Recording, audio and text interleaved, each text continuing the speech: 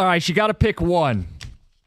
Zach McKinstry or Frankie Boyd for the 5th Tiger All-Star. Good morning, 97.1. Jim Costa with Stoney today. What up? Gov and Greg behind the glass. Dustin Fiocco on the updates. Last night was the McKinstry game, huh? Yeah. I mean, that play he made in the outfield was just incredible. You know, spinning and, first of all, he's playing right field, which he hadn't really played too much of, right? No, I had to do a double take. I go, wait, Yeah. and then Javi's over at third? Yeah. And he spins and, without looking, almost throws a seed. And I'm sitting there, wait a second. Why is he not just going to the cutoff, man? Nope. Yeah, nope. He figured, threw to third, and Javi was right by the, near the bag, walked over a little bit and made his typical tag. And he also hit a home run, Zach McKinstry, right? And so did Javi. And the Tigers beat the Rays, and they've won 4 in a row. And the magic number is 57, ladies and gentlemen. You're in all July on all of the different shows. Are we going to get this every day from you? I'm not on again till next Monday. Okay, after today. So it may be... but maybe in the... that's ambitious. Yeah, well, it's the All-Star break, so yeah, Monday, whenever. Okay. I think I'm working 10 to 2 on Monday. I don't even know. Trust me, I know. Yeah. So McKinstry last night was one of the stories. They actually had Scott Harris up in the broadcast booth after his throw, and Harris talked about McKinstry. So did A.J. Hinch after the game. Can we play A.J.'s cut when he was asked about that throw?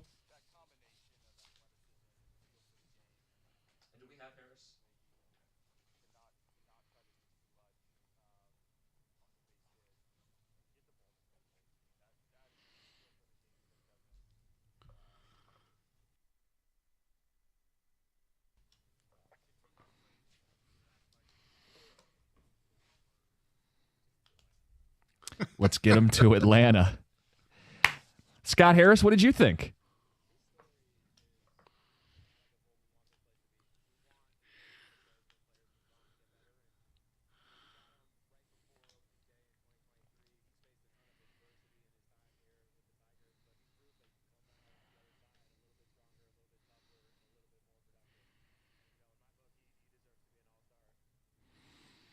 Z-Mac. It's a shame they don't have that last fan vote. Remember where they grouped it? I remember what was it? Brandon Inge with Shane Victorino were together grouped. And, you partner up with an ALNL team. Yeah, I remember those days. Yeah. So here's the thing. There needs to be an opening for Bregman to make it at this point. You need someone to be injured. No.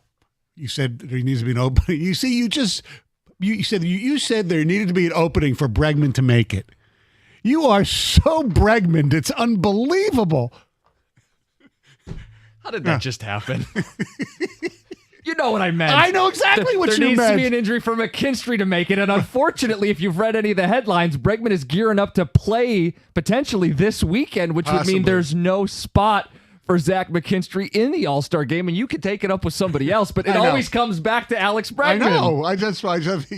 The fact that you used Bregman instead of McKinstry is very funny. How does it always come back to this guy? And I'm not even trying to make it about him. Stoney, that's the third base spot. Correct. That's the only guy who's potentially injured of the group that's in the AL All-Star game. As of now, yes. Yeah, I mean, someone could get hurt between now and then, but now we're rooting for an injury. I don't think McKinstry's going to get in. And I don't have the vitriol that Afternoons does. I know Mike kind of scoffs at the idea that McKinstry would be an all-star. He's having a hell of a season. He is. I just think he's on the fringe and he's going to miss. Right. The guy who played third base for, Tampa yesterday. I mean, he's a real. You see the catch here, the one when he tried into the stands. Yeah, I mean, really good player. Yeah, I mean, there's a lot. There are good players who also should be in the All-Star game. But you know what? It's the All-Star game. It'd be nice, but like I said yesterday, I'm not going to get on a soapbox for McKinstry. I think it's cool if he could get in, but other than that, I'll push for Frankie Boyd instead. Yes, Bat Boy. For people who don't know, I heard this for the first time in the update, but yes, Frankie Boyd, this is a real thing. They could get him to the All-Star game, and apparently they are raving about him. There's quotes on MLB.com from Dingler and Rogers and I think Torkelson. They track, apparently, that he goes over 4 miles on a game day. They talked about his 40 time and all that kind of stuff, I heard. Yeah, Scooble says if we can get him there, that'd be sweet. I think he's got a better shot than McKinstry. Than McKinstry. I don't know the competition. Is he against all bat boys around the American League? I have no idea. I'm assuming, but I don't think there's a Bregman a bat boy, so I think he's going to be okay. There better not be, or you'll vote for him. I know there's different WAR stats depending on the site you use. Mm-hmm. It's worth pointing out Baseball Reference has Bregman with a higher WAR than McKinstry, even with the time missed. Yes. And I think WAR is the best McKinstry stat because it measures all the little things like base running and defense, because he's not a 20 homer guy or a 20 stolen base guy. But worth pointing out that Bregman, even with the injury and missed time, has been more productive, Baseball Reference WAR, than Zach McKinstry. But not on Fangraphs. Fangraphs is the other way, which is conveniently what Benetti brings up. Which proves my point that nobody knows really what WAR is or how to calculate it. If you can't, OPS, it's simple math. WAR is not. No. What's it good for? Yeah, absolutely nothing. Say it again. Although Trammell got into the Hall of Fame based on WAR, I believe. Hey, one other All-Star note. Home Run Derby field's starting to fill out. Mm-hmm. I think we have half the field as of this morning.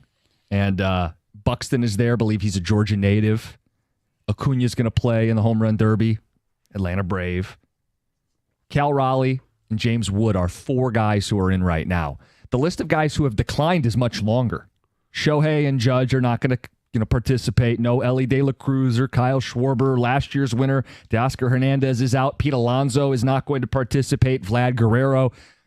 Stoney, is there a chance we get a Tiger in the Home Run Derby? Yeah, possibly. And does it have to be an All-Star, right? I don't believe it has to be, right? So it could be Torque or Green.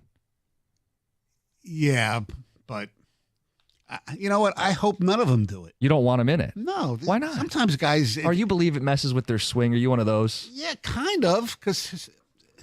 Hasn't impacted Alonso, has it? No, but some other guys it did. I remember when it was here, Bobby Abreu, who I think won it here. He went downhill after that. I don't know.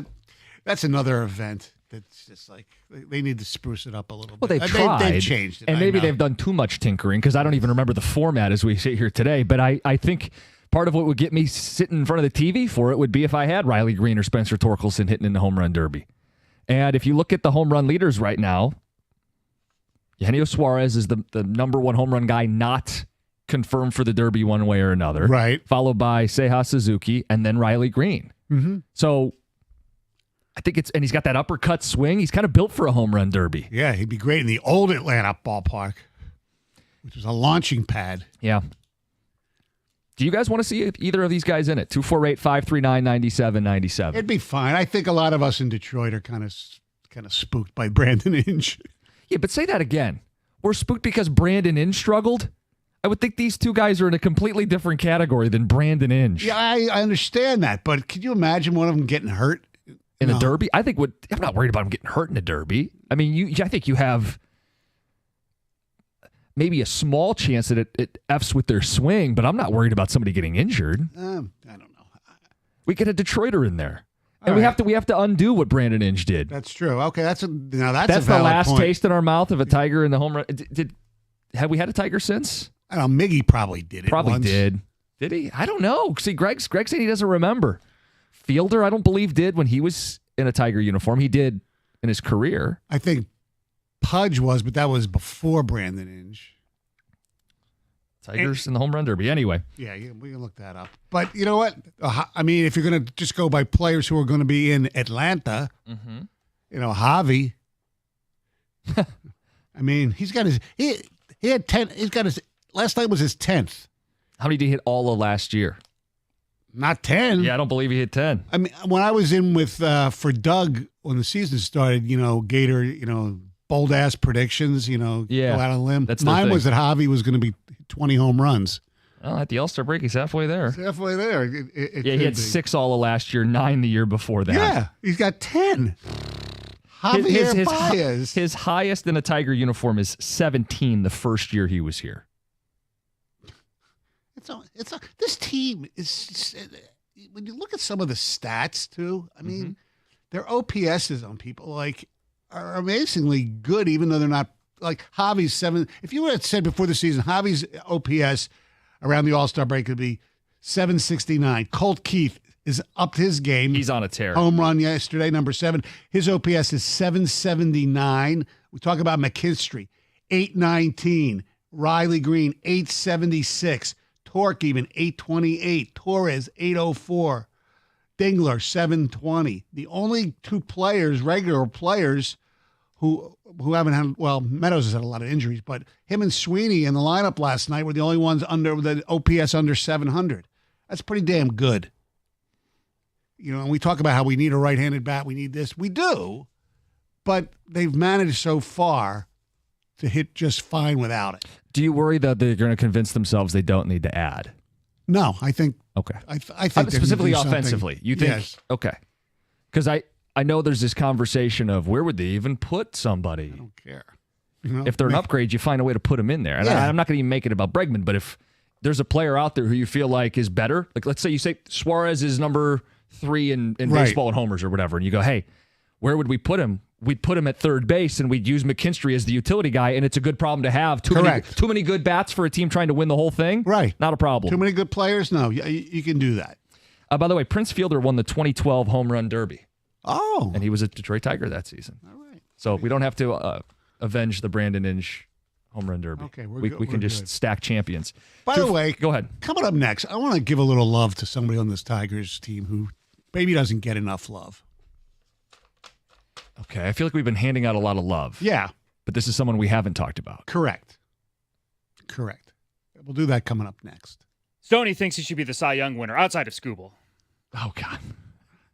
We'll get to that coming up next. By the way, later this hour, we are going to go through college football, top 10 matchups to look forward to this season, and saw something about the Lions. If this is true, they're in big trouble. It's 97-1.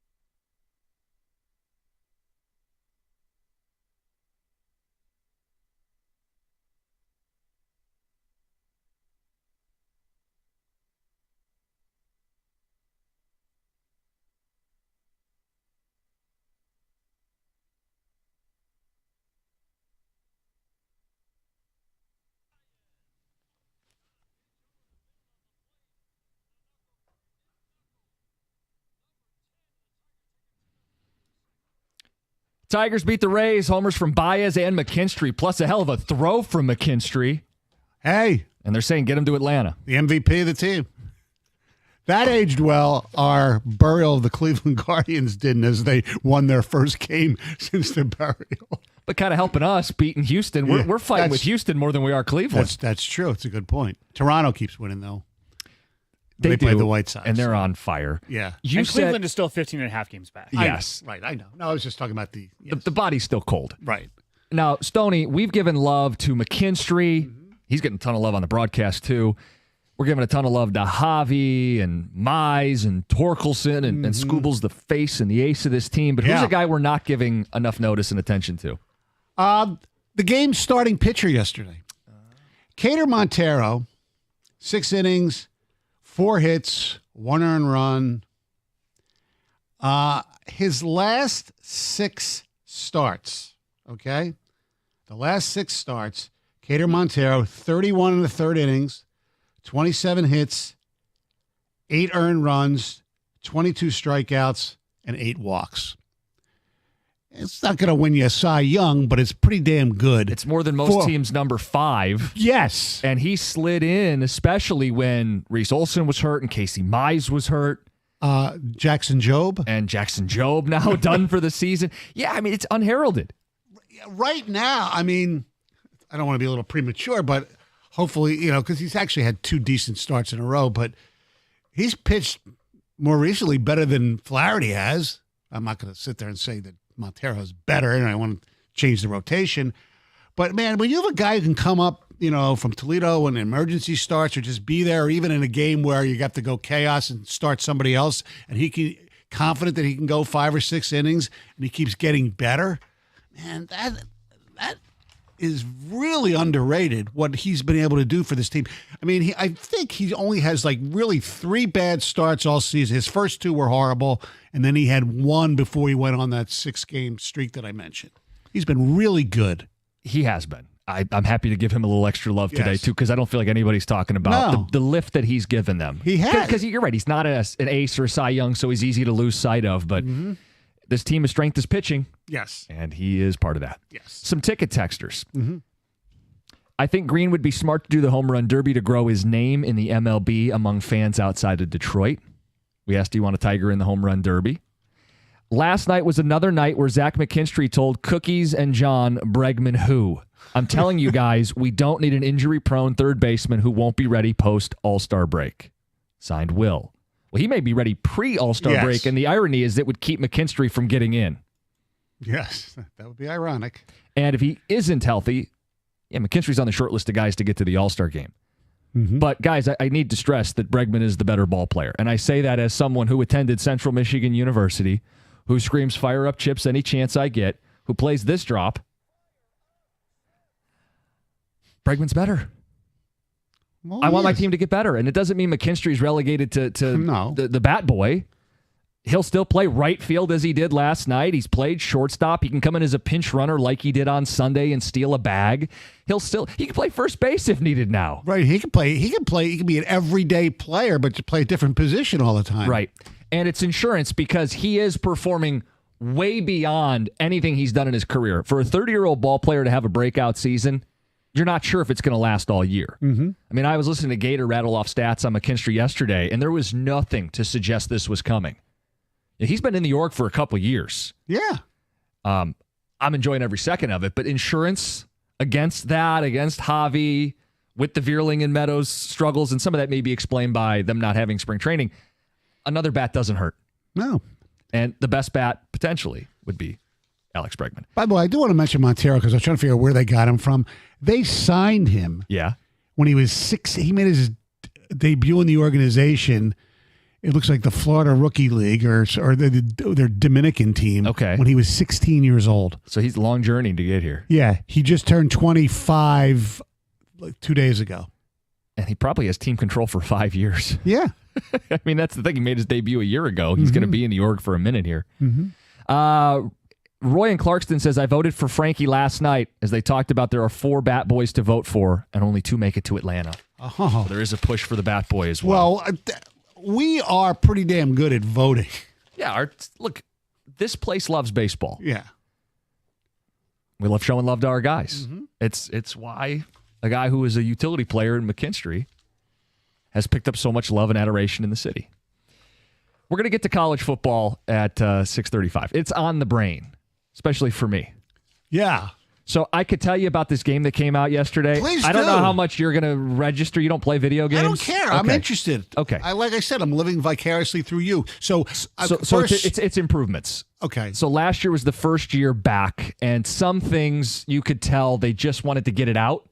Now they've made improvements. So I haven't even begun to tinker with all the things that they've put at our disposal. If you're playing these games now, you could do custom twist stunts with your D-line. You can shade, leverage, and coverage, disguising two high and one high safeties, showing blitz. Some of this has already been in the game, but they've put more on your plate to stop these offenses that are so much fun. And they've added new plays and schemes and options and formations.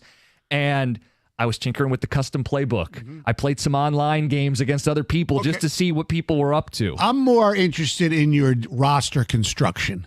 How you constructed your roster? What team were you? Were you So I were played you your alma mater? So I played 5 or 6 online games yesterday. And before you spit out your coffee, they're quick. They're 3-minute quarters. Okay. People quit games if they're down 2 scores just because on to the next one. But I played, my first game was with Florida. Okay. DJ Lagway. They're Right. not one of the 3 or 4 best teams. I hate just, I'll be Bama, I'll be Georgia.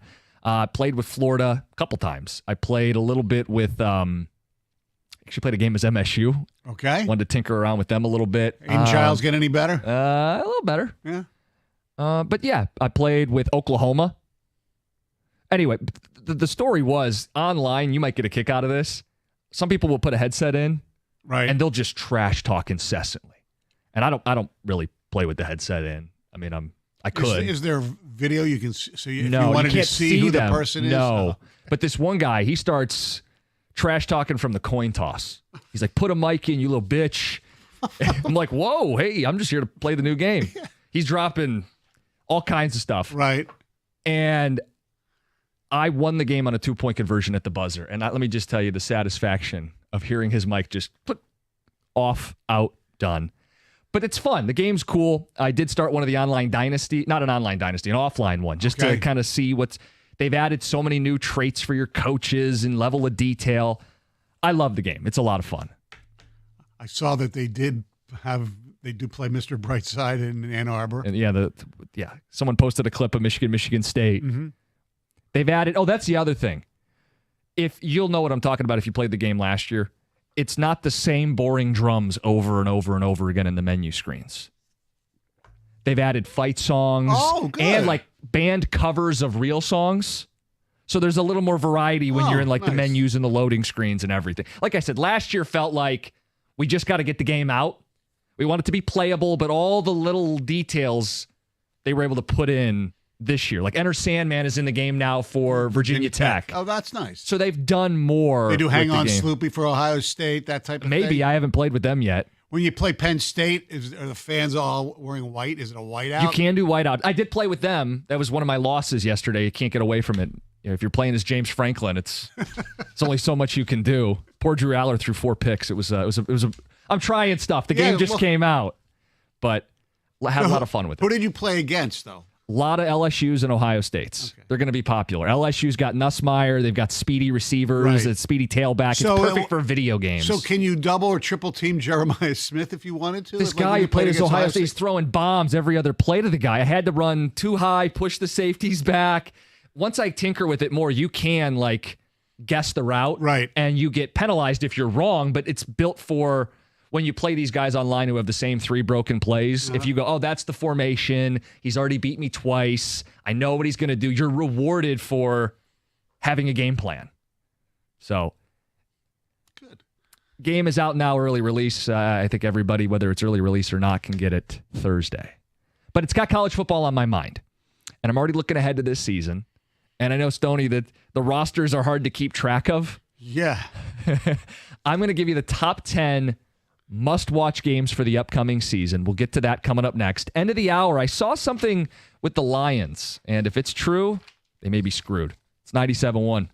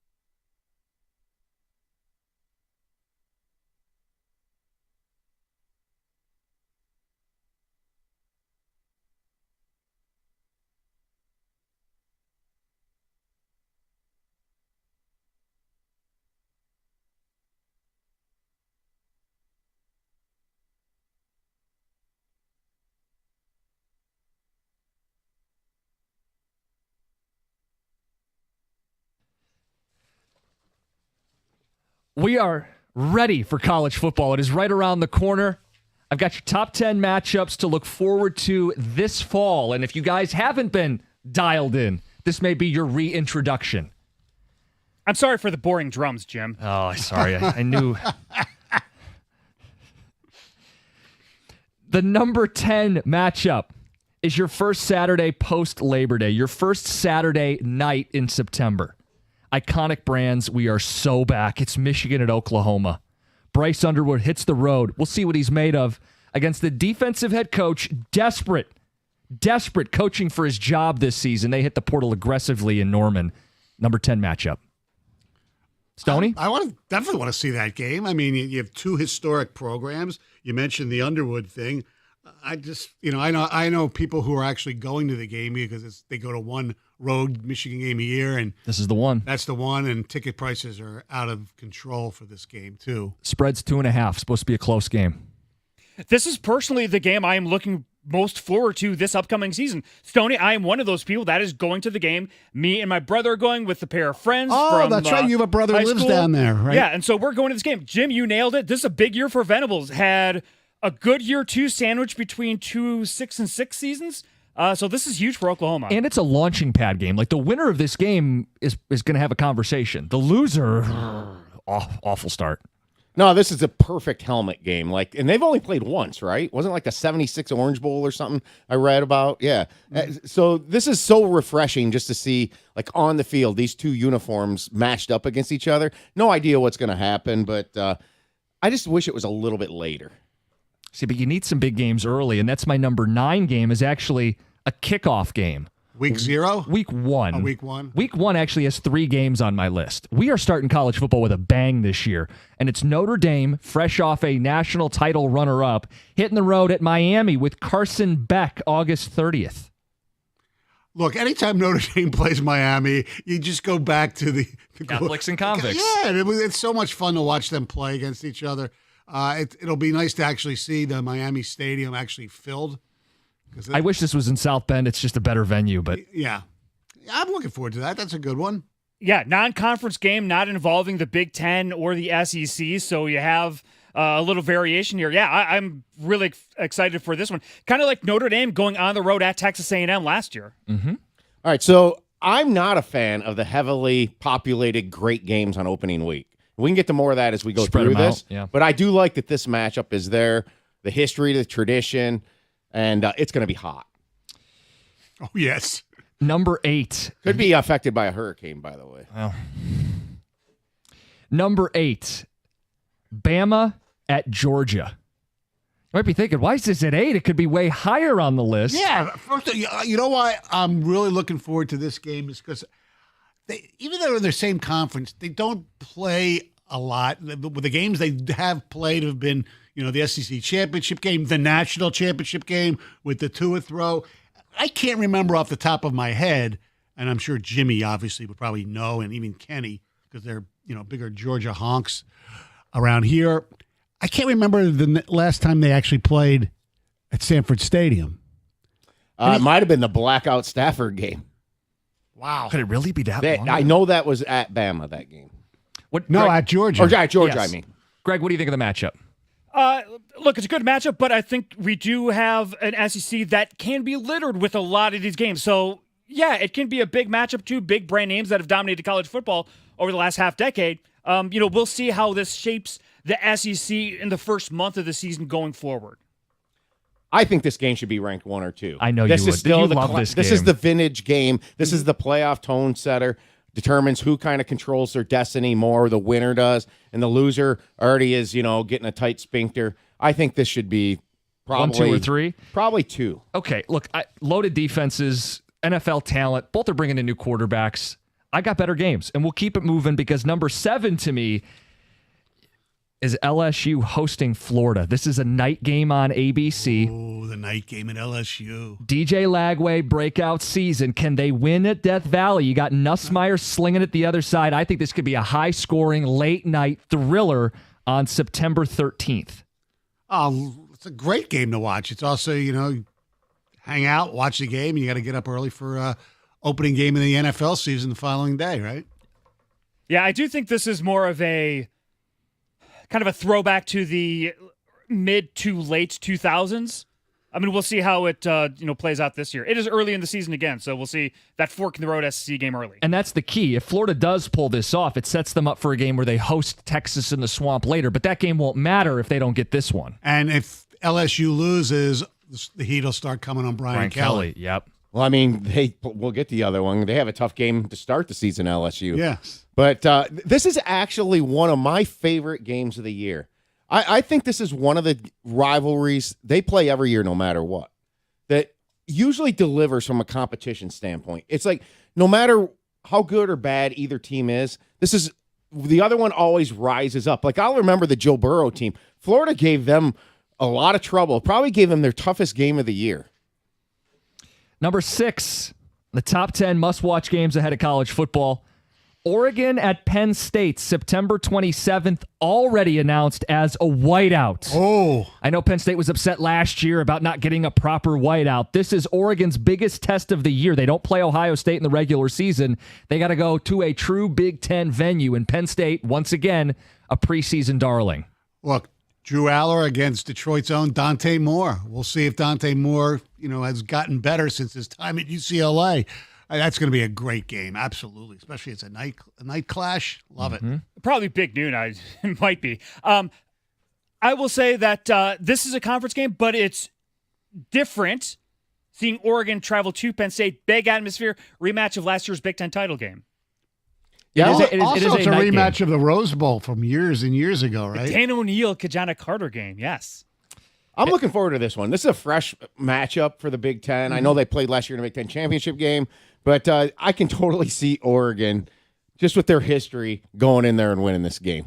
It puts Penn State on the ropes then if you want to get to the Big Ten title. Number 5, a kickoff game. LSU Clemson. Pair of Heisman favorites going toe-to-toe in the Battle of Death Valley with a 7:30 kick. Yeah. I mean, This doesn't do it for you? No. Because there's something about Dabo, that's why. Probably. Because I'll be out of town and probably won't be able to watch. All right, Stoney, come on. This is great. This is non-conference, high-profile Week 1 matchup and on campus. This is everything we love about college football. Come on, Stoney. I love when these games are not on some sterilized Yes, neutral that's party. true. I couldn't believe this wasn't in Atlanta. Seriously. Yeah. Honestly, I think this is probably ranked just about where it should be. Very, very dangerous game for LSU, considering the gauntlet of the rest of their schedule that it is. Like, you can totally see Brian Kelly just jacking this game up. Number 4, the game, Ohio State at Michigan. Sure, you're the reigning champs, but can you beat the Wolverines? Jeremiah Smith's already talking trash. We'll see what Bryce Underwood looks like at the end of the season. Yeah, and Michigan had a recruit, I just said, that they signed some defensive back who said he's never losing to Ohio State, whatever. Yeah, I do want to see which young quarterback plays well. It's going to be very interesting. Either team, especially Michigan, might be playing to get into the Big Ten championship game. Should this be higher? Well, Yes. yes, it should always be higher. But I don't know if Michigan's going to bring enough oomph late in the season. Like, if they already have a couple losses, it's not bigger than the games I have 1, 2, and 3. See, this is either 1 or 2 with Georgia and Alabama. These are the signature programs in college football still. Those 4. It's a But year-to-year this game, sport. last year changed everything for this game. Michigan could be 5-6, but because it's in Ann Arbor and what happened last year, that upset the magnitude of that. This makes this a 1 or 2 game. Long way away. Number 3, I have Texas at Georgia. The Bulldogs beat the Longhorns twice last year, including in the SEC title game. Or no, yeah. Yeah. Do I have that right? Yes. Anyway, this is Arch Manning's biggest test of the year. It's late in the season. It's November 15th. This won't be as great a Georgia team as they've had in the past, but it's still Georgia. Sark sometimes in these big games, they screw it up at the end. But yes, I want to see Arch Manning play at Sanford Stadium. Another game you mentioned late in the season, so it is a long way away. We got to see how the SEC regular season plays out until then. So it's a little bit of TBD for me. These are national title favorites, and you get a great venue late in the season. Tom? Yeah, this is to be top 3 for sure between Georgia, Bama, Ohio State, Michigan. Okay, so you're not going to like mine because you've already placed your top three. Yep. So here's where we get into some disagreements. My number 2 game to look forward to, it's Penn State at Ohio State. We're into November 1st. A spot in the Big Ten title is on the line. Top 2 teams in the Big Ten preseason, and we finally figure out, Drew Aller, Penn State, is this the year? Look, it's a huge game. There's no doubt about it. But except for the 1 year where they had the block punt, Penn State will be winning the game even in Columbus, and Franklin or somebody will just screw it up, and Ohio State will end up winning. This game is more impactful for the Big Ten title than Michigan-Ohio State. That's why I have it ahead of it. Well, it could be because Penn State is, considered maybe the best team in the Big Ten. Look, they are 2 favorites ranked both higher than Michigan in terms of favorite in the Big Ten. Yeah. Yeah, look, we thought Penn State at home last year was their year to beat Ohio State, and they didn't. So, look, we got to see. Mm-hmm. You got to show me James Franklin. He's going to be on the hot seat this year, and so is Brian Kelly, because I think LSU and Penn State are going to falter to expectations. Last one, and this is number 1 on every list. It's week 1. It's Texas at Ohio State. Need I say more? No. Arch Manning's debut as a starter, basically. Yeah. Against the reigning national champs. Mm-hmm. 2 teams that will be preseason top 5. It's Corso's last game on game day. Oh. All the pageantry of college football is back in a big way. And it's a great bit of a free roll for both teams. Like, you're not going to get punished for losing either of those games from either side. And I will mention this.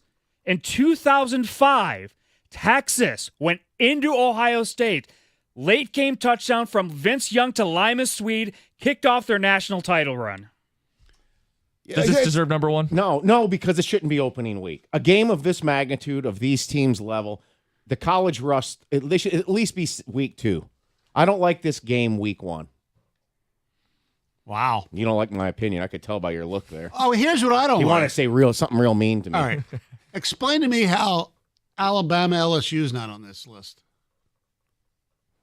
I had it as an honorable mention, but I think LSU will be falling apart by then. So the games I left out and I struggle with, guys, there's a lot of good games. That's one of them. It's at night. It's November 8th. The other one was Boise State travels to Notre Dame, 2 playoff teams from a year ago. Can the little guy get back without Ashton Genty? And the other one is Red River, which I felt bad leaving out because we'll see what Oklahoma's made of this year after hitting the portal. That's right. Well, also, if they beat Michigan, that game will be even bigger. I got 2 sneaky games. Yeah? Clemson at North Carolina on October 4th. Oh. Could be with Belichick. We'll see. throws- They get TCU early, but if Clemson and North Carolina are both undefeated going into that game, it's at North Carolina. That's going to, with the Belichick stuff, that could be huge. And then also Bama at South Carolina, October 25th. I felt bad not having a South Carolina game in here because Lenore Sellers is worth the price of admission. There you have it. Must-watch games, college football. It's 97-1.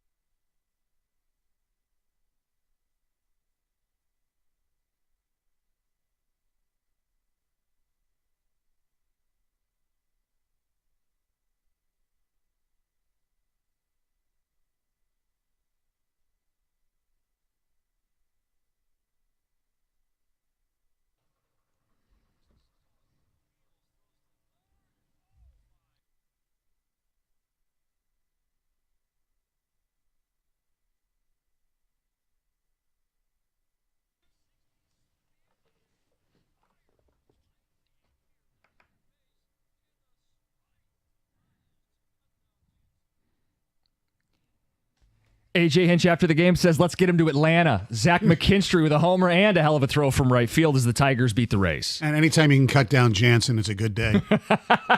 He's Stoney. He's in today. John with the day off. 7 o'clock hour, 2 Grand Slam at 7:25, a chance to win $2,000.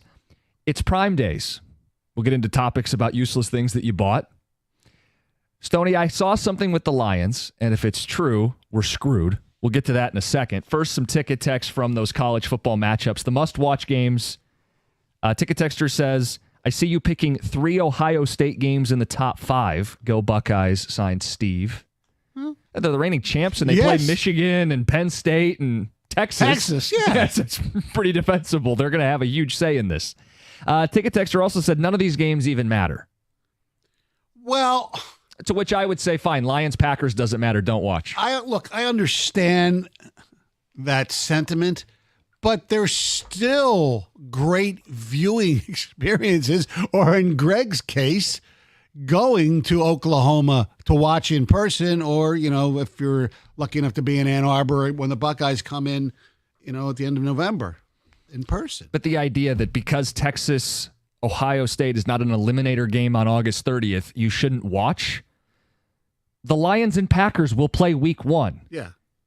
Doesn't matter if you win or lose. You can still go on to win your division and That's right. win the Super Bowl. That's right. Or you could win your division and get bounced in the opening playoff game you play. Right. Or you can be a wild card team and lose that game. Right. The idea that it's all or nothing or I'm not watching, okay, that's your business. But these Saturdays are going to be great. I mean, I had a lot of fun looking at all the potential games we have coming up, whether it's the first week where you have the triple header of Notre Dame and Miami. You've got the Battle of Death Valley, and then you have that Texas-Ohio State game. That's a hell of a triple header to welcome back college football. Yes, it is. Yeah.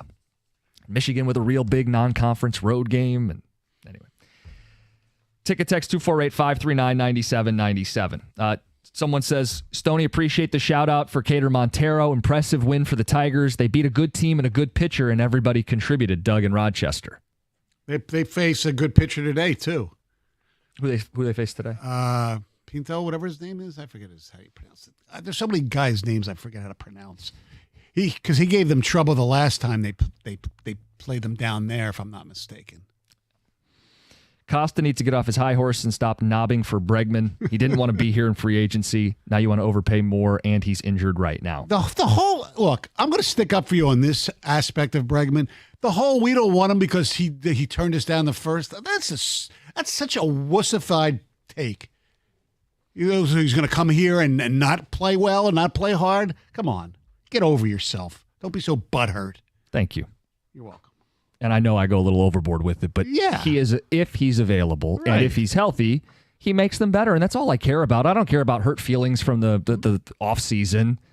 He spoke complimentary about us. He gave us an offer that he was willing to accept. We disagreed. We went in a different direction. We're closer to a World Series now. We know the organization values him, and no one likes to hear this. He's better than Zach McKinstry. But it's also not a zero-sum game. Both can be on the same team and contribute. Exactly. And the irony of all of this, for people who don't like me bringing up Bregman, the biggest reason Zach McKinstry won't be an all-star is if Alex Bregman comes back healthy at the end of this week. Correct. All right, on to the Lions. Pro Football Focus has their offensive line rankings ahead of the season. And their number 1 is the Philadelphia Eagles. No surprise there. No. Their number 2 is not the Detroit Lions. The Lions don't check in the top 10. Excuse me? The Detroit Lions currently 13th in offensive lines. They point out the losses of not only Frank Ragnow, that's the one people fixate on, Zeitler. But Zeitler too. They expect a drop-off from this group. Now, they highlight Christian Mahogany as someone who could slide in, and they still believe Detroit will be a high-level run-blocking unit, but the interior might hold them back. Stoney, if they don't have a top 10 offensive line, they are not winning the Super Bowl. No, they're not, because you have a quarterback who needs protection to sit back and find his receivers and do his work. And that's not a knock on Jared Goff. That's just the facts. And they're going to run the ball probably more, which according, when you lose a guard in the center, that's going to be more difficult. So I understand what they're saying. I think 13 is a little low. But if it's true, we got trouble in River City. Right. They have Denver number 2, Buffalo number 3, the Chicago Bears number 4. They've hit that unit aggressively this offseason. Colts 5, Bucks 6. Vikings, Falcons, Jets, and Chargers round out the top 10. You could take issue with any individual. Right. I'm not really into this to squabble. I'm just asking the question, if the Lions don't have a top 10 offensive line, they're screwed. True or false? The answer's true. The answer's true. I don't see how you can say otherwise. Yeah, because it does put Goff in a bad spot. Right. He turns into the pumpkin. He turns into the turnover-prone quarterback if his timing is disrupted. Right. And if He's very good in rhythm. He's very good at distributing the ball in this offense and getting the playmakers going. He's much better than I think anybody anticipated when he showed up to town, but there is the Goff that showed up to town rattled, and it's because he was getting hit in the pocket. Right. Look, there might be an increase of real short passes, a lot of like quick dump offs to Gibbs and things like that to mask their problems at offensive line for sure. But no, you can't win the They can't win a Super Bowl if they don't have a top 10 offensive line. And I would stress to people, top 10 offensive line in September is not the same thing as top 10 offensive line in February. Correct. Hank Fraley's going to have some time. Yes. They're going to need guys like Tate Ratledge and Christian Mahogany, and even Graham Glasgow to find a little fountain of youth. And they have to do it in the postseason. Because we saw last year 15 wins wasn't good enough. Right. 248-539-9797. Maybe part of this is they're going to run the ball more. They're going to have to. Yeah. But if their interior of the offensive line is struggling, Montgomery, I know he breaks tackles and things like that, and not to mention Gibbs, they're very successful going up the middle. My only thought is you help those offensive linemen by running the ball. If you ask them to pass set 30, 40, right, 50 I know. times in a game. John will tell you, as an offensive lineman, they love to run block. Yeah, and maybe that's what you do early in the season. It also brings up a Gibbs question. We'll get to that in the 7 o'clock hour as well. It's 97.1.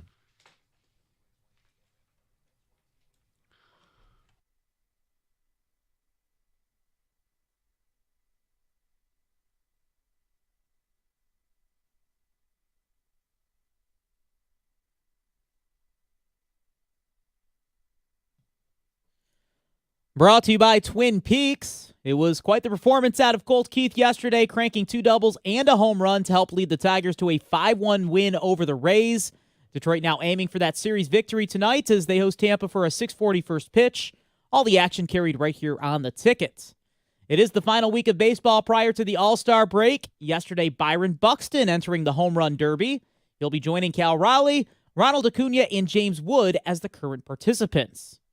Professional sports leagues and teams continuing to unite in their efforts to provide financial relief towards the victims of the Texas flood, especially within the state of Texas, as the Texans and Cowboys each have donated $500,000 towards the cause. In the NBA, the Mavericks, Rockets, and Spurs all combining for over $2 million. And in baseball, the Astros and Rangers each donating $1 million. In the midst of the NBA offseason, a mix of highs and lows for players. Yesterday, Paolo Banchero, he agrees to a 5-year rookie max contract extension that could be up to $287 million with the Orlando Magic. Meanwhile, a ruptured Achilles suffered in the postseason will officially have Indiana Pacer Tyrese Halliburton sidelined for the entirety of next season. From the Ticket Update Desk, I'm Dustin Fiocco. For details on these stories and more, you can stay tuned, or you can head to 971theticket.com.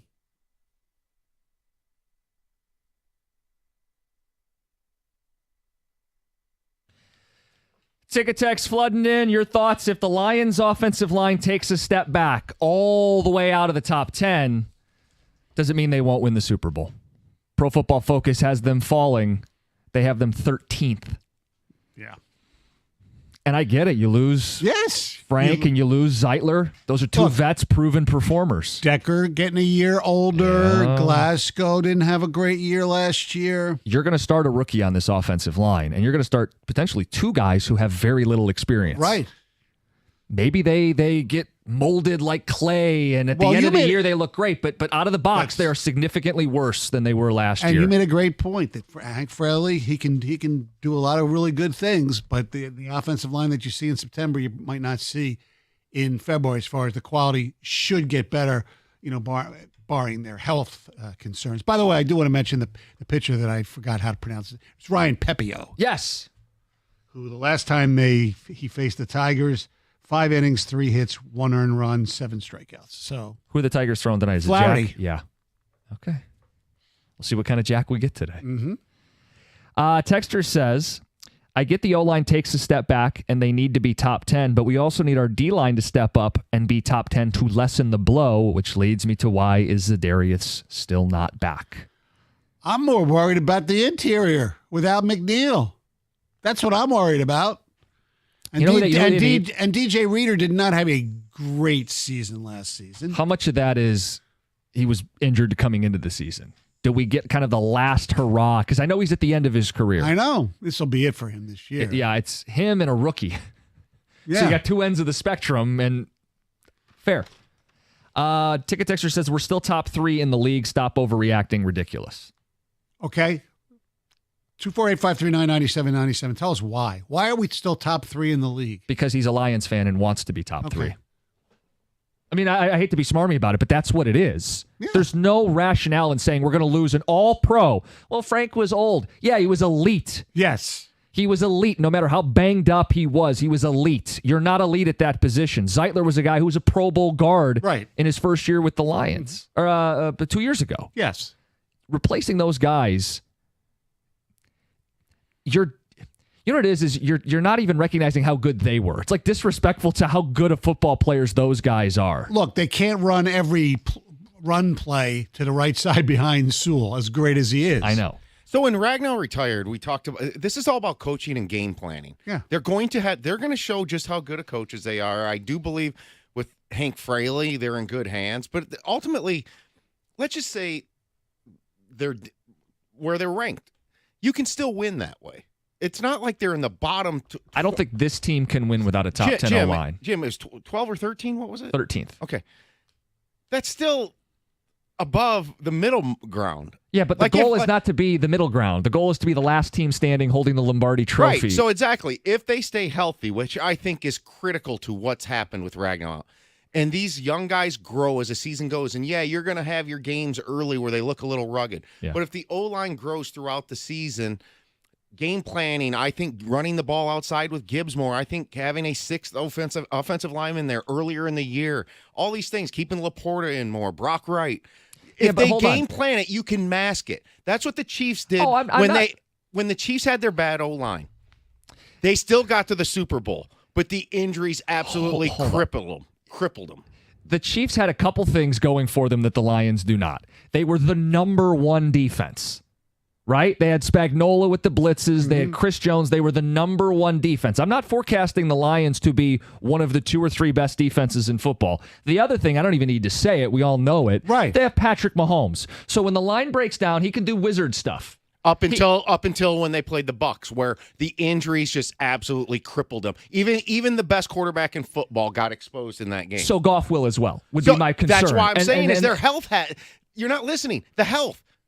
They have to stay healthy, and they have to grow throughout the year. Just because they're 13th now doesn't mean that they can't be 9th. I said if they end the year, if they're the 13th offensive line this season, Right. if the season plays out and we don't have a top 10 unit, Right. they won't run the ball as well. Goff's going to get hit more. Right. He's going to turn it over more. They can't lean on an elite defense. They will not win the Super Bowl. We're not saying that they can't get better than where they're ranked right now. You're just saying if at the end of the year they end up with like the 6th offensive line. Well, okay, now different. that's different. Right. But if they have a pronounced step back up front, Right. that is the engine That's of the this question. football team. Yes. We're not getting off the starting blocks. Right. But if you have a defense where maybe Terrion Arnold doesn't have a PFF grade at 51 or whatever it was last year, again, to me, let the defense pick up some of the slack.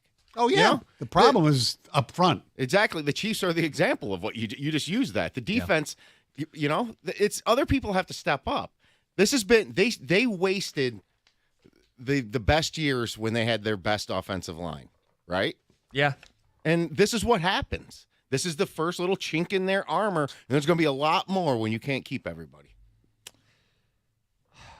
Texter says in the end, the O-line is Ratlich and Mahogany. They need to be solid. They need to hold down the line. Yeah, it comes down to 2 young players who have a combined 1 start.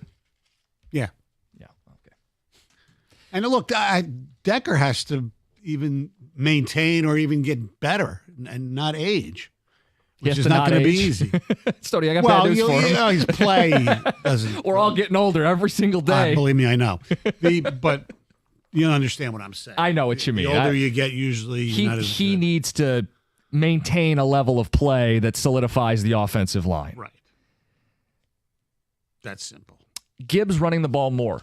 Tom, you had a question about Jahmyr Gibbs in the midst of all this that we were discussing pre-show. This is a little juicy. Now, it is fantasy football related, but we're getting in that time of the year. And a lot of people, like ESPN, had their running back rankings. This is not for fantasy. He was ranked number 3rd among running backs. Yes. And I find that intriguing. And Barkley was 1. Who was 2? Derrick Henry. Derrick Henry, which I wouldn't put him ahead of Gibbs. I wouldn't. But an intriguing fantasy question. Does anybody out there have the cojones and guts to draft Jahmyr Gibbs number 1 in a fantasy football draft? My reasoning is, obviously, Barkley is the number 1. You're doing something a little outside the box. You're taking that dart and you're trying to hit Jahmyr Gibbs when he explodes, like Marshall Faulk did back in the day, Priest Holmes did, LaDainian Tomlinson did it. That you're going to have the guts to draft him 1 because you're projecting he will be the best. So they call it a league winner. Yes. A pick you make that wins you the league. Yes. His best case scenario are the guys you mentioned. I wouldn't take him number 1, though, because in addition to the offensive line conversation we've been having, he shares workload. So the backs going ahead of him right now in like paid fantasy drafts, and they're already underway, are Barkley and Bijan. And you may believe that Gibbs is better than Bijan. I'm not here to fight you. Bijan had 60 more touches last year in a year where Gibbs ran without Montgomery for a significant chunk of the season. Mm-hmm. If Bijan's going to touch it 75 to 100 times more than Jahmyr Gibbs, I'm drafting Bijan on volume alone. I mean, that's a huge part of fantasy football. So my case for doing this is that he shared the workload last year, and he had 20 touchdowns. He's great. Don't you think Gibbs is going to touch the ball more this year than last year? Yes. But aren't they also going to manage him because they are going to be playing for January? Like they're not going to run this guy into the ground in September and October. His big playability, you get bonuses in certain scoring structures like that. 100-point games. Look, stuff like again, that. I think it takes if you have the number 1 pick, and it's Barkley or Gibbs, that's who I would actually rule it because I would go running back. I wouldn't go Chase or Jefferson.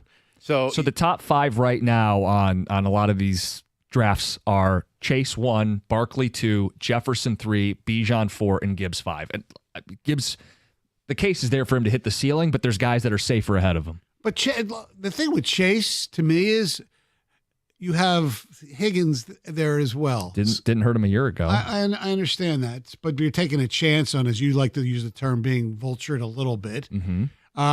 The other person that you mentioned, what was Barkley? I agree with Justin Jefferson. Justin Jefferson. He's having question mark at quarterback. Yeah. He did going into last year, and he lit it up. So Justin Jefferson did just fine. I just would, in this season, especially with the NFL shifting back to running the ball a little bit more, I think running backs should be 1, 2 at least this year, maybe 3.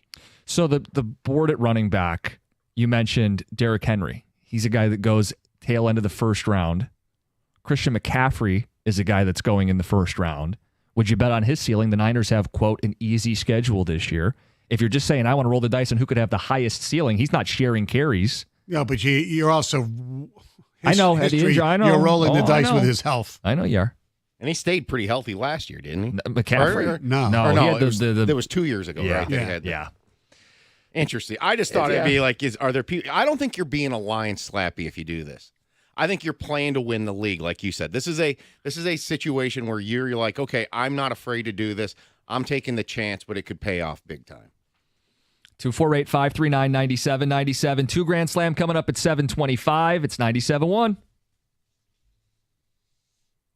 All right, guys, been telling you about Brightside, and if you are in the market for a straighter smile and you don't want to break the bank, Brightside Dental is your spot. And this is what it comes down to. If you've been looking at Invisalign, they've got no pressure.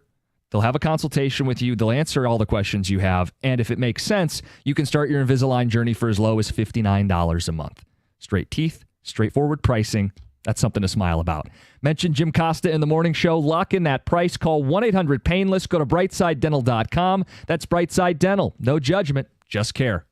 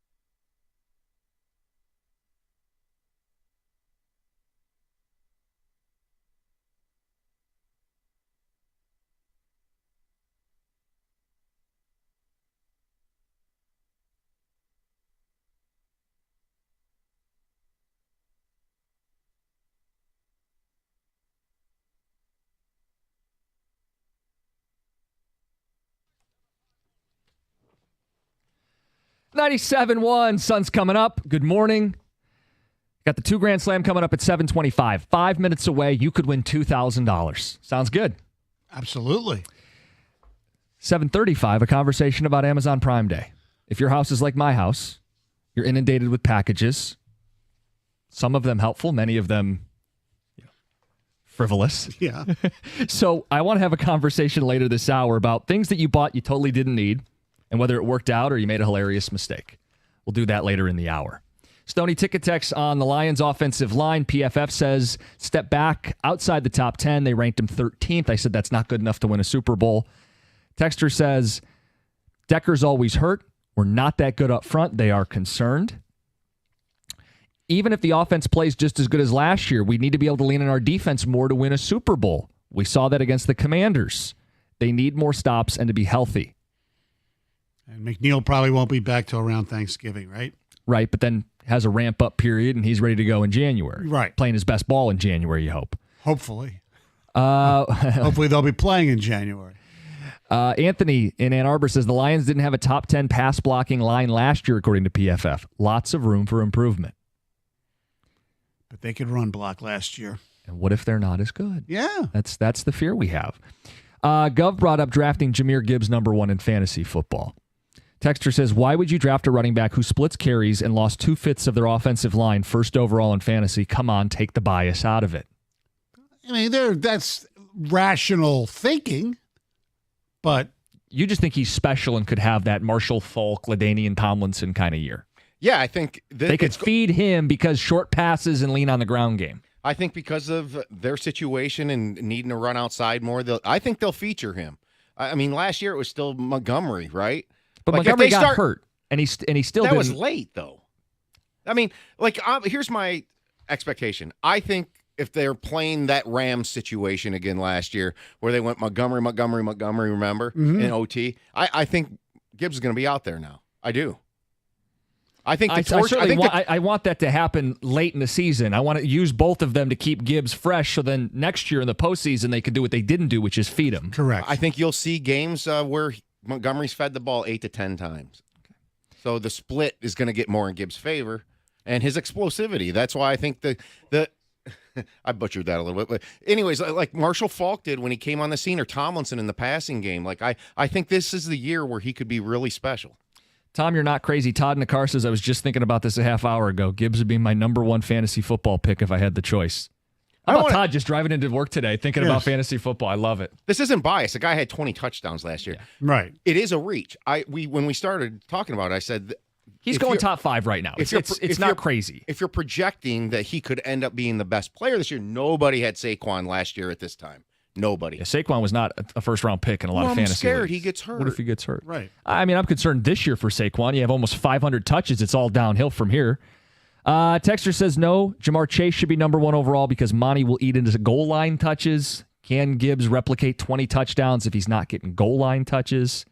And another one, this is Drew on 94, says Monty's going to steal too much around the goal line. No to 1 overall. What round do you draft Montgomery? He's going like 68, 69 in leagues. So depending on how many people are in your league. Well, the OC's gone. That's going to have receivers throw touchdowns and have an empty backfield on 3rd and 1. So, hey guys, we got this event coming up this month, July 16th. 97 won the ticket, and Detroit Pal have the middle school combine going at the Detroit Corner Ballpark. It's where the old Tiger Stadium was. So this is how it works. 1st through 8th graders can compete. You're going to get great coaching, develop skills. There's some prizes. Registration is open right now for all boys and girls. You can register for free, DetroitPal.org/events or 97ontheticket.com. Now, is John going to be there to instruct at the combine about how to pass block?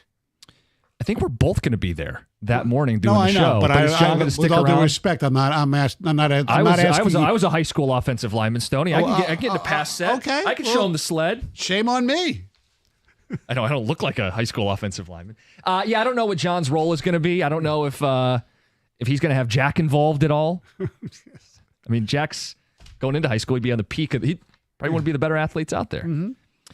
So anyway, if you want to compete in the 2 Grand Slam, now's your chance to call in 248-539-9797. We'll get to that in just a second. Couple more thoughts on what to do with your fantasy draft. Texter says, I drafted CMC first last year, so I'm not the guy to ask. But yes, Gibbs seems like a decent pick. And this text says, what about the possibility that both backs are on the field more this year? At the same time. At the same time. Yeah. So now you're not worrying about Montgomery cutting into Gibbs' workload. If his snap share is going up, they're both on the field. They've whispered about that for years, that Correct. they both play at the same time. We haven't really seen it in large doses. Which would be nice. You put, Gibbs in motion. You put Montgomery in motion, too. You never know. You get one of those guys with a head of steam / a favorable matchup on one side of the line. Yeah. Let's say you send one guy in motion. Gibbs is going in motion, and you have to respect him because he's going to have a head of steam. So the linebackers flow east and west, and then counter the other way is Montgomery, and it's one of these offensive linemen pulling. Yeah. And you got numbers, and you got attitude, and you're going the other way. Maybe that's a wrinkle we see more of this season. Let's get to the 2 Grand Slam.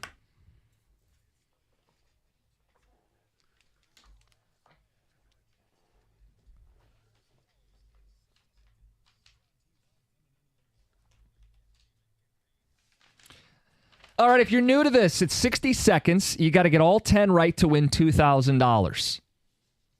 You get $25 for each question you answer correctly. Use your time wisely. You can pass if you don't know the answer, and we'll get back to it if there's time in the 60 seconds. Mm-hmm. Stoney, they like to give me a hard time because we haven't had many winners since I took over in the show. I think the last, You were in for the last winner. Yes, exactly. Well, let's make it happen. yeah, karma.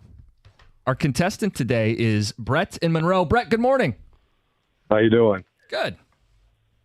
You ready, Brett? Feeling lucky. Yeah, I don't remember if you guys remember the last time I played. It was when I played and my dad called in and did the same thing. Remember that? No. Vaguely? Oh, okay. It was How'd you do? It was. I got 3 right. Okay, we're going to do better today, Brett. Yeah. Are you ready? Yes. All right. The clock will start when I read the first question. How many Tiger players made the 2025 MLB All-Star Game? 4. The city is hosting the 2025 MLB All-Star Game. Atlanta. Kevin Durant currently plays for this team. Rockets. This Canadian singer had the 2010 hit Baby. Justin Bieber. This Detroit Tiger wears the jersey number 8. Pass. Vlad Gavrikov signed with this team last week. Rangers. He played Gore in Thor, Love and Thunder. Christian Bale. Will the 2025 Ryder Cup be played in the U.S. or in Europe? U.S. Jefferson City is the capital of this state. Virginia. Baker Mayfield was originally drafted by this team. Browns. This Detroit Tiger wears the jersey number 8. Vierling. Got 9. Nice job. Oh, my God. Nice job. And you know what? For your consolation prize, you're going to take an all-expenses-paid trip to Jefferson City, Missouri. Oh, dang. That's the only one, you Close. missed. Nice job. I didn't want to screw it up for you, so I was just trying to keep track of what you passed. You only passed the one. You went back. You got it. Yep. 9. Way to use your man. time wisely to go back and get Vierling. You're not good on appreciate state it, guys. you're not good on state capitals, huh? Or I guess not. What did he guess? Last time Virginia? He guessed last time I Virginia. played, I got a question about Copenhagen, so I guess that's better. yeah. Nice job. Nice job. Quick math is $225. We'll Yeah. put you on hold. Make sure you get paid. Man. That would have been close. That would have been great. The 2 Grand Slam each and every Tuesday brought to you by Femininio Law. How are we feeling about the performance? I'm feeling really I'm good. heartbroken for him, though, because that's I know. He 9's was good. tough. Yes. When he, after he passed on Vierling, I was like, then when he got Christian Bale, I go, okay, this is happening. Yes. Is it easier to have the city or the state when we play Capitals? I don't know. I'm pretty good. I know them all, and I've known you? them since John I was knows like them all, too. 7. I This is think like drilled in when you were in school? Yes. I think it is easier to be given the city and then recognize that it is Yes. a capital and then Right. get the state from there. Yeah. It is. So this was the easier version of it. Yes, Jefferson exactly. City is the capital of this state. Did we need to go through this? You got all of You got them all except that one, We yeah. can do a rapid fire. 4 Tigers currently in the All-Star game. Atlanta is the site of the All-Star game. Kevin Durant currently plays for this team. After a massive trade, it's the Houston Rockets. Canadian singer had the 2010 hit Baby, Justin Bieber. Vierling wears the number 8. Vlad Gavrikov signed with this team last week. Wish it was Detroit. It's the Rangers. Gore and Thor is Christian Bale. The Ryder Cup, 50-50 shot. It's in the U.S. Jefferson City, Missouri, and Baker Mayfield drafted by the Browns. So if you were playing, how many would you have got? I would not have got Christian Bale. That's it for me. I think that would have been the only one I wouldn't Me get. too. You never know at the time, though. You might panic and screw Well, up. that's But obviously I true. knew 9 of the Did 10. you know the Ryder Cup, or did you know it was 50-50? I would have just guessed, Okay. yeah. But I would have Stoney guessed always US. gets 9 out of 10. Don't you know that, Jim? Oh, it's a little bit. Yeah, I know. But that's the way it is. What can I say? All right, we are going to get to McKinstry the night he had and the campaigning going on with this ball club coming up at 8 o'clock. Coming up next, Prime Days are here. What have you bought that you totally didn't need? Did it work out? Any hilarious mistakes? We'll do it next. 97.1.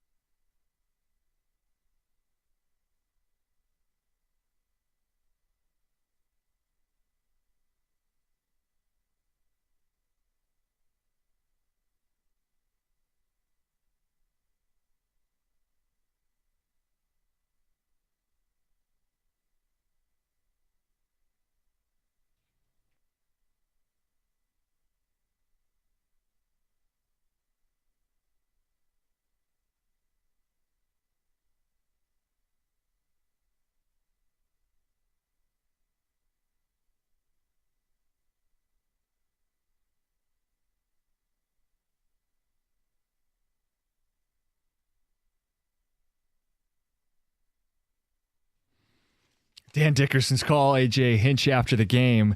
Talk about it at 8 o'clock, top of the hour. McKinstry's case for the All-Star game. Could he get in still?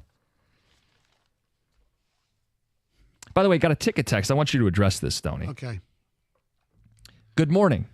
Stoney, if and when are you guys doing the Stoney and Wojo Invitational this year, Ryan in Dallas? A week from tomorrow, July 16th. And I believe there will be it's kind of either the 5th or 6th year we've done it. Obviously, the original went back to the old days that Gov used to put together some great stuff. So we're going to do, I think one region, I believe, is going to be stuff from, the Mike and Rico show from this year. Mm-hmm. I think 2 regions, I believe, we're going to be like vintage stuff over the time period, good afternoon, that type of stuff. And we're going to have one region of old Stoney and Wojo for the first time. So, like I slept in the same bed as my sister, that stuff. We're going to have some drops from the 90s, baby. Mm-hmm. A week from tomorrow. Mm-hmm. I don't know about the 90s. Well, no, I think that most of the archiving happened after 2000. Was it? I don't know. I don't know if anything made it out of downtown Detroit, though. No. Garage.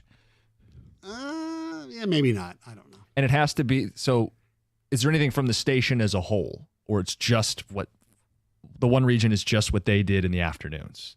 Well, yeah. What I'm asking about is what they play on their show. Oh, I was wondering if this had a chance. Yes. Okay. Is Tecumseh Tom in it? Oh, yeah. Or maybe a spicy garlic guy. No, that's old. Well, no, that's not a vintage drop, though. I mean, you're talking if it's one region of vintage. I'm not picking them. That's not one of the best 16 drops ever. No. Something vintage will win, either their vintage or your guys' vintage. I don't know. The one from this year, I think they're going very fast or whatever. I think I love that drop. From the hockey guy? Yeah. People love that one. Yeah. That's a good one. That's definitely a good one. Anyway. It's a week from Wednesday. Mm-hmm. I'm excited. This is always a fun day that you guys have in the summer. Today is the start of Prime Days. Better known in my house as, what is this random stuff that's on our doorstep? But we want you guys to participate in this conversation. Have you bought something you totally didn't need? Did it work out? And do you have any hilarious mistakes? I cannot be the only one whose partner, and maybe it's you, who's just ordering stuff that you, on a whim, that you think you're going to need, and then you end up returning or you never used to begin with. But sometimes you find a gem or two along the way. 248-539-9797. I don't really order much at all from Amazon unless it's a gift for somebody. I have ordered like a case of golf balls, which are fine. Sure. That's definitely not on Prime Day because I don't know why. You should. It's the deals or whatever. Great deals. My wife buys a lot of stuff. Not necessarily today.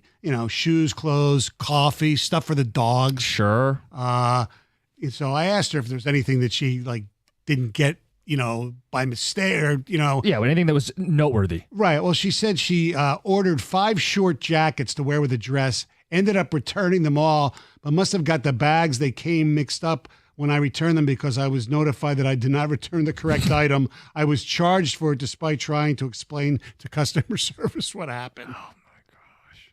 That's a pain in the ass. Yeah. So I had Kelsey going back through. I go, last 2 years, just because it's all a blur to me. I mean, right. Some of it doesn't even make it in the house and it ends up getting sent back. So I go, what have we had in the last 2 or so years here? And she pointed out we ordered one of those like ice cream makers, the Ninja Creamy. We never end up really using it. It's one of those gadgets. My daughter got one. I don't know, and she uses it though. Well, good for her. I mean, it's a way to make, in theory, healthier ice cream. But our conclusion was, when we want ice cream, we want ice cream. We go to Ray's or something. Yeah, there you go. But you don't want to skimp when you want ice cream. You don't cheat it. You have ice cream. Yes. So we ended up not using it, and I think we ended up returning it. We don't have it anymore. She recently ordered for herself, and I make fun of her. It's like a little kid thing to do. Flavored toothpaste, like mango flavored and like bomb pop flavored toothpaste. Most of the toothpaste has kind of mint flavor. That's what I'm used to. Yes. This is like so you don't have minty toothpaste. Okay. She bought a balance board a couple years ago, back when like standing desks were starting to become more popular and you're working from home. And it's this thing like you stand and helps your balance. Well, it was stupid. She didn't like it. And when she went to send it back, they asked her to do a Zoom, like explaining why she wanted to. She's like, I'm not doing that. I'm just sending it back. I don't want this. The dumb stuff you buy on a whim. We currently have a treadmill that I swore I'd never use that I use multiple times a week now. Oh, good. It's like a little one. It's not like a super expensive one, but it's just something to get some steps when it's either really hot and humid or super miserable in the winter. I also wrote down Jason Tatum fart gummies. Excuse me? Yes. So she bought these gummies. They're apparently either made by or endorsed by Jason Tatum. They're your sugar-free, plant-based gummies, and you can tell what that entails. Yes. Yeah. I'd eat a bag of them. One day I ate 2 bags of them. Didn't want to be anywhere near me. Wait, Jason Tatum fart gummies. is that what they were called? No, that's what they are. Oh, they okay. are meant to be, and they tasted good. The problem is they tasted so good I had 2 bags of them, and it was... Well, the problem is, not to go in that direction, is they probably have a lot of sorbitol in there. What is sorbitol? Sorbitol is basically baby laxative, if I'm not mistaken. Oh, no. So I love Pez. Okay. And years ago, I'm talking like maybe 15, 20 years ago, I would get like the 6 packs of Pez and eat them all within like 2 minutes. I just chug them. I mean, just crunch. Anyway, so I realized eating that much sugar is probably not healthy. That I should probably get the sugar-free Pez. Sure. So I'd have a lot of Pez, a lot of sugar-free Pez. Sugar-free stuff, man. Yeah, sorbitol. Okay, a lot of baby laxative. More than farting. I mean, I was on the throne for a long time because you had so much sorbitol in your system. It's laxative. Yes, exactly. Okay, then. Stoney, you should take advantage of Prime Days and get onion rings. They do sell them. 2 for 1. Come on. Do you guys have anything? Like, I don't know how often you guys shop. My wife does it all. Okay. It's like, But is whatever. everything shown up at the door? I And you would go, say- why do we buy this? Some stuff I don't even. It's there. I don't even open. I mean, We had a dog pool show up like 2 weeks ago. I don't know. It's still sitting in the box, and I don't know why. Because on a whim, they go, hey, it's hot and the dog might need it. And it was on sale. Right. And I got Then it bundled free shipping. then you find out your dog doesn't like to be in the water. You know, we've had that happen. Yep. Nothing crazy though. I actually wonder, like, do people take advantage of this and do early Christmas shopping? Oh, I bet. They should. Yeah. I mean, It's so hard to get in that mode this time of year, but it's actually, you know what? Supplies are high probably on stuff that wouldn't be at the holidays. Yeah. Getting good deals. You really should, but you know, nobody thinks like that. It's like, you know, if it's 75, 80 degrees, you don't want to sit inside and hang out with a computer and just try to figure out what so-and-so needs for Christmas or whatever. I mean, I get it. And they do have some really good deals. Maybe today I will look at it and see what they have. It's a great opportunity, like, for sports equipment too. Mm-hmm. Sure. You mentioned golf, but also Kid stuff. Cleats.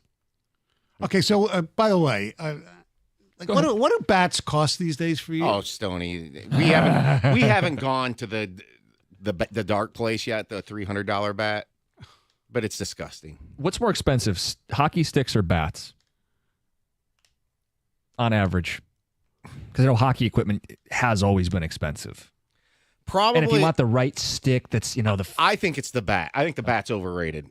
Coaching, and I see these kids use these bats, and the ball comes off soft, and I've seen a kid use a cheap bat and clock one. You know, I just think the wasting of money that parents do on 10-year-olds getting bats is just out of control. Versus a hockey stick, because of slap shots and technology, I do think that's probably more important versus what I used back in the day, which was just a wooden coho. Yeah, the coho, the Victoriaville, Sherwood, absolutely. And It's still wrist shot. I think you can kind of do the same. Yeah, but a slap shot. But now the blades. How you watch NHL games? All the sticks break all the time. It's ridiculous. Remember the illegal curve stick? That's Yes. something missing from sports that used to be when somebody got called out for using an over curved stick. oh, the drama in the arena, and it's not there Well, anymore. that's how the Canadians. The last time a team from Canada won the Stanley Cup was '93 in Game 2, I believe. Check his stick. They checked McSorley's stick, and they had a goal taken away or something crazy like that have happened. Was it the Wings and Avs? There was some goalie stick checking Oh yeah, that was back in the day with the goalie sticks. Wah, Yeah, yes. with Wah. That's what I thought. Yeah. 248-539-9797. Things that you bought you totally didn't need. Did it end up working out? Any hilarious mistakes? I'm sure plenty of that stuff's going to show up at your door starting today. Whether it's you or your partner, Prime Days are here. We'll get to Zach McKinstry, the All-Star case, and the Tiger win last night coming up top of the hour. It's 97.1. What's not a mistake to purchase is a Planet Fitness membership. I go to Planet Fitness, love it. Here's the deal. I go to the one in West Bluefield, and I'm not one of those guys, as you know, Jim. I'm not pumping iron all the time. I'm on the treadmill. They're You're a coming cardio bike. guy. I'm a cardio guy. Gov's a garlic wing guy. I'm a cardio guy. Anyway, at Planet Fitness, it's a judgment-free zone. You go there, you relax, you feel better mentally. And if you want to do the weights, all of them have new plate-loaded machines like the hack squat, supine benches. There's over 2,700 clubs around this nation, 50 in the Detroit area. And what's great, they have the Black Card membership. It's just $24.99 a month. And right now, you can get it for just $1 down. And what that does is it lets you, relax afterwards, have the hydro massage therapy chairs and all that kind of great stuff. And you can use it at any club nationwide if you get the Black Card membership. Find your nearest club and join today, in club, online, or on the free Planet Fitness app. Remember, there's, like I said, 50 in Detroit locations. Some of the new ones are having some really cool upgrades, like Belleville and Oak Park. They have new strength equipment there, as well as in Clinton Township and Southgate. So, like I said, find your nearest club, join today, in club, online, or on the free Planet Fitness app. We're all strong on this planet, Planet Fitness.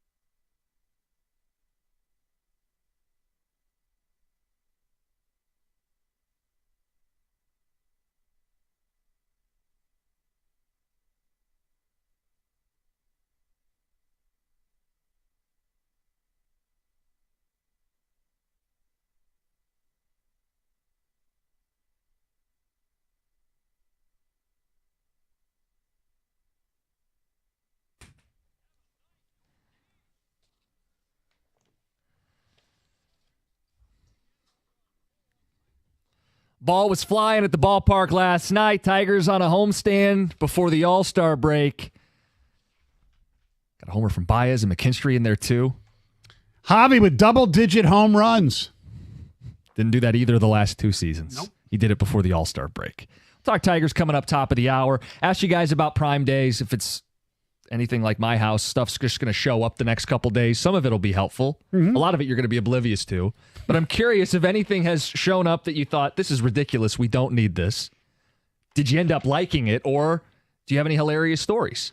248-539-9797. I think we had like dog like little booties or something once. It's like Like shoes for the dog? well, yeah, like for rain, so you don't Yeah, have to, wipe the paws off when they come in. Did you ever actually use them?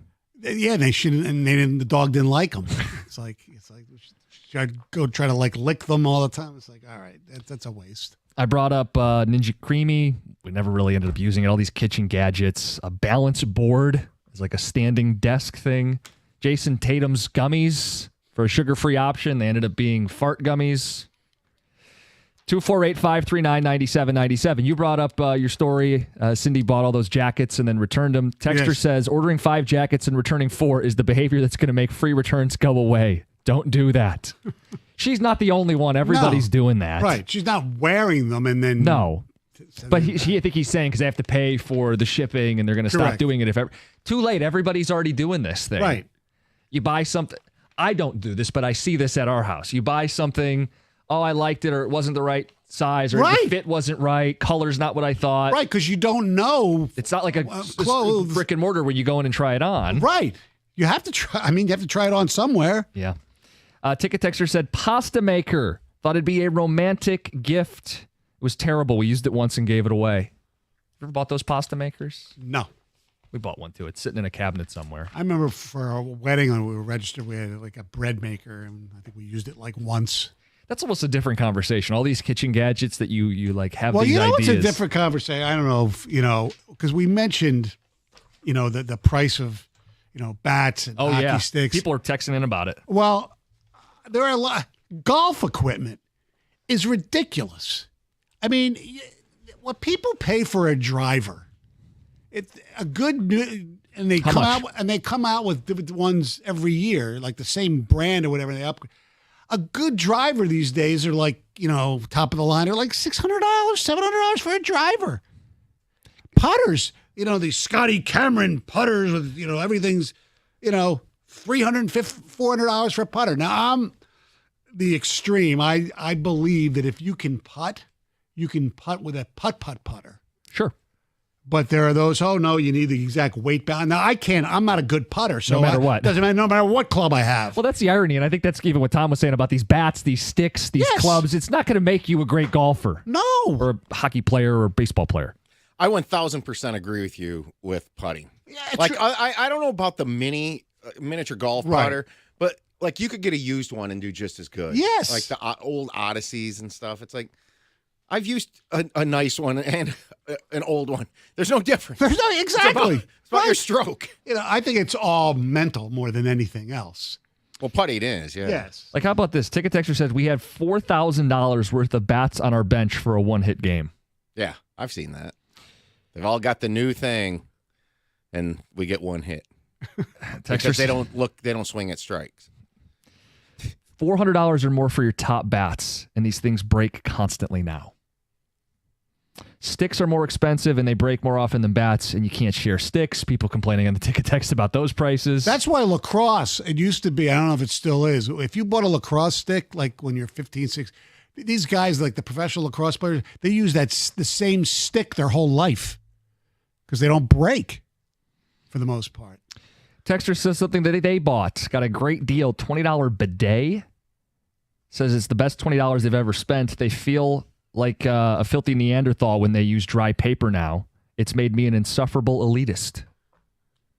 The bidet $20 purchase. bidet. How can a bidet be just $20? I don't, that price seems way off. Yeah, or unless it's a portable bidet. But then you don't need to do any toilet dunking, which people want to know, will that be in the drop tournament? Oh, I don't know. I don't think so. What about apartment and Canadian bacon sucks? Chris in Bloomfield. Canadian bacon sucks is from John, right? Apartment was That's Juan Gonzalez. Juan Gonzalez. So I was working when he did his press conference. And the second he said that, I'm like, that's gold. Yeah. Yeah. The fact that he admitted he's not buying a house here. No, apartment. Yes. People want to know, is Steve Yzerman's no and no in the drop tournament? Again, a week from tomorrow. I'm only putting together the vintage ones. Hatchet and those guys will put together the other. So you brackets. will have a say in the classic region. Yes. The Estonian Wojo region, Yes, 16 seeds right in that region. Okay. I would Are you going to confer with Tom? I know he's a big part of this. Some of it, They yeah. never ask me. They don't care what I think. Okay, so I do believe that Steve Yzerman no and no might be one of the best quotes from a sports person this year. And there's always got to have variety in the field. Mm-hmm. You do. It could get on a run. It could. By the way, I mean, you have Heather's I farted, and then it's Steve Yzerman no and no. the McKinstry play is the top play in plays of the day. From SportsCenter Sports last Center, night. yeah. And they also had the Riley Green catch in there. That was great. They had Scott Harris on, and he had to stop mid-sentence. Yes. Hell of a catch by Riley Green. We'll talk Tigers real quick. One more phone call. Chris, you've been waiting. You're on 97.1. Hey, what's up, guys? What's up? Hey, I just really enjoy your guys' show. I had a funny story. My wife had something delivered to our house, and much like you guys had said, I had very much have the same situation. I'll show up at home, and there'll be something at the door, no idea what it is. You know, the standard operation is just pick it up, put it on the table or whatever. My wife went ahead and was showing me something she was actually going to purchase for me. I play golf a little bit here and there, nothing crazy, but she showed me I needed a new golf bag. She showed me the golf bag. It came with 3 clubs, which was kind of weird, but there was nothing in the picture that was showing any kind of scale. So this thing showed up, and it's in a box, of course, but it's like, we're like, what the heck is this? Because we couldn't really kind of she was ordering various stuff, but we're like, what the heck is this? No idea what it was. Open this thing up, and this bag must have been like a kid's first set because it had like a little driver, a little 7-iron, and a little putter. It came with like, a beginner set, but this thing, it literally was probably 1.5 feet off the ground, and it was just funny because she thought she was doing me a big favor, but it showed up and it was just this little kid's bag. So we got a good kick out of it. Were you able to return it? We didn't. It wasn't a big expenditure by any means. It was like $10. And that should have been your first clue, or her first clue. Yeah, well, yeah. And then hindsight being 2020, you're going back. You're like, hey, what a great deal on shipping and things like that. It was funny because my daughter actually came over the following weekend and kind of picked up around the house, and she's put it away, and I have no idea where it is. I'm never going to find. If you find it, I'm sure Colin could use it at some point. Thanks for the phone call. 248-539-9797. Tiger Baseball next, 97.1.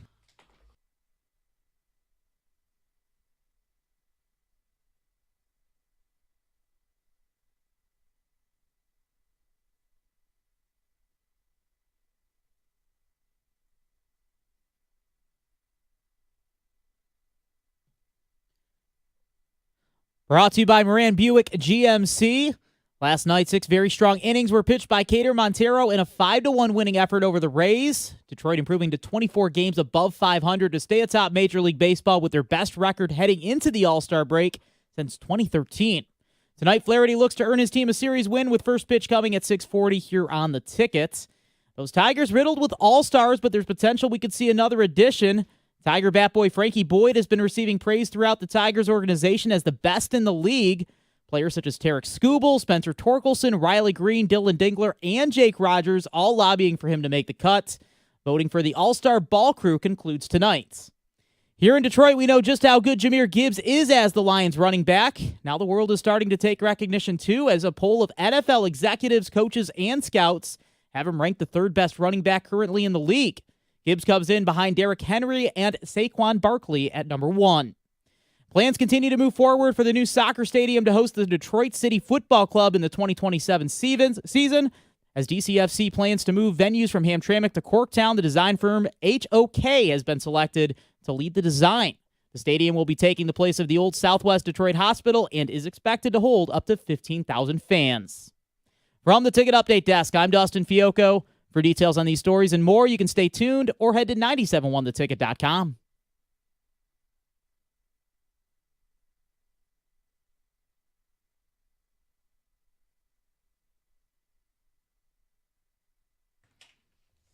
See, I think that one's hilarious, but there's no way it's going to make it in. It's just going to be too crowded.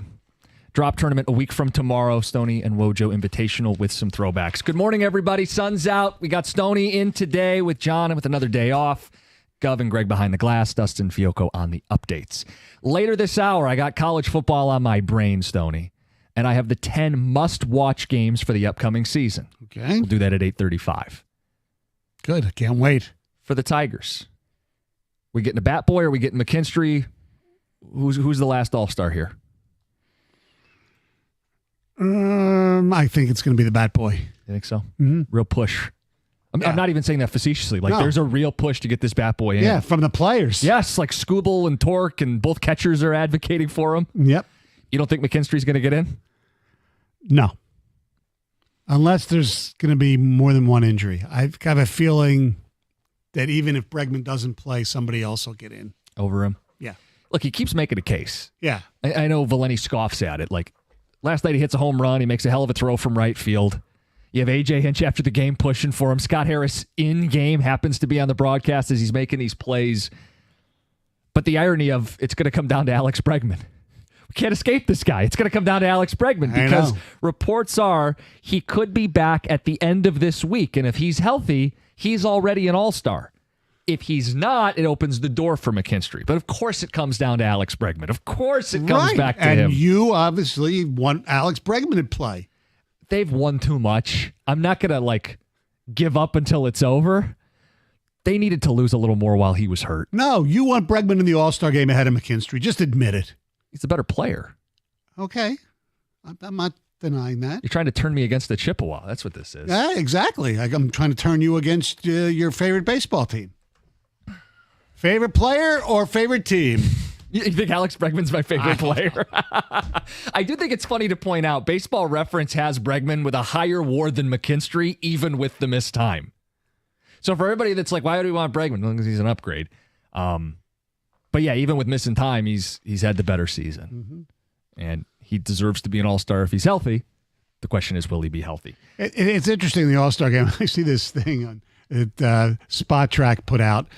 Now, some of it's because of injury, but 7 of the top 10 payroll salaries, players and the money, are not in the All-Star game. Really? Mm-hmm. The only 3 who are Zach Wheeler, DeGrom, and Judge. But of the top 10, these guys did not. Shohei? He's not one of the top 10, I guess. Oh, because payrolls. the way they did their contract, right. yeah. So Soto, Rendon. Oh, Rendon's a disaster. Correa. Oh, boy. Trout, Garrett Cole, and Altuve did not make the All-Star game. And also Glasnow. So what's your point? Don't pay baseball players? No. Just an observation? Yes, just an interesting point. Here's another thing with the Tigers in the All-Star game. All-Star week. What about the Home Run Derby? Do you want a Tiger in the Home Run Derby, Stoney? I really don't care that much, to be quite honest with you. It'd be fine. I just worry knowing, because I always look at the negative. I'm a doom and gloom person at times. That whoever, if it's Green or Torque or whoever, something would happen. They'd screw up their swing, and it would. Oh man, people would go, she shouldn't have been in the Home Run Derby. I don't think it would make a difference at all. Look, we've had the worst performance at a Home Run Derby when Brandon Inge didn't even hit one, and then Prince Fielder won one. So. Yeah, 2012 Prince Fielder, he won the Home Run Derby. He hit .313 for the year with a .940 OPS. I'd say it didn't screw up his swing. No. And if you want to get on him for the postseason, fine, but I don't think that has anything to do with playing in the Home Run Derby. Right. And I think because his kids liked it. Well, he's got kids, Stoney. Yeah. And the case is there. I mean, a lot of guys have dropped out of the Home Run Derby, which I think opens the door to Riley Green or Spencer Torkelson, right? Mm-hmm. So guys that are in the Home Run Derby already, You have Byron Buxton, who's a Georgia guy. You have Ronald Acuna Jr., who's an Atlanta Brave. Cal Raleigh, who's having a hell of a season. Good for him. He'll be here this weekend. Yeah, the big dumper. And Wood from the Nationals are the 4 guys who have already been slotted in for the Home Run Derby. There are still spots open. Guys who have said they won't, it's a long list. Judge, Ohtani, De La Cruz, PCA, Vlad Guerrero Jr., Pete Alonso, Teoscar Hernandez, Kyle Schwarber. You start going down the list, it's like, okay, well, who are the home run hitters that are left? And it's Eugenio Suarez, who would make some sense, Seiya Suzuki, and then Riley Green is the next home run guy we don't know about. Right. And he's got that uppercut swing, feels perfect for a derby. He's a star. You want your stars on big stages. Yes. And selfishly, Stoney, I don't really care about the home run derby. This would get me to care about the home run derby. I get it. Well, you could bet on it too. Oh yeah, there's always that. But I want to have a reason to. I want to have a guy in the game. Yes, I part of agree. having this great team is being represented in all these activities. That's true. I actually, that would be nice. Give you more of a reason to watch. Because I don't know about you, like the Derby, they've tried to tinker with the format. It's stale. It's one of the, you may put it on the background, but it's not appointment TV. Yeah. It's just kind of lost in And you All-Star have those Week. little kids in the outfield trying to catch the balls, and it's like so stupid. What do you got against the little kids? I don't know. It's just weird to me. I don't Who know. should be out there? No one. You don't need anybody shagging balls. Okay, just Gives them a take job. away some joy from children. I thought that would have been an opinion I would have given. But Yeah, I just think it's, too much fun going on in the outfield at the All-Star game. But I don't think they're. I mean, I don't know. I don't know. I just don't enjoy seeing that part of it. Jim is getting a run for his money for who hates kids more on the station. Who am I competing with? Well, Stoney right apparently now. now. I know Gator in general. Valeni doesn't like kids. I don't know where Rico's at on kids. Yeah, this is my first really anti-kid take. Yeah. Nobody hates kids more than Gator. Yeah. You get annoyed by him. Mike probably does. Rico's, I think, kind of indifferent. Anybody else, but there's just Gator. Seriously, like I think he hates when we bring our kids to work, and there's barely contact. What's this kid doing here? Oh, he likes his dog more than he'd rather have his Lois than have he'd rather have a dog named Lois than a daughter named Lois. Hey, 248-539-9797. What's your cat's name, by the way? Roomba? Roomba. Well, there's no kid's named Roomba. I wouldn't think so. Certainly a unique name. Yes. Look, I think even some parents would say they hate kids, the way they talk about them. I don't hate them. There are times Other where- people's kids, maybe. Oh, yeah. That's what I'm saying. There are times you get, ticked off at your own kids. But other than that, no, I love kids. I just don't need 100 of them in the outfield at one time. Some ticket texters, they want to know about drops now that we put this in people's heads. It says, The field has not been selected yet. are you guys able to play the Eat Me John drop? Hopefully it will be available. Signed, Rick. I don't know. I mean, if we can play, we probably can. Yeah. I want Costa's Are You Doing a Good Job to be in it. That was August, so it's eligible. Last year, yeah. Yes. Then they went on to go on a tear. You guys let us know. All-Star game, McKinstry, the case. Do you think he gets in? Home Run Derby. Do you want a Tiger to participate? We'll get the college football must-watch coming up bottom of the hour. It's 97.1.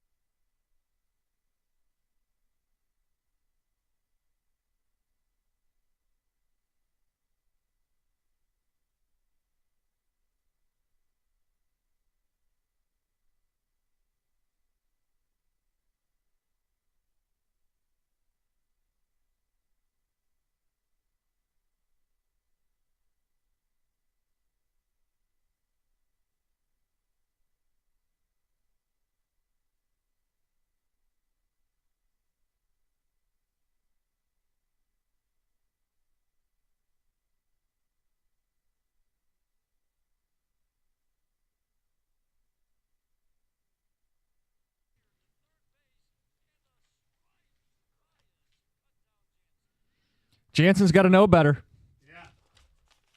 Absolutely. Don't run on McKinstry.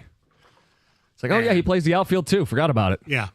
Number one play on SportsCenter. Pretty impressive. Pretty impressive. Get him to Atlanta, says A.J. Hinch. That'd be cool. They'd need to have a spot open up first. Yes, absolutely. And the guy who is currently injured that is an all-star is Alex Bregman, because, of course, it comes down to Alex Bregman. If he doesn't play, it opens a spot. Ticket texters have said, but couldn't go to Caminero of Tampa. He's got 20 home runs. Right. It doesn't mean McKinstry's a shoe-in to get in. No. But I get why we're rallying around this guy. Like, this makes no sense. He's been here 2 years, and this was nothing like we had ever seen. He's 30 years old, having I don't even want to call it a breakout year. It may be a one-off year, but exactly. But let's celebrate it for what it is. Right. If this is an aberration, fine. And all the more reason why this team could still use a bat. I hope they don't get seduced into we have so many all-stars we couldn't use another bat. No. Because McKinstry can play right field or be a pinch runner like he was on Sunday or play short or third. If you bring somebody in, it doesn't mean McKinstry stops playing. Correct. It means you have a higher floor. You don't want to get to the playoffs and water finds its level on any of these great stories, right? Like Javi. Is the bottom going to fall out? La, la, la, la, la. Nobody wants to hear it. Okay, McKinstry. Is this just who he is now? He's a bona fide all-star. Hopefully. I hope so. Torkelson, is there going to be any regression? Maybe they're all going to keep it up, but it'd be nice to reinforce it just in case. Right. Because you're going to be fighting against teams that are going to be adding at the deadline. Yeah. I mean, I saw on MLB.com, Jason Beck wrote they had a thing for what each contender, their number one need is, and he said another controllable starter. Really? I'd put that third. Yeah, me too. Some of that is that Mize has settled in, and maybe people don't buy it, but he's throwing harder. He's 2 years post Tommy John. The numbers, doesn't allow any base runners. His ERA is 2.6. Mize is your 2. Right. And Reese Olson right now is your 3, unless Flaherty can get back to what he was, last year. And his last 2 starts have been decent. He's given up 3 runs and he gives up a home run, but But even if you play it out, let's say you're shaky and you go, fine, I have 3.5. I can always get better. Same argument we use with the bats. Let's get a fourth starter. Our starters only go in 5 innings in the playoffs unless they're Tarek Skubal. Probably. I mean, maybe 6, but again, managers are hesitant to see you face guys a third time through the order, and you end up going to your bullpen, which is why I think bullpen's the bigger need. We definitely agree. Bullpen is probably the biggest need. Another bat would be right below that. Yeah. Where do you play him? I don't know. You figure it out. Yeah. Like Suarez has come up on the ticket text in the last 5 minutes here. Bold as a guy who could be in the home run derby, but also a name that's been attached to this team. Look, he's hitting big-time power. Right. If you got a guy who could hit 45 home runs, one swing of the bat in the playoffs, we're not going to bring that guy in. And it makes the players around him in the lineup better because they kind of might want to pitch around them a little bit. Yeah. I'm not saying it's got to be any one guy, but there are guys available. Yes. And you could point out flaws, though Suarez strikes out too often. Okay, well, fine. I mean, a lot of Tigers strike out way too often. Maybe he fits in the wrong way, but okay, you can't add Aaron Judge. There's going to be other players that you can add at the deadline. 248-539-9797. Stoney, as much as we've highlighted all these stories, McKinstry's one we've been all over today, Baez, Torque, Mize, you wanted to spotlight a Tiger I don't feel like it's getting enough attention. Yeah, and that's Cato Montero. Cato Montero yesterday, really good game. 6 innings, 4 hits, 1 earned run. His last 6 starts, he's given up 27 hits, 22 strikeouts, 8 earned runs, 8 walks in 31 1/3 innings. So not like an ace. No. But given the injuries and they need stability, he stepped up. His ERA, I believe, is 3.77. That's good. That's really good for a backhand guy. Especially since he started off horribly. Yeah, rough start. Yeah. But they needed him when Mize was on the IL, when Reese Olson was injured. Yeah. Job. Yes, they needed somebody, and he's been really, really good. I mean, he's not all-star good, but he's been really good, and he's still, he's just 20. He just turned 25 the other day.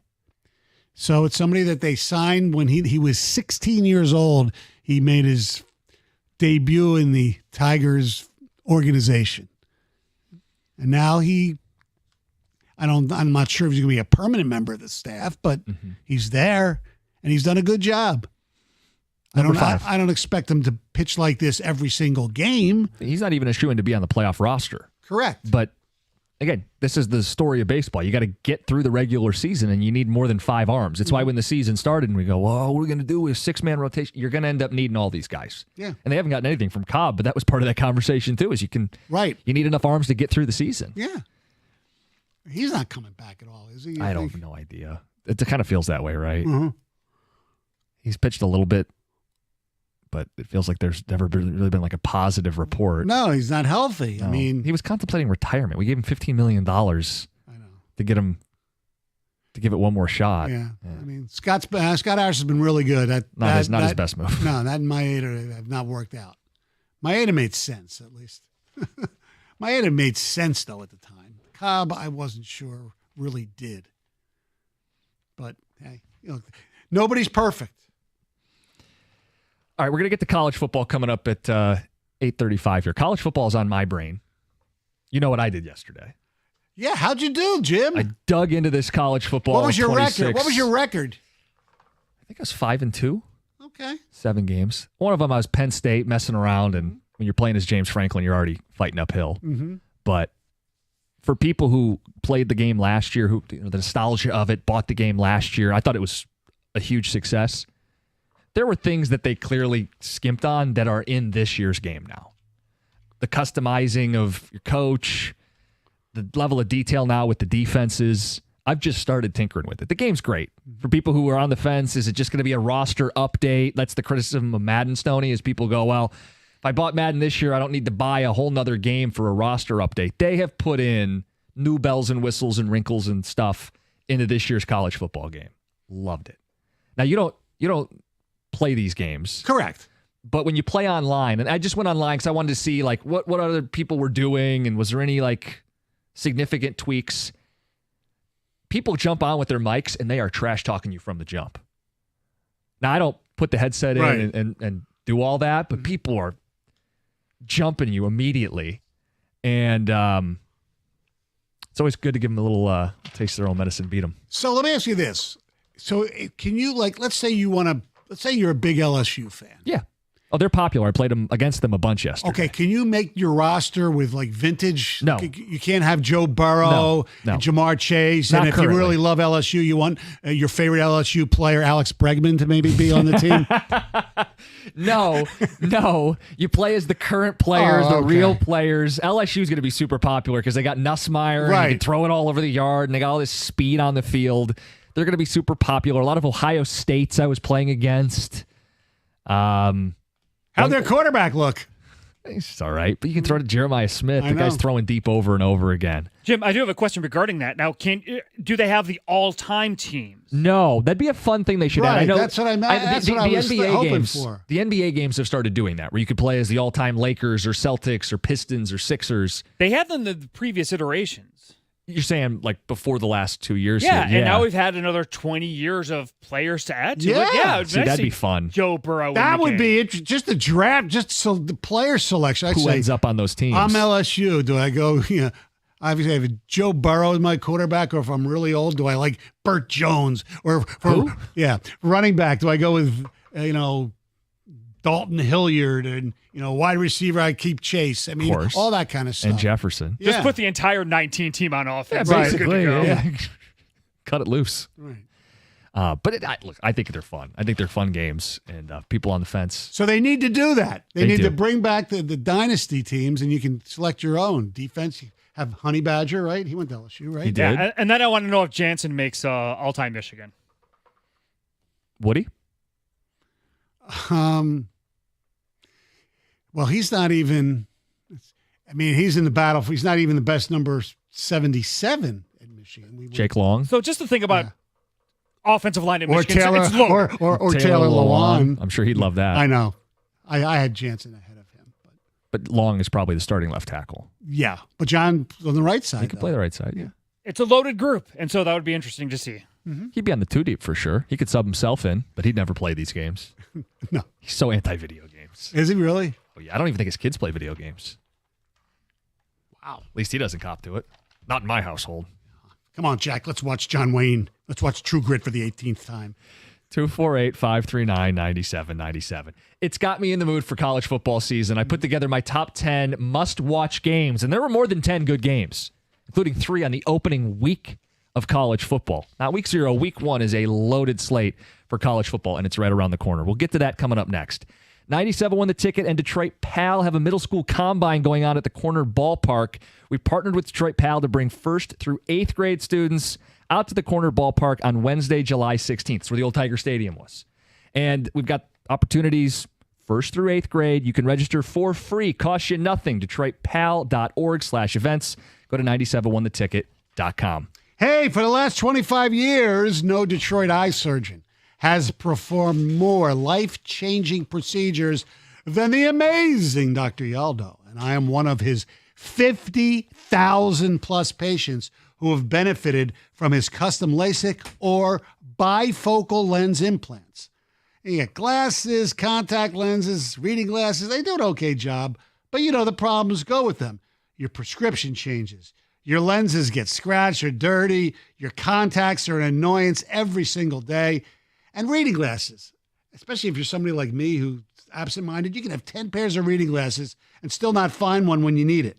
I got bifocal lens implants from Dr. Yaldo 6 years ago, and my 20/20 vision up close and far away will remain unchanged for the rest of my life. So let Dr. Yaldo set you free from glasses, contacts, and readers, those old poorly performing technologies as well, and instead enjoy better eyesight without them than you ever had with them. I know I did. I love it. It's easy. Go to YaldoEyeCenter.com to sign up for a free evaluation.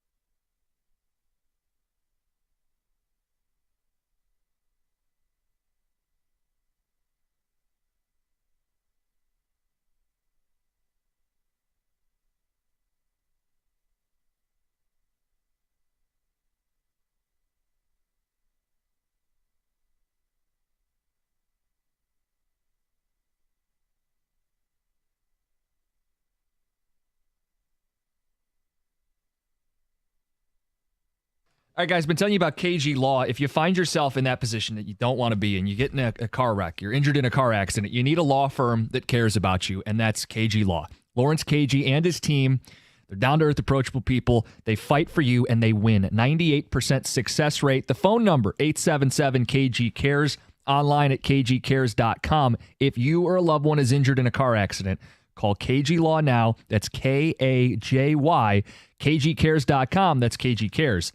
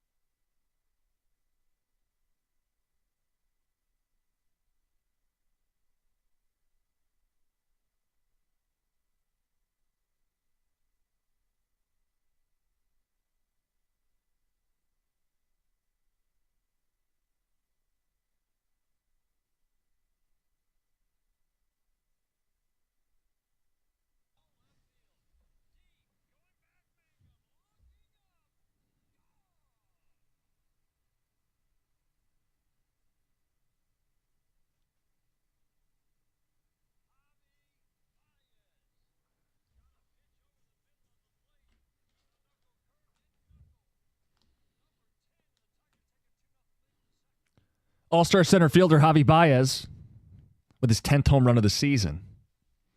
Most he's had in the Tiger uniform is 17 back in his first year. Stoney, he might just get to year 20. Yes, so we have bold predictions. Me and Gator, Doug was out, and mine was that Javi was going to hit 20 home runs. It's kind of weird. I saw something with the Lions we're going to get into in the 9 o'clock hour. And if it's true, they're screwed. Yes. Now, we'll leave it up to you guys to make the determination. But if this is true, I think they're screwed. Yes. We'll get to it start of the next hour. Yeah. Wrapping up this hour, talking some college football. I mentioned the college football video game's out, so it's got college football on my brain. This is not a roster update. There's a ton they've dumped into this game. We just gave you the top 10 games to look forward to this season. Mm-hmm. And, Stoney, you found a college football list that... it's kind of surprising about who is not on there, but we're going to take it one step further. CBSSports.com has a list of the 25 worst coaching hires this century. And I am just stunned that either Rich Rodriguez at Michigan or even to a lesser extent, Brady Hoke at Michigan, Mel Tucker, but Tucker they got to be 6 game. Yeah, so probably, but whatever. Especially Rich Rod, because it didn't work out. Yeah, is not on the list of the 25 worst coaching hires in college football this season. He lost to Toledo. Yeah, they won 3 games. It's 3, 5, and 7. Actually, what's funny is the worst is a tie between guys who never even coached a game. Mike Price at Alabama, remember that? Yeah, and a guy at Pittsburgh named Michael Haywood. I don't remember that. He lasted only a few weeks after he was arrested and charged with felony domestic violence charges. Well, at least Rich Rod didn't do that. Yes, exactly. But there's some Charlie Weiss at Kansas is 5th. Les Miles at Kansas is Life lesson, kids, don't get hired at Kansas. Yes. Greg Robinson at Syracuse is 11th. Purdue had 2, Ryan Walters and Daryl Hazel. Hazel. Carl Durrell at Colorado. Anyway. How many local coaches were on the list at all? None? None. So we have not had a bad enough college coaching hire in the last 25 years. According to this list. Okay. And MSU fans may have some gripes in there beyond Mel Tucker, right? When was John L? John L would have been in the last, right? This is since 2000? Yeah. Yeah, he would have been in there. Yeah. Well, Bobby Williams. Right. Well, Bobby Williams was hired in 99, okay. I yeah, think. technically it was December of 99. Right. Yes. So your question is what? The worst? So here's the question I have. In this quarter century, since 2000, who are the worst coaching hires in Detroit? And we're going to include Michigan and Michigan State, U of D if you want, Oakland U, whatever. Oakland didn't hire anybody. It can't be still there. Thank God. I love the guy. Anyway, as opposed to Kenny and Evan, what they think of him. Anyway, the worst coaching hires in Detroit in the last 25 years. And there are a voluminous amount of nominees you could use. Okay, I want to start the nomination process. Okay. And I'm not going that far back. Monty Williams.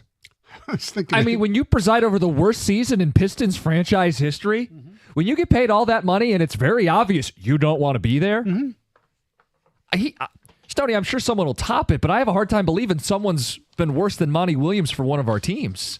Well, since you're going to go with the worst in franchise history, I will agree with you, but go with a different player or different coach. The 0-16 Lions? Rod Marinelli. Yeah. I believed in the invisible. These are 1 and 2. Yeah, well, there's some others you could even, there have been some really bad. Mo Cheeks. Come on.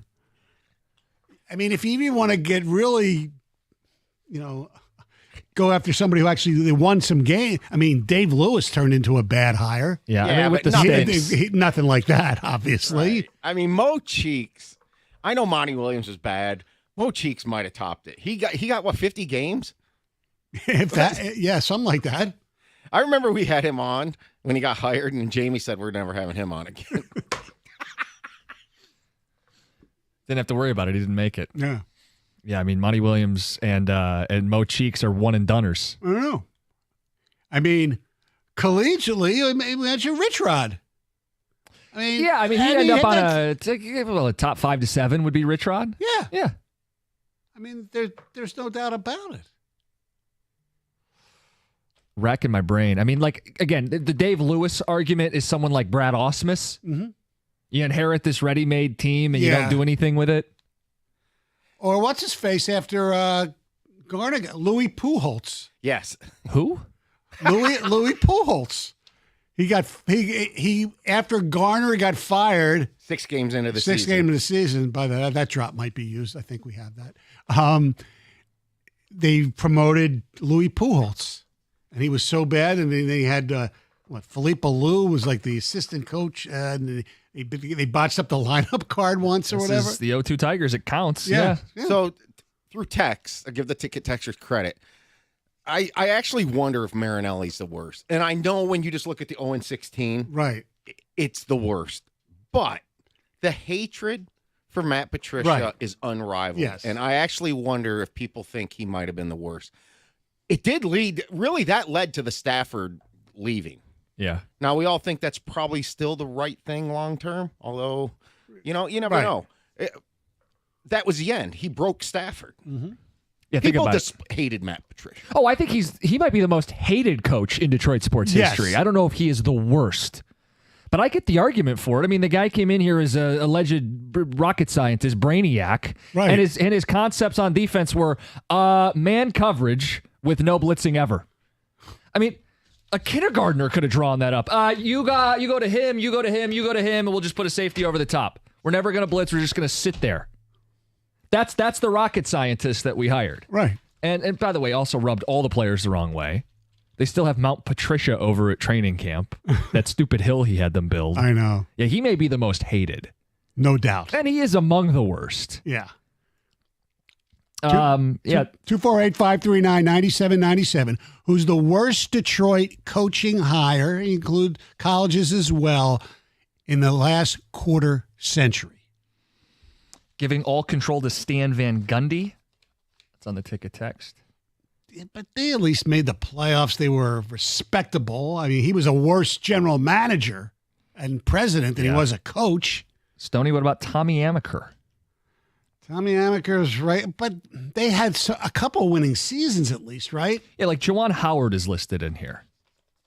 Yeah. Early Juwan, there was a moment where it looked like it was going to work. Oh, yeah. And then he's slapping coaches and getting suspended. And yeah. So Went downhill Juwan's quick. early success was totally just beeline ball unraveling. yes. And I contend that the second Eli Brooks was done playing basketball at Michigan, Juwan Howard was cooked. Bobby Ross, although that would have been No, 90s. That was 90s. All right. Marty Morningweg taking the win. Okay, you get where this is going. Yeah, 248. 539-9797. I got one from a smaller school that was really, really bad. 97 won the ticket.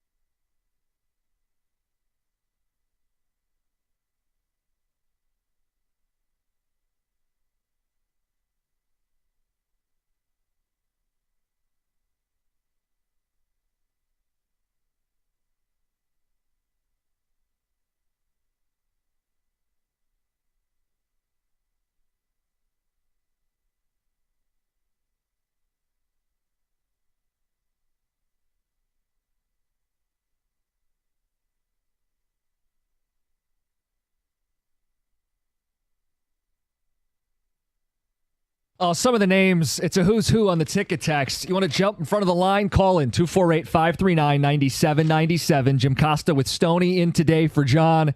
Got Gov and Greg behind the glass. Dustin Fiocco on the updates. Stoney, we were talking a little college football. You found the list of the worst college football coaching hires of the last 25 years. Right. And somehow no local names, which include Rich Rod and John L. and others. Right. So we said, let's just do our own local convo. Mm-hmm. Focus on Detroit and college coaches, the worst that we've had in the last 25 years. Yeah. Here's one that is from a D1, but a smaller school. And that would be the University of Detroit Mercy's hiring of Bakari Alexander as their head coach. Bakari Alexander had a horrible record, and he was let go. His record was awful, but he also missed some games because he was suspended, and I'm reading here from the Free Press, because he basically told a player to grab his own balls. Okay. Meaning genitalia. Yes. No. Just, I know. Just want to make sure people weren't thinking of basketball. It's like you pick up the ball at practice? Yeah, dude. Like, get back in the layup line. Exactly. No, not that. I was not thinking Bakari Alexander, but you mentioned small school, and we instantly got flooded with Dan Enos. Oh, from your school. Yeah, inherited that era of success. The post-Lefevre years were lean years. That's also when I was at Central Michigan. That was the post-Antonio Brown years. Yep.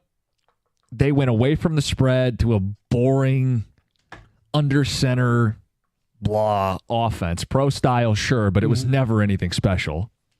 Guy also had this like persecution complex. Thought everybody was out to get him. He just wasn't very good. Ticket texters. I believe Toledo is still the only loss Michigan has ever had. Rich Rod needs to be on that list. Yeah. Got to be Morningweg and Patricia, two of the worst. I mean, taking the wind is awful. Right. Belichick did that once, but it was different. Was it like an extreme wind situation? Well, there was a wind. I understood part of his rationale, but the problem was his defense had just gotten shredded to send the game to overtime anyway. And you put him back on the field. They were tired. They weren't that good to begin with. I think Jim Miller was actually the quarterback for the Bears. The game was played in Champaign, Illinois, the year they were refurbishing Soldier Field, and he took the frickin' wind. Besides all that, the team that gets the ball has the chance to win the game. Yes. Take the ball. Right. Don't give someone else a chance to win the game. Right. Stupid. Michael Curry worse than Mo Cheeks. What say you, Stoney? No. Michael Curry was bad, but he wasn't worse than Mo Cheeks. What about Custer? I was going to mention him. He got under Rip Hamilton's skin. Yes, he did, John. Yeah, Rip Hamilton, that was his... Well, the team boycotted him. Right. Yeah. They just got swept under the rug. Yes, exactly. Patricia's clearly number one. F that guy. Norton The Payton. hatred is unbelievable for him. All caps. Patricia was the worst. Set the Lions back for years. Think about this, too. They gave up more yards and points than the 0-16 Detroit Lions. Think about it. That's a defensive guru running his remedial man-to-man defense, never blitzing. Rocket scientist. Most yards and points allowed for a Lions team. They probably got Deshaun Watson that contract, that Thanksgiving game. That was that defense was awful. Oh my God! Who was that was his last game as the coach, right? Yes. Who was the receiver opposite of Hopkins? Will Fuller. Yes, Speedy. Yeah, he made the wasn't Pro Bowl. Wasn't that the game where J.J. Watt had the pick six of Stafford on the short little pass? Yeah. Tim Lester lost all the momentum at Western after P.J. Fleck. That's a good point. Dwayne Casey. He wasn't good. He doesn't deserve to be on this list. No. Not with these other guys. No. He wasn't. Look, he's nothing to write home about, but he doesn't belong on this list. They tanked on purpose in 1 year. Yeah. More of a Troy Weaver issue. He was a little bit like Blashill was around a long time. Now, he Sacrificial had a track lamb. Yeah, but they held on to him almost because why get somebody else because you're going to suck anyway. Correct. What about Lalonde? Yeah. He should be mentioned. He was here and gone. Right. The only guy who didn't see it was Iserman. He brought him back. Yeah. Who was the Michigan hockey coach that got in some trouble? Mel Pearson. Yeah. Well, Michigan State, before they rectified the program, they had a lot disasters. What was his name? Anastas? Yes. The old commissioner. Yeah, Tom Anastas. Yeah. Now things are way better for them. Oh, yeah. They're going to be a national title favorite even without McKenna. Exactly. By the way, I'm reading that McKenna's leaning towards Penn State. No, I think he decided. Oh, he did decide? Pretty sure it's Penn State, yeah. Sorry, Spartan fans. And they made the Frozen Four last year, right? Penn State did. And they're like a kind of a new school on the hockey, new school on the block in hockey. Yes, because Pagula put so much money into that program. I'd have to go with Patricia because of how many players spoke out against him publicly. That usually doesn't happen. Jay and Davison. It's a great point. It's not a list we're proud of. No. I mean, Patricia would have gone 0-16 if he was coaching the 08 Lions. Oh, yeah. So maybe he is the worst, even though even though the other guy, even though Marinelli didn't win a game. Correct. That season. I got to tell you, I've always thought Rich Rod's the worst. Stoney knows this. Yes. He destroyed Michigan football. It was the worst fit ever. So maybe some of the blame's on administration. Some is, but the 3-3-5 defense. That's what killed him. But now everybody's running it like he was ahead of his time in that way. Half the teams are running 3-3-5 in college football. Guys that were 5-5 out there. Well, that was the issue. Is a square peg round hole, and they tried to do it overnight. And if you're going to do that, you need buy-in from the administration. And if you're going to shake the culture like that, and the administration allegedly wouldn't pay for his defensive coordinator coming from West Virginia. In retrospect, look, it worked out the year after he got fired. They won a BCS game, okay? But if you want to look at record, they went from 3 to 5 to 7. They were getting better and better. And if they kept him for another year, who knows? And one of the great what-ifs, too, is when he was at West Virginia and they were playing in those games, almost a national title, right? They were on the verge. They were about to get Terrell Pryor to commit and be the next Pat White and the next kind of perfect quarterback for him.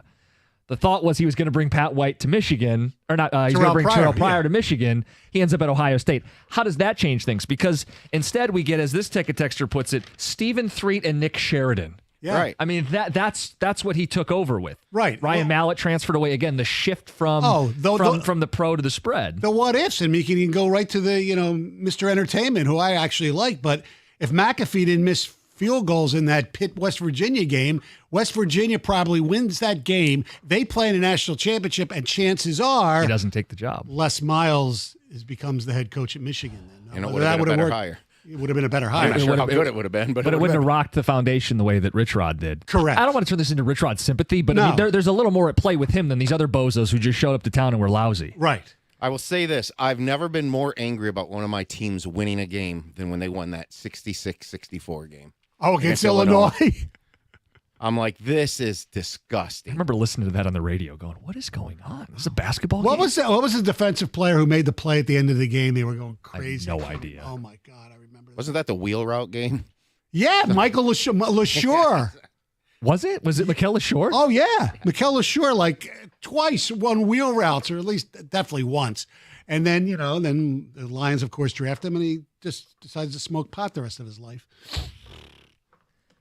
Where does Rich Rod's "You Raise Me Up" speech rank all time? That is Singing Groban. One day John will share exactly how he felt about that.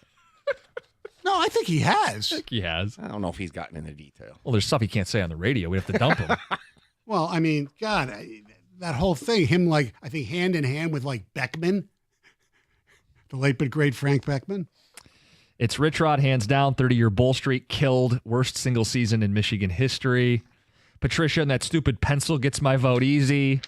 Morningweg made me quit football for half a season. He was so bad. Adam and Utica. Jim and Canton, you're next up. You're on 97.1. It has to be Rich Rod. And what was it, Stoney saying he was starting to win? Yeah, but he was starting to win, but he had to score at least 50 points, It was pathetic. And I don't know if you remember that Toledo game when they lost. That's the worst game I've seen, and I've been watching Michigan for 50 years or so. The App State game gets a lot of hype, but that was a really good team. That Toledo team was so bad at the end of the season they fired their coach. That's how bad they were. Jim, you are absolutely correct. I've said this for years. The Toledo loss was worse than the App State loss because of how bad Toledo was. What did they give up? Was the guy's name Lance Moore? They had a wide receiver of Toledo, had 83 catches and 4,000 yards. And again, obviously I'm exaggerating, but Going to play for the Saints. Yes. I believe, yeah.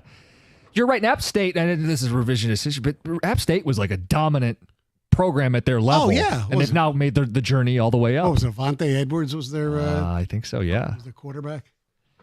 I mean, it was because they weren't D1 that it got all the And it was the first game on the Big Ten Network, right? Yes, and Michigan was coming off a really good season. Lloyd Carr was there, all ready to go with Henney and Hart, and Long, and they were loaded for bear.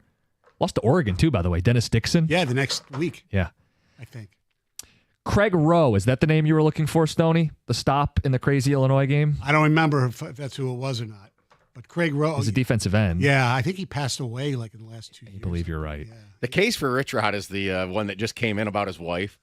Oh, no. What did they say about his wife? She's one of the tackiest women ever and most despised around the Michigan program. Was she really? I didn't know the story. At least Patricia's wife's not taking strays here. What was her name, Rhonda? Oh, Rita Rodriguez. She'd make nachos. Yeah. Have the team over. It just was such a bad fit. And he did the whole thing with the captains and everything was. The one thing he did do was they started to do like a walk before the game. I thought that was good. But other than that. We kind of touched on this yesterday. Michigan is a place that is steeped in traditions, obsessed with their traditions. Yeah. You can't mess with those traditions. For him to come in and go, hey, we're being the shotgun. We're going to run a 3-3-5. We're going to play more finesse football. And it's going to take years. What do you mean? We're not snapping our bull streak. We're going to run power I. I mean, there couldn't have been a bigger culture change than Rich Rod. Right. How about assistant coaches? Oh, wow. I think that's a different can of worms, but someone brought up Don Brown. Don Brown started off being really, really good, and he ended up being really, really bad. I mean. Some love, I guess the opposite of love, for Brad Ausmus. You remember this analogy? I remember hearing this a million times. A kid handed a Ferrari and then wrapped it around the telephone pole. Mm-hmm. Ned Harkness. That was not in the last 25 years. Going back to the dead things on the ticket text. My God, that's like the 70s. The darkness for Harkness. Yeah. They hired a coach. Cars. Harkness was a successful coach in college at Cornell, and the Red Wings hired him, which was unheard of in those days. You want to get to the front of the line, 248-539-9797. Worst coaching hires in Detroit the last 25 years. Pro teams and college teams. This is inspired by a college list that included none of our coaches in the last 25 years. Didn't make sense. We have a Lions conversation to get to later this hour. I saw something. If it's true, are they screwed? It's 97.1.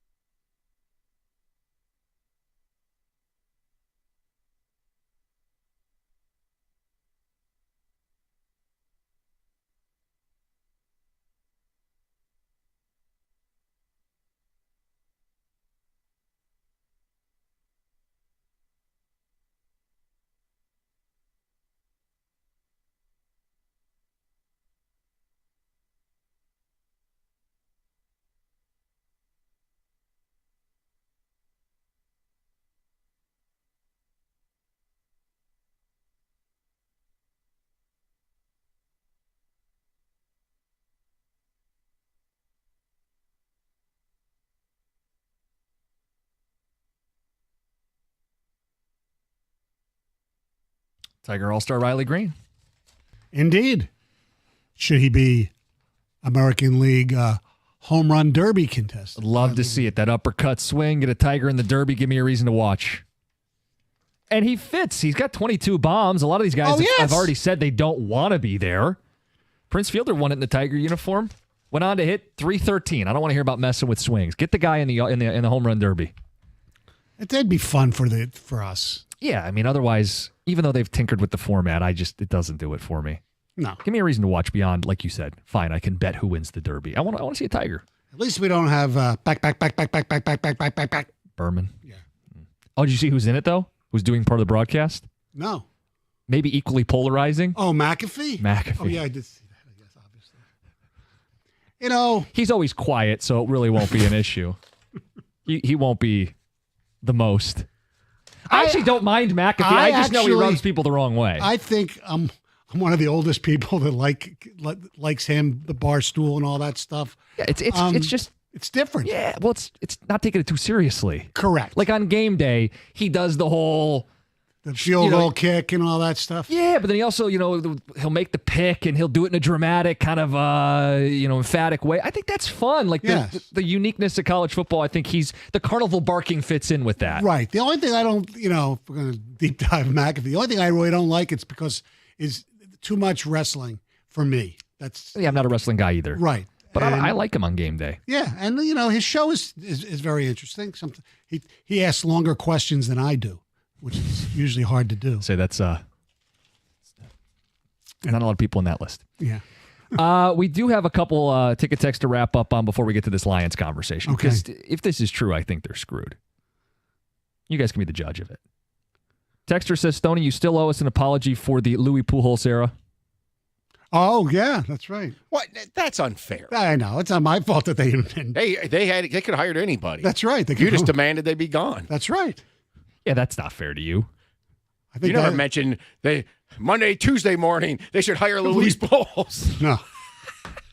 Jeez. You make a lot of mistakes. You don't deserve. No, I know. Exactly. I'll never understand how Michael Curry became a head coach of the Detroit Pistons, Jason and Rochester Hills. The players kind of wanted him. That's the problem. Same thing with different, obviously more successful, and I really like him personally. The players, the day when the Wings won the Cup in 2002, and Scotty is telling everybody in the handshake line that he's done, players went to members of I know personally myself, Wojo, and some others, lobbying for Dave Lewis. They hired Dave Lewis, and they didn't win a Stanley Cup again. So they got Babcock. They got Babcock. Yeah. Texter actually says that Babcock should be on this list. Okay, look, the guy hung up on me once. He could have been a real Richard. There's no doubt about it. Mike Babcock was a really freaking good coach for this freaking team. I mean, I could see feeling that way about, his time elsewhere, like in Toronto. But no, you can't put Mike Babcock on the list of worst coaching hires in this century. Says we might have won with Babcock, but anybody could have won with that team, and Babcock is a scumbag. Okay, he might be a scumbag. He was a good coach. I'm sorry. I think Johan Franzen would disagree that he was a good coach. I know. But I know from a results standpoint, I get what you're saying. I think Johan Franzen would say he was a good coach, but a crappy human being. He ruined his life. Yes. Yeah. I don't know. He won a championship, and he did it by making one of the more calculated decisions during that playoff run. Yes. When he benched Dominic Hasek for Ozzy. Yep. After game 2 of the Nashville series. I think it was 4. Oh, whatever. Yeah, you're right. And a ticket texter says, no, we don't want Riley in the home run derby. There's an after effect those guys have. Let Riley relax, Roger and Wyandotte. That hasn't hurt Pete Alonso, didn't hurt Prince Fielder. I'm not worrying about it. There's evidence on both. Sure, you can make whatever case you want. Yes. I can't believe somebody said Mike Babcock. That stuns me. It's all about winning titles. Oh, one more. I meant to read this one. Connor Stallions. Oh, okay. The argument is we didn't need to do it anyway. They would have won anyway. And now instead there's this cloud that hangs over their national title that they forever have to be dealing with. And there still may be punishments yet to be levied against them. Yes, I firmly believe that was a bad hire, as we found out. but I firmly believe that they still would have won without him. Which is why you didn't need to invite it. True. Okay, Lions. I've been teasing this for like a half hour. Let's get into this. And I don't know if people feel Well, the you're same such way. a tease, Jim. Thank you. It's not quite Karshian, but I do want people's feedback on this. I'm scrolling social media, and we're not into football season, although the Lions are going to be at camp this month. I know. They're going to play a preseason game this month. And Pro Football Focus has their updated offensive line rankings. They have the Eagles number 1. Lions are not number 2, 3, 4, or 5. Lions are not a top 5 offensive line, according to Pro Football Focus. They're also not a top 10 offensive line. They check in at number 13, and they highlight not just the loss of Frank Ragnow, but Zeitler as well. Yeah. And they point out you got inexperience sliding in. You cannot bank on this group being elite like they were last season. Stoney, I expect them to take a step back with the offensive line. Correct. If they are not even a top 10 unit, they're screwed.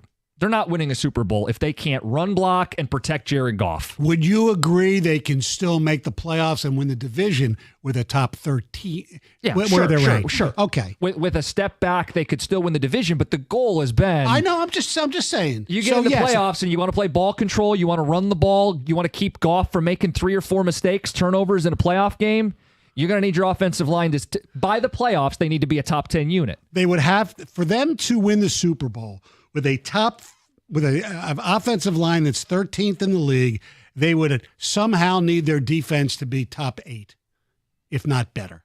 That's the only way they could do it. Do you foresee them having an elite defense? No. I think it'll be improved. Yes. But it won't be elite. Correct. So the recipe has and will always be with this football team. We win up front. We maul you. We beat your ass at the line of scrimmage, and we take what we want. Well, if those gains don't materialize because you can't get to the second level because the interior of the offensive line is unsettled, that's a problem. Yeah. The fastest path to the quarterback is not around Penei Sewell or around Taylor Decker. It's up the middle. Jared Goff, he ain't Patrick Mahomes. No. He's not going to be doing razzle-dazzle and magician and pulling a rabbit out of his ass. He's going to be on his ass, and the play's going to be over. They have to be a top 10 offensive line to have a chance to win the Super Bowl. Yes, they do. So they'd be screwed if this plays out. If this is where they are, not just at the start of the year, right, but if Hank Fraley can't get the offensive line, if these young players can't solidify it, they're not winning the Super Bowl. Period. Doesn't matter anything else. Aiden Hutchinson's bounce back, J-Mo breakout, none of it will matter. You're correct. There's their offensive line. It's the foundation of what they are. And if that foundation cracks and the crack expands where it's worse by a substantial amount, they can't make it up. They can't win the Super Bowl. No, they won't make it up. No. Now, this is not me telling you today that they're sentenced to being a bad offensive line. Correct. We're just using one rating if this service. plays out, yeah. Right. And this is a popular rating service. Right. You could tell me that you don't respect them. You think they're wrong. But we all agree they have to be a top 10 unit for them to win a Super Bowl. Correct. Because everything else falls apart if they're not. Right. Well, because you talk to previous offensive linemen that we know, both John and TJ, and they can't stand PFF the way they grade offensive linemen. So, fine. I just know a year ago they would have had the Lions ranked as one of the 3 or 4 best, yes, and we would have celebrated it. Correct. So what I don't want to do is go, well, right, because they don't like us, now they're no good. Believe me, I know. I mean, a couple lines they do have that I think are going to be interesting here. So Philly's number 1. They highlight Chicago as 4th. Lions fans don't want to hear that, but Ben Johnson recognized what he was leaving in Detroit, and they went out and traded for 2 interior offensive linemen and signed a center. Yes. I'll just say this about that. That's responding to paper. You know what I'm saying? Yeah. On paper, are the Bears linemen better? 1 through 5? Tackle to tackle? I think that's debatable.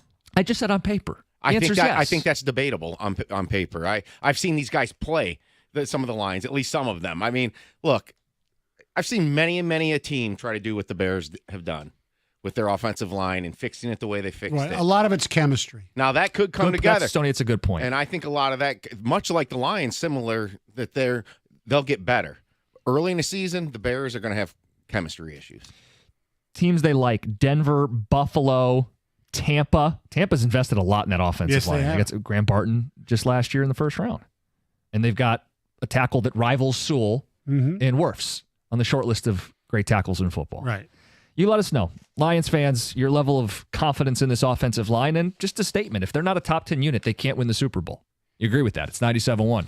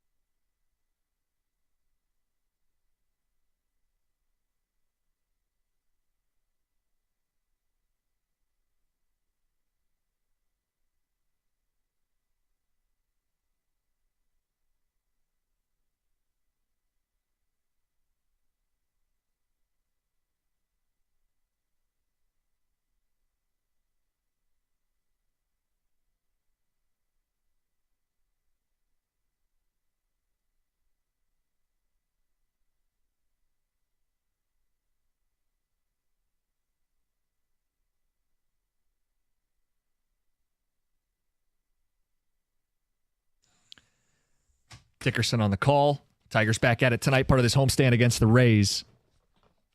Last night was the McKinstry night. He had the big throw. He had the homer. He had his manager stumping for him to make the All-Star game afterwards. Scott Harris was on the TV broadcast saying, get him to Atlanta. Yeah. The irony of all of this is they need Bregman to be hurt to open up the roster spot.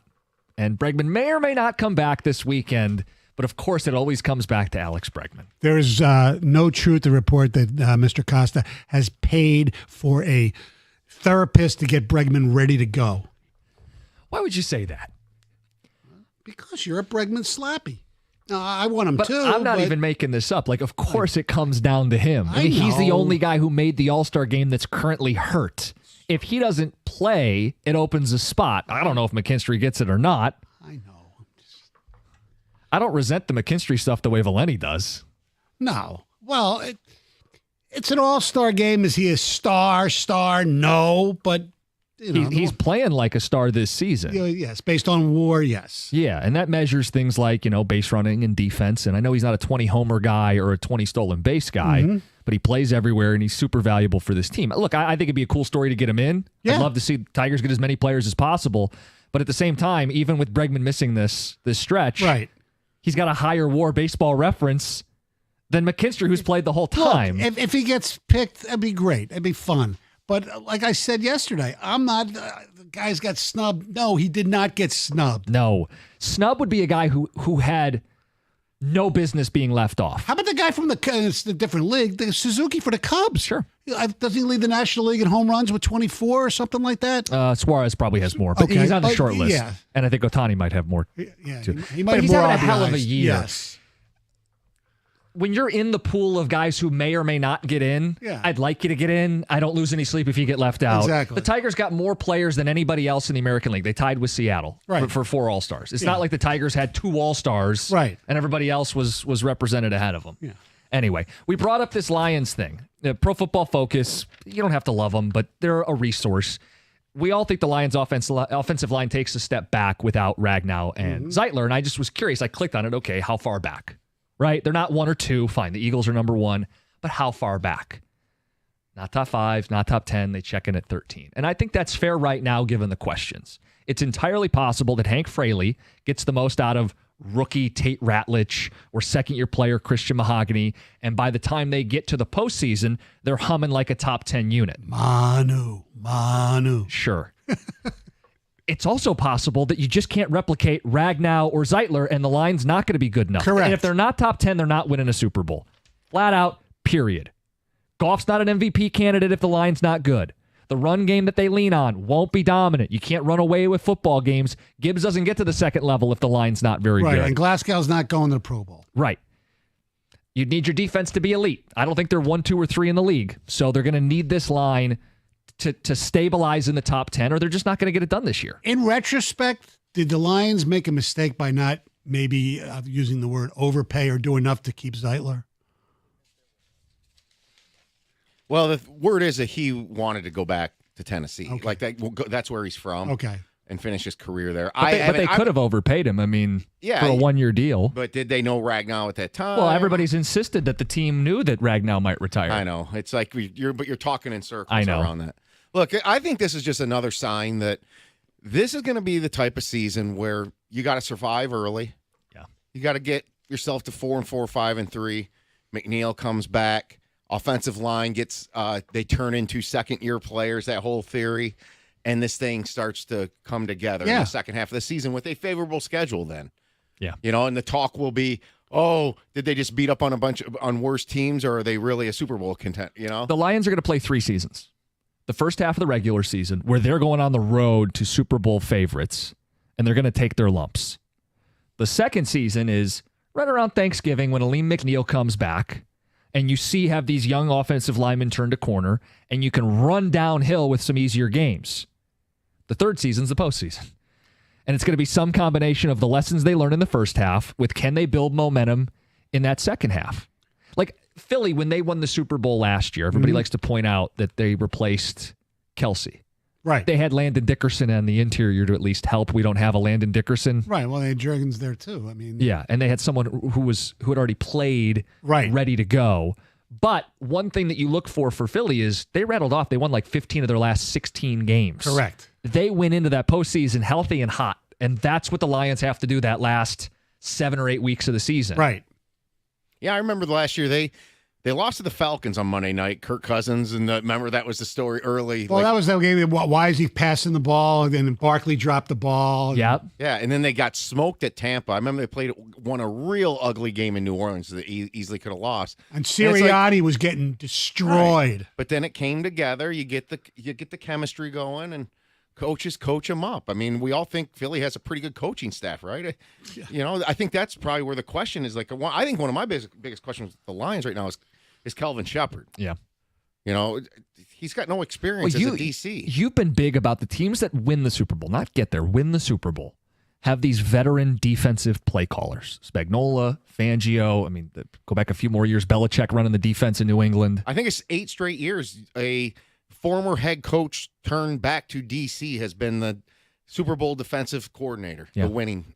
Just a trend, just something to notice. It doesn't mean he can't, but he's trying to fight against that trend as a first-time play caller.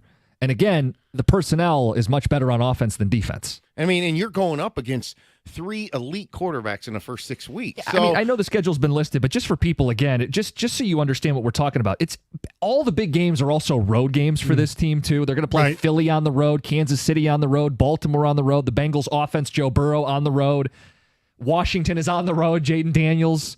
All these games are not only against great quarterbacks, they're also tough road games.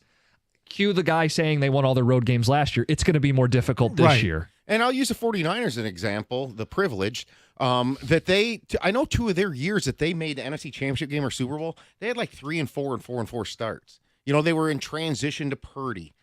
They were surviving injuries. They had a lot of coordinator changes, to Salah leaving.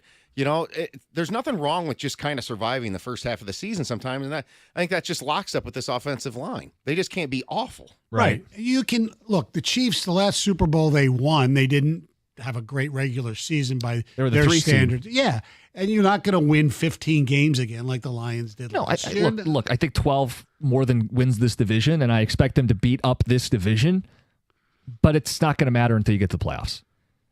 We learned that lesson last year. I think 10 is what they're going to end up doing. You think 10? That's probably a wild card. I think they could win the division. This division. You're not, okay, fine. I think they can win the division. Split the division. Games. Beat me in the middle, 11 games. Okay. All right. So the Lions' offensive line on the ticket text says, so if they're ranked 11, they're screwed, but if they're 9th, they're fine. You know what we're saying. When they're a top 10 unit, you're playing like one of the best units in football. Correct. If you're not, you're not. Right. I mean, that's it. To me, I boil it all the way down to that. Texter says there's no real difference in the 10 offensive line versus the 13th. PFF rankings are completely subjective fake analysis used to sell subscriptions to dorks. As long as the line isn't awful, they'll be fine. I don't think it's a matter of not being awful. No. They have to be very good. Right. Good to great to win the Super Bowl. Yes, Greg. The Lions offense can work around something else. Maybe a lot of screens to Gibbs. Yeah. Well, now you're making Tom's case to draft the number 1 in your fantasy league. Guys, look at it the other way. Next guy up. They'll coach him up, and these guys will step up. The Lions will be awesome. 13-4, Joe in Roseville. I just think it's like completely dismissive of Ragnow and Zeitler to go next guy up. They'll be fine. Well, you're going to think that a rookie is going to come in and replace adequately an all-pro center. I mean, the way some of these people talk, if Goff got hurt, they'd say next man up will be fine, win 14 games. Yeah. I know quarterback's different, but guys, these are critical cogs on the Lions. Yeah. Let's get to Troy in Howell. Troy, good morning. Good morning. What's up? I just want to say, I mean, you don't have to be a top 13 offense to do amazing. Top 10, top 5. We got Dan Campbell, the man, the myth, the legend. I'd put my life in his hands. We don't have any Taylor Swift that's loved by every 12-year-old girl in the stadium. We have grit. And people don't trust Dan Campbell when we have grit. We got a lot of young guys out there. All they need is Dan Campbell. He will coach them up, and we are going to win the Super Bowl, period. Okay, let me ask you a question, Troy. I mean, the Chiefs did win a Super Bowl when they did, and they still do have, Mr. Taylor Swift. So you can throw that up your butt. The other thing is Patrick Mahomes with the refs. Yeah, well, whatever. The other thing is Dan Campbell. I love Dan Campbell. Great coach. Great guy. Yeah, absolutely. Sure. But they haven't gotten to a Super Bowl yet with arguably a team that's probably going to be better than they're going to be this year because of what we talked about with the offensive line. Yeah, it's the process we got to trust, and the process we know. You give them time. This is our year. Last year we got so close. got it taken from us. But this year we got the young age. Troy, hold on. How was it taken from us? Oh, it was taken from us. How? What do you mean? You know how it was taken from us? By Jaden Daniels ripping up this team, by Jared Goff handing the ball away to the other team? Yeah, Jared Goff took a crap, but, it's a new year, new him. How did Jared Goff take a crap if Dan Campbell was his head coach? That doesn't seem possible. Off game. We all have bad days. Okay, well, that's what true. we're saying. Well, it sounded like you were making an excuse like the refs or some other force caused them to lose the game.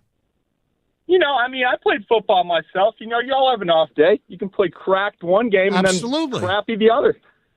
That's here's the problem. To win a Super Bowl, you can't have any of those games in the playoffs. Right. And you're more likely to have those games without your offensive line. Stoney, we're talking to like the king of the Kool-Aid Club here. Oh, my God. Because Dan Campbell exists, Super Bowl imminent. He's a hell of a coach. He's changed the culture. He's gotten buy-in. I think he's changing football with all these fourth down calls, putting people on their toes. But to say just because he exists, everything will work out? Even he knows that's not the case. I know. What did he say when they lost the NFC title game, Stoney? Might not make it back. Right. That wasn't him retiring. He's still coaching, and he realizes just because he exists and he tries to will this team. I mean, hell, they dragged that team to 15 wins last year. Yes. Didn't matter. No. Next man up last year. Yes. He can do it again. But they got bounced they got bounced at home as a double-digit underdog by a rookie quarterback. Yeah. But Campbell and stuff. Yeah. Mm-hmm. It's 97-1.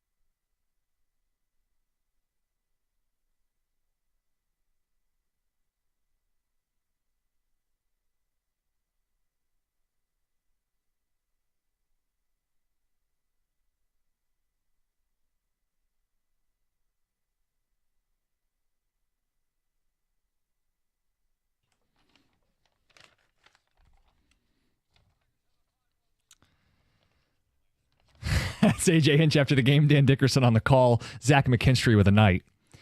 Some ticket texters.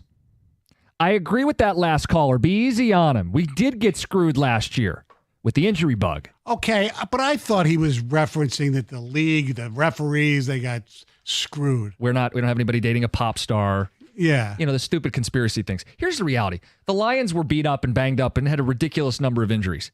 They still should have won the first game.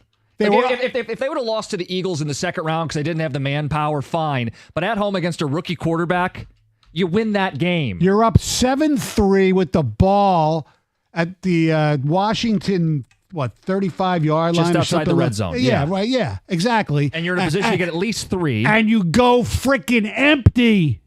And Goff had one of his 4 turnovers.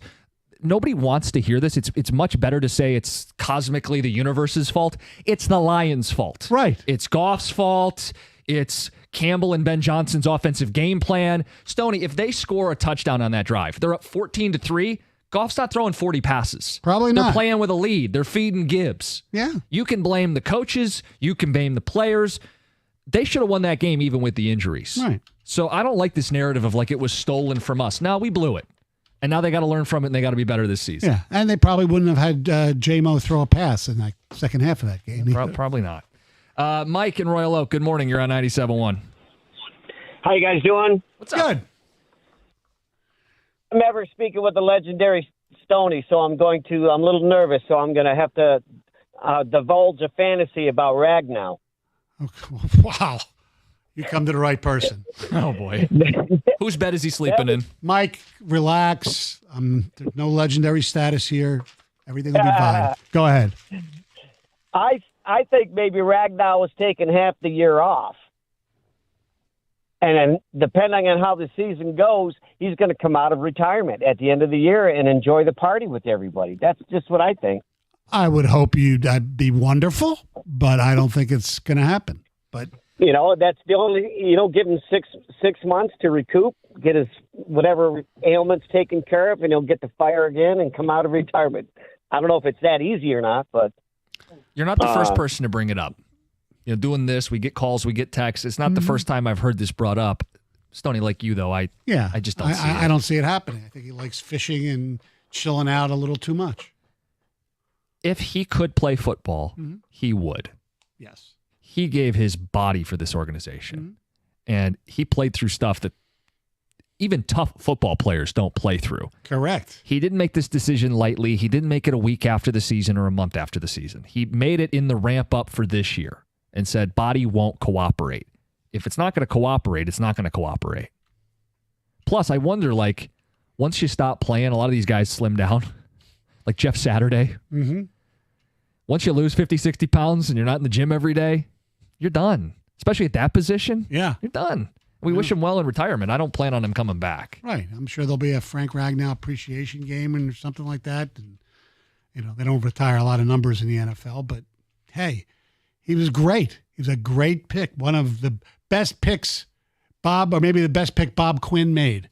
Chicago says they got bounced because of Mr. Gimmick Ben Johnson. We're going to be a better team because we don't have Johnson trying to make a name for himself. I'd like to think John Morton will be an upgrade for this team. Okay, let's be fair here, all right?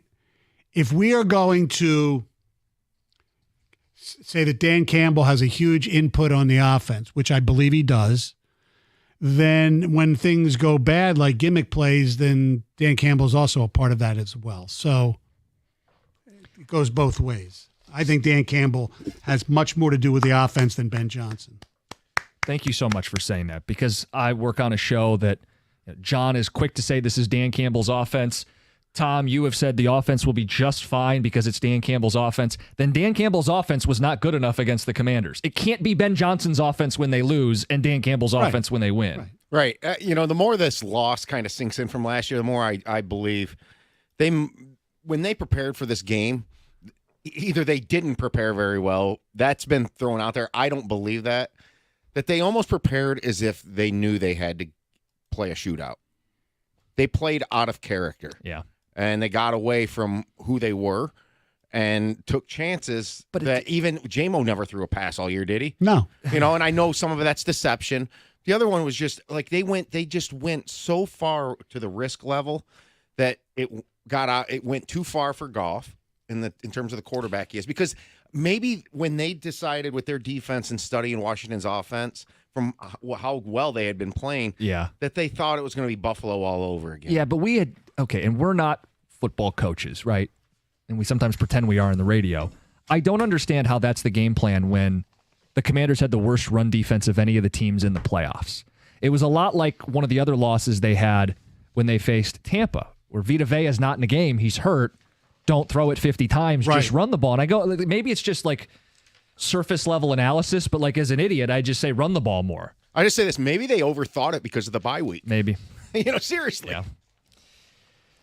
Anyway, we got Gator coming in the studio. Carson Anderson coming up next. A lot to get into today. We hit on the Tigers, the game last night, the All-Star festivities. Do we want a Tiger in the home run derby? We hit on Prime Days. If you missed any of that, weird purchases that have arrived at your door that you made or your spouse made, you can go back, use the Odyssey Rewind for all that. Gator, I'm halfway there to my bold-ass prediction being true. Javi, 20 home runs.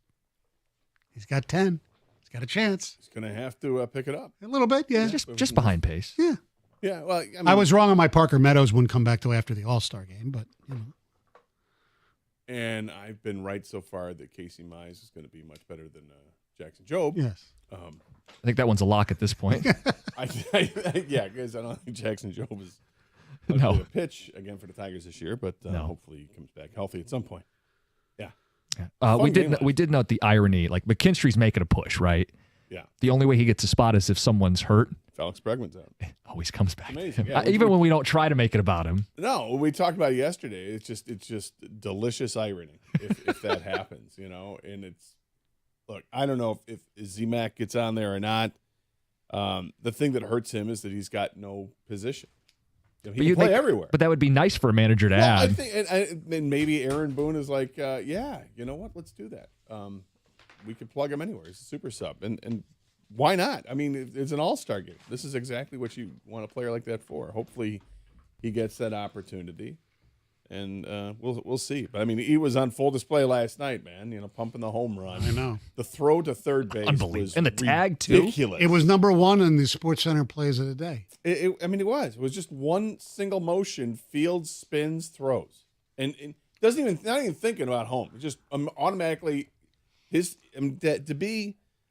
Mentally ready to know what's going to happen. Every baseball player has to do it. Most of them do it. But when you see it in full display like that, that's one full motion. I'm not thinking about home. I'm throwing a third. Right. And had him by a large margin. Right. It was a hell of a throw. It was. Great tag by Javi, too. Yes. What do you guys got coming up today? We will break up 4 hours of Zach McKinstry love with an edition of Are You Going to Eat That in the Noon Hour? Did you find anything in the golf quarterback show yet? I know it just dropped. I don't know if anything's gone viral yet. I watched an episode and a half this morning. It's up at 3 a.m, Gator. Well, look, I mean, it's for show purposes. Of course, we got sacrifice. something. We got something. Okay, we got something. Because it It just right? came out today. Like most of your audience hasn't even heard it yet, but Doug found stuff. Yeah, well, I mean, that's what Doug does. That's what he does. Look, when Doug's tuned in to watch something on TV, it's sports related. Yes, it is. All right, Carson Anderson coming up next. It's 97.1.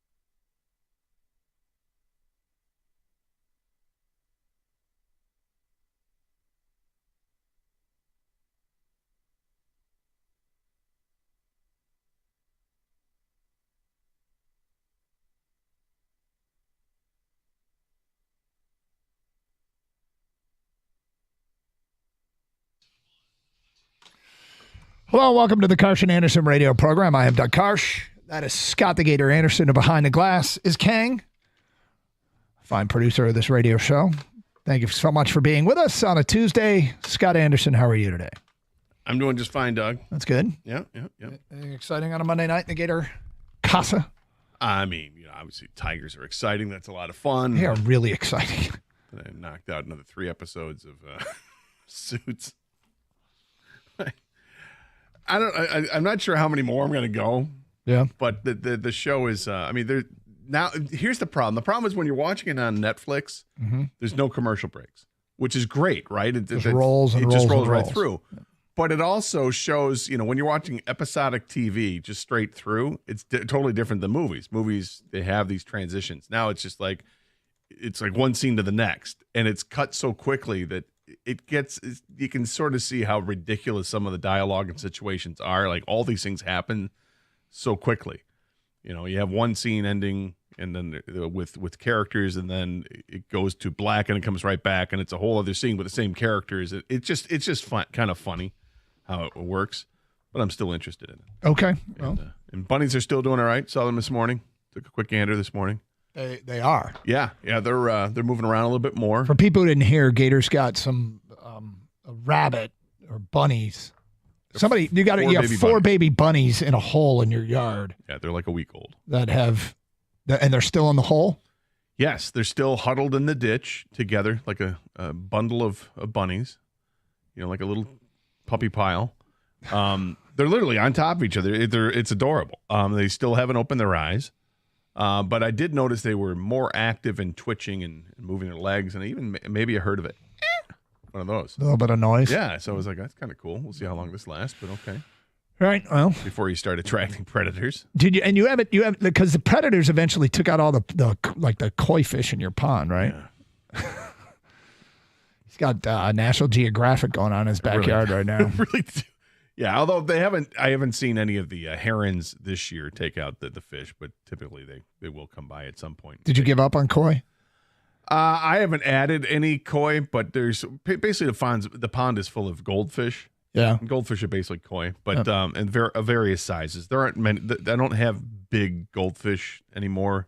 I might have 1 or 2 that are maybe 5 inches long. Otherwise, they're all like an inch. One more Gator Wildlife Backyard update. Any sightings of Big Boss Man? No, I'm glad you mentioned that. I have not seen a ton of frogs this year. Yeah. I haven't heard a ton of frogs yet this year either.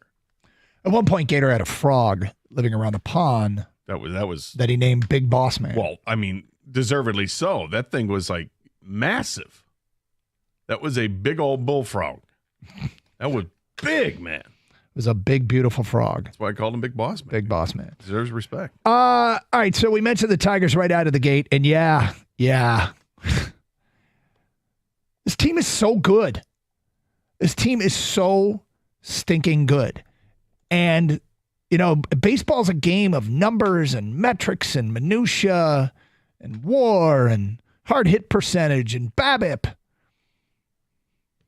Here's the number I like. 24 games over 500. Right? Yeah, Here's another number that doesn't need much interpretation. 14 games clear of second in the American League Central. Here's another number. 630. That is the winning percentage. I have a little exercise here, okay? Okay. Going to start the day with some exercise. Okay, this is like math for you. All right. I'm going to start Gator off with a math question. All right. So the Pistons, our basketball team, their over-under was 24.5 prior to the season. Mm-hmm. They won 44 games. That's right. Yep. So they were 19.5 games over their expected win total. Are the Tigers currently on pace to exceed that or not? To exceed the 19.5 games over the expected win total? Yep. Let me think. If the win total was supposed to be around... It's a great question because I forget if people thought they'd take this. We try to ask great questions here. Yeah, no, I'm trying to think. Did Vegas think they'd take a step back? And let's say it was around, let's just say for the sake of 82. If they're on pace for 92, it'll be 10 games above. But is it compounded? Because I'll say they're below pace for that. Below pace. So the Pistons finished 19 and a half games over their Vegas preseason expected win total. You think the Tigers will be less than 19 and a half games over their expected win total? I say that now I'm starting to realize this. Okay, so let's say the win total was 81. Are they on pace to win more than 100 games is really what it comes down to. Wow. Actually, no. I bet. Is it over? Slightly over, or is it dead on? So their over-under going into the season was 83 and a half. So it's like right at. Meaning if they were to go 19 and a half games over, that would be 103 wins. Their current win percentage has them coming in at 102.6. 102.4. I'm sorry, 102.4. Rounded down to 102. So right now they are slightly behind doing what the Pistons did, which is figure. But you know what's crazy about that? I went back and looked. Do you know what the Lions' expected win total was? Going into last year? Yeah. 10 and a half? Exactly. And they finished with 15. Right. Lions expected win total, 10 and a half, finished with 15. Pistons expected win total, 24 and a half, finished with 44. Tigers preseason expected win total, 83 and a half. They're on pace to win 102. We've had some teams really exceed expectations around here, haven't we? How about those Red Wings? Why you don't even need to bring them up at this point. Okay. I hope their day will come, but in the meantime, we won't. Yeah. Unless they give us reason to. It's crazy to look at this. 24 games above 500 is crazy. Looking and I mean, just looking at the numbers, like, wow, 58 and 34. Mm-hmm. Who's the competition? And then you look at the competition now. Like a week ago, it was Cleveland was in second place. Then Cleveland started losing games.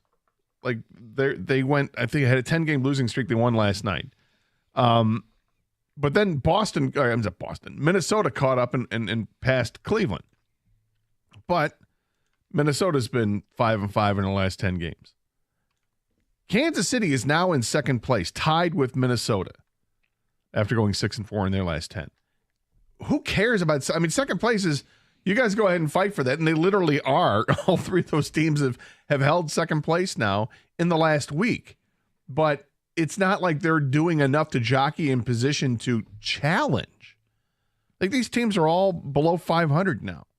You know, the Kansas City and Minnesota are both 4 games below. The Tigers are 24 games above. It's unbelievable what they're doing. And now 4 wins in a row, 7 in the last 10. They had been playing very mediocre like fish sticks for a while here. And now they're starting to really kind of reassert themselves as being king of the jungle here in the Central Division. Yeah, man, just bathe in it, roll around in it, and enjoy it. Tigers, an exceptionally good baseball team right now, and they're getting some exceptionally good play. Look, you and I are always trying to figure, when things aren't working out, we try and figure out, okay, how can they work out? What needs to happen for things to get better? And yet there's a few things that I want to kind of keep in mind because it's really good right now. Can it stay good is ultimately the question. And we will discuss the sustainability of what this Tiger team is doing next. Let's get to your phone calls and feedback. Lots to like about last night's game, of course, and we'll get into that as well here on the Carson Anderson radio program on 97.1 The Ticket.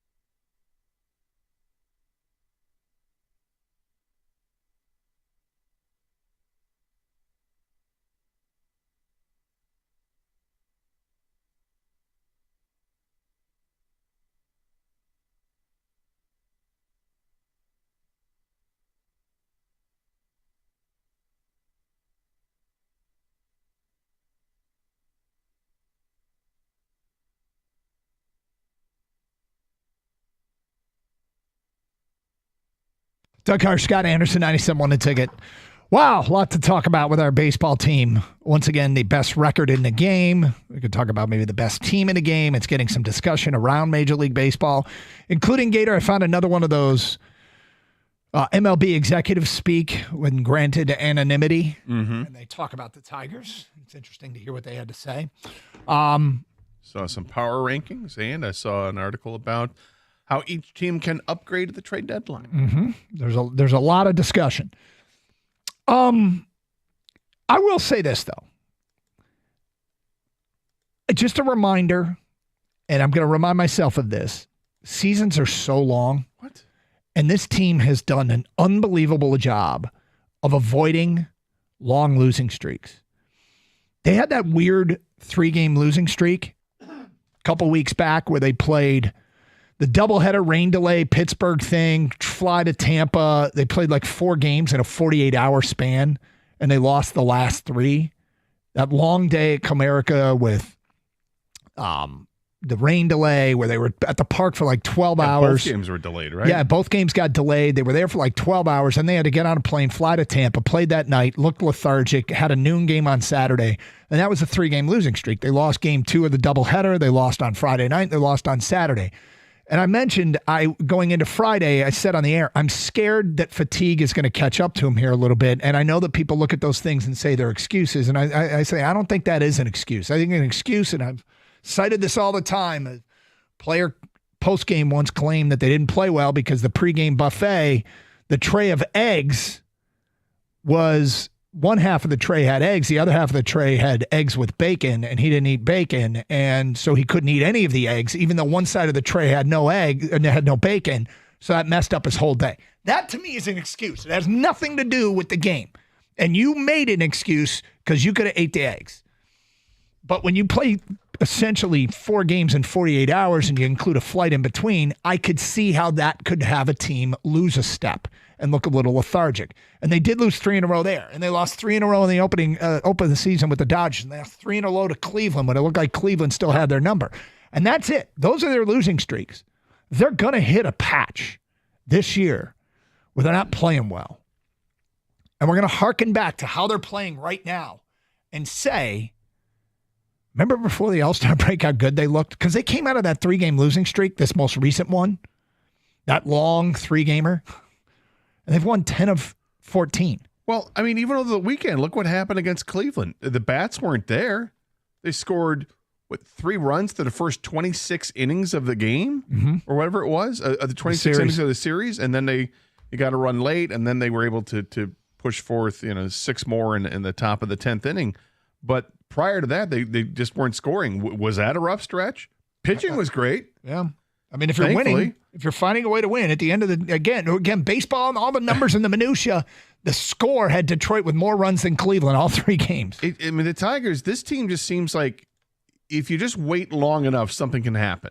And they believe in each other, and the pitching has been spot on when it's needed to be. It's everything's coincided. Yep. Normally you go through seasons, you're like, when the hitting's good, the pitching sucks, and they lose the games. When the pitching's good, the hitting sucks, and when those things are going well, then they can't field and can't run the bases and all that. Well, they've been able to run the bases going first and third better than anybody in baseball throughout the season. That never changes. Their fielding has been, I would say, save for a very short stretch of games, their fielding has been above average. The pitching, for the most part, has been spot on. The bullpen, a little shaky. Certainly shakier this year than what it was last year, but it's asked to do different things this year. But that could sound like an excuse, and I don't want to do that. And the hitting's been the most consistent thing in this team. The hitting has been, to me, the most surprising thing about the Tigers. Last year, they get on that crazy stretch at the end of the season, ride it into the postseason, whatever, and when all is said and done, their season totals offensively were still nothing special. This team was a well below average OPS team. And now things have changed. 3 more home runs at Comerica Park. The Canyon is Comerica Park, where you can't hit home runs. They've hit 55 home runs out of their 119. 55 have come at Comerica Park. The 119 home runs they've hit ranks 6th. It's tied for 6th in all of Major League Baseball.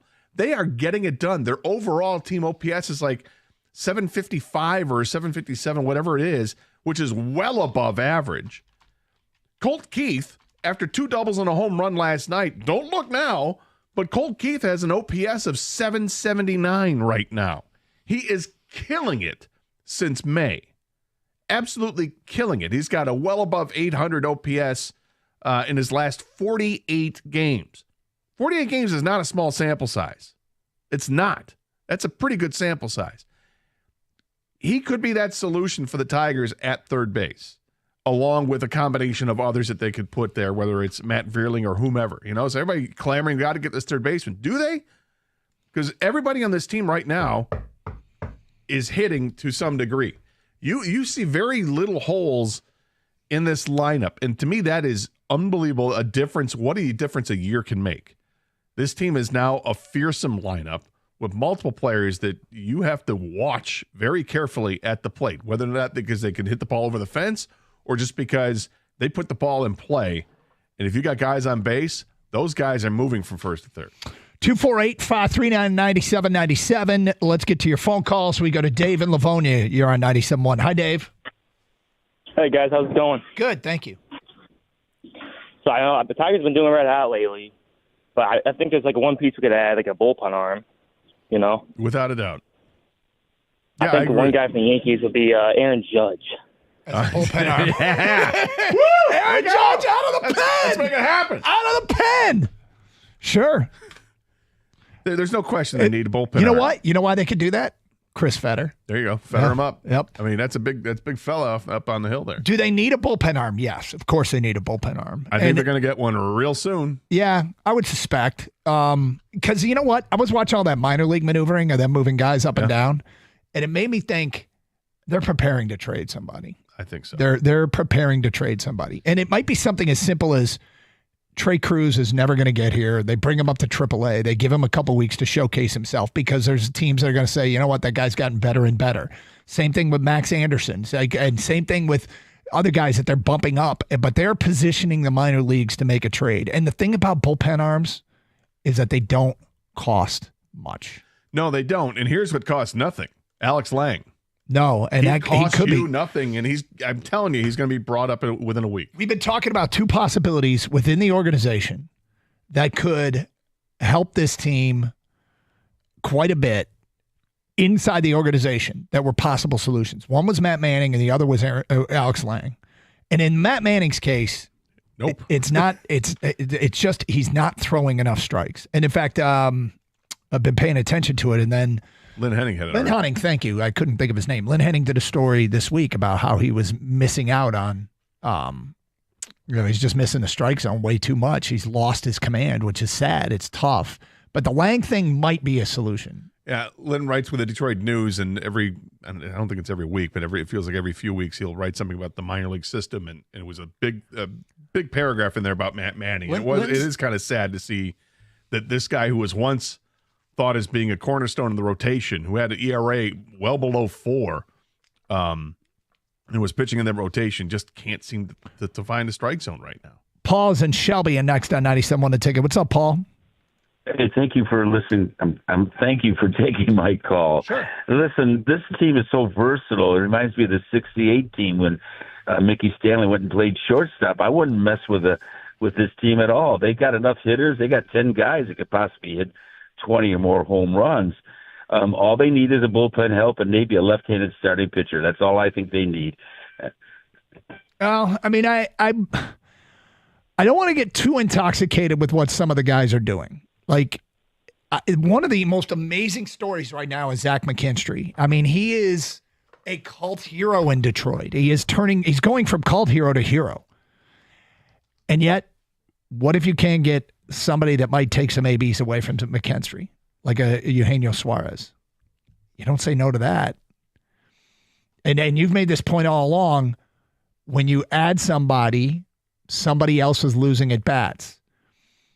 I mean, every time you think Torque is going to sink, he bounces back. Yeah. Colt Keith has bounced back. Riley Green has bounced back. Gleyber Torres is going to be here for the rest of the season. The one guy that might be kind of shaky. It's getting a lot of opportunity, but I think is going to continue to get opportunities because he helps the teams in other ways. Is Parker Meadows. Wenzel Perez is another, but yeah, I didn't want to take away AB some and opportunities from Wenzel Perez. And by the way, Kerry Carpenter will be back after the All-Star break. Right. And that's another big bat to put in the lineup.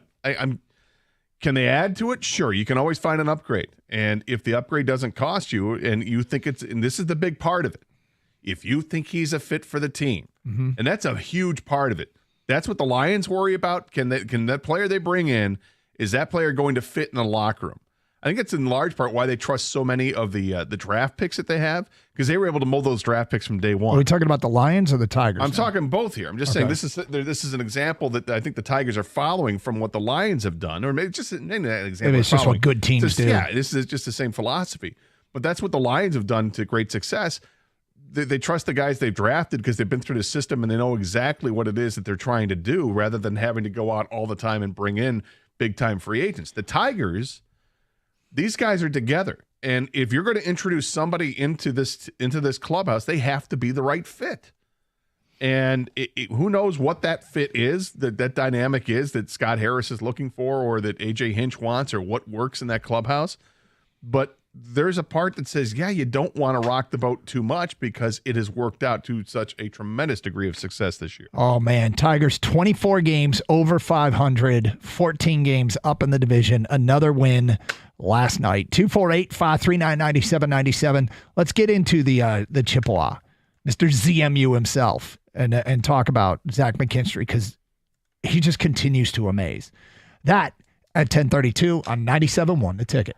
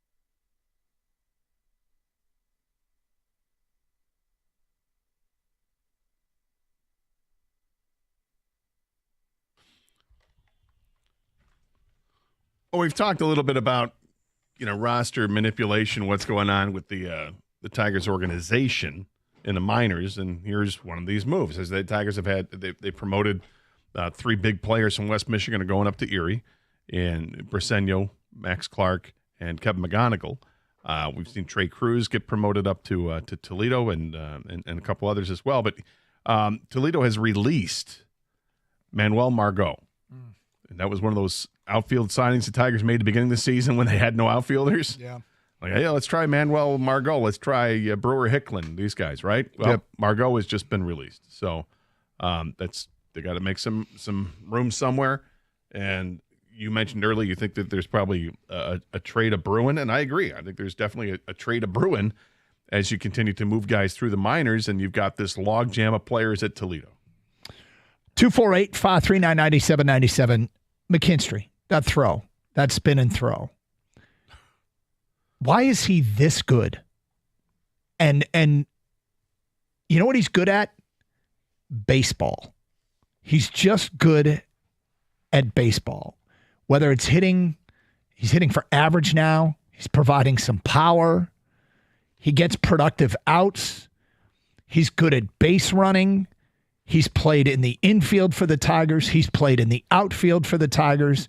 He guns that guy out from right field on that crazy good spin throw. And it was it's basically a not right fielder to a not third baseman. And the not third baseman, his skill set, he's great at catch and tag. And it showed right there. And, he's in the lineup, he's out of the lineup, but it doesn't matter. He still produces. And A.J. Hinch said as much last night. And at one point, he said, what does he bring to the lineup? Everything. He's saying that about Zach McKinstry.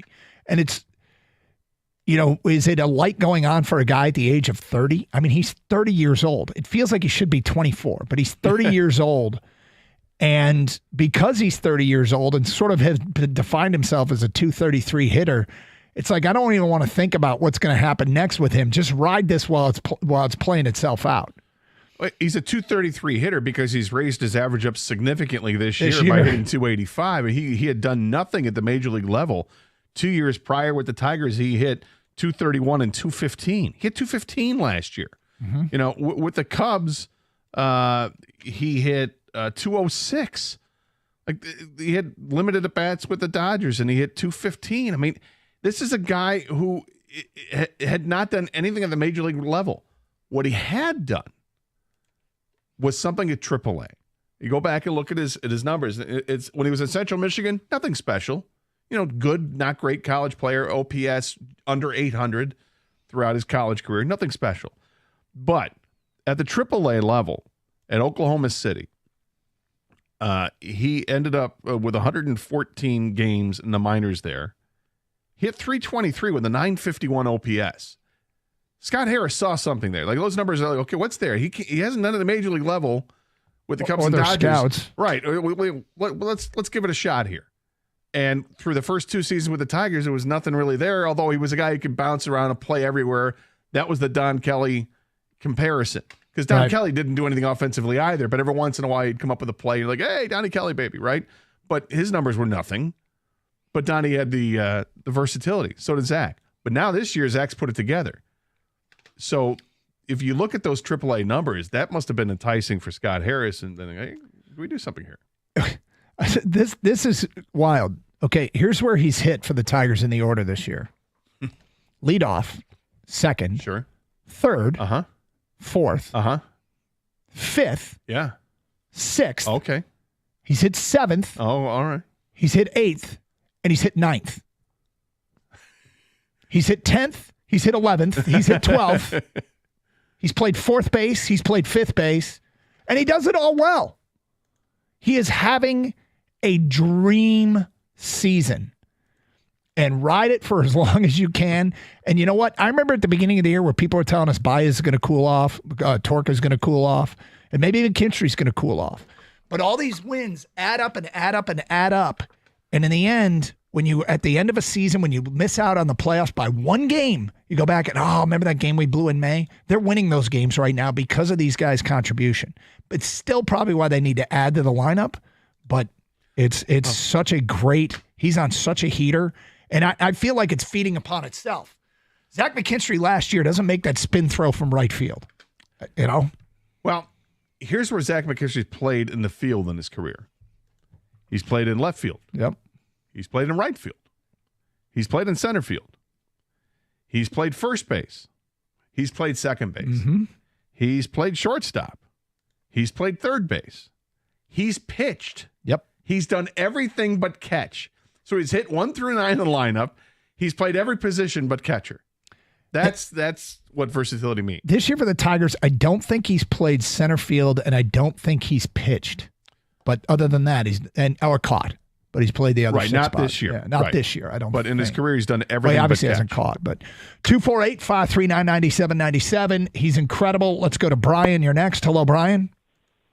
Good morning, boys. Hope you're all well. Thank you.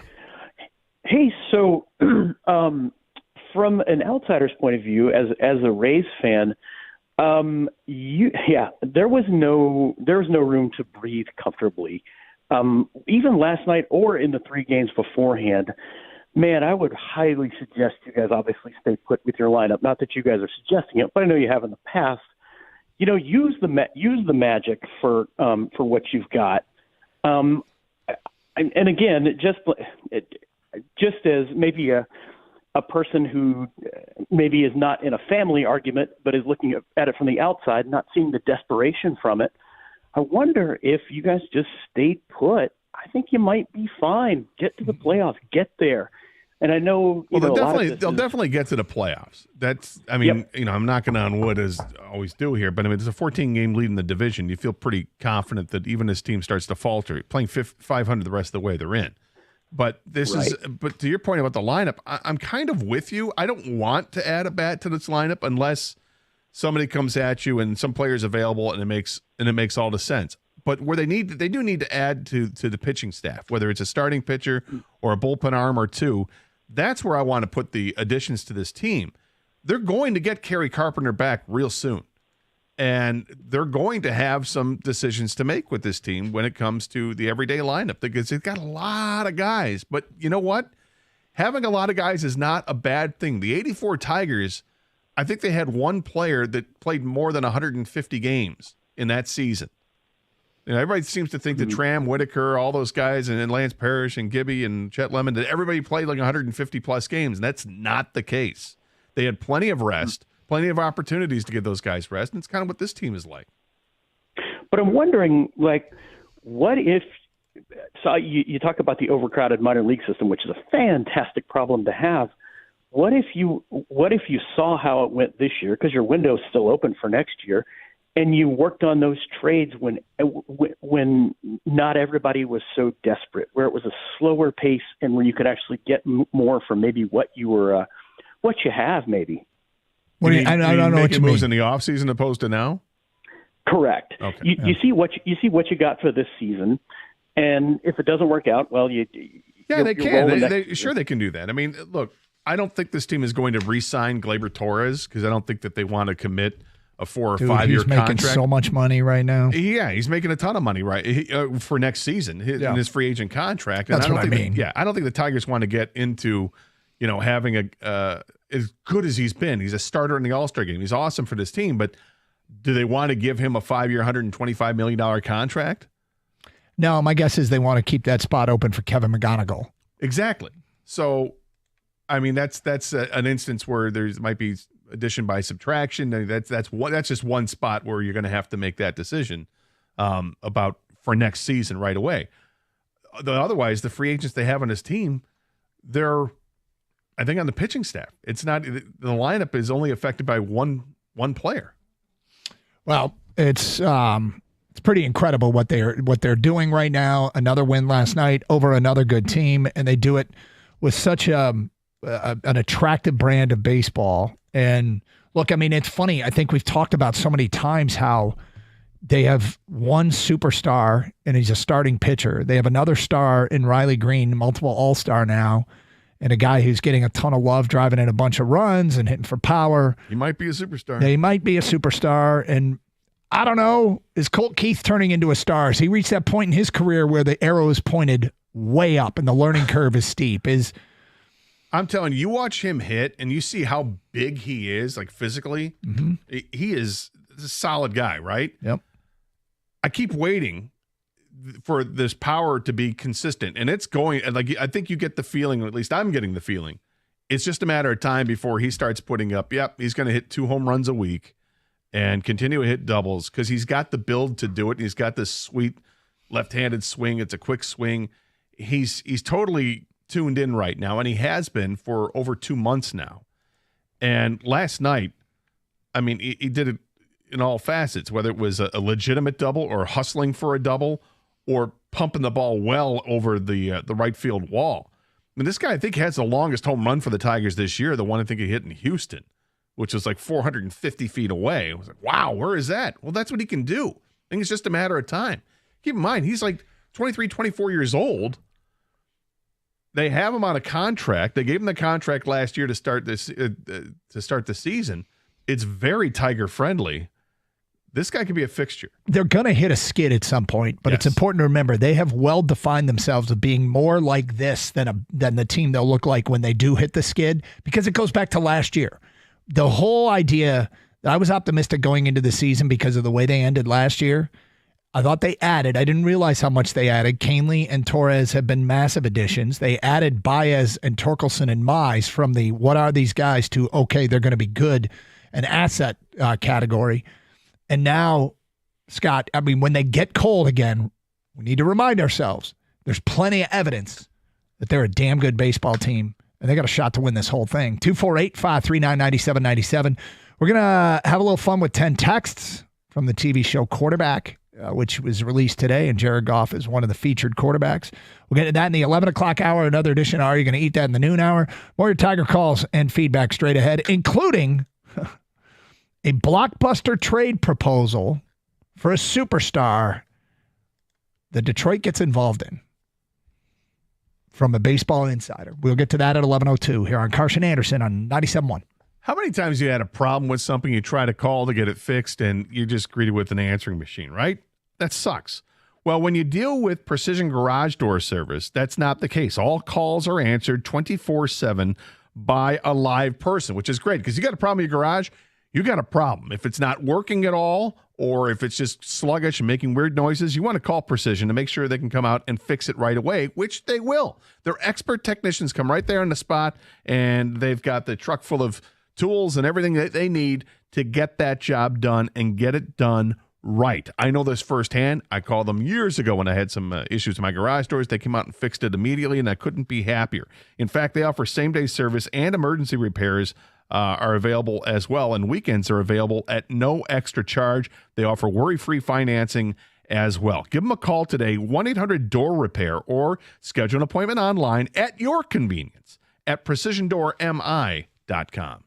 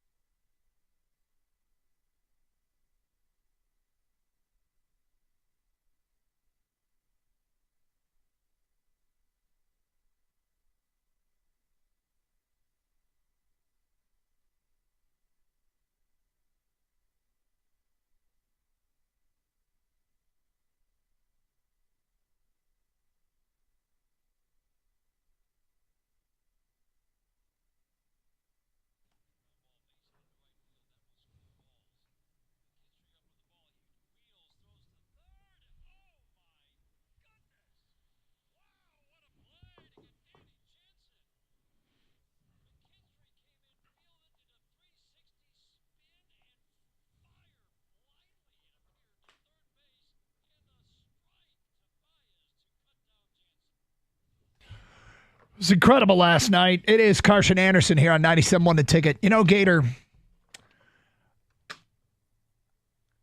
I get fascinated with that moment in time where things change for teams. And that moment in time where suddenly the light goes on. I mean, your team's bad, and we spent pretty much the most part of the last decade being a bad team. Mm-hmm. I found myself constantly in search of, hey, you know, they won 2 in a row over here. Right. Back in 2022. Looking for a nugget. Hey, looking for anything. He hit 300 for the week. And it's because of stories like this. It's because this team last year was completely off the map. They were 55-63.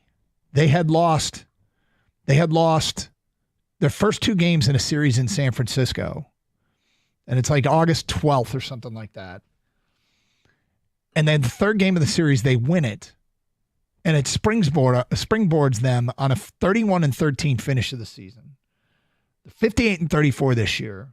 They're 89-47 since that loss to San Francisco. And I want to go back. So that's 42 games above 500? Yeah. I want to go back and I want to watch the August 11th loss and the August 12th win and see if there's like something different, man. Like what? Well, because they were so bad as a team hitting in those first, 120 games or whatever it was, 110 games, they were so bad hitting.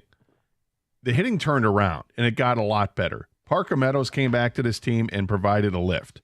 I think they got a little bit out of Spencer Torkelson down the stretch too, but they had other players step up and do something at the plate. This was a team that was, I think their OPS was like at 660 at one point, and they finished I think it was well below 700 last year as a team, but for the last 2 months, it had gotten appreciably better. But the pitching chaos is really what propelled them because it worked. Like teams just weren't ready to adjust to that. And, J.J. Hinch and Chris Fetter and the rest of the pitching staff did a great job to make that happen, to give them a chance to win games. Everybody did their part on the pitching staff, and you cobble it together, and you're just hoping, okay, we've only given up 2 runs or 3 runs here. You guys got to give us 4. And they did more often than not. All right, here's the first text that comes in today. I know Sweeney hit a big homer the other day, but I cannot understand AJ playing Sweeney again. It's ridiculous. He's terrible.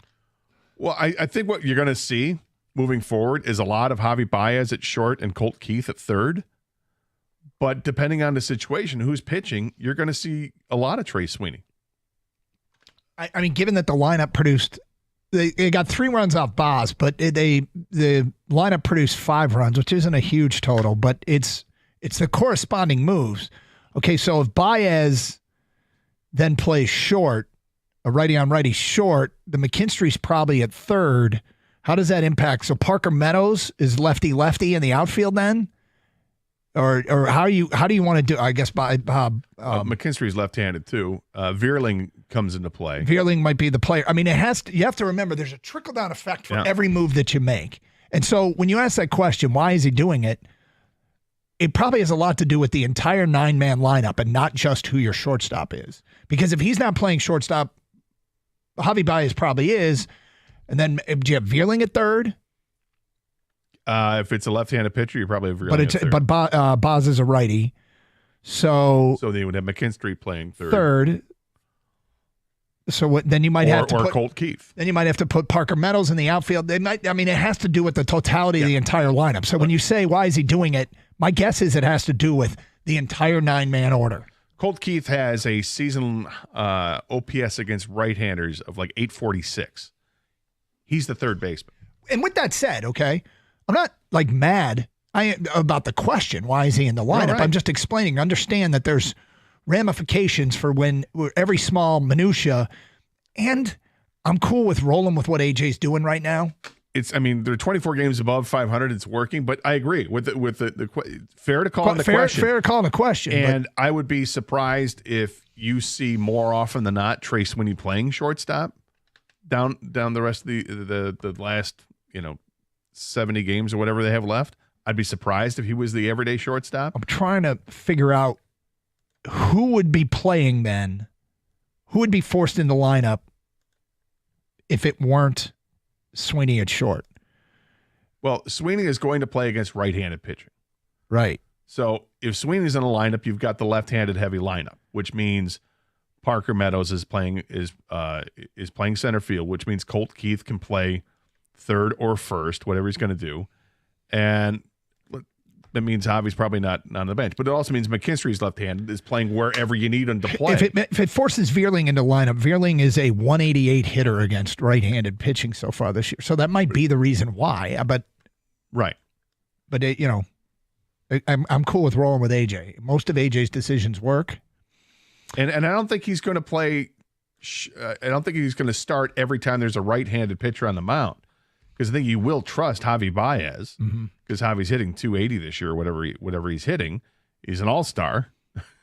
He will get plenty of at-bats against right-handed pitching. I think it's just matchups, and probably it's what matchup is best for Trace Sweeney. That's what AJ has done a great job of is giving these guys the best opportunity to be their best selves. Next text. Don't sleep on Troy Melton either. High strikeouts, low walks, swing and miss pitches. His skill set can certainly fit into our bullpen. He is a pitcher right now down at Toledo. He's starting though, isn't he? Yes, he is. And Cater Montero, who pitched last night, is pitching well. He's not great all the time, but he's made 12 appearances with the Tigers this year. 7 of those appearances, he's given up 2 earned runs or less. It's not a bad ratio. And now he's got his ERA on the season of down to 3.77 or something like that. He's pitched pretty well for this team. Is he pitching well enough where he deserves to be the 5th starter for a while here? Every once in a while, I'm sure they're going to want to do some spot starts, and so the guys can get a day rest. They want to skip a beat here once in a while.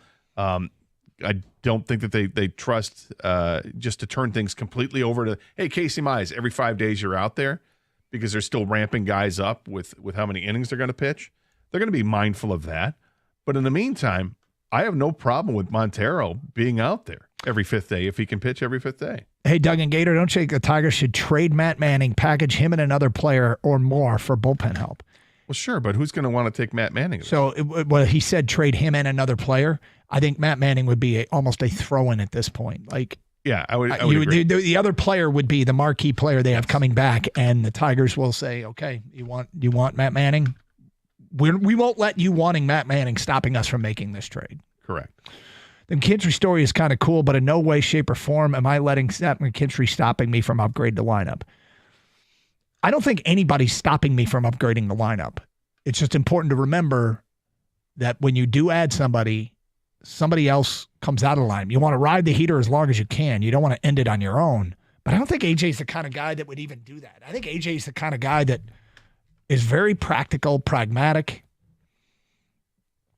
The city loves to glorify role players. There's a difference between Detroit good and actually being good. Zach is closer to Detroit good. Cute story, not anything special.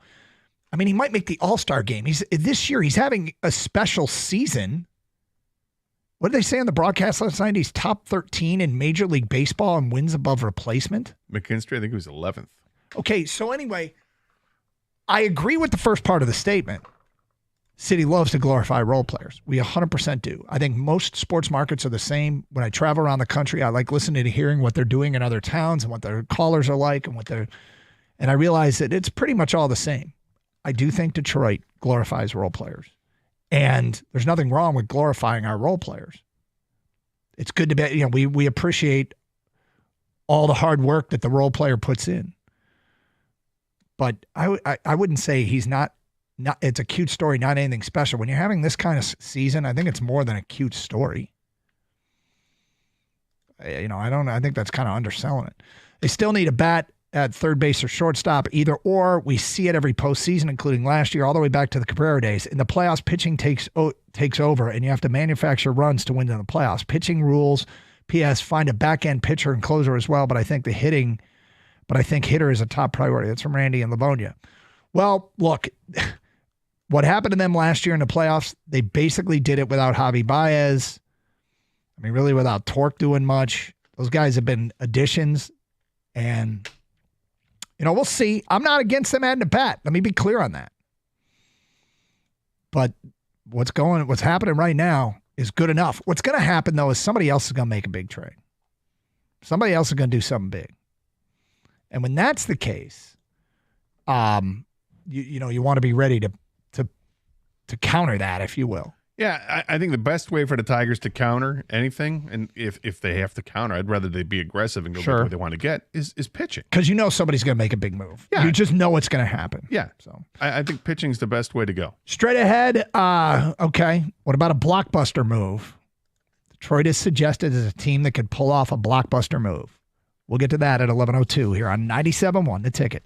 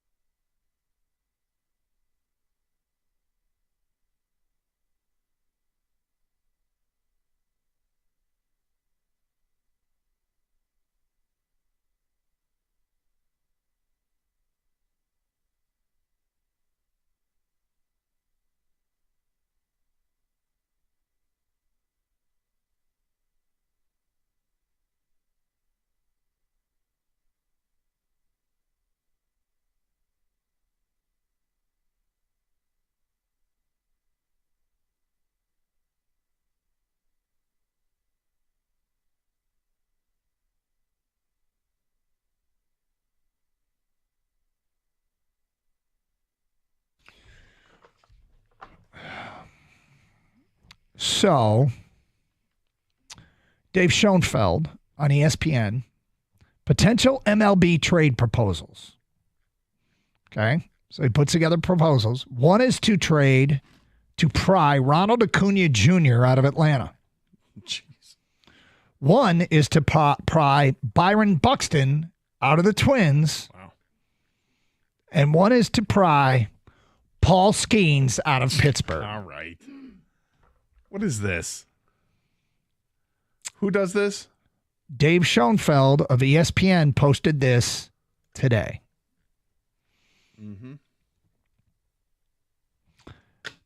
And he writes, Skeens is a pitcher and pitchers get hurt. So if the Pirates are open to listening, ... They're not, but go ahead. And he writes 3 trade proposals. The Mets offer shortstop center fielder Jet Williams, number 20 on the baseball top 100 prospects. Right-hand pitcher Jonah Tong, number 50. Right-hand pitcher Nola McLean, infielder Ronnie Mercurio, and outfielder Carson Bench.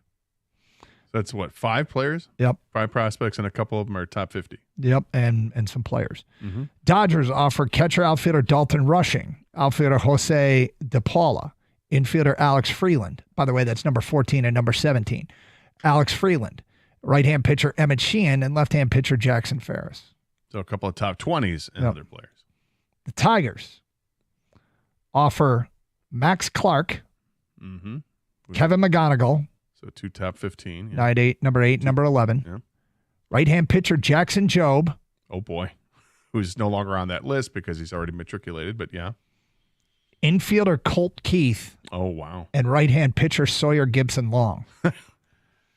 But that's the kind of move that would make Pittsburgh go, huh, right? Well, then he writes, one of these deals could get it done. All right, I'm going to try to play the role of Pittsburgh without knowing much about the other 2 offers. I'm just going to look at the Tigers' offer.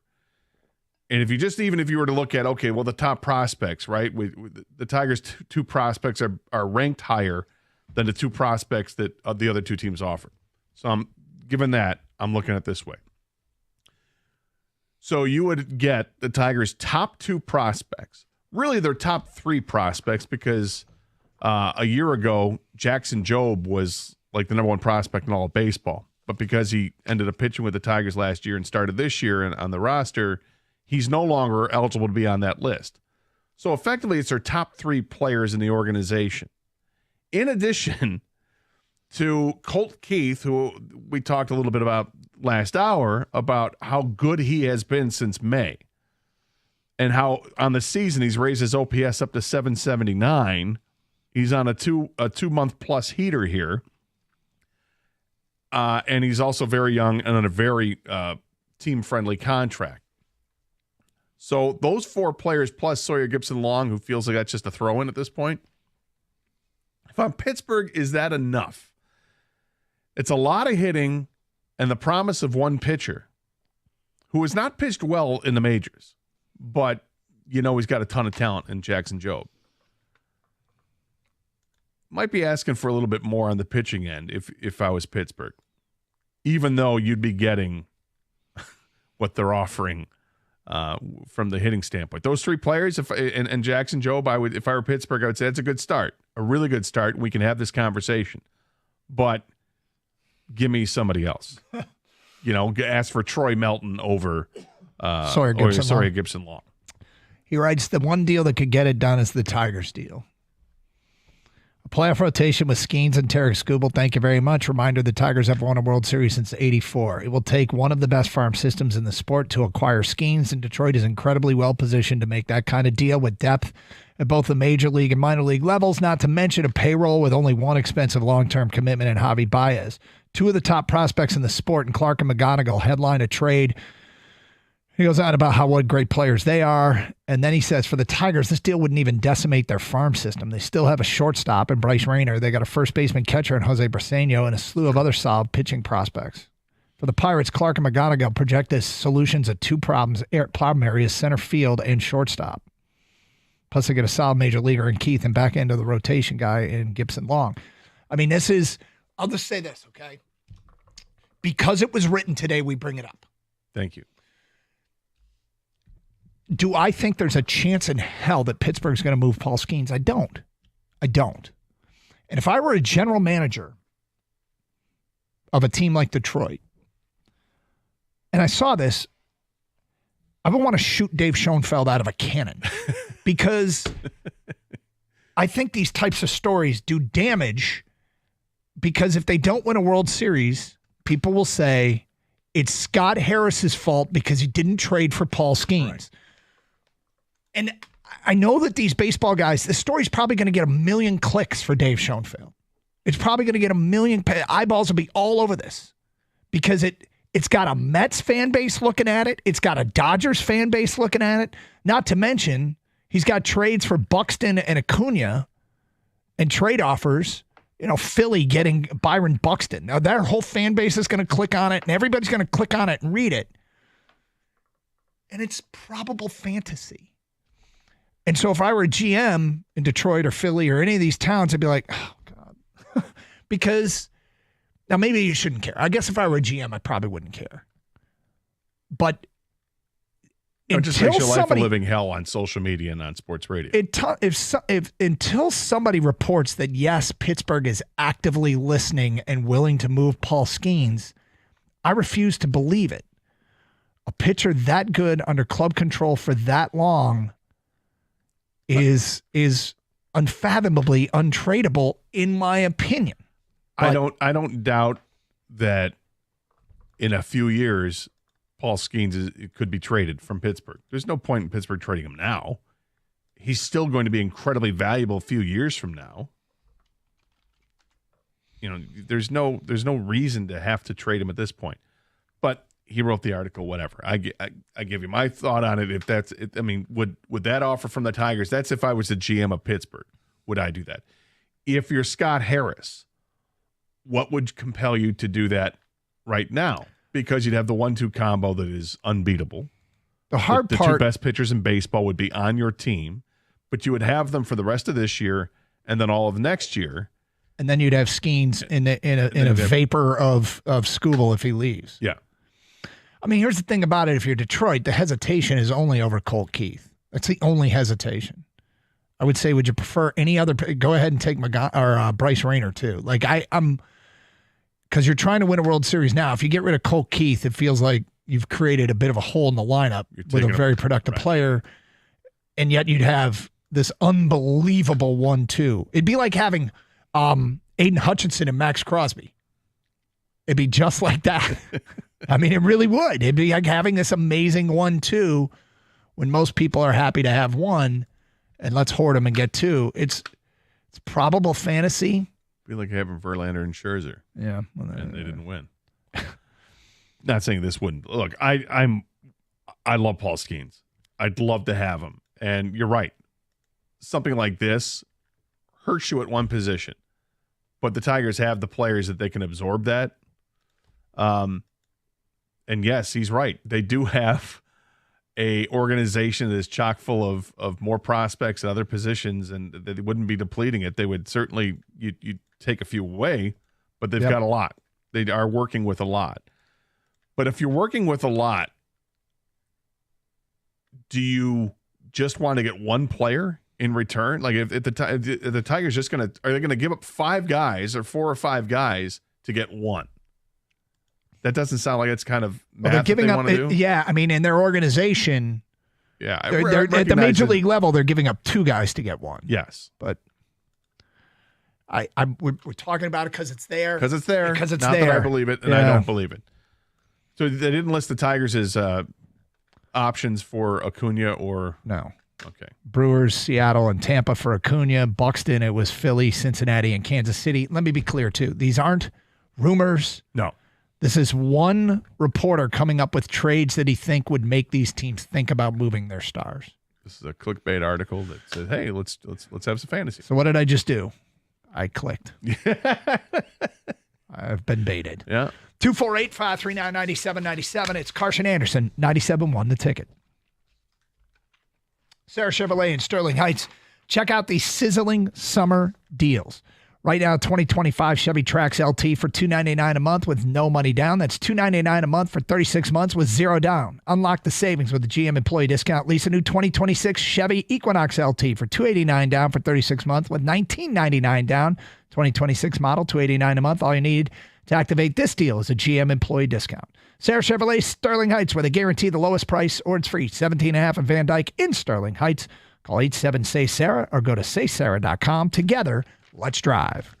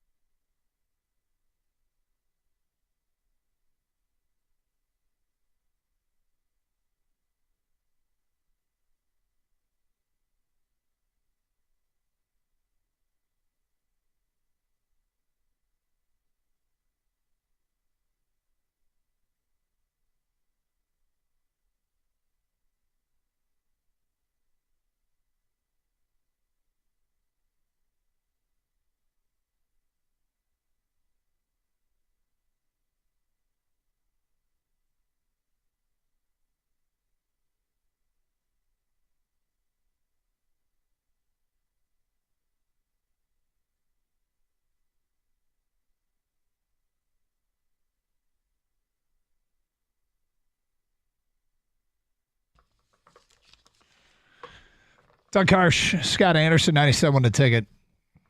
The Detroit Tigers are in first place by a substantial margin. It is a healthy lead. They are 14 games up in the American League Central.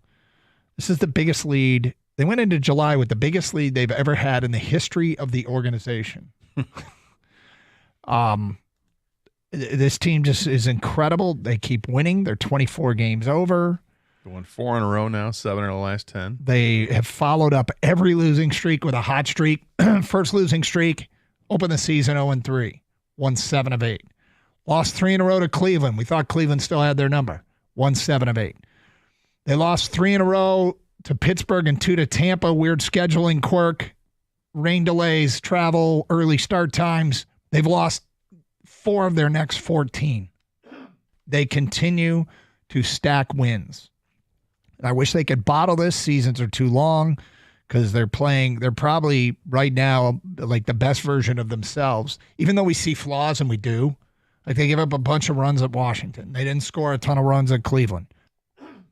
Every problem that the Tigers have, everybody else's problems currently are worse.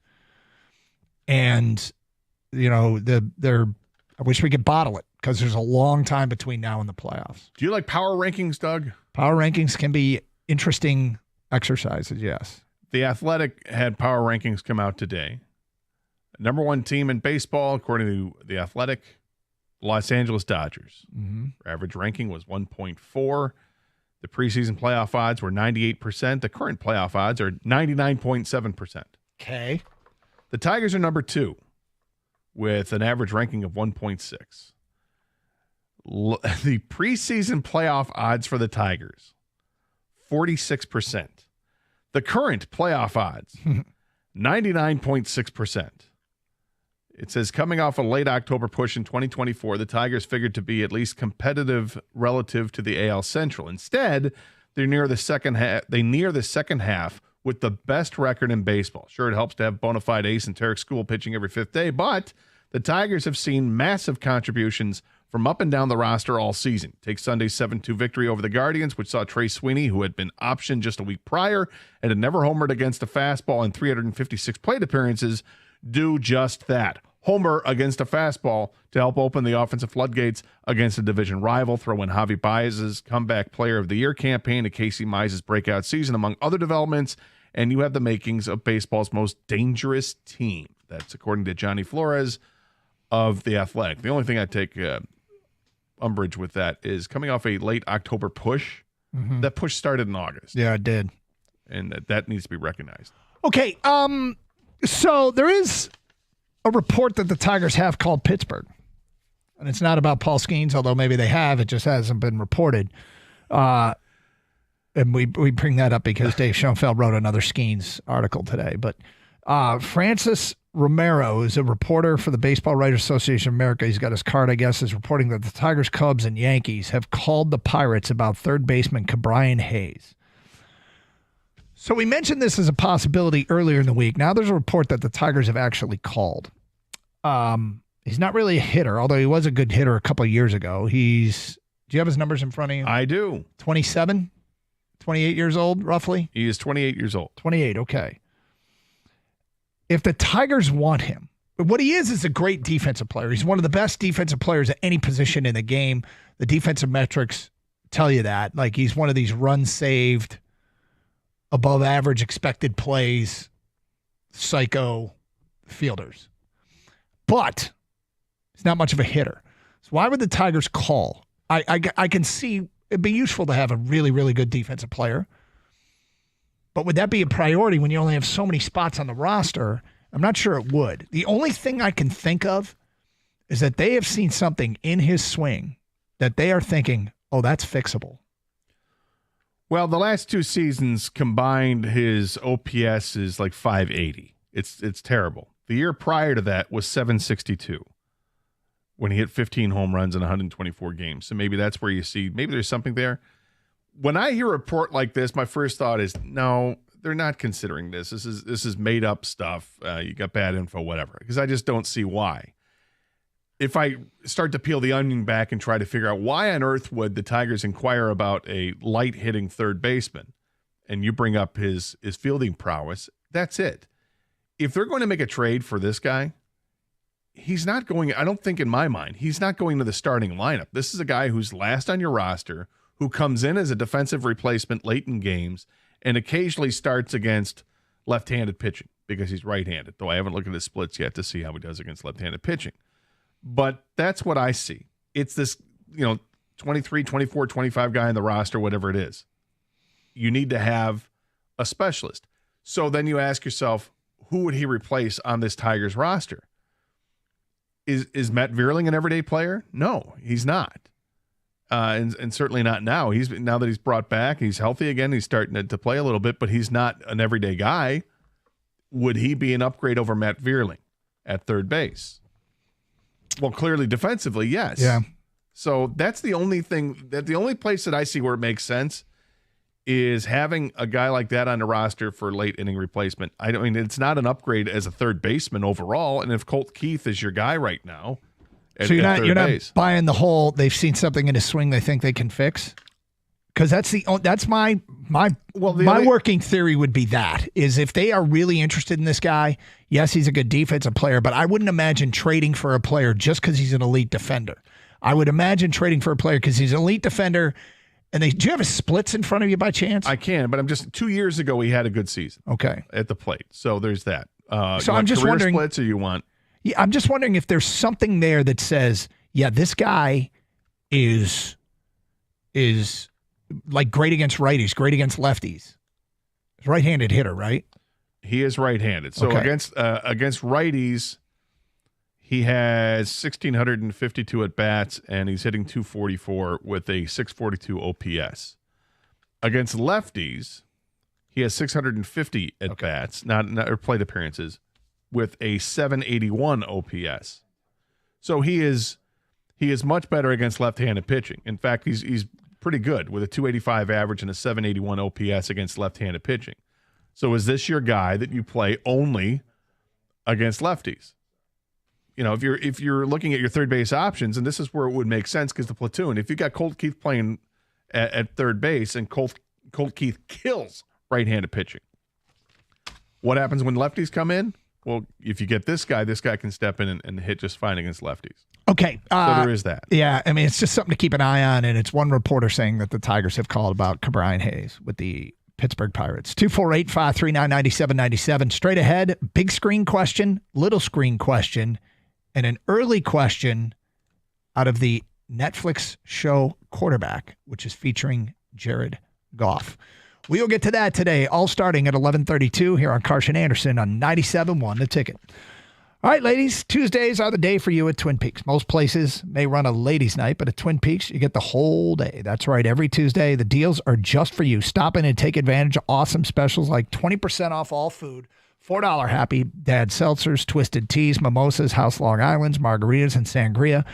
$5 lemon drop martinis, green, white, orange tea shots, and 10-ounce draft ciders. And what makes those specials even better? Detroit baseball action. First pitch tonight, 6:40. So get there early as they square off against the possible playoff opponent. Big game. They've also got action-packed fight weekend on the horizon. Friday night features third-time Katie Taylor and Armando Serrano will face off. Saturday also will feature pay-per-view boxing as well as UFC Fight Night. The hits hit harder at Twin Peaks. Get in early to reserve your front row seat to all the knockouts. Twin Peaks, eats, drinks, scenic views.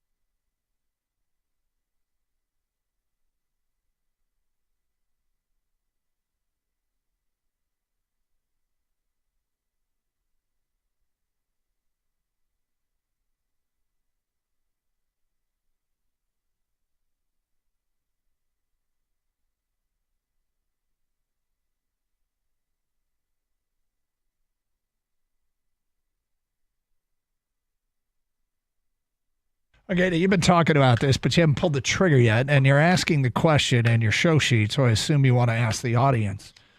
And the question was, is the new Jurassic World movie worthy of seeing on the big screen? I thought you'd committed to doing that, but now you're second-guessing it? No, I think I'm still committed. I'm just curious to see, because it had, a record weekend or a massive weekend. I'm wondering what people had to say about it. Just a number 1 to 10, scale of 1 to 10. Oh, sorry. What do we 1 to 12. We do 1 to 12. 1 to 12. Yeah. Where you thought the movie was. 12 being the best movie you've ever seen in your life, or 1 just being the worst movie ever. Well, and I don't need to hear details about. You don't want any spoilers I don't or want anything. any plot lines or anything like that. Don't tell me that ScarJo looks great. I got it. All right, all that. The dinosaurs look. I expect they do. I just 1 to 12. I think you kind of know the plot a little bit, right? Well, I mean, it's right. It's dinosaurs run amok. Here we go. Right? I think that's it. Yeah. The end. But I don't need any spoilers and somebody dies, somebody lives, and all that. What the actual, why are they there? I don't care about. I'll see that when I see the movie. I just want to know what the general feeling is coming out of that movie. When you walked out, did you have a big smile on your face? So 1 to 12. But the other question that you bring up, and maybe you can't know this until you've done both, is whether or not it's worth seeing on the big screen, because it's been a minute since you've gone to see a movie on the big screen, which isn't like years. you. No, it's been a couple years. It's like me. Are you starting to see less movies here, bro? I'm starting to eat more kale. That's not even true. No. No, I still watch movies. I just watch them on TV as opposed to going to the theater to see it. But this is one because of the epic scale. When you see giant creatures and humans, I want to see that on the big screen. Yeah. Because I remember it being such a big deal for me when I was younger to see the first Jurassic Park movie when it came out. And wow, that was amazing. It was absolutely amazing. And that was one you needed to see on the big screen. Some movies are like that. I think Top Gun Maverick is kind of like that. Just so I can bring you in the conversation. Thank you. Like you want to see a movie like that on a big screen. You don't need to see a drama on a big screen, right? I don't need to see a comedy on the big screen. But big action movies. What was that awful movie I watched a couple years ago because it was Academy nominated? It was about somebody fell out of a window and it was a trial and it was terrible. God, it was awful. It was like a year ago you saw that. Yeah, you did say it was terrible. Awful. So bored. And I don't mind a thinker here or there, but man. But you don't need to see it in the theater. Blah. Anyway, but this is one that I'm considering strongly of going to see it in the theater, and I probably will. Kang, you got any advice?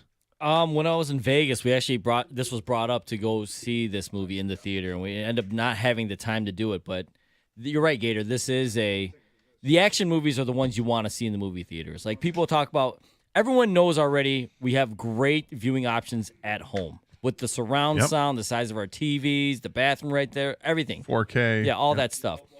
But there is a difference between going to a game and going to a movie theater. There is a feel, there's a vibe, there's an atmosphere, and it's never more relevant than when there's an action movie. So I agree with you on that, Gator. Like, when you go to the movie theater, it's for blockbusters. Some are blockbusters a lot of times like this. Yeah, it's going to be for an action. If I'm going to go to theater, it's for a huge action movie, or if it's something that has, like, incredible scenery and vistas. Like, I saw The Revenant in the movie theater. You know, where Leo gets sexually assaulted by a bear. Mm-hmm. And seeing that on a big screen, just because allegedly, you have to say allegedly. Allegedly, I guess. But seeing that on a big screen, not that scene, but seeing the vistas of out in the winter and stuff, it was really cool to see that. Yeah, I got to tell you, this is one of your weirdest selling points for something I've ever remembered. I always like to make that comment about that movie. Happened. Yeah, Doug. I mean, don't act like it didn't. Do we need to clarify what actually happened? He had a one-on-one battle. He had an encounter with a bear in the woods. Kind of lost. All right. Johnny in Livonia. Hi, Johnny. Afternoon, guys. How are you? Good. Hey, so real quick, that new Jurassic Park movie was horrible. Was it? I got an 11-year-old son that absolutely loves dinosaurs and Jurassic Park and all that, and he said he would have given it a D if it weren't for the Spinosaurus, but he really likes those, so he gave it a C-. Wow. Yeah, I honestly fell asleep right at like the big climactic end. It was that boring. Wow. Okay. All right. I would not recommend going and seeing it in the theater. All right. Thanks, Johnny. Ken in Detroit, you're on 97 on the ticket. Hi, Ken. Hey, what's going up, Doug? Hey, listen, me and my wife went to see it this past weekend. I gave it a 6 at best. Wow. Basically, what you've seen in the promos is basically the action in the movie. Oh.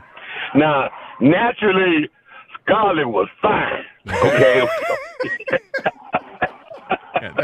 we gonna slap that part right there, okay? But outside of that, wait until you get on cable or something like that. Save your time, save your money. Don't travel and go through all that parking, concessions to sit down and be disappointed. Okay. All right, thanks, Ken.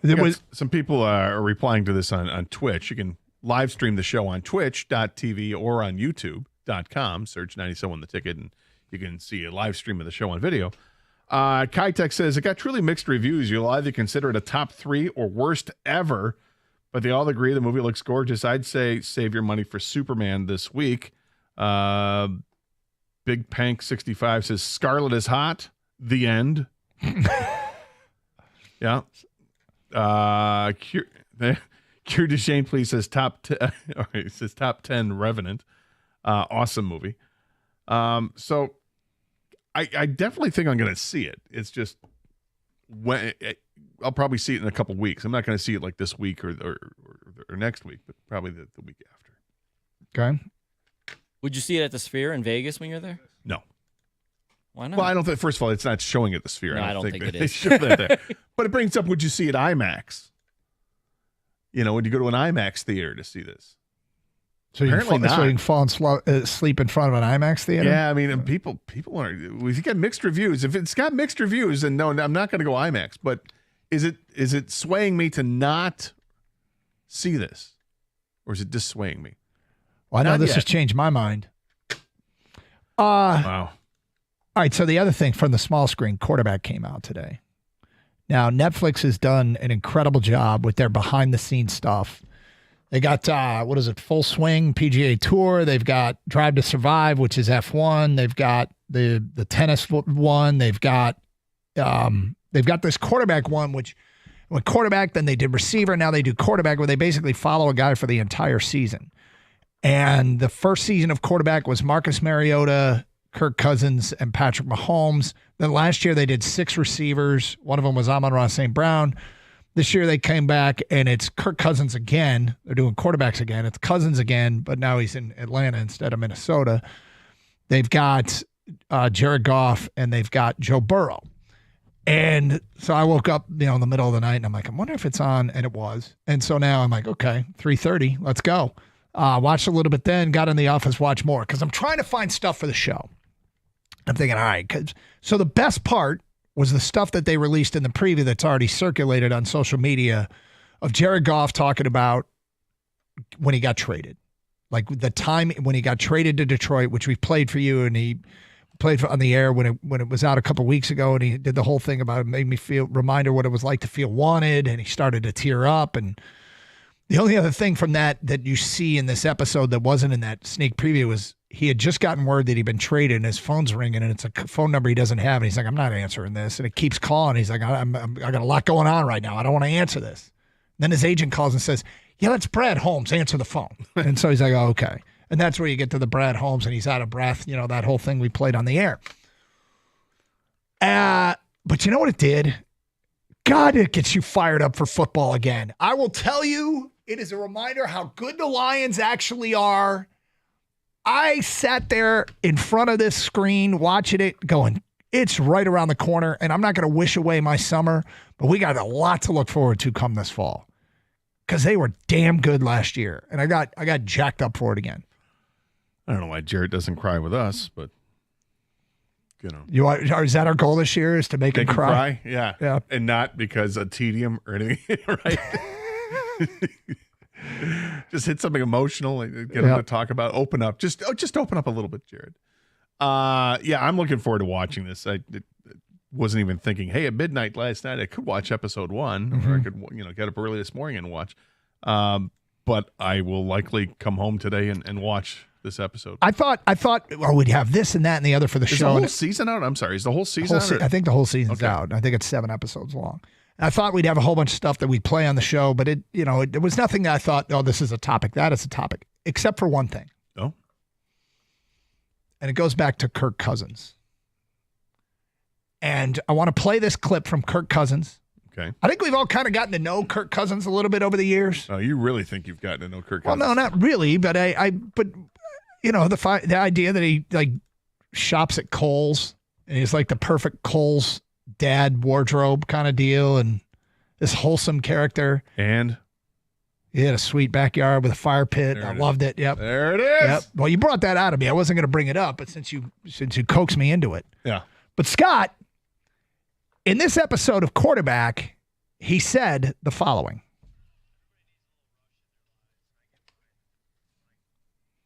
Finish that sentence. Kirk Cousins, wholesome, American dad, Kohl's wearing, everybody needs a little rush in their lives, and I get mine when we want 10 texts now.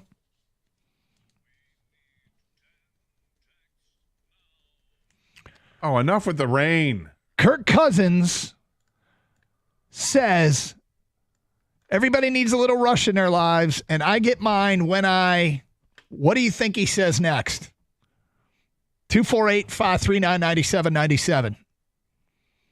First 10 texts, sign your text. Tell us what you think he says next. Gator, I want your answer. King, I want your answer. Kirk Cousins on quarterback. Everybody needs a little rush in their lives. I get mine when blank. What do you think he says next? We'll take your guesses. We will read your 10 texts, and we will tell you what he said. Coming up next here on Carson Anderson on 97.1 The Ticket.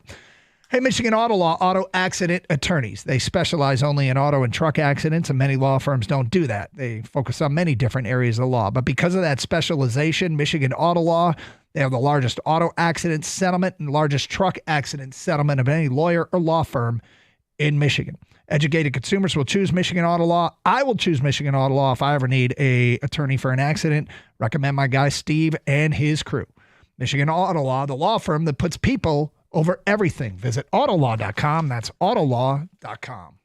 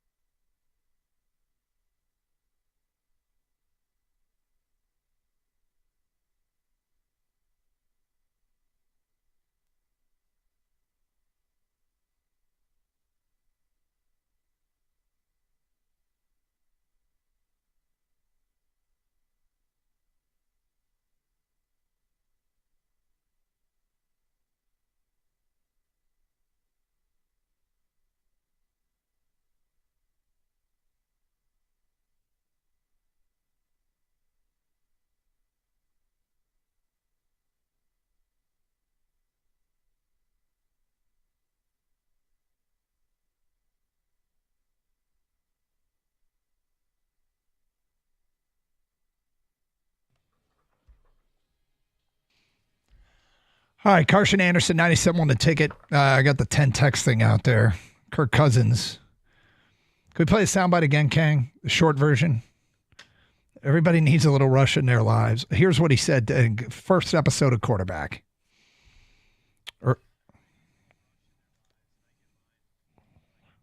When I what? You ready for this? Yeah. Vincent New Baltimore says, when I cut the grass. Only on a Thursday. Only on Thursday. Jim in the car says, Unless go he's to playing. He's probably not going to cut the grass. No. Yeah. Go to church youth camps. Yep. David Adesk, when I try a new deodorant. Well, it depends if it's like alcohol in it, maybe, Gator, right? What a rush. Yeah. Hey, Ache. Jason in Ortonville, mismatch my socks. Jason in Warren says, You ever get that rush? No? Yeah. Oh, I'm going bold today. everybody needs a little rush in their lives. I get mine when I, according to Jason and Warren, make whoopee on a non-scheduled sex night. It's not on the calendar. Nick in a car. When I listen to Rush. Oh. Okay. Little Tom Sawyer, get going. Really, Kang, you put this one in here? Temples of Sphinx. What? The first 10? Is it? I don't think I'm going to read that one. What? Somebody got to leave out? Sorry, Alan. Yeah. Yep. Sorry, Alan. Everybody needs a rush in their lives. I get mine when I save money. That's from Sean in Ann Arbor. Brian in Auburn Hills. Everybody needs a rush in their lives. I get mine when I break dance. Sean Livonia says, when I win Mario Kart versus the kids.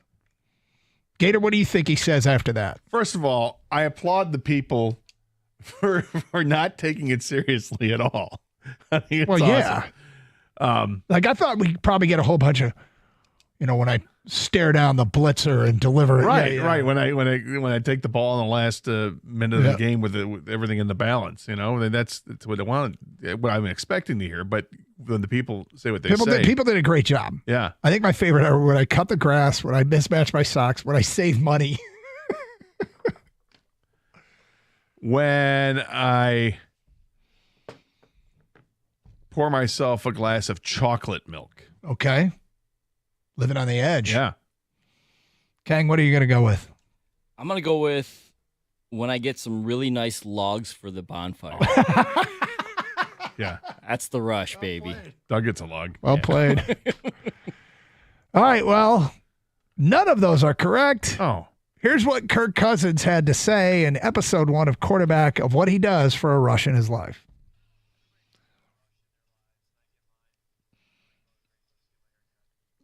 Oh, my God. It's exactly what...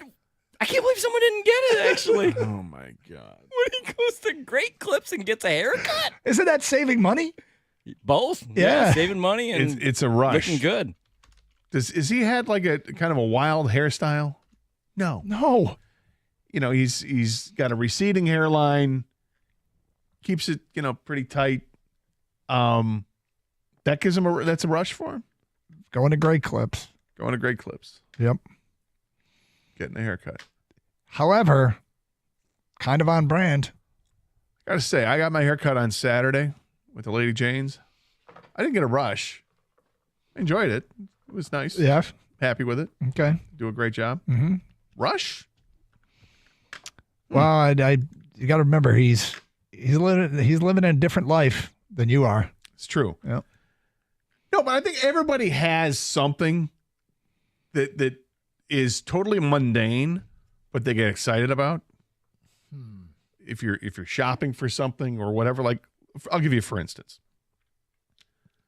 When I go to Target, and typically I got to go there and pick up like deodorant and stuff like that. Yep. But I can't get out of the place without stopping by and sniffing at least one candle. Okay. It's dumb, right? But it's one of those things that I don't know if I'd say I get a rush, but I can't avoid it. I have to. I have to at least sniff a candle. If I go to, there's a store called Kirkland's. They have a great candle selection. I probably go through 20 different candles, checking them out. All right, yeah. Candles I can are a work problem. with this. Candles are a problem for me. Yeah, mine is similar. There's sense memory. Mine's the perfect fall Saturday. That's my rush. You go outside. It's sunny, but it's crisp. The leaves are turning. There's a smell. There's a smell. The perfect fall Saturday to me is probably that usually mundane, but kind of that's the rush for me. That's the perfect. I love it. Gotta see the early morning in the summer. I've only experienced this the last few days because I haven't let the dog run amok in the backyard by herself. Yep. I've actually taken her outside at like 6 a.m. Yep. There's something about that smell too. The dew on the grass. It's a little misty out, and there's a smell to that as well. Okay. Nice. Kang, you got one that stands out for you, just something a little mundane. It's not like the actual adrenaline rush, but there's something you just put a smile on your face. You look forward to doing it. Put a smile on your face. Yeah, here we go. Oh, God. I don't know, man. Picking the right lane at the checkout counter? That's huge. I don't know. That is a rush. That's a legit rush. That's underrated. That's legit. I guess we're all a little bit of Kirk Cousins. Here's some of the feedback coming in. Everybody's got a little Kirk in them. Huh? Settle Down Beavis on What's Twitch. Your Kirk? 248. Settle Down Beavis on Twitch says, dull men's club card-carrying member Kirk Cousins, everyone. Mike says, I don't think that's a rush from Lady Jane's. I don't think that rush from Lady Jane's was from the haircut, Gator. I don't get a rush when I get my haircut. Is it the scalp massage? I usually don't get the scalp massage. Okay. I got things to do. I don't need to tie them down. I'm sure they appreciate getting in and out. Tie them down. I mean, maybe it's part. I don't go to Lady It's Jane's. part of the whole experience. Okay, yeah. Yes, you can get. But I just, it's okay. The neck shave. I don't need the neck shave. It's okay. Just clip it. I can send some skin back there. MBlaze27 says, going to see the Legos at Target while my girlfriend looks at books gives me that rush. Okay, cool. Hey, man. Sneak it in. Whatever does it. Legos are cool. How about this? Scott writes in Cousins. He's a time bomb.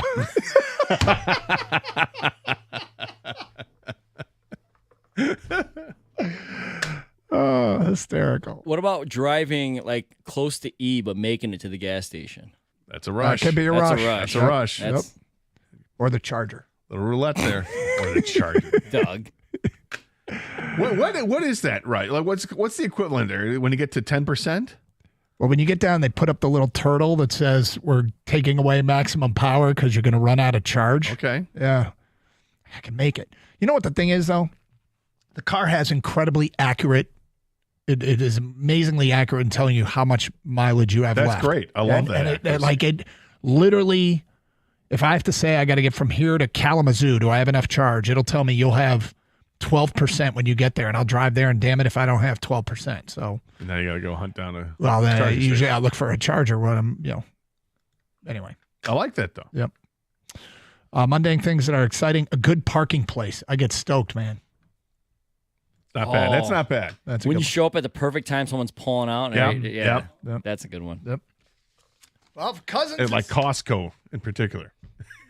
Dude, that's huge. Like you're usually parking what feels like a half mile away. Yeah. All the good spots are taken. You're like, all right, I'll go down this aisle. I know nothing's happening. And then you see the red lights come on and the white light come on for the car that's backing out. And you realize that's your spot. Yeah, take that, Cousins.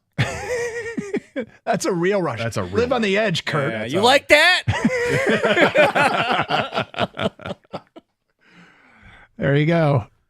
I went in looking for Jared Goff content, came out with predictably a Kirk Cousins content, but it's still damn entertaining. I mean, even the Lions stuff, him and his fiance, then wife, you'll love it because the dog gets included in the wedding. Gator, you'll see that. And There's wedding highlights? There's wedding highlights, yeah. Okay. Dog in it, and I do like the dog.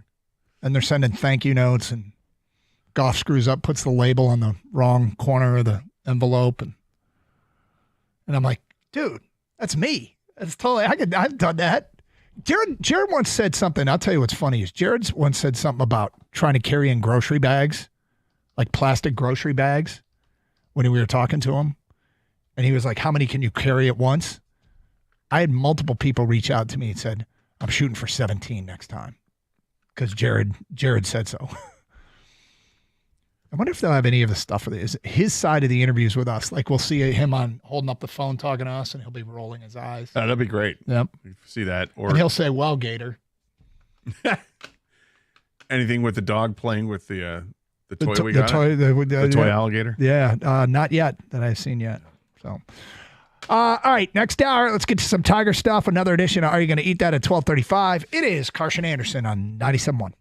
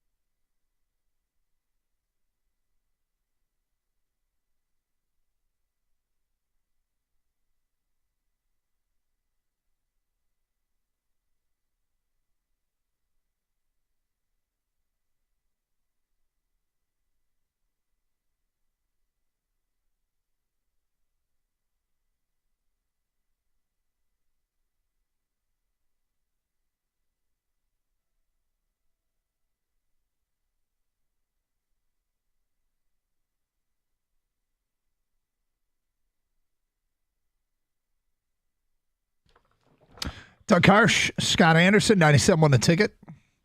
248-539-9797. Let's talk about our baseball team, shall we? Man, they're good. Back atop the standings for the entire league, 2 games clear of the Dodgers. Dodgers aren't exactly healthy. I saw something today on the Dodgers. And I mean, hell, let's spend much of our time comparing ourselves to the Dodgers, right? Dodgers are spending more money on players that aren't playing for them than the Brewers or Rays are paying their active players. The Brewers or Rays are in a playoff spot. The Dodgers are spending more money on players that currently aren't playing for them than the Brewers or Rays are paying on their entire roster. Well, I believe that, given that the Brewers and Rays have a payroll that's probably below $100 million, and I'm not sure who's out for the Dodgers, but they've got a ton of high-priced players, so that can make sense. They have $132 million wrapped up in injured players right now. Oh, the Dodgers have used 34 pitchers. 34. What? How many? 34 pitchers. What? Yeah. They've used 34 pitchers. 34 pitchers. The outfielder Kiki Hernandez has more appearances on the mound than Blake Snell. Kiki Hernandez has been on the hill 5 times for the Dodgers. Snell has been on the mound 2 times for the Dodgers. Pretty crazy. But Tigers are better than them right now. Tigers are getting bang for their buck, to say the least. How many players do you think have pitched for the Tigers this year? I don't know, 26. Really good guess, 25. Is it? Okay. But that includes Jake Rogers, Tomas Nido. I think those are the only. You start thinking about it, you're keeping like players. 13, 14, 12, 13, 14 out of spring training. Then you're dipping down into Toledo. You're virtually using that entire Toledo staff at some point. And the Dodgers are, 36? 34, 36, whatever I said. That's into Double-A. 34 pitchers they've used. It's crazy. Anyway, but the Tigers are by far the best team in the American League Central. 14 games clear of second place, Kansas City. 24 games over 500. The amount of wins they've had since last August 11th, I think it was, they're 89-47. 89-47. Absolutely incredible. 42 games above 500 during that time. Yep. And last night, another win over a playoff caliber team in Tampa. How'd they get it done? Well, it started with a Javi Baez absolute moonshot into the bullpen in left center field. You had a home run from Zach McKinstry. You had decent. Colt Keith had a homer. You had a very good pitching performance from Cater Montero, who, what an absolute underrated performer he's been this year for this team. I mean, I guess people are really paying attention, notice it, but coming into this year, Cater Montero was not top of mind, and he is playing a crucial role when they need it the most. Cater Montero has pitched very well for the Tigers. In 7 of his 12 outings, he has given up 2 earned runs or less. And these are, he gets, if he's not starting, he's getting the bulk innings when they do an opener. So effectively being a starter. And that's pretty good to get that kind of ratio. 7 out of 12, 2 earned runs or less. That's pretty good. Given him these opportunities, he pitched well last night. He pitched for Toledo last week. His last start in Toledo, I think he gave up 1 run in 6 innings or something. I mean, he also pitched well in that game. So he can get a little bit of a hot streak here. And I think for the time being, let him pitch every 5th day. Don't have to worry about, when Sawyer Gibson-Long comes back from a neck strain or whoever else is, is Troy Melton coming up. Or don't have to worry about that. Let him pitch until you need to do something else. And inevitably, the Tigers will do that. A.J. Hinch will say, look, I want to give my guys a day off. Maybe they bring up Troy Melton and give him an opportunity. Or if Dietrich ends, they want to give him another start or whomever it is. They will do some spot starts from time to time just to break things up and have an extra day off. But in the meantime, Cater Montero is pitching well enough that you don't have to worry about it too much. Take your time, Alex Cobb. The fable, he's taking plenty of time. The fable, Cobb. if he really exists. You get into these situations where you're right. He's providing them with the luxury of everybody else sorted out, and Cater Montero just shows up and he'll give you 5-6 innings and keep you in the game. Usually, he's done the job. And with Jack Flaherty pitching tonight, be nice to see Jack Flaherty go 6 innings again. That'd be great. His last 2 starts, he's been better. he's given up 3 runs in each of his last 2 starts. I think one of them he gave up 3 runs in 1 inning, and the other one he gave up 2 runs in 1 inning. So he's had a couple of bad innings, but otherwise had pitched really well around that. I think he ended up striking out 7 in a row in one of the starts. So let's hope Jack Flaherty is back to being the Jack Flaherty we really liked over the last season. Okay, so Jason Stark from The Athletic did sort of this midsummer takeaways where he spoke to executives around Major League Baseball who were granted anonymity so they could speak freely. And they brought up a number of topics. One of them was the Tigers. We'll get to that in a minute. First, of the trade deadline. They said, Baseball Reference right now says there's 25 teams within striking distance of some kind of playoff spot, which means you've got 5 teams, the Rockies, the Nationals, the Pirates, the Athletics, and the White Sox, that are all defined as sellers. Then you've got teams that are on that buy-sell tightrope trying to figure out what they're going to do. The executive said there's 4 teams that will shape the trade deadline, depending on what they decide to do. Arizona. Yep. The Minnesota Twins. Boston. The Cleveland Guardians. And the Boston Red Sox. Those are the 4 teams that really, they don't know which direction they're going to go, but they will change the trade deadline. And the first one of them that decides to be a seller might be the team that gets the best deal. You know what I mean? Yeah, and right now, I mean, even though Minnesota and Cleveland are not playing good baseball, and Minnesota's 4 games below 500, and Cleveland is 7 games below 500. You can throw Kansas City in the mix too. They're 4 games below 500. They are 5, 5, and 6.5 games respectively behind the wild card race. So I understand why these teams are still trying to make that decision. It looks like there's no hope for any of the teams in the Central to catch the Tigers. But can they get hot enough to get in on a wild card? It's going to be tough. But if you're looking for a path for those teams, I mean, the 2 wild cards right now, the top 2 wild cards right now come from the American League East. So there's just going to be a bunch of cannibalism in the American League East that allows for a team in the Central to get in. So, yeah, it's an important couple weeks for those teams. Okay, whether or not there's a great team in baseball, one NL executive said, when I look at teams and try and break down a great team in its simplest form, I say, who has a great offensive club with great starting pitching and a great bullpen? I don't think there's any team in baseball that says right now we're great in all 3 of those things, or even we're really good at all 3 of those things. I think that's interesting because we always talk about there's no such thing as a perfect team. You try and achieve perfection. Right. But this really started with the Jim Leland Tigers, where there was, they were winning a ton, but it was constantly being pointed out what they didn't have by the fan base. And we're like, yeah, you're right. But, Yankees lack this, or the Athletics lack this, or whoever teams, you're always trying to make up for what you're missing. But again, this year they're not seeing any team that fits that bill. Well, with the Tigers, I think you could say that their lineup is really good. Pitching wise, this is where the questions come in, because yes, you have maybe the best pitcher in baseball in Tarek Skubal. After Tarek Skubal, you got 15 starts from Casey Mize where he's pitched awfully well. Do you think he's that pitcher? Is that who he is? The guy who's got a 2.63 ERA like he's doing this year?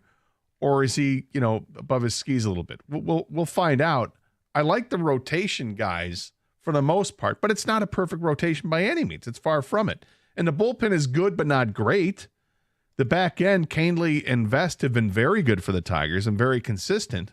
But beyond that, there's a lot of inconsistency that goes on. So I think it's accurate to say, if you're going to say, is there a great team in baseball? Maybe not great by the classic sense, but when you look and see that a team is 24 games above 500, it's hard not to say that's a great team when they are clearly the best team record-wise in baseball. We sit here and talk about how they need a starter. Their starters' ERAs right now, 3rd best in baseball at 3.3. Their starters' walks and hits per innings pitch, 4th best in baseball, 1.16. Their starters' batting average against, 3rd best in baseball, 227.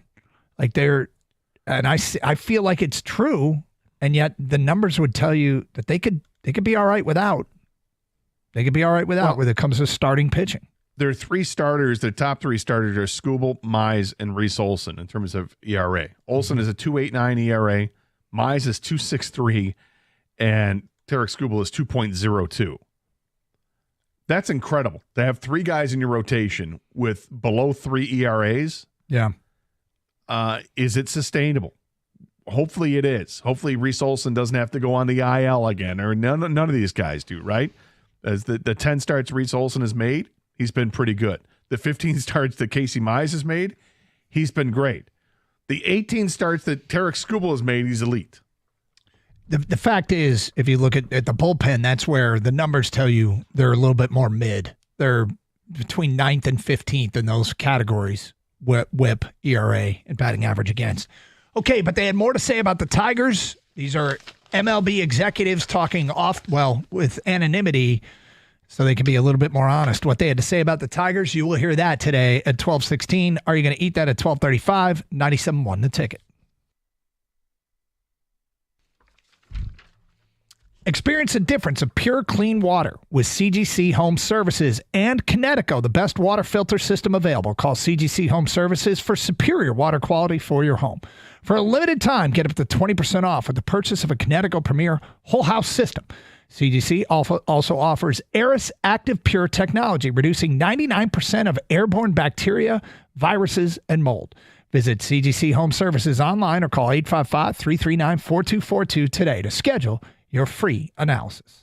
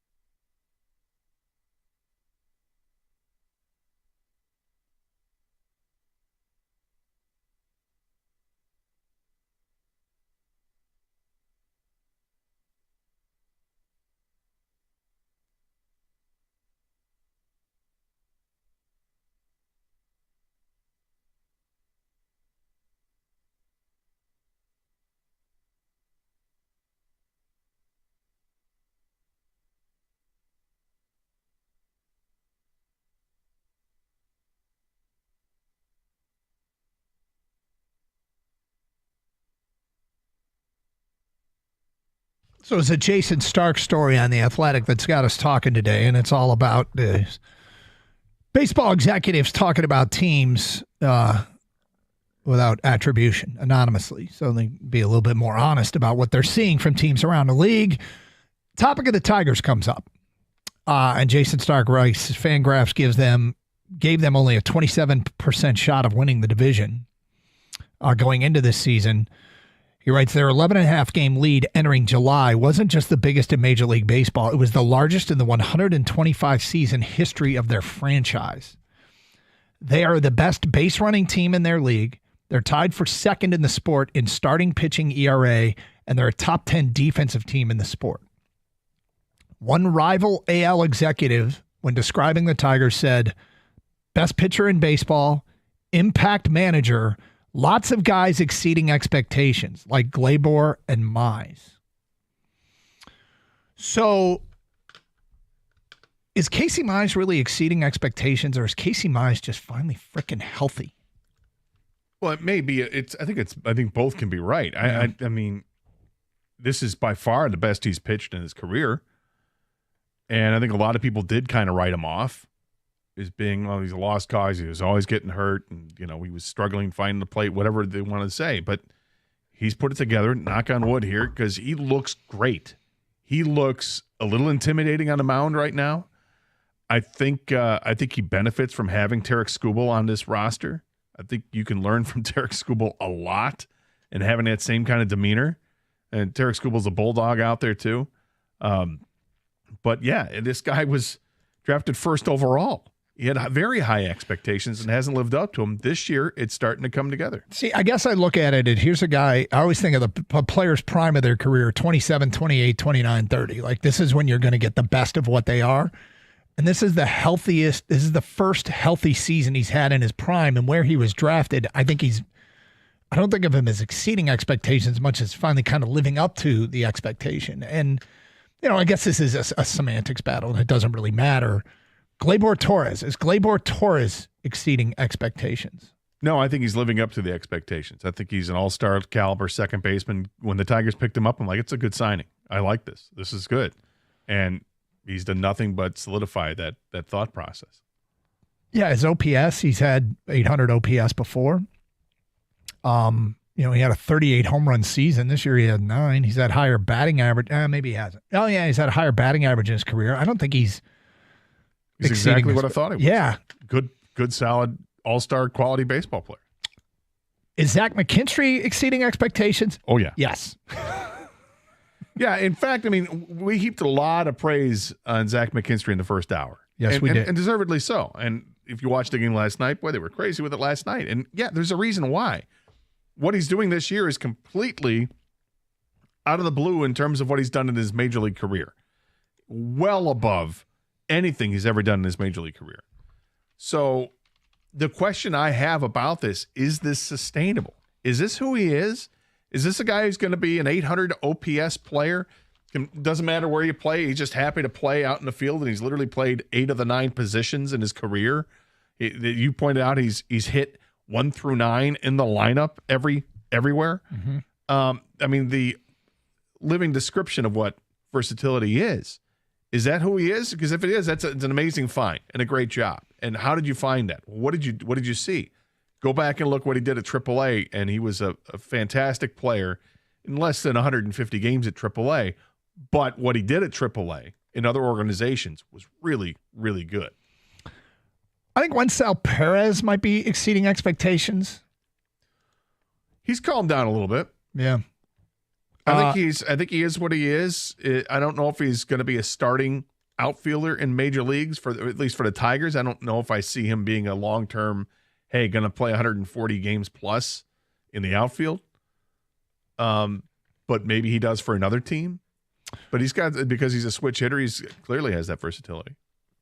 What about Dylan Dingler? I like Dingler. I always have.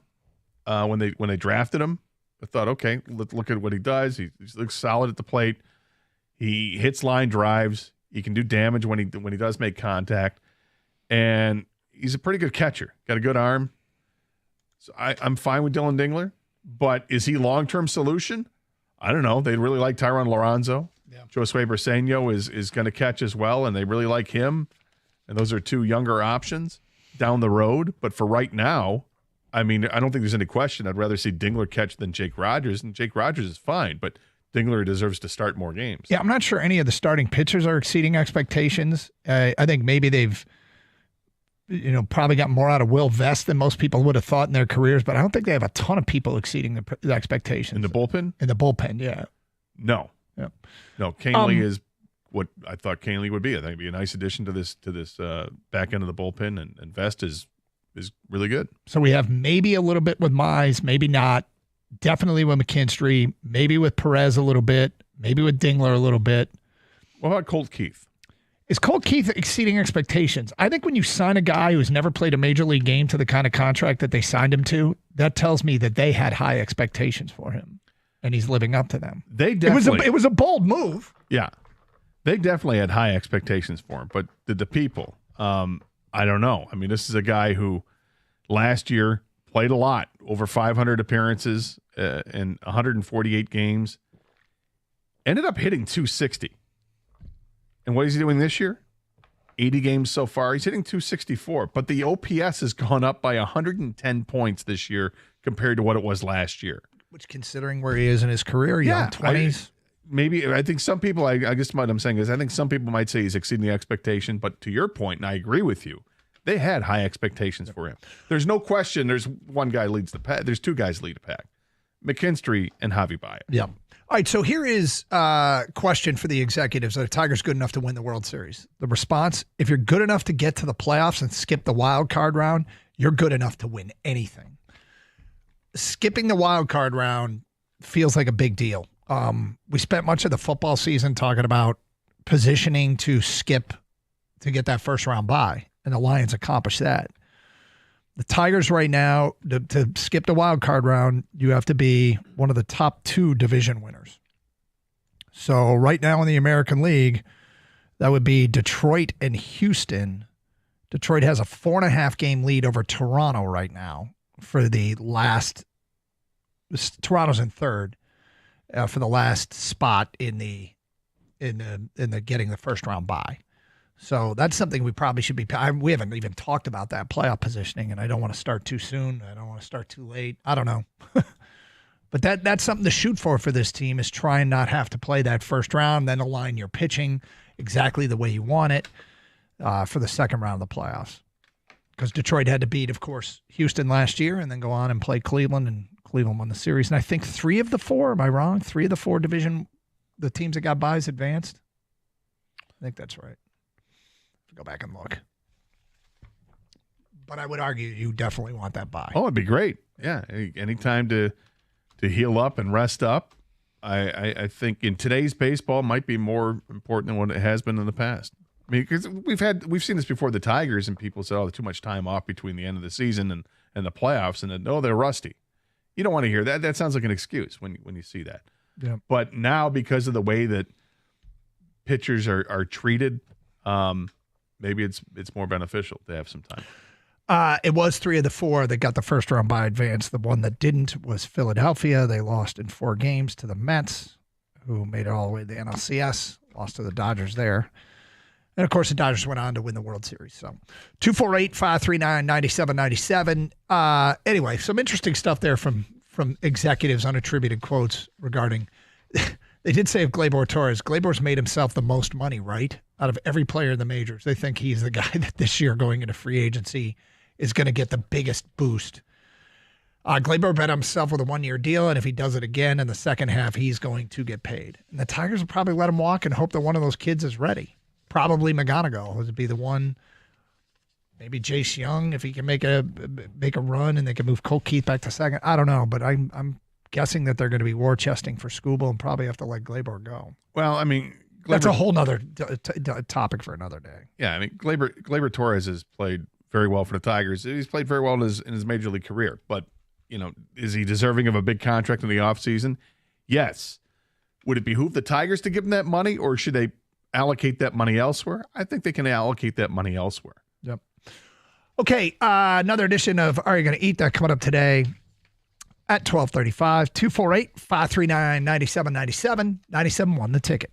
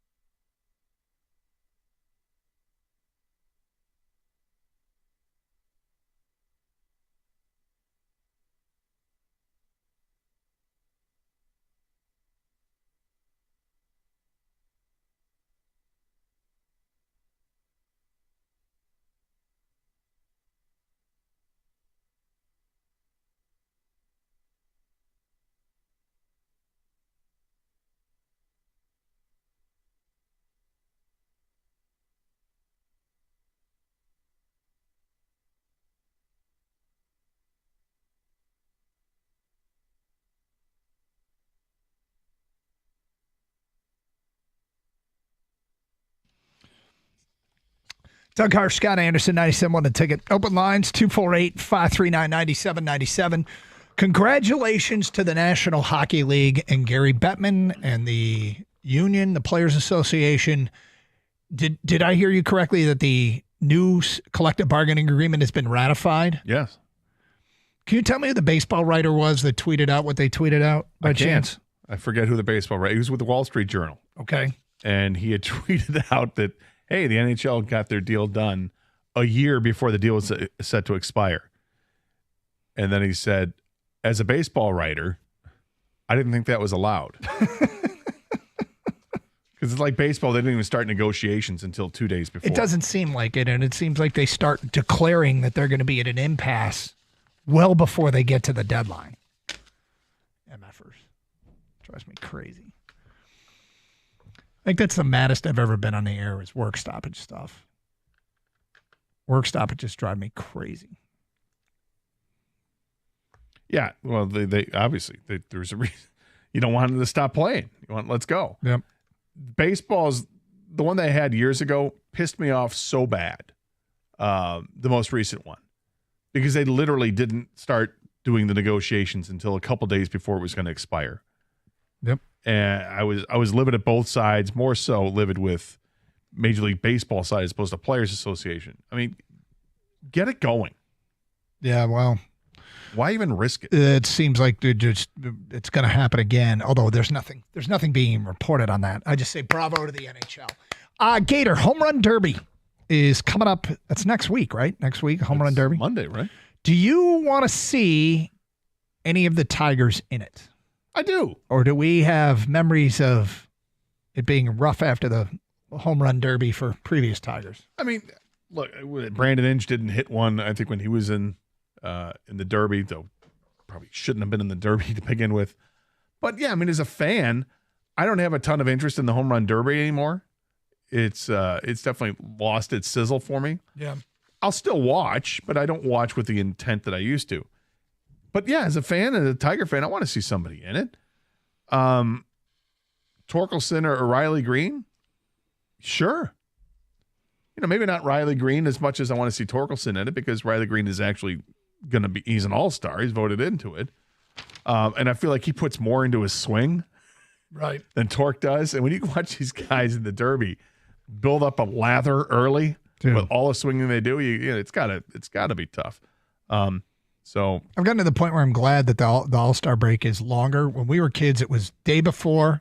You got the Monday off, All-Star game was on Tuesday, you have Wednesday off, and you're back at it Thursday. Now it's you're not back at it till Friday. And I think they need to. I also wonder in the back of my mind if a player's on the bubble, like if you've never been to the All-Star game, it might be the thrill of a lifetime like Zach McKinstry. But if you've been to a whole bunch, if you don't make an All-Star game and you get 4 days off, I bet they love that too. Yeah. Yeah, I think Pete Alonso was asked about the Derby. He's like, no, I'm not going to do the Derby. I'm not saying I won't do the Derby again, but I'm just not going to do it this year. I'd like to have, some of that time off. Mm-hmm. Well, it can be a fun event. And yeah, but I'd like to see Torque do it because I think Torque's got that easy swing. Yeah. And obviously for him, very repeatable. And I think I want to see my own guy do it. I think Torque could do well in this thing. All right, Gator. Do you? Do I want to see it? I don't, I'm sure, but I've missed the Derby in the past and felt like I was okay. Yeah, but if the Tiger's in it, I probably would watch, but I'm not losing any sleep over it. Kane, do you want to see a Tiger in there? I always want to see local guys in all-star game activities, always. It gives me more reason to watch, for sure. I don't care. Three-point contest in the NBA, home run derby, Major League Baseball, the fastest skater in NHL. Give me it all, NFL, Pro Bowl, I don't want that game ever again. That's different. Did you hear the morning show talk about the home run derby, guys? No. So they talked about it, and Stoney brought up how much I couldn't believe it that he can't stand the kids in the outfield, and they brought up like Gator, like not liking kids. What? I like kids just fine. They're on the list. Yep. Anyway, so I did want to ask you directly though, Gator. Yeah. How do you feel about all the kids roaming the outfield trying to get these the balls that don't make it into the stands? Honestly, I have some concern for the younger ones that are out there. I mean, I get it. They're sons of executives or players or whoever. The people that get out there, they're privileged to get out there on the field. I think there has to be an age limit, and they've got to pay attention. I mean, the exit velocity on these batted balls well exceeds 100 miles an hour, and it's an accident waiting to happen. I cringe sometimes watching these little kids out there trying to field it. They get if they're high school age, get them out there. Sure, have fun with it. And for a lot of kids, it's going to be a blast. But I don't want to see some kid get drilled. While he's. Didn't you laugh hysterically at that kid that got drilled by a Ohtani home run? Because that was hysterical. Kid's fine. You can let those kids run around, but might I suggest that they all wear helmets? Oh, safety measure. Put on the batting helmet. Helmet czar speaks up. Yeah, that's right. No kidding. Wait a minute. One of us advocating wearing a helmet?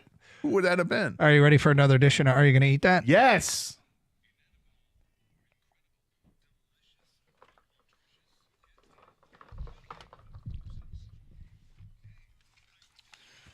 I am hungry, Doug. These are innovations, things that are available at restaurants or in stores that may or may not. Let me ask you before this starts. Yeah. Sorry, I didn't mean to cut you off. Do you anticipate that there's something I will go after the show and get? Because I get a very small breakfast. No. Okay. I don't think so. All right. Here we go. Item number 1. Burger King is bringing back the frozen cotton candy cloud. Do you know what the frozen cotton candy cloud is? I do not. It's an icy blue drink, which has quickly become the most popular frozen beverage on the menu. It will return July 14th. Burger King announced in a press release yesterday. It's a delicious blend of bold blue raspberry and nostalgic cotton candy flavors. The cotton candy flavor is the base, and the cold foam cloud topping is light and fluffy. It's a finish that's just as sweet as it sounds. Gator, the Burger King frozen cotton candy cloud. Are you going to eat that? No, absolutely not. It sounds way too sweet. I don't need that. I'd rather have a cookie. I don't want that. Not in my life right now. No. Kang, the Burger King frozen cotton candy cloud. No, I'm out on this. We spoke before about cotton candy. I agree with Gator. It's just way too much sugar. It's I can just feel my teeth rotting right now as we talk about this. 3 no's on the Burger King frozen cotton candy cloud. Next up, Cinnamon Toast Crunch. It's coming out with a new flavor. General Mills says Cinnamon Toast Crunch. It's a collab with Hormel Black Label Bacon to come up with Cinnamon Toast Crunch Hormel Black Label Bacon flavored cereal. This breakfast classic blending smoky Black Label bacon notes with a crunchy cinnamon packed swirls of Cinnamon Toast Crunch all in one bite. Gator, the Cinnamon Toast Crunch Hormel Black Label bacon flavored cereal. Are you going to eat that? Cinnamon Toast you Crunch. Like Cinnamon Toast Crunch. It's delicious. I don't know if I've ever bought more than one box of that, but when I've had it, it's awesome. I like just if I'm gonna have breakfast cereal, it's gonna be like Raisin Bran these days. These days? Yeah. Man, you changed, bro. I have changed a lot. You've changed. Yeah. What's going I on with went our from guy? like in my 20s. I'll get a couple boxes of Fruity Pebbles, and now I'm like, pretty soon Raisin you're Bran eating sounds good. Yeah, Mueslix. Bran, yeah. Yeah, just why raisins? What do we need that in there? Just rocks. Just give me rocks. I just drink prune juice. And cement. The bacon flavor added to it is interesting. I would try it. Ooh, I would try it. You're not a big bacon flavor guy, but I know, but the whole I'm just trying to think like in my mind eating like a piece of cinnamon toast and having a side of bacon with it. And I'm okay with that. It's breakfast. I'd have to try this. I don't know if I'd like it, but I'd try it. Can you? I'm out, Gator. I mean, I like bacon more than you do, but I don't want this in my cereal with Cinnamon Toast Crunch. I think I'm out, man. I need these two separate. Almost every sugar cereal to me is like, I don't want candy for breakfast. Cinnamon Toast Crunch is so freaking good that sometimes I break the Doug rules and will have some Cinnamon Toast Crunch. I will not get the bacon flavored one, however. What if it was turkey bacon? I might think about it. But does turkey bacon have a different? It does have. It really does, but there's really few. There's no, Oscar Mayer does a decent turkey bacon. The rest of them I've had literally like every single one of the rest of them I haven't liked. But you would have if real bacon didn't come with a real bacon. I could see myself sampling it. I probably won't, but I could see myself sampling There it is. I think you're in the same boat as me. All right, next up, Fantastic Four. The Fantastic Four First Steps, the Marvel franchise, is in a collab with True Moo, a milk. They're coming out with a Fantastic Four Blue Milk. The milk is now bringing back its iconic blue milk with a new flavor, Fantastic Berry. So it's going to be a blue milk that I guess has a berry flavor. Gator, are you interested in True Moo's Marvel Fantastic Four blue berry flavored milk? Listen, I feel like if you're going to get blueberry milk, you have to earn it. Like you get some blueberry ice cream or cereal, and then what's left over is what the blue milk. I mean, that makes sense. You got to earn it. Here's where I'm against this. Out of principle, Fantastic Four series, they've now gone with a third quartet of actors to play the Fantastic Four in less than 20 years. Or maybe about 20 years, whatever it is. And Jessica Alba was in it with Chris Pratt and Owen Grufford and Chickless was the thing. That was the first one. That's not that long ago. Now we've already moved past the most recent group, which was like 7 years ago. We're doing it again. Out of principle, no thank you. So because you don't like the casting in the movie, you're not trying the milk. That's right. Okay. Kang, blue milk. Well, before I get to that, I just want to say I agree with you, Gator. Enough with the recasting already. Like, we had like 19 Spider-Mans, 22 Batmans, and now we're already doing the Fantastic Four? Again? I don't get it. I agree with you there. Secondly, no, I don't want this milk. I don't like regular milk already. I don't want it to be blue. It's not going to help make me want it more. All right, hang on here. What? I know it tastes like berry. No, I hear you. Just out of the three of us on the show. Yeah. Oh, I know where you're going. One of us really enjoys milk. Yeah, the guy who likes helmets. Yeah, and I loves milk. He loves milk. Ask for it on planes. Like if he's on a plane and the flight attendant comes by and Doug goes, "Do you have any milk?" And they say, "Well, we have the Fantastic Four, Blue Moo, whatever the heck this thing." Yeah, Marvel. Like Doug would like, "Okay, I'll try that." And then I gotta tell you, then Doug would probably try watching the movie. If that's the only kind of milk they had, yes, I would drink it. Otherwise, no, on the berry flavor. I will say this. When I was in Australia, they had a brand of milk called Big M, and they had flavored milk. Caramel flavored milk, outstanding.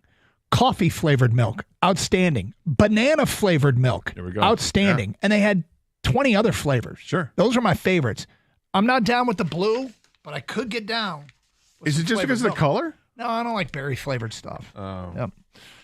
Next up, from Ben & Jerry's, they have a new flavor, Ultraviolet. Features purple-hued vanilla ice cream, gooey marshmallow swirls, chocolate cookies, and fudge flakes. The Ben & Jerry's Ultraviolet. A lot going on there, Gator. Look, I'll try a sample of just about any kind of ice cream. Went and got some ice cream the other day. I tried a couple different things there, but would I buy it? I probably wouldn't buy it, but I would try a sample. Give me a little spoonful. Let me try it out. Okay. Kang, you? That is a lot going on, but I'd try it. I'd definitely eat that. With ice cream, I open it up a little bit more for a bunch of different things to come in there, and that seems like a lot, but it's ice cream, man. It's hot outside. Yeah, I can get down with some ice cream, but not this one. This like too busy for me. Finally, Gator, McDonald's has come up with a spicy McMuffin. Sticks to a formula fans already know: an English muffin, melted cheese, Canadian bacon or sausage, and a freshly cracked egg, and sourced from 100% cage-free eggs in the United States, plus a smoky, pepper-forward sauce to add some kick. Adding a kick to my Egg McMuffin. Yep. Yeah, absolutely. I love Egg McMuffins. They're delicious. Yeah, you want to add a little saucy, spicy sauce? A little spicy sauce. Yeah, absolutely. Sounds delicious. Can you? Oh, I'm in. I'm loving it. I'm loving it all the way until 10:30 a.m. and then I switch over to lunch. So when order on the app, when the kids convinced us to go to McDonald's for breakfast, I would say, "All right, I'll have a McMuffin. Can hold the the Canadian Canadian bacon, and I just have it with egg and cheese and all that. But it's Canadian. I would do that. It doesn't matter. I would do this. I would absolutely do this with the pepper forward sauce to add some kick. That sounds good to me. Yeah. Just take the meat out. So there you go. That concludes another edition of Are You Going to Eat That? What are you laughing at? Yeah, just take the meat out. It's like, that's you. That's Yeah, fine. it's to be. Listen, Each their own. having an egg McMuffin that just has cheese and egg, I'd do that too. That's fine. All right, straight ahead. Story goes viral from what happened at a concert. Has it ever happened to you? We will get to that coming up here on Carson Anderson on 97.1 The Ticket.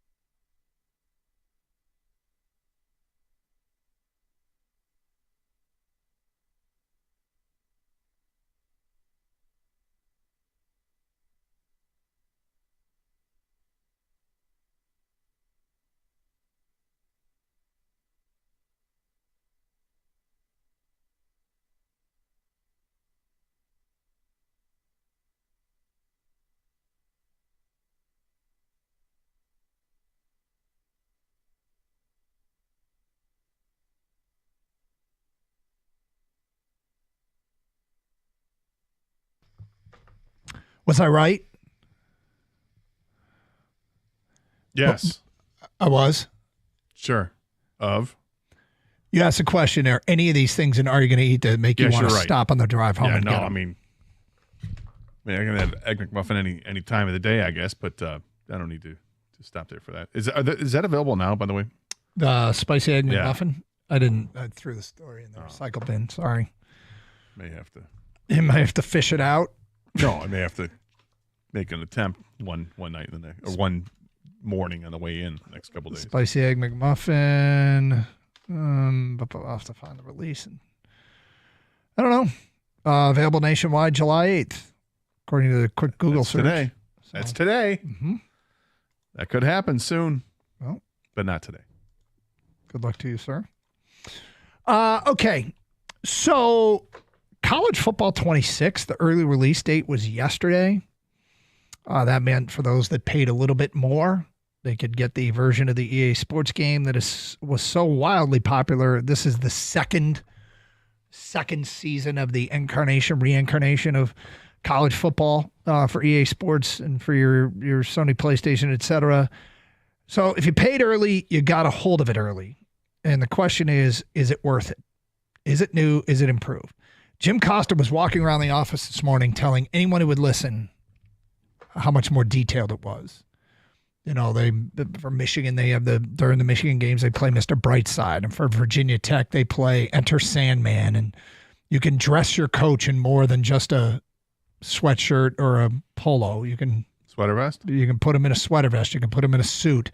These are the kinds of a hoodie of details. You can put him in a hoodie. I don't know if they got the Belichick. They probably got the Belichick cutoff sleeve hoodie. You have a girlfriend on the No, sideline? Belichick's not in it.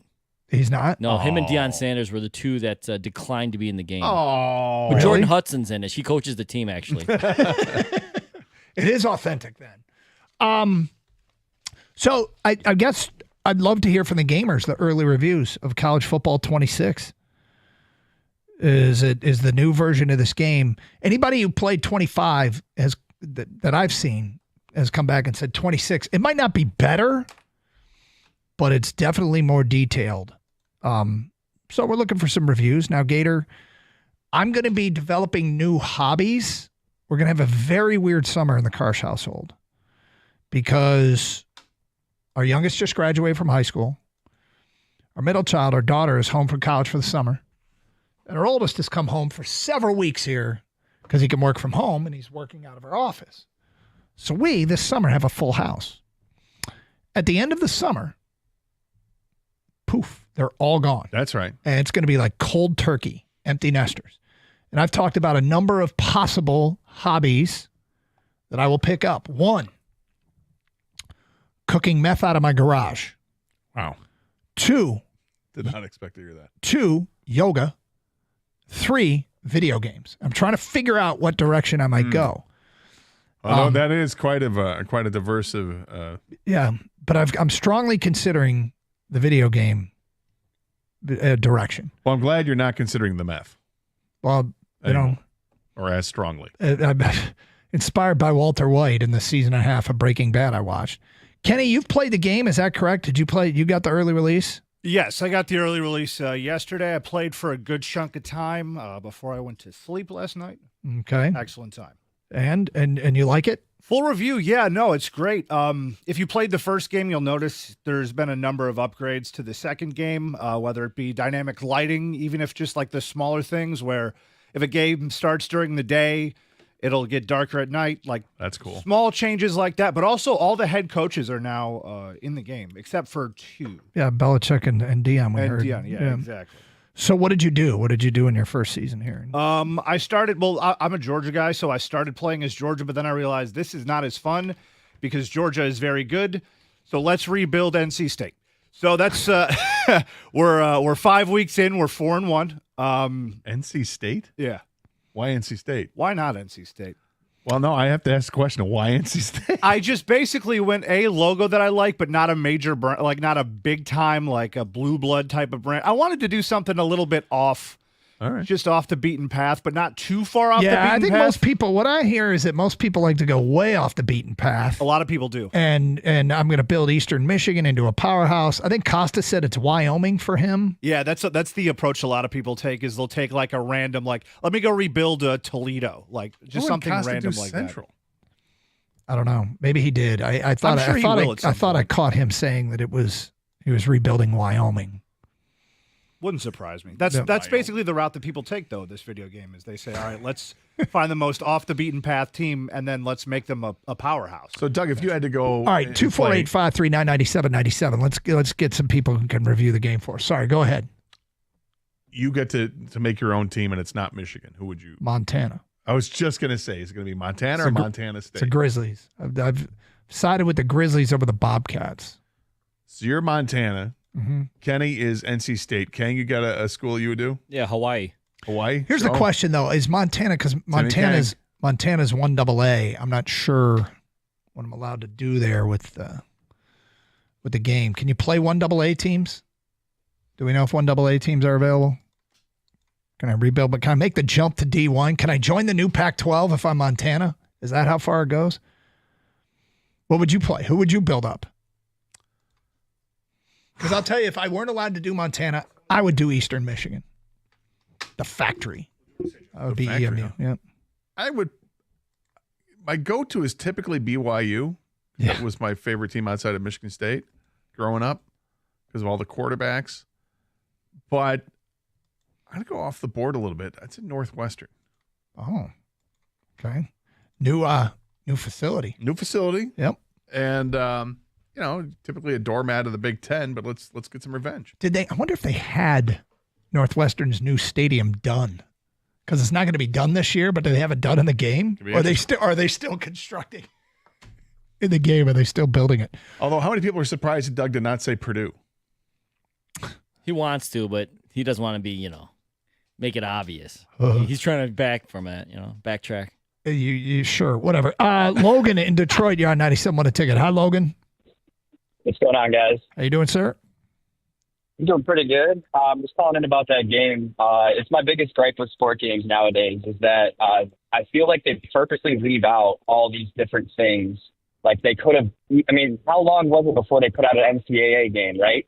So it was like they could have put in everything they wanted to in the last version, but instead they don't, just so they can charge you another however much this season to get you to buy it for just those things. And the fundamental part of the game is not much different. So, that's just my opinion. I don't really think that's why I think that's why I'm not going to get it, at least immediately. But, it's a fun game. Don't get me wrong. And it's got everything you'd want if you're a college football fan. But it's just my biggest gripe with, game developers nowadays is that I feel like just purposely leave out a few things just so they can come out the next season and be like, oh, yeah, we added new, clothing for your coach. Well, it's like, why would you not have that in the previous game, which you took 10 years to develop, So you're a man of principle. Exactly. I'm not going to spend my money on something for just a sweater vest, sweater vest on the coach on the fake video game I'm playing. Exactly. Okay, fair enough.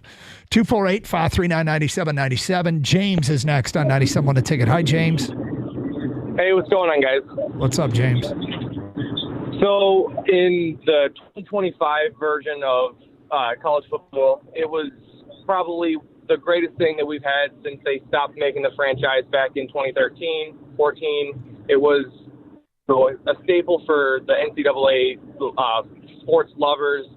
I ended up taking way too many hours of my days out to play 25 as soon as it released. I was a part of the release.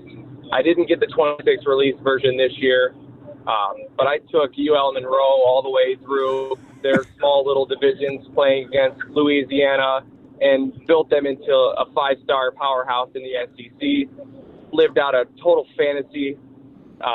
And with the whole Belichick, not wanting to be into it, I get it. That's his thing. He, for as long as he was a head coach with the Patriots, always declined. They always had a fake placeholder for him, and he was a staple within the gaming community. Same as Dan Campbell before he actually got his rights in.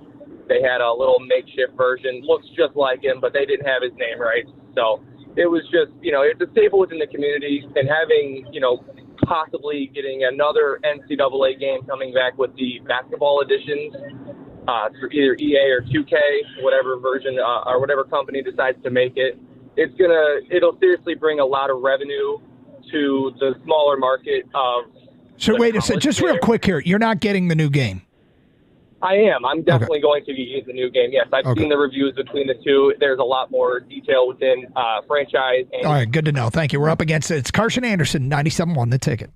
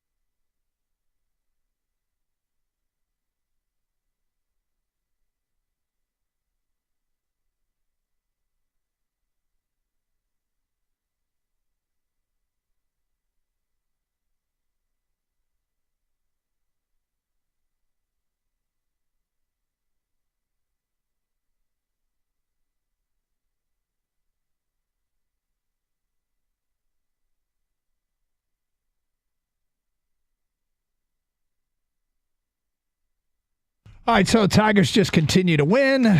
Last night, 5-1 over Tampa. A couple stories in the game. One was Zach McKinstry, that throw. I mean, why is he this good? And I mean, at 30 years old, Zach McKinstry he's on one of those incredible heaters that you ride as long as you can, or the light has gone on or whatever. I guess you don't even ask the question why, but AJ Hinch said last night, what does he bring to the lineup? Everything. He said it doesn't matter if he's in the lineup, out of the lineup. He's always giving him the same thing. He's bouncing around. He's playing solid defensively regardless of position. Gator last night, that highlight of him fielding a single, spinning, and rifling a throw to catch a runner going into third to Javi Baez. It wasn't like a perfect throw. Baez had to make a good catch and tag, but didn't see that one coming. No, I mean, considering it was all in one motion, like fielding, spinning, throwing. Yep. Knowing as he's approaching the ball to field it that he was going to throw to third base, he was not concerned about trying to get a run around at home, be a hero there. He was going to gun down the guy going to third. It was a fairly accurate throw, not the most accurate, but fairly accurate enough where, I mean, from that field spin throw thing, like all in one motion, I thought was great. But it also showcases what makes Javi so great. We've seen Javi at shortstop, even when he wasn't hitting over the last few years, runners trying to steal second base and the throw would come down. It's a good throw, but Javi's tag is spectacular. Right. He just gets it right on the player way more often than not. Did the same thing yesterday, made this adjustment, gets the runner out at third base, and it was absolutely a highlight of the game. Probably the highlight of the game. Home runs from Baez, McKinstry, and Colt Keith. Colt Keith has really been coming on for this team, and it's really at a good time. Yeah, his OPS over his last 48 games is like 850 since May. What's the league average? Like 720, 715, something like 710, 715, yeah. And the Tigers as a team have a 751 OPS. So as a team, they're doing well. But Colt Keith himself really picked things up over the last couple months. So the last 10 weeks, he has been a very, very good hitter at the plate. 2 doubles for him last night, the home run. We're just starting to see the real potential of Colt Keith in the power game. Average OPS right now is sitting at 715. For those who are wondering, it's 715. On base plus slugging, which has become a very important offensive metric. We talk about getting the extra 90. The slugging provides you with the extra 90 when you start on second with a double, a third with a triple, etc. And of course, getting on base being one of the keys. This has really become important, far more important, it feels like, than batting average when it comes to measuring a player or a team's value offensively. In the meantime, Cater Montero, another outstanding start. He pitched. I mean, going into this season, we always talk about spring training battles for the final starting spots. It all feels like it's kind of temporary. Pitchers get hurt. If you're going to try and be a good baseball team, you need starter 6 and starter 7, and maybe even starter 8. Those roles are important too, and you might start at AAA, or you might be a long reliever out of the bullpen. But Cater Montero has proven to be, this is like exactly what you'd want out of this guy. You mean you can give us 5 innings of 4-hit, 1-run baseball? 6 innings? Was it 6 innings last night? 6 innings, wasn't it? Yes. And the Tigers, it's funny you say you may need 8 starting pitchers. Mm-hmm. That's basically what they've used this year. 8 different real starters to start games. And Montero has been one of them. And in 7 of his 12 starts or 7 of his 12 outings, he's allowed 2 earned runs or less. That's pretty good pitching. He's got the ERA down well below 3, below 4 at this point. And when you're looking for a guy to be your 5th starter, there you go. The fact that Casey Mize is upped his game this year, and he's fortunately been healthy enough to make 15 starts. Reese Olson in 10 starts as an ERA under 3 as well, and then Skubal is Skubal, the best pitcher in baseball, the 2.02 earned run average.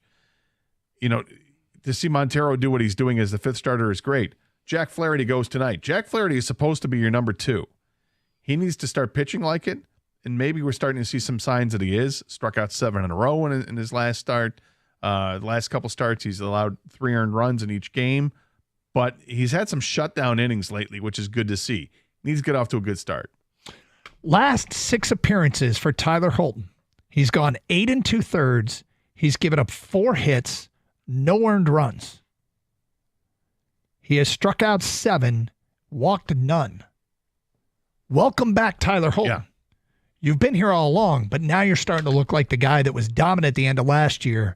This feels like a bullpen acquisition because that guy could be a back end of the bullpen guy a year ago.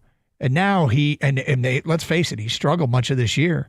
His last 6 outings have been really good, including one outing where he went 2 innings, another where he went 2 2/3. No, he's been much better. And look at last night. You talk about efficient. He threw 7 pitches and got 3 outs on 7 pitches. That's efficiency. And when he is on, he is very, very good. Good to see him bounce back because there was some shaky ground there for a while. And when he's been named to be the opener in one of the pitching chaos games, he struggled. Mm-hmm. But he's getting back to it right now, which is huge for the Tigers because now is where you want to start solidifying what you have going into a trade deadline that's just 3 weeks away to see, okay, where do we need to add? How many bullpen arms do we need to add?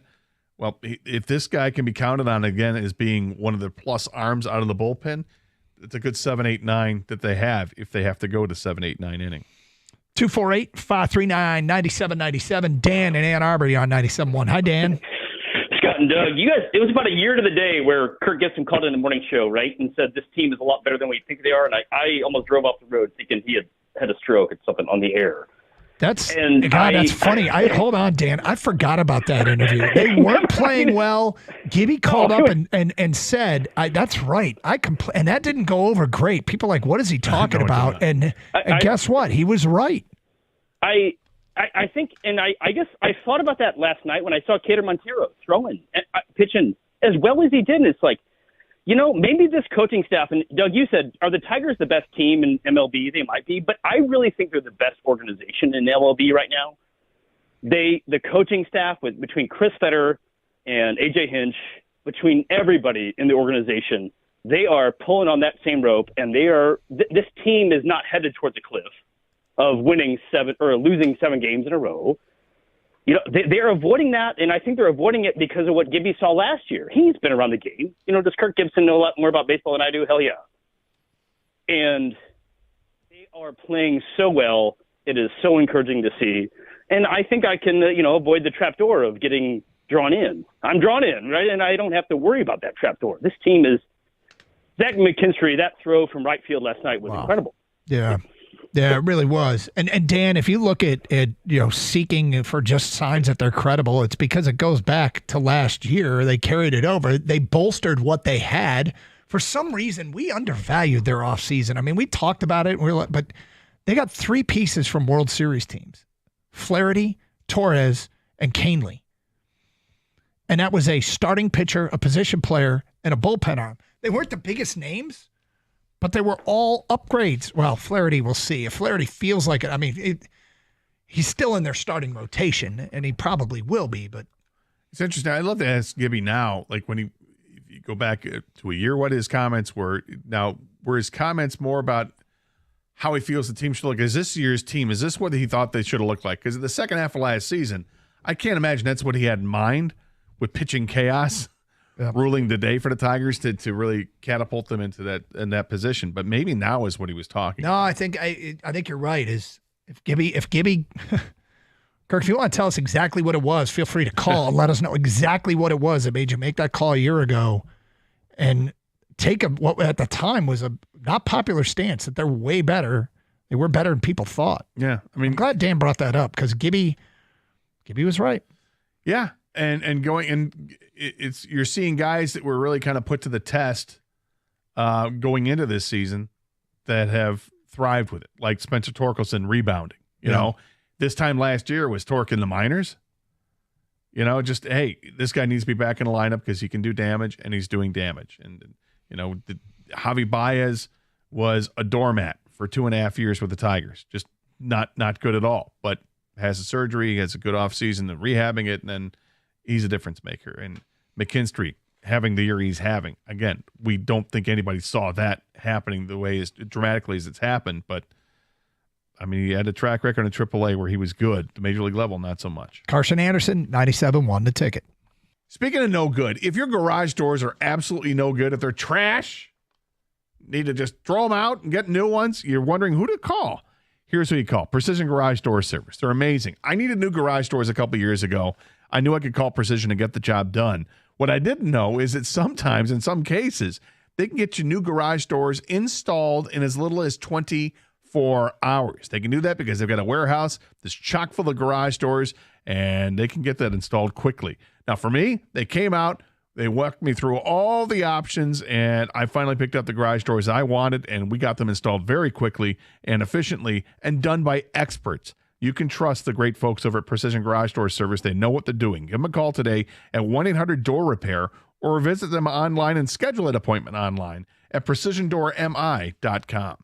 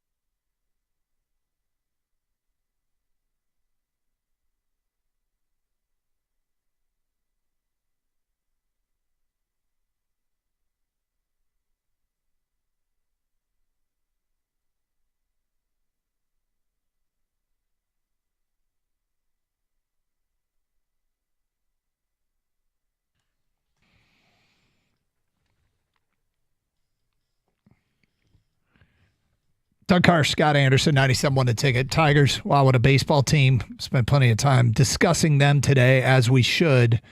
Best record in baseball, and with each passing week, it's almost like we can stop saying just best record. They are starting to look like the best team in baseball, and it's awesome. It's really been fun to watch this team just continue to pile up, stack up wins. 24 games over 500.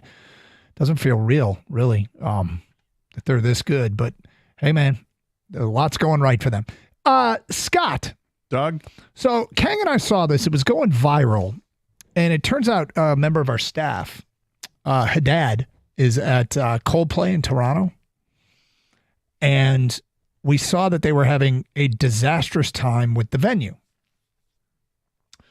So have you heard of Rogers Center?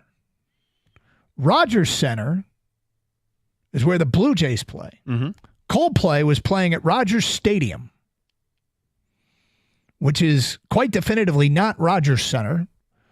Rogers Center is in downtown. It's a massive venue. It is got plenty of It's well equipped to host a big event. Rogers Stadium. I would like you to Google search Rogers Stadium, Toronto. And I want you to tell me what you see when you Google search Rogers Stadium, Toronto, because Coldplay, and I wonder if this was a mix-up. Like they thought they were going to Rogers Center, but somehow, someway accidentally booked Rogers Stadium. Okay. Do you have like an overhead view? Can you look for an image of Rogers Stadium? Image. Yeah. Okay. What do you see there?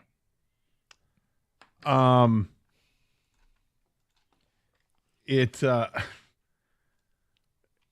looks like is that on a runway or something? It's on a runway. Like an airplane runway. They built a stadium, kind of a square stadium. You have like seating on both sides like a football stadium would, and then on one end zone, if you will, it's kind of curved seating, and then you've got the stage at the other end, and all open on the floor, which I imagine they can either just have people just walk right up and it's floor seating, or if they wanted to put seats in there, you could do that too. But it is indeed on a runway. And apparently hosting a major band like Coldplay has been a total disaster. Do you have Coldplay? Like, what's the name of the lead singer? Chris something or other? Chris Martin. Thank you. I've been a big Coldplay guy, but yeah, sure. Here's I've never gotten Coldplay. You don't like Purdue either. Never gotten Coldplay.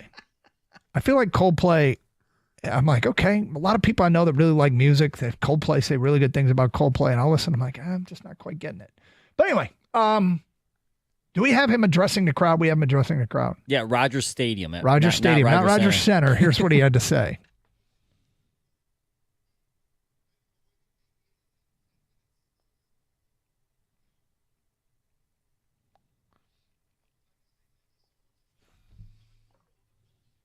Oh, well. Oh, Kang! Kang! Maybe. Come on. Kang! I was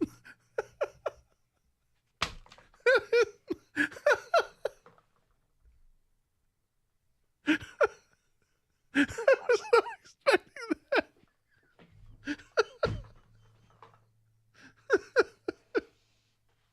We've all made mistakes on the show. The perfect game is over. The perfect game is over. 18 years into it. Kang missed an edit.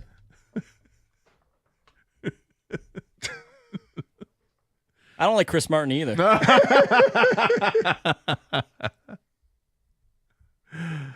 Oh, boy. Kang missed an edit. Suffice it to say, Chris Martin thanked the crowd for putting up with all the BS. I could play the rest of it. Are you sure? Are you sure? Not really. All right, let's give it a shot. Play the rest of it.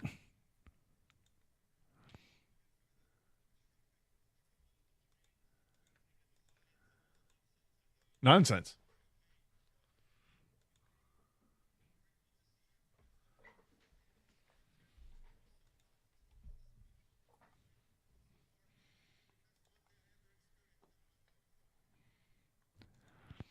Now, in there at one point he says, and thank you for coming to this weird stadium. So the problem is traffic. People can't get in and they can't get out. They're absolutely stuck in trying to get in and trying to get out. It's completely ill-equipped for a band like Coldplay. Wasn't there another band that played there last week and it was a disaster and they weren't nearly as big as Coldplay? I don't know if they were big or not, but it was a big concert and it was a disastrous result. And they tried to learn from it for this concert, Coldplay. Yeah. And I think they did better, apparently, according to all reports, but still not up to par. Okay. Well, 248-539-9797. What is the worst venue you've ever had to try and get into or out of as a fan? That was just like terrible. Now, I got a couple on my resume here. One was back in the day, MIS, Michigan International Speedway, for NASCAR races. Mm-hmm. I remember they were trying to work really hard on the traffic jams because there were terrible traffic jams getting into that track in Brooklyn, Michigan. There was basically one north-south road and one east-west road to get in. And so they were training the media. And before the race, I was told if somebody stops, you have a mile of traffic, and somebody stops for 5 seconds to ask for, where's lot D? That stop and the accordion stopping and starting all the way back cost the person at the back of that mile 1 hour. Oh. 5 seconds stopping by one car. That's why they're constantly trying to keep you moving and not stopping to ask questions. And I do remember getting stuck getting out of there one time before I realized I need to park in this lot by this spot, which leads to a 20-minute walk before the race and a 20-minute walk after the race. But when I get in that car, I can get out quickly. Because if you don't have a system at MIS, I don't know what it's like now, but it was bad back then. That was one. The Michigan State game like 4 years ago when there was a ton of construction in East Lansing, I felt like you couldn't get out of East Lansing. Yeah, I feel like that a lot of times leaving East Lansing has always been trouble. Leaving Michigan has been trouble.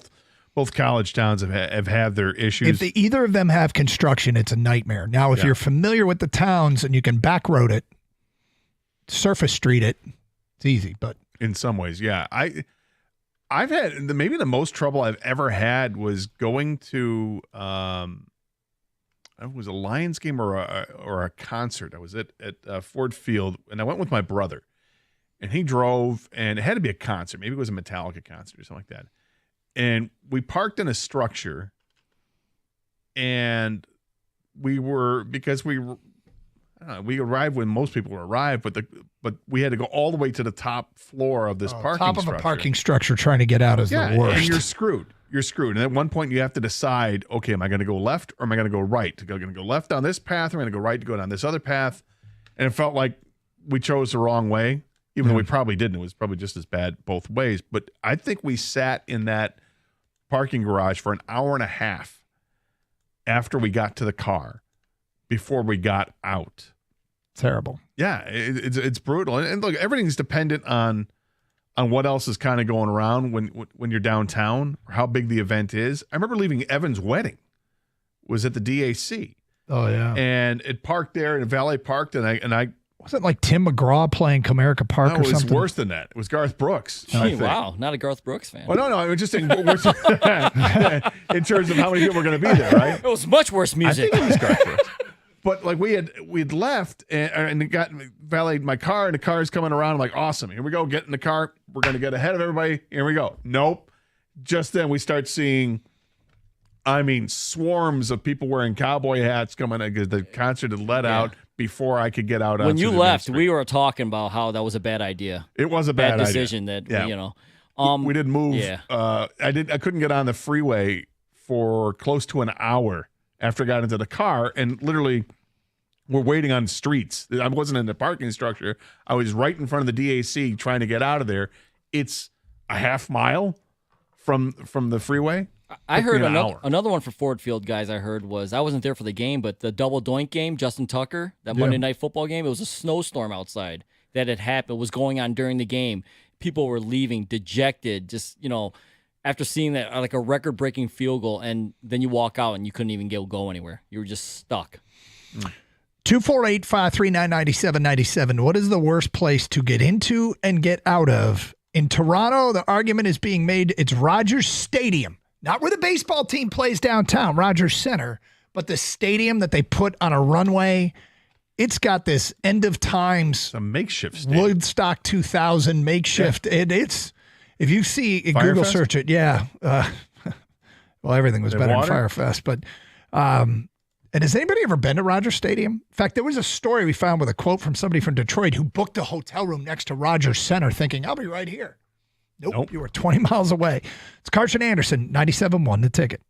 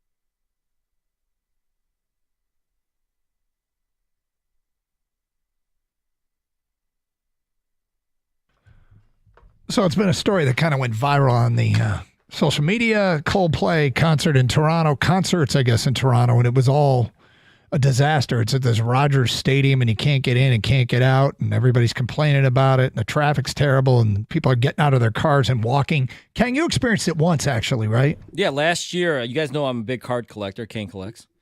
Download for free on Odyssey or wherever you get your podcasts. There you go. But the last year, with the National, which is like the biggest card show of the year, it's once a year, it was held in Cleveland. And it was held at the IX Center. I don't know if you guys have ever been there. It's also by their airport for some reason.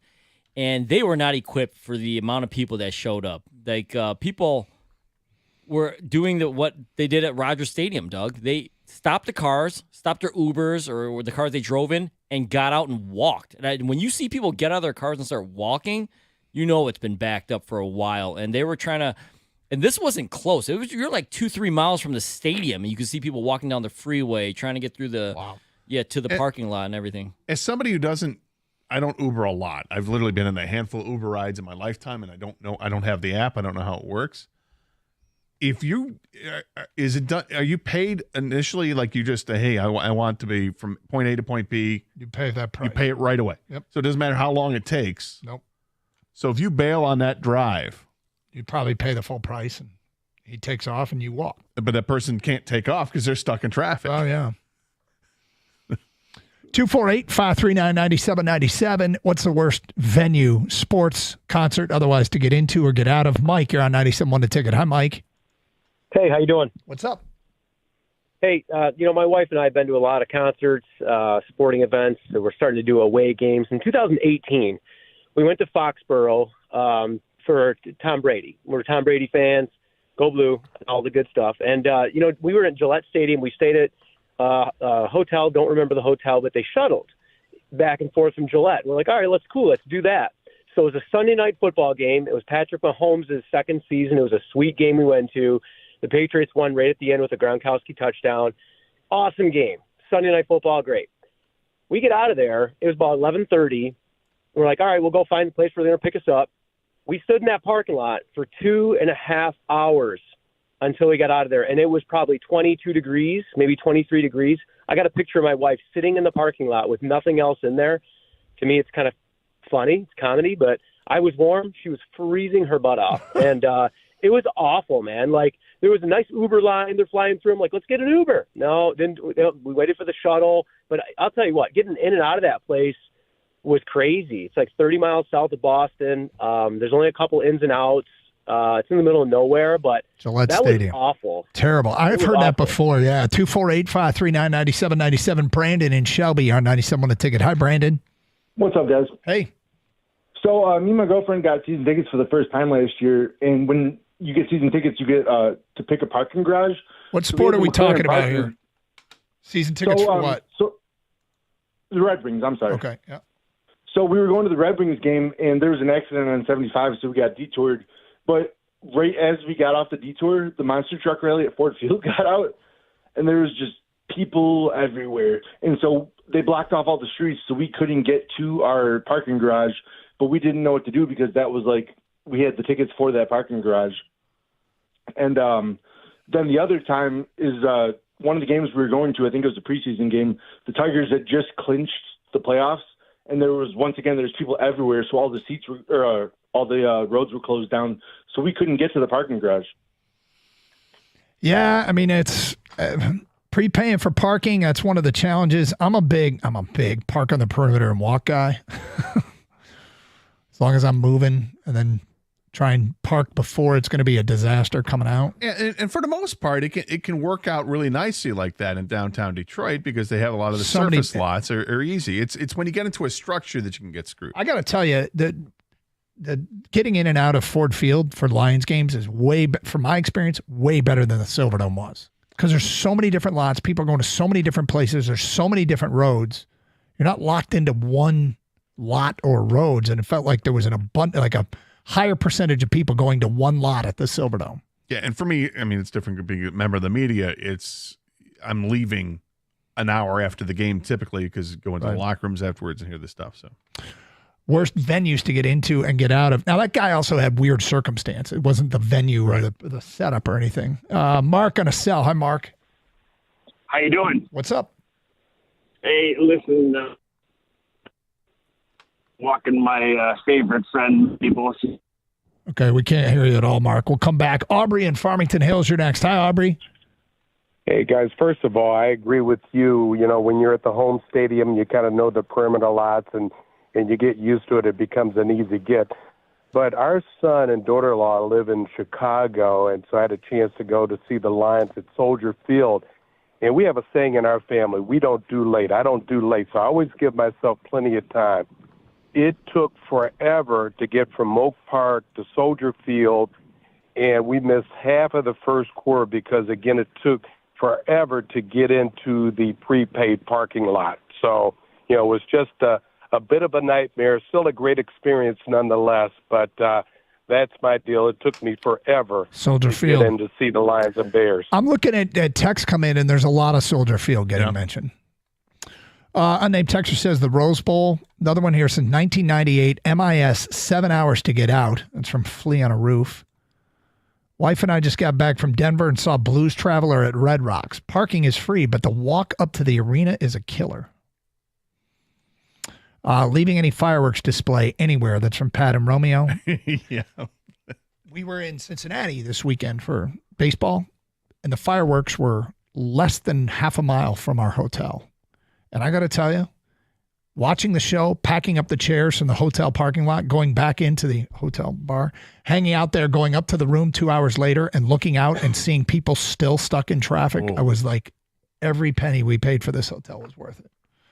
A lot of times, me and Kenny were just talking, like those firework display areas, they're not meant for like big viewing things. You're parking on grass. Right, You're yeah. parking on people's in Lawns and driveways. stuff. Yeah, it's not. So it's like a free-for-all. You almost have to leave before the finale. And I was a kid. I remember we used to, back in the mean streets of West Bloomfield. Mean streets. We would go to the fireworks show on Pine Lake, and we didn't live that far from Pine Lake. It was a couple miles away, but good God, the traffic was brutal. I remember even as a kid, I'd see my dad get upset about, how long are we going to stay in this? You know, and it just took forever because you would get, you know, a few thousand people wanting to go check out the fireworks. KH in Chesterfield. Talladega has to be the worst. Hours to get out. Finally, you get to the main road, and there are 10 cops standing around doing nothing. My brother yelled at them, do something. Lots of flashes, though. Southern girls rock. Well, but that's kind of worth it. 248-539-9797. Ryan in West Bloomfield. Hi, Ryan. Doing great. Thanks, guys. Sure. I just want to say real quick before I start, Gator, you're an inspiration. Me, I just graduated our Bloomfield High School on the Biff. Glad to see you doing great. But I had to say, thanks, Brian. No one said it yet. T-Mobile Arena. What a pain in the butt it is to get out of there. I'm in Vegas every year for the Summer League, and I took a few events over at the T-Mobile Arena. There's like 2 ramps to get in and out of the whole place. It is the worst place to get in and out of, I swear. That's where the Golden Knights play? Yes, and they have a lot of UFC events there as well. Yeah, it's just off the strip, right? Yeah, and it's horrible traffic. Well, I'm it's there. Vegas. I can't really technically drive, but I've seen it. It's just horrible. I hate going over there, too. Yeah, I think that's thanks for the call, Ryan, and thanks for the kind words about WBFH. It's just Vegas, man. Vegas is perpetually under construction. The strip has gotten worse and worse. I mean, they're building the new baseball stadium now. They just broke ground on that. Kang, you were just there. You know what it's like out there. I mean, but yeah, I was just going to mention the new baseball stadium is going to make it worse. I feel like the venues they have there are built for people that that stay in the hotels. Yes, so they can just walk to them. Tourists. Yeah. 248-539-9797. Dylan in Royal Oak here on 97 won a ticket. Hi, Dylan. Hi. So the home opener for the Lions this year, I went to the Greektown Casino that Sunday, and I was just going to gamble for a little bit. I won enough money at Baccarat that I could buy myself a ticket. Like I was running through Ford Field. I was the last person at my seat, like row 6 in an end zone, and the people were laughing. I literally had to change in the store when I bought a shirt and stuff. I was changing as I was checking out. I did not realize that the parking deck was completely filled, and I was on like the top level, which I think is like 11. 3 hours I didn't move. Didn't even move from the top level for 3 hours. I was like I don't know if it was worth it, but I was contemplating it at the top, and I wasn't very happy. You know, the thing about it is when you're in a parking structure at a concert or a sporting event, you better get there way early and be on one of the lowest floors. Because that might be if you take one lesson from this discussion, it's don't get in the parking structure. Or understand what you're in for. So after the event is done that you're going to, you may want to just go somewhere else, relax, have something to eat, have a drink or whatever before you make your way back to the car, because you're just going to be stuck and you're going to be pissed. And then there's nothing worse than when you're stuck in there and you got to go. I got to go. Oh. Yeah, that's not good. What are you either. supposed to do? There's no bathroom around. You got to meditate and make it go away. That's what you're supposed to do. It's Carson Anderson, 97.1 The Ticket.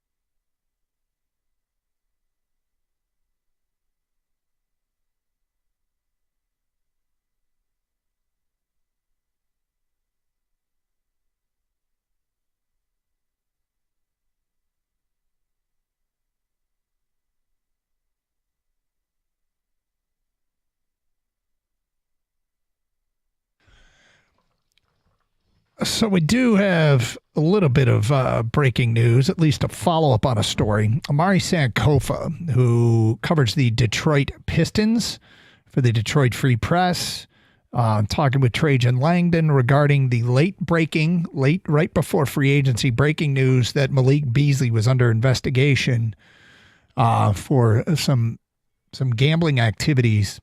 And it's just an investigation. We haven't heard much since that time.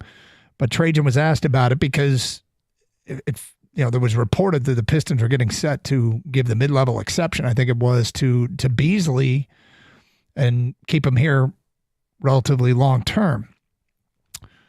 Sankofa asked Trajan about it, who said the Beasley news left them, quote, not much time to pivot. Quote, I was able to communicate with Malik and his agent Saturday, which was obviously right before we could start talking to free agents on Sunday.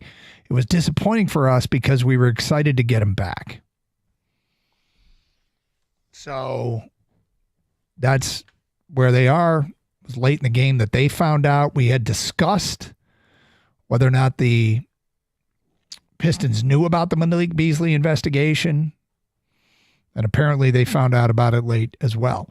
Their fallback plan, their plan B, netted them Karis LeVert, who can defend 1 through 4 and is a guy that can get in the lane and get a shot off, but he's not the shooter that Beasley is.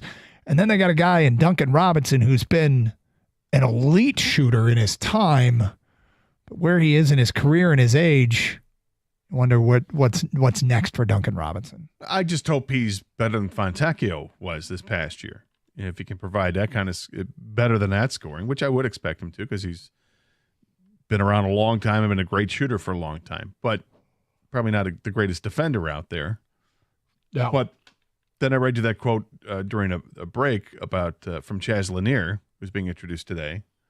The Pistons draft pick in the second round. It says he knows he's a shooter first, but he also recognizes if he's going to see any playing time, he has to work on his defensive game. And he says that's where he's going to make his hay to get to playing time, is through the defensive side. Love to hear that for a team that needs to be better defensively. If you got a guy who's more than willing to be that off the bench and, oh, by the way, can shoot it, that's your typical 3-and-D, right? Yep. 248-539-9797. Back to your open line. Call Scott's in Troy, and he's on 97.1. What's up, Scott? Hi, guys. Talking about places difficult to get in and out of. Hard Rock Stadium in Miami is impossible. I mean, we went to my son and I went to the ND Penn State game there for the Orange Bowl this past year, and people had warned me about parking and how difficult it is, and getting in and out. Everything has these little overpass things to get to the parking lots and stuff. It was terrible. We sat in the parking lot for hours and didn't move.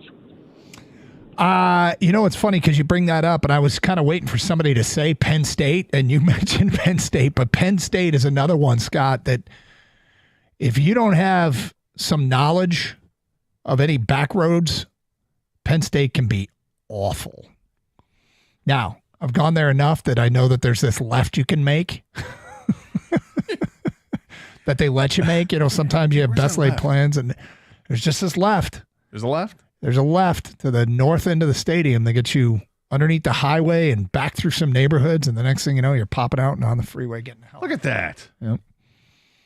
You guys ever go to the Palace of Auburn Hills as fans? And back then, you couldn't. You had two choices. Well, you couldn't leave the way you came in.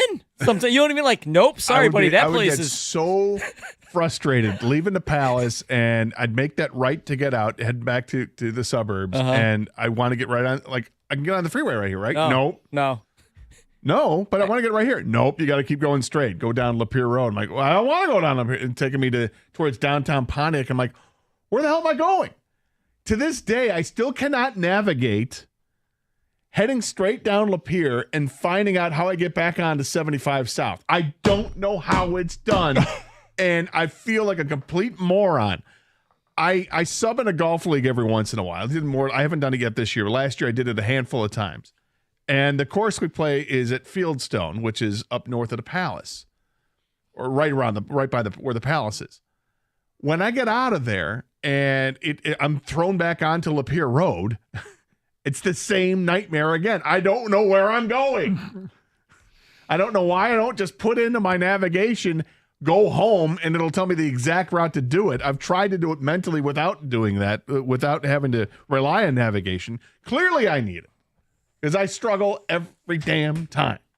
But back then, navigation wasn't like everyone didn't have Google Maps or Gator Waze had his on their Rand phone. McNally Road Atlas. I can't figure it out. Doug, how many times do you think he made an illegal turn to get back to where he needed to go? How many times did he try to get back? Because it was probably every single time. Dude, I remember if they won the NBA, you couldn't get out of there, and I just posted up at the post for like 3 hours. Yeah, well, that makes sense. It was a good call. Go to hoops back in the day.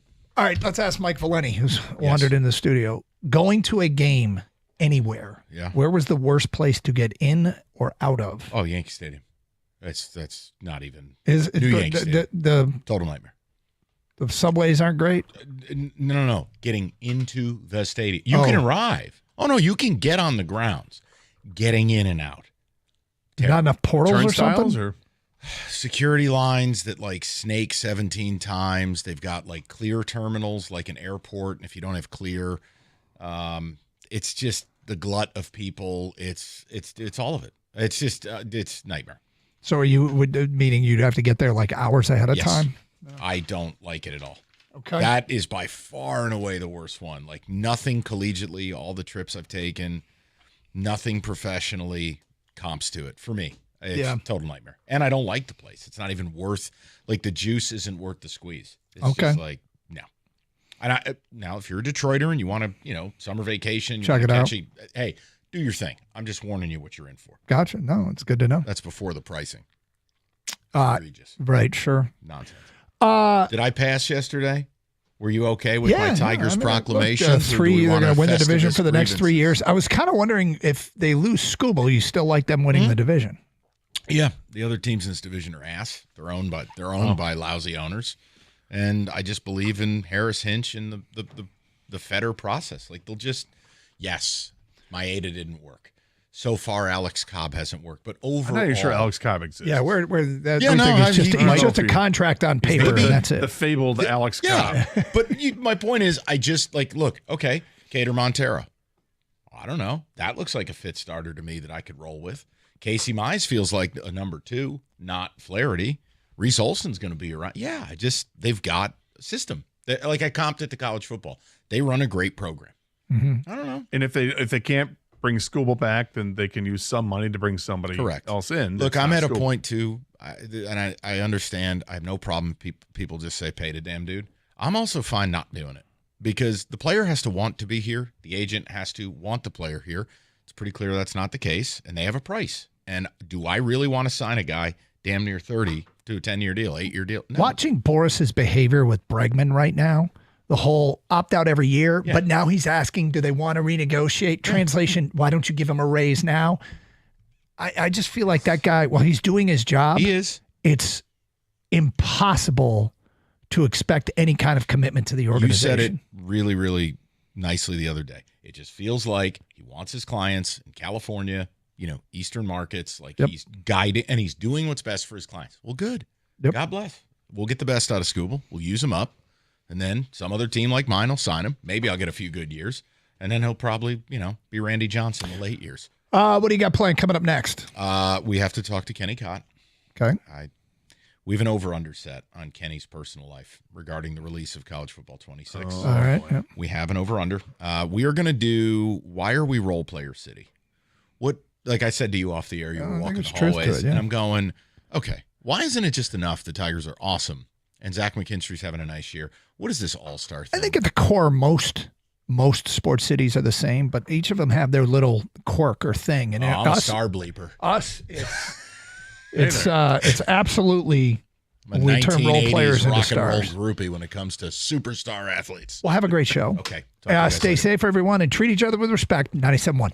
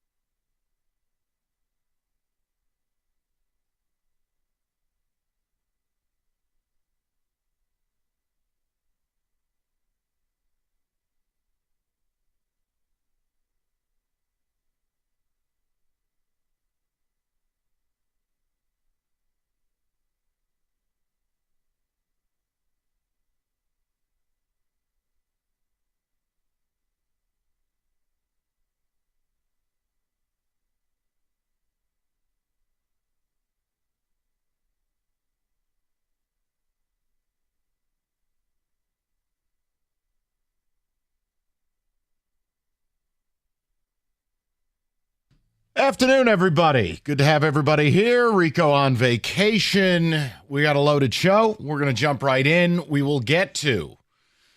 have 3 levels of obsession today. There are obsessions that are fun. There are obsessions that are annoying. We're going to get to the latest one in this town, sports-wise. There's just something this town has a blind spot for. I can't figure it out. It's something I personally, and I know this is terrible to say as a radio host, something I personally care very little about because I'm a big picture person.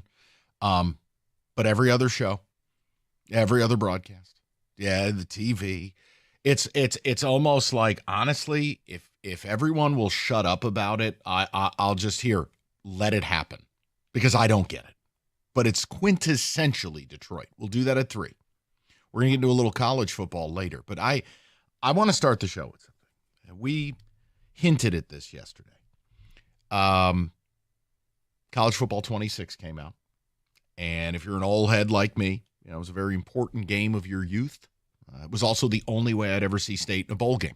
But the game disappeared for the better part of, more than a decade. Last year came back out. It was gangbusters. You had old heads getting back into it. We almost got Rico there, but he was too highfalutin. Oh, I'm above this. Okay, put on your little Founders zip-up. But Kenny Cott is a diehard. So we have come up with something. Now, Kenny last night, I made sure to provide copies of this for Kenny and David's wife and my kids and just really step up where David falls short. The point is, Kenny, we've set an over-under. Now, first of all, we had even money odds you called in sick today because you stayed up all night playing. Oh, stop it. No, it was even money. It was. No shot. But you're here. I'm a professional, Michael. Okay, that's professional. Just because you can say the word doesn't mean that that's accurate. Just leave it at your ear. I'm a professional, damn it. Right, okay. That's Kenny at the end of the night when the bartender won't serve him. But I'm a professional. So hold on. Listen. Slanderous. Just listen. Your opening review, your remarks of this, because remember, your words, you're either supporting my friend's marriage or not, because my buddy makes the game. So, but I also wanted to know the following. We wanted to set an over-under for you on hours played. Now, I'm not going to tell the general public the hours you played MLB The Show. I'm not going to say that was a little rough. That was a tough reality check. When Evan told me, say it. He went onto my PlayStation account and you can look at people's games and how much you play them hours wise. When he told me mine, it was a bit of a sobering reality for me. I was in a state of shock, but it was honestly the second most shocking thing to Texas spending $40 million on their roster, probably right under there. But I wanted to set an over under, and Evan and I are pretty comfortable with this. And it's by New Year's Day. By New Year's Day, Kenny Cott, the over-under on hours of College Football 26 he will play, per the Evan Jenkins Sportsbook, is set at 549 and a half hours of college football. Good Lord. And I can tell you it's juiced to the over minus 120. I'm sure it is. And you know what? I would be mad about it. I would call it slander or a personal affront to me. Except it's true. And then I mean, we go back to the MLB hours, and it feels like once I dive deep into a video game like that, it's tough to pull me out of the pool. Now, is this like? Here's the thing for me. Like I heard Karsh talking about this. He's like thinking of getting not back into red meat, but back into video games, which somehow I can't wrap my mind around. Because Doug. He's always what is his term? He's veteran, young guy, but now he's like young, old guy. Doug has never struck me that like that's what he's going to do. Like if Doug told me he's going to take up skydiving, I'd be like, okay, it's believable. You know, and you think if he was going to do that, he would have done it a little sooner because when his kids are big in video games as like, kids, that seems like the time that you would be, let's do this together. But here's the question. And this is look, it's a case study, right? It's summer. Look, there's only so many nice days, and there's only so much time that people have. But how many of you identify with Kenny? Not that you will approach the Kenny Cott, and we have to bet lunches on this, the over-under on hours played by Kenny. But how many of you fall into the vortex? Like for David, I know you've been a Madden guy for a lot of years. How many of you still will carve out time for it? Now, hey man, if you're a father, you have children, I don't know how you do it. I don't. Like my brother-in-law has to basically, it's like checking a book out of the library. My brother-in-law has to like schedule his time. Same here. Massive respect. I do. Yeah, Friday when I leave this place, I know that's my time. But Yes. here's my other thing is if you're a parent, I know parenting now is different than when I was growing up. When I was growing up, it was just a very simple equation. You don't get a say. You don't have a cross-examination. And really, anything I'd said back to my parents, it would be viewed as Charlie Brown's teacher. Wah, wah, wah, wah. It was never going to register. It was going to get me nowhere. I was only allowed to play Nintendo or whatever, as much or as little as they told me. Step out of line, the Nintendo got launched into the sun. Your grades aren't high enough. Nintendo, sun. Act like a bleep hole. Nintendo, street. So, like, how do you control it now? Because, man, as kids, we were entertained by Tecmo Bowl. Now you see what game developers are producing and what these systems produce. Look, Kenny's already halfway through year 2, rebuilding. What is it? NC State. Yeah, I got a text from Kenny last night at 11. I looked after I said that. I was like, I should probably look what time it is, so I'm not bugging him too. Oh, it's 11 p.m. All right. Oh my God, this is incredible. I'm like, Kenny, I'm thrilled. NC State's going to be a wagon, dude. I'm telling you. I'm thrilled for you. But I want to know from both sides of the equation. Look, Kenny's younger, but Kenny's in his 30s now. He ain't a kid. But if you're a parent, like, how do you legislate how much your kids are allowed to play this? But also, College Football 26 is nostalgia. I think it fed into the sales figures they did last year. How many, like, David's back into it? The kids are into it. That's I could see David cussing his kids out. I could see David cheating at the entire dynasty. And that's not even about the video game. He cusses his kids out regardless. Absolutely true. David's at the drive-thru. I told you one item, mother. Whoa. Dad's not happy. But I wanted to throw this out. The over-under on Kenny Codd is set at 545.5. Also, let this be a case study because I was one of the kids that my parents maybe over-legislated how little I could play video games. I didn't get a system until I was almost in college.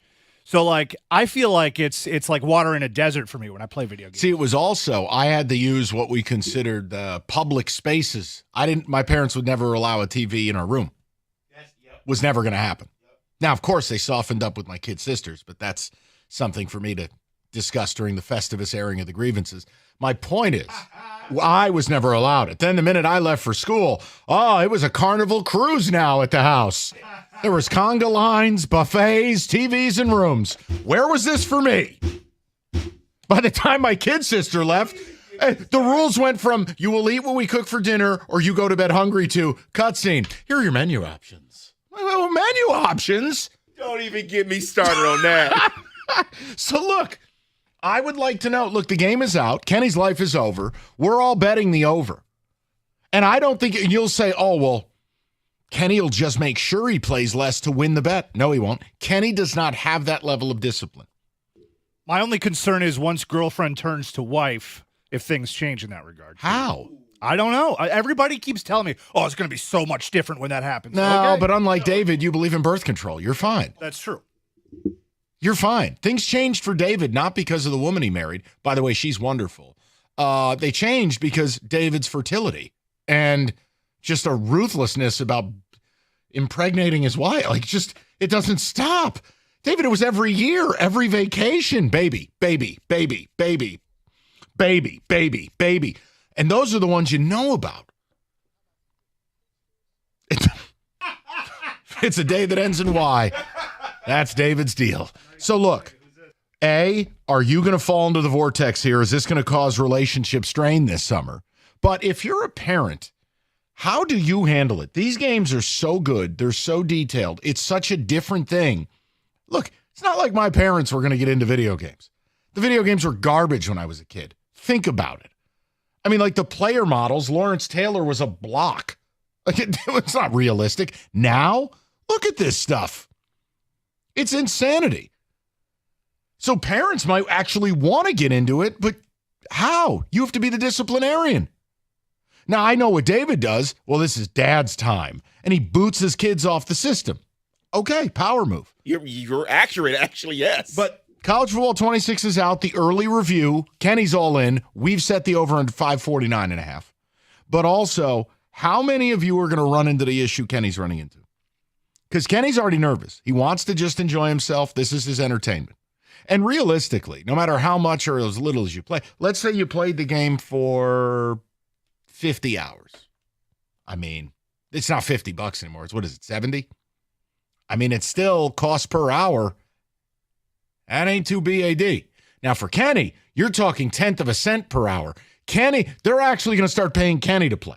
I'm pennies on the dollar over here, man. I got it great in terms of the value At that buying 500 hours, Kenny, 600 hours for $60. Yeah, that's you can't breathe for that cheap. 100%. Amazing. But I want to hear from the people on it. And Kenny, you have no shame either. Like, we're betting the over on this. Lunch, and I speak on behalf of Rico, lunch. You will owe us all lunch when you cross the Rainbow Bridge. You know what? It's funny because you're betting lunches, which I do love, versus the entertainment value that this game will provide.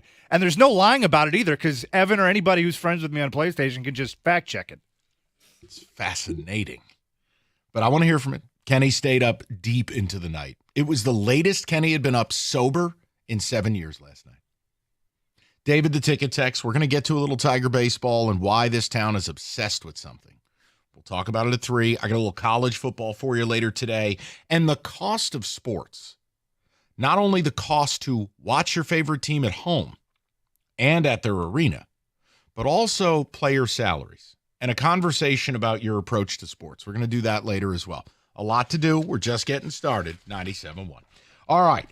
Northville Lumber, talked about them for a long time, largest Trex decking outlet in the country. Northville is Michigan's Trex superstore. They stock all colors of Trex decking, railing, lighting, and they have it all the time. You go to their brand new showroom.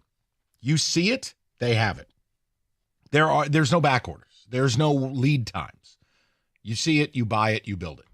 Call Northville Lumber today. You can go to Northville Lumber, Michigan's Trex superstore. Go to northvillelumber.com. That's northvillelumber.com.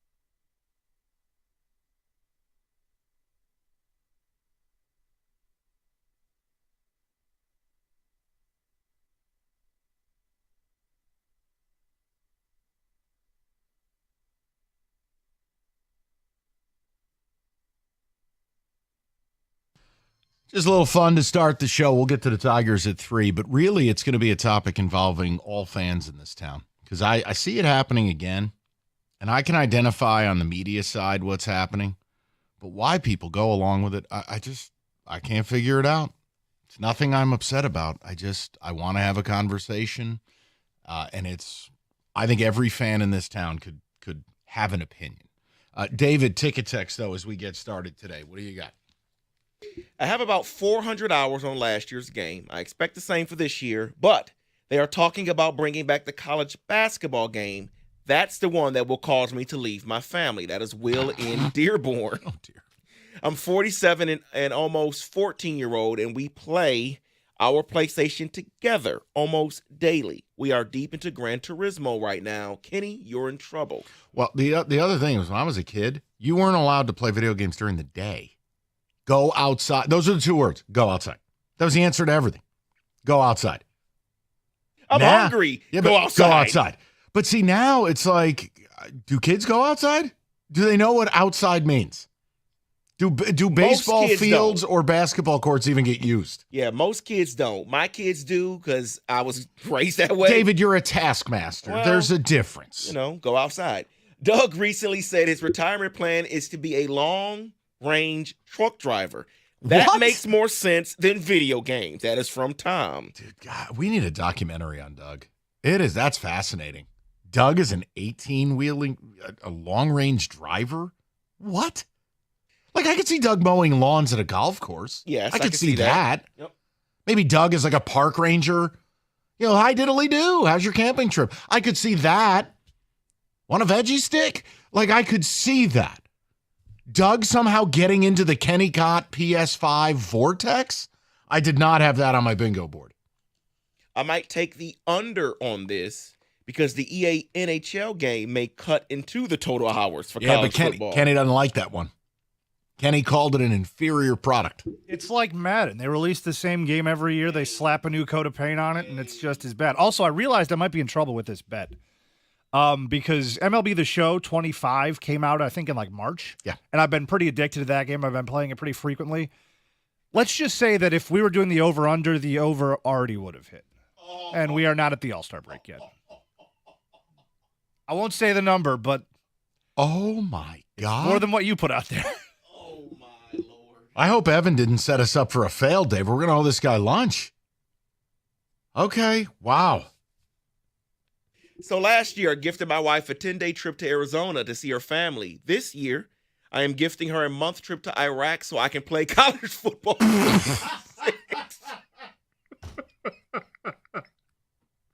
Not to see her family. He's sending her to Mars. We'll see you in 2 years. I got to rebuild Navy. Mike, I'm 44 years old, and I'm a father of a 3-year-old girl. My wife and I both work full-time. I'm also a huge movie guy. The way I fit in movies and video games, it is simple. It's called lack of sleep. Okay. Good luck on that one. But no, I'm fascinated. I mean, Kenny, I don't think anything will change for you. You don't have kids yet. Or maybe. I don't know what your plan is. It's not my business. My point is, in the here and now, no, Kenny, getting married... A switch doesn't flip unless you're marrying Glenn Close in Fatal Attraction. Like, nothing changes. But the way people talk about it, they act like, I mean, kids aside, even if you take kids out of it, people are like, oh, the second that you're legally bound to each other, things change. Cut scene. Hey. It's why 2 out of 3 marriages fail. Yes. Like, a lot of people marry the wrong person, or they marry under false pretense, or they decide to do things they don't want to do, but they're told to do, a.k.a. 17 kids. Dude, you don't have any of those constraints. I don't know her. I'm not going to judge her. I mean, I think she's a little nuts for marrying you, but my point is that's not my problem. I don't think anything will change. But do I think it's sustainable for you to be playing thousands of hours? And, no, I do not. I don't even want to know the number he brought up. Let's go to the people. We'll go to Tom, 97.1. Tommy, what's going on, bud? Hey, Tom. How you doing? Sorry about that. Hey, so my son, my 17-year-old son is really, really good at Madden and also EA Sports. So he got it yesterday and was grinding away. So at one point he had won 15 straight online games, and he took a picture of it. He showed me the picture. He took a screenshot of the leaderboard. He was number 2 in the world. Oh, dear God. On day one. on day one, but he is good. And, once in a while he'll say, hey, why don't we play together? I'll do offense, you do defense. I grew up on Atari. That's how old I am. Yep. When you could throw the pass and use your joystick and throw it around people. But it was a genius move to launch it in the summer because all these kids are going to be clamoring their parents for money to get packs and do all this, and they're going to make a fortune. So I don't care how long my son plays because I'd rather have him at home going versus driving around doing God knows what. Tom, let me ask you a question, and forgive me. Obviously, I'm not a fan of kids. I respect the hell out of parents. But, Tommy, this is something. I'm being serious now. Like, when I was a kid, you were out until the streetlights came on. And my parents didn't know where the hell I was. I was on a bike. No. And I was across town, and we'd play tackle football. Or I'd go to my friend's house that was miles away, and we'd play basketball. Like, Tom, is part of it what you said? Like, you can't lose sight of your kid in 2025 because the world is so messed up. No, because I'm like you. I mean, I'd see my mom in the morning when I left. I might come home for lunch, come home for dinner, and she'd see me at 9:30. And nowadays, he likes it. I enjoy playing with him. I'm awful compared to him, but it is fun, and at least I know where he's at. And it's an awesome game. I did beat a guy online, which was surprising. It must have been some guy that stinks because I'm bad. It was actually Kenny. It was actually Kenny. He was half in the bag. He let you have one. Hey, my son's ultimate team is Michigan State, so you do have a winner. Well, listen, we'll take one. We're in rare supply down here, Tommy. Appreciate it. But no, I'm serious. Like, I think about it with my nieces and nephews.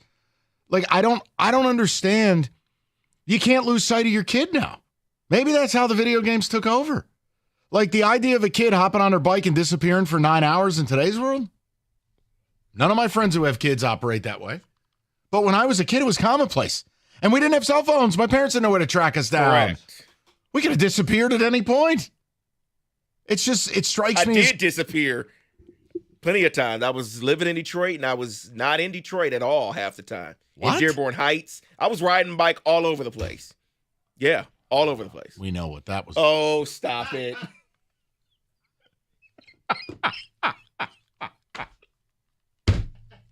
You know what? David's barnstorming tour started early. Let's go over to Sean, 97.1. Sean, what's going on, buddy? Kabara Goya, gentlemen. You guys almost just made me spit my pop out with that last little drop there, man. That was classic. What's going on, man? Oh, hey, I called about the video games thing. First of all, I'm a degenerate with the college football game, too. It took me a long time to finally cave and get a new system. When the game came out last year, I did buy the PS5. Now, I do have an 8- and 5-year-old. They're not too into, I would say, football yet. They're baseball kids right now. Yep. They like golf. I try to keep them outside, like you said, Mike, throughout the day, man. The rule of the summer with me and my wife is, as long as it's daylight, you're not on the video games. We've got the pool, we've got, trampoline, we've got stuff for them to be doing, and keeping them off the games is good. But I wanted to give you a little bit of a horror story. Was that WWE game came out, and my son and I and my other son, we all play that game. It's awesome. But my kids, they found out that I guess they went to the store, the PlayStation store, and I had my account, connected to it, and they decided to buy some packs. I got about $47.99 worth of, upgraded packs with, everyone from Dusty Rhodes, the American Dream, to, the CM Punk ECW pack and all this stuff. And I'm like, when did you guys unlock all these guys? And then I came to find out when I got that. So what I did, which is cool with the PS5, is now I have a password on it. So the main user on it can put a password on it, and my 8- and 5-year-old do not know the password. So now let me ask you a question, Sean. Is it considered bad form if you said, okay, now you're like the mafia and you're in debt to me and you can work this off? Like $47.99 equates to mow the lawn 10 times.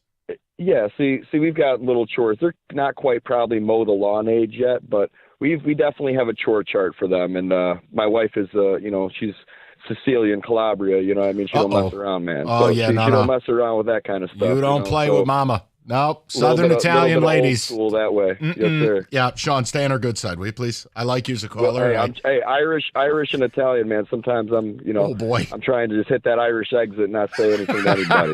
The Irish goodbye. His wife's Yes, looking sir. to yell at him. He's nowhere to be found. Sean left 20 minutes ago. Sean Irish goodbye out of his own house. I will say this. The Irish goodbye is the most effective thing on planet Earth. Like the people who waste 30 minutes leaving a party or leaving an event, saying goodbye. How about this? Just leave. Where's Kenny? He left. And I didn't get a personal goodbye. You got a personal hello. If I give you the hello, why do I have to give you the goodbye? The Irish have that part right. Now, they can't cook their way out of a paper bag, but they got that part right. The Irish goodbye is the perfect move. I used to feel awful doing it. So I'd be like growing up, we had a huge family. You'd have to say goodbye to everybody. Now? Same here. Oh, no. I left the 4th of July gathering. I didn't say goodbye to half the people. Bye-bye.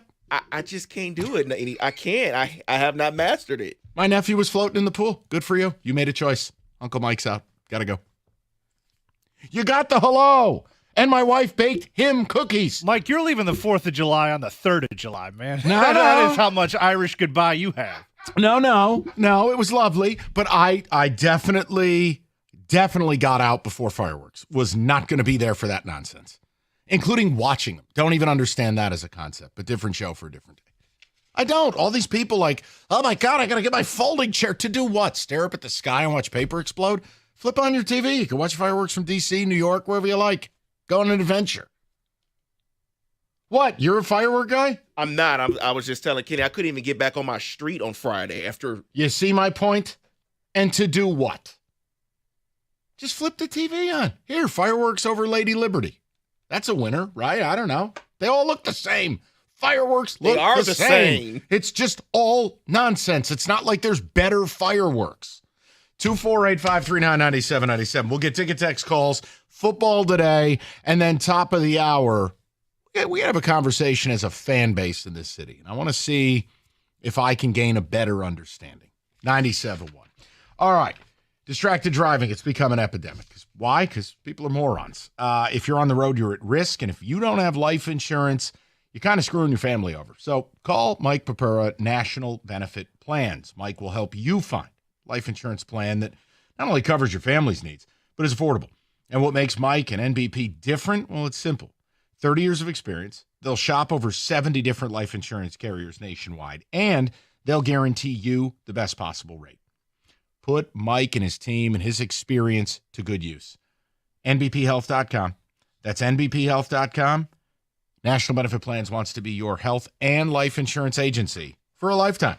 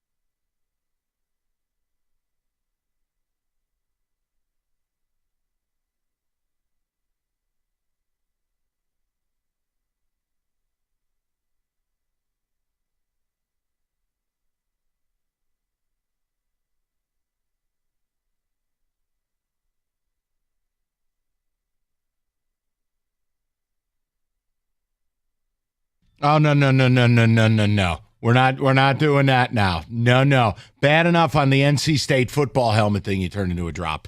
The whole whites thing. We're not doing that. Now, wait a second. Now, hold on a minute.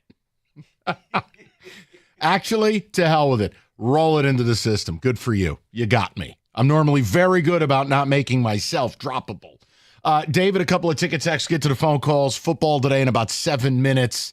I actually am proud of you two for that. That's quite something. I will definitely carve time out. That one's going to be really bad when Rico comes back, isn't it? I will definitely carve time to play the new game. Finished my first season at Kansas State yesterday. Despite Mike's opinion on him, Avery Johnson can throw a forward pass. Listen, real life and video games are not the same, okay? I've understood. I don't like Avery Johnson. I currently have 220 hours on MLB The Show 25, and I had 400 hours on last year's NCAA 25. I'm single and work full-time. Okay. What? What's wrong? I haven't beat on both, maybe combined, before the All-Star break on this current game. But hold on. Your fiance or wife, or I don't know when the secret nuptials are taking place, she works nights. Yeah, no, it actually works out perfectly. What are you supposed to – look, Kenny, are there better uses of time? I mean, sure, but at a certain point, enjoy yourself. Who you hurting? Yeah, no, I don't know. It's not like you're doing meth. I usually have the game on the main screen, whatever it is, Tigers, and sports Wings, on whatever. the other, right? Yeah, and then the show on the other. Oh, boy. What a scene that's got to be, David. What a scene. Go ahead. Yeah, there could be other things you're doing, but stop. Thank you, you're not. Brett in Oak Park, I'm a parent. My son only plays after chores and homework are done.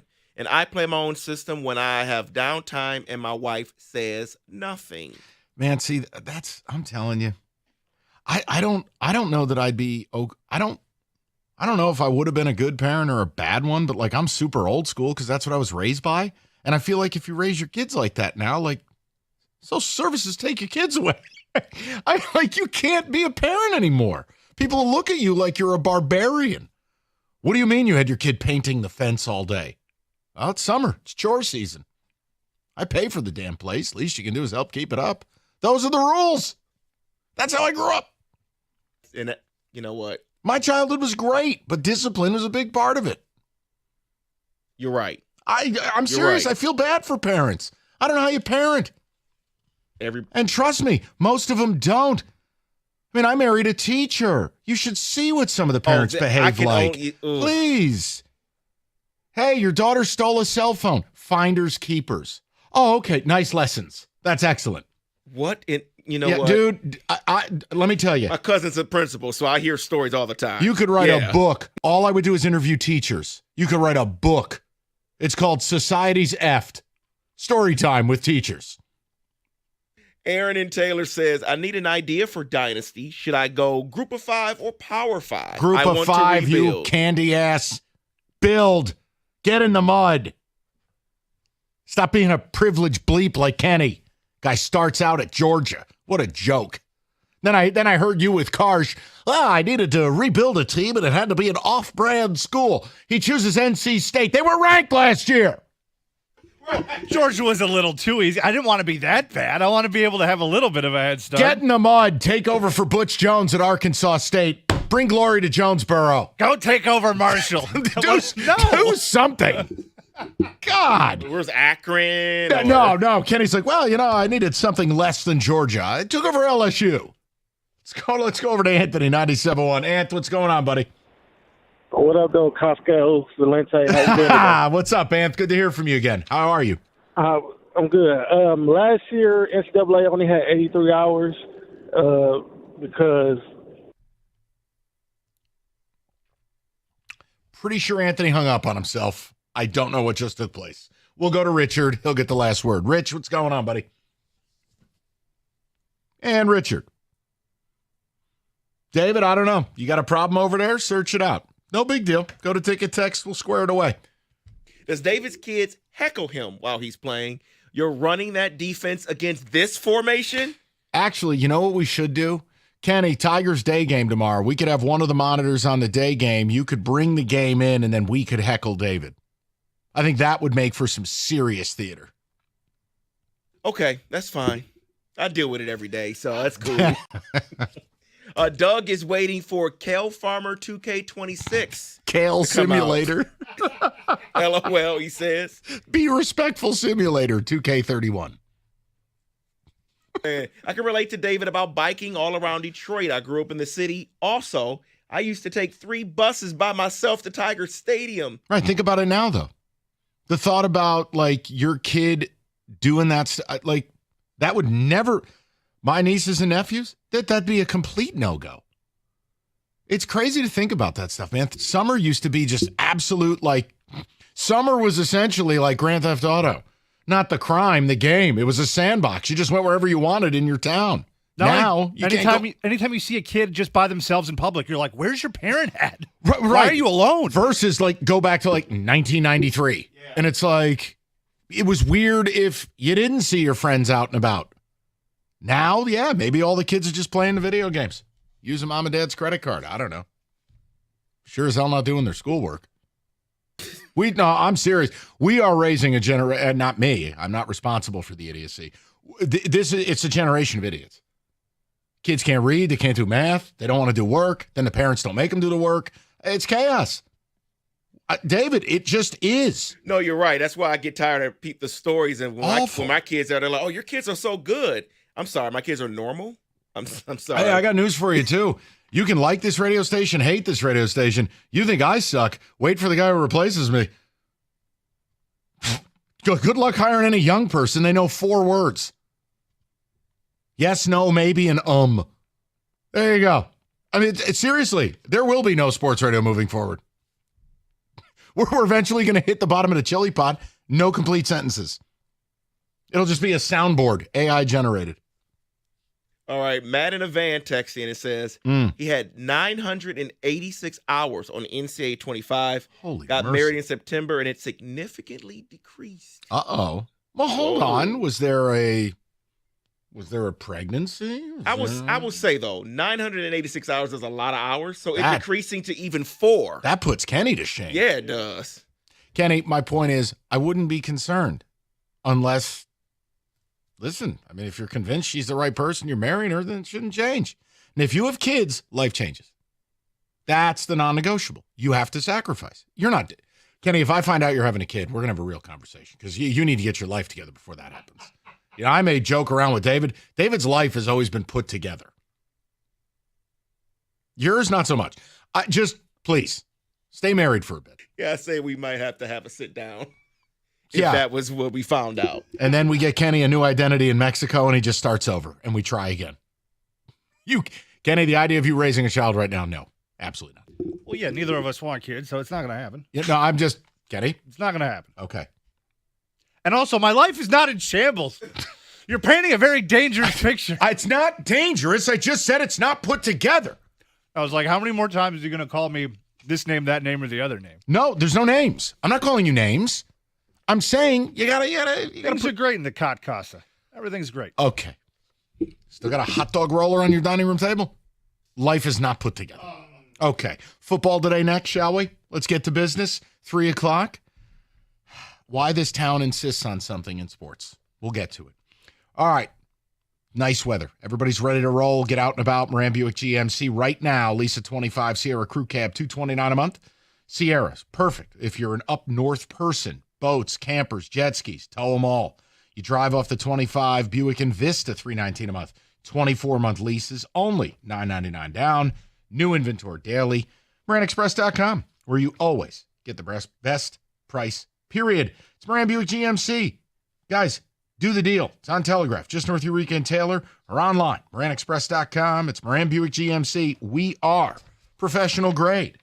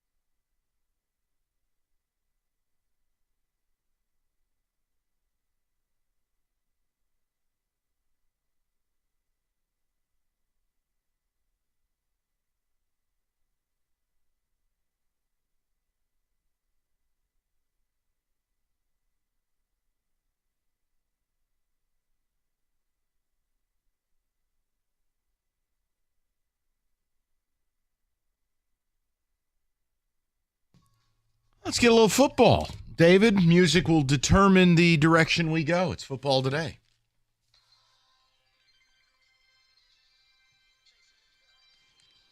And I'm shocked that you haven't slandered me with that new drop of yours. Oh, no, not at all. Not at all. It will come, though. So I want to talk Heisman Trophy. I want to do it a little differently, though, because I want to do it based on your belief of the team, and then I'll give you the odds for some of these guys. But let me start with this Hold first. on. Can I be selfish? Sure. Just for a moment. Can I just give you the guy that I want to see win it? I love the kid. Sure. I love the family. I love the story. I love the team he plays for. It would be different. He's electric. Lenora Sellers. He is at plus 1,800 on the BetMGM. Cackaboos. I mean, look, man, if you haven't seen him play at South Carolina, the fact that he turned down overtures from every program in America to stay there, the fact that the parents are big on, look, you gave your word to these people. You're making plenty of money here. You're getting developed here. God forbid someone is the adult in the room. I'm rooting for the kid, and I like watching him play. Plus 1,800. I think that's a sleeper to me. I think that's legitimate. Plays in the SEC. That's a team that can make the playoff. That's where I'm leaning. And he'll have the highlights, David. That's his style of play. So, and this is why I wanted to do it, because DraftKings put out that Arch Manning became, on their books, became the heavy favorite.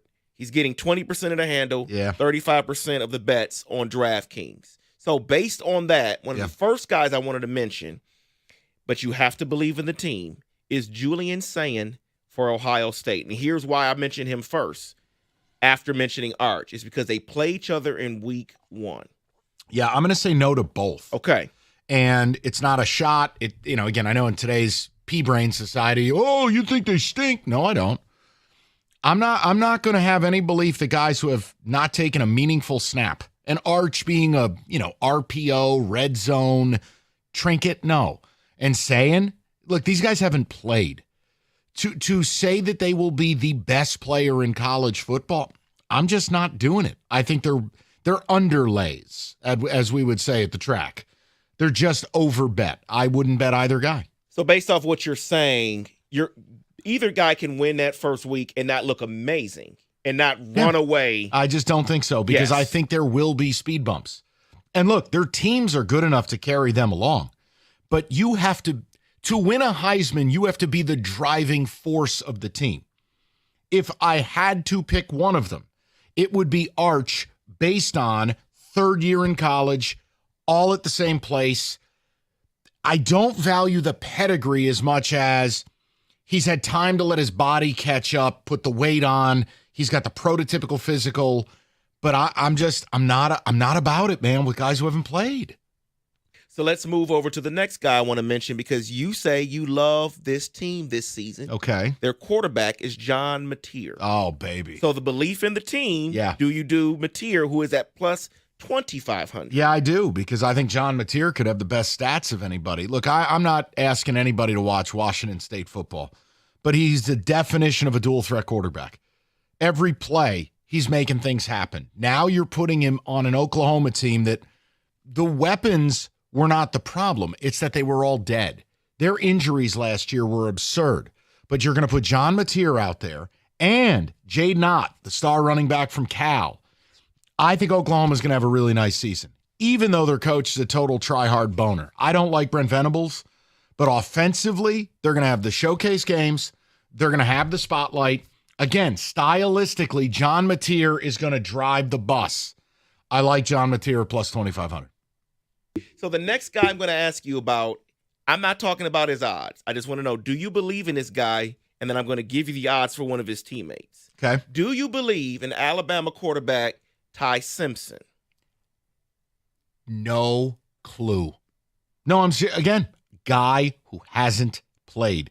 My issue is this, and I don't want to bag on Milroe. I didn't like Kalen DeBoer for Milroe's abilities. Milroe, great deep ball thrower, and he'll throw screen. No intermediate skills. Not accurate, doesn't process well. Ty Simpson's a different player. So DeBoer might be able to bring the best out of him. Now, his odds would have to be plus 5,000 to talk about this. Well, the reason why I brought it up is because of his teammate, who is at plus 3,500, is Ryan Williams. Yeah. What Julian's saying, what Simpson does affects Ryan Williams. Yes, just like the numbnuts at the kid at Ohio State, the wide receiver, Jeremiah Smith. Yes, Jeremiah Smith. It's the same principle. So I think all these players are correlated, and are the wide receivers good enough that they could take a 5-yard pass and go 90? Yes. But will it happen consistently enough? Yeah, David, I probably shy away from it. That's why I like Mateer. That's why I like Lenore Sellers. So, again, belief in team. This team, this program is predicted to be at the top of their conference, possibly win their conference. But you have not believed in the quarterback. His name is Avery Johnson. At Kansas State, odds are plus 4,000. Belief versus odds. All right. What do you do there? Let me say this. I don't think the media will allow a kid from Kansas State to win a Heisman. Okay? Like, it's just, this is how this stupid award works. No one's watching Kansas State. Right. And Avery still has major holes in his game where he'll go 8 for 23 for 53 yards passing. Now, his feet, magical. But I don't buy it. And Kansas State is still going to play a brand of football. It's not going to highlight the abilities. Is he the most highly recruited kid to ever go to K-State? Yes. He's from down the street. But I'm not buying it. I'm going to say no. I think Chris Kleiman does an incredible job there. No to Avery Johnson for me. So this next one I need to include Kenny, because his belief in his program matters when it comes to the odds for Gunnar Stockton, who is at plus 3,500. But how much do you believe in him and your program, Kenny? I mean, it's kind of at this point, I'll believe it when I see it. I believe that Kirby can kind of coach him up a little bit. I believe in their offensive structure. I believe they can put talent around him, which will help him a lot. But he's just got to prove it. It's all about doing it, man. I'm at maybe a 5 out of 10 right now. Again, Gunnar Stockton to me, no thank you. You can have it. And if Gunnar Stockton wins it, I tip my cap. I'm out. Now, this next one, it's not long odds when you kind of look at it, when you think, but Oregon is supposed to be at the top of the Big Ten again. Dante Moore is at plus 1,800. Oh, boy. I don't know if I would do that, just personally. I don't either, because I'm pretty sure the last time I saw him, he threw 6 pick sixes at UCLA. You sit. He's got to play. He needs reps. He needs time. And honestly, if I'm Dan Lanning, I'm not putting it all on him. All the money they're spending on offensive and defensive linemen, run the football, a lot of screen packages. Just take it easy. I'm going to say no. Okay, go ahead with Drew Aller. I know this is coming. No. The last guy I want to mention, this team and program spent a lot of money. They are being talked about. They are also in the SEC. Okay. So if you win it, well, what happens there? Is this Nussmeier? This is Marcel Reed, Texas A&M. Yeah, I could see it. Plus 4,000. I could see a big step forward for him because he took the lumps last year. Now, you learn from your mistakes. The problem is I'm betting on Texas A&M. Belief in the program and the bet. Yeah, that's what I'm saying. Can anyone in the crowd tell me Texas A&M's last conference title? How about we do this live? Kenny, Google it. Texas A&M's last conference championship in college football. Because for as much as my program gets slandered, I want you to think about what we would say if this was our stat. Kenneth? I think, are you seeing the same number that I am, David? No. This shows you how the media lies. Go ahead. Texas A&M. It says 1998. Because it's true. When it was the Dr. Pepper Big 12 championship. I couldn't believe it when I saw it. I was like, this. Yeah. Maybe I have to fact check this or something. Yeah. Wow. Basically 30 years, and I got to listen to how those oil baron hillbillies are something special. Whatever, man. Enjoy your log fire or whatever the hell they do. Again, belief in program versus betting on the Heisman odds. Yeah. Wow. Come on, man. Just Lenore Sellers. Do it for South Carolina. Plus, they're all black uniforms with the black matte helmets at night. Argue a better uniform. The swag quotient alone should land him in New York. That's not, David, God almighty. And go ahead and just play the NC State football one while you're at it. Go ahead. It's a football helmet. Slanderous. That is your college football blitz. Jeez.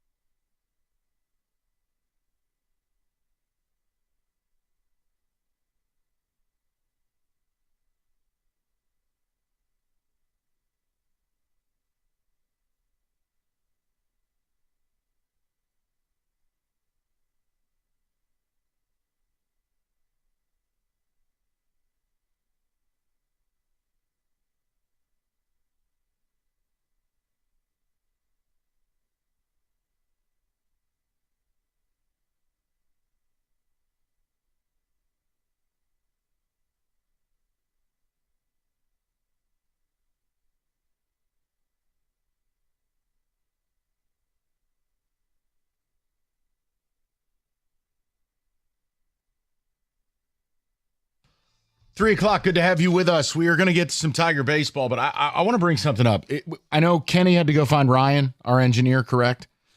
David, at some point when Kenny comes back, I just saw a video, and it involves a loudmouth golfer getting mouthy with a former NHL enforcer. Oh, man. Oh, did he go barking up the wrong tree? David, when I tell you this guy found the water hazard, we're not talking about a ball. Said NHL enforcer projectiled him into a water hazard. Guy decided that wasn't enough. I'm going to try to make another run at this guy. Oh, my God. David, this guy got sent into another dimension. What are you Hold on, Kenny. No, it's important. Just we're going to get to this Tigers thing in a second. I just saw a video. Once in a while, we like to have fun with Kenny. Kenny watches things. Not the gruesome gator thing. Let me pull up YouTube. Here we go. Drunk golfer picking a fight with NHL enforcer. Former. Who's the enforcer? Nick Tarnsky. Uh-huh. Played for the Lightning. I think he played for the Panthers. And again, now Nick Tarnsky's 40, and this dude's built like a refrigerator. Kenny, this guy decides he's going to pick a fight with this dude, and the whole thing's recorded. And all Tarnsky wants to do is be like, look, get him out of here before something goes south. His friends didn't get him out of there. When I tell you this guy found the water hazard, it wasn't his ball, Kenny. His entire body found it. Oh, no. In the air. Oh, no. Wait, are you seeing this? I'm pulling it up right now. I just watched an ad. Make sure it's on mute. Yeah, it's on mute. There's a lot of bad words. Yeah, it's on mute. Okay. All right. A lot of yelling. A lot. Kenny? Uh-oh. This guy. Oh, no. Just got dump trucked into the water. But it's not done. It's not done because this guy's like, no, I haven't had enough. And Tarnsky, I don't think Tarnsky should get in trouble at all here because he's like, get this guy away from me. Will someone get your friend? The guy keeps coming at him. And watch what you're missing is every time Tarnsky throws a punch, he's yelling, boom, boom. He's like doing his own comic book sound effects. But wow. watch he's the drilling this guy. Now watch the last one. The guy comes up to him again, and Tarnsky, now he could have killed this guy. Easily. But he does the Olay.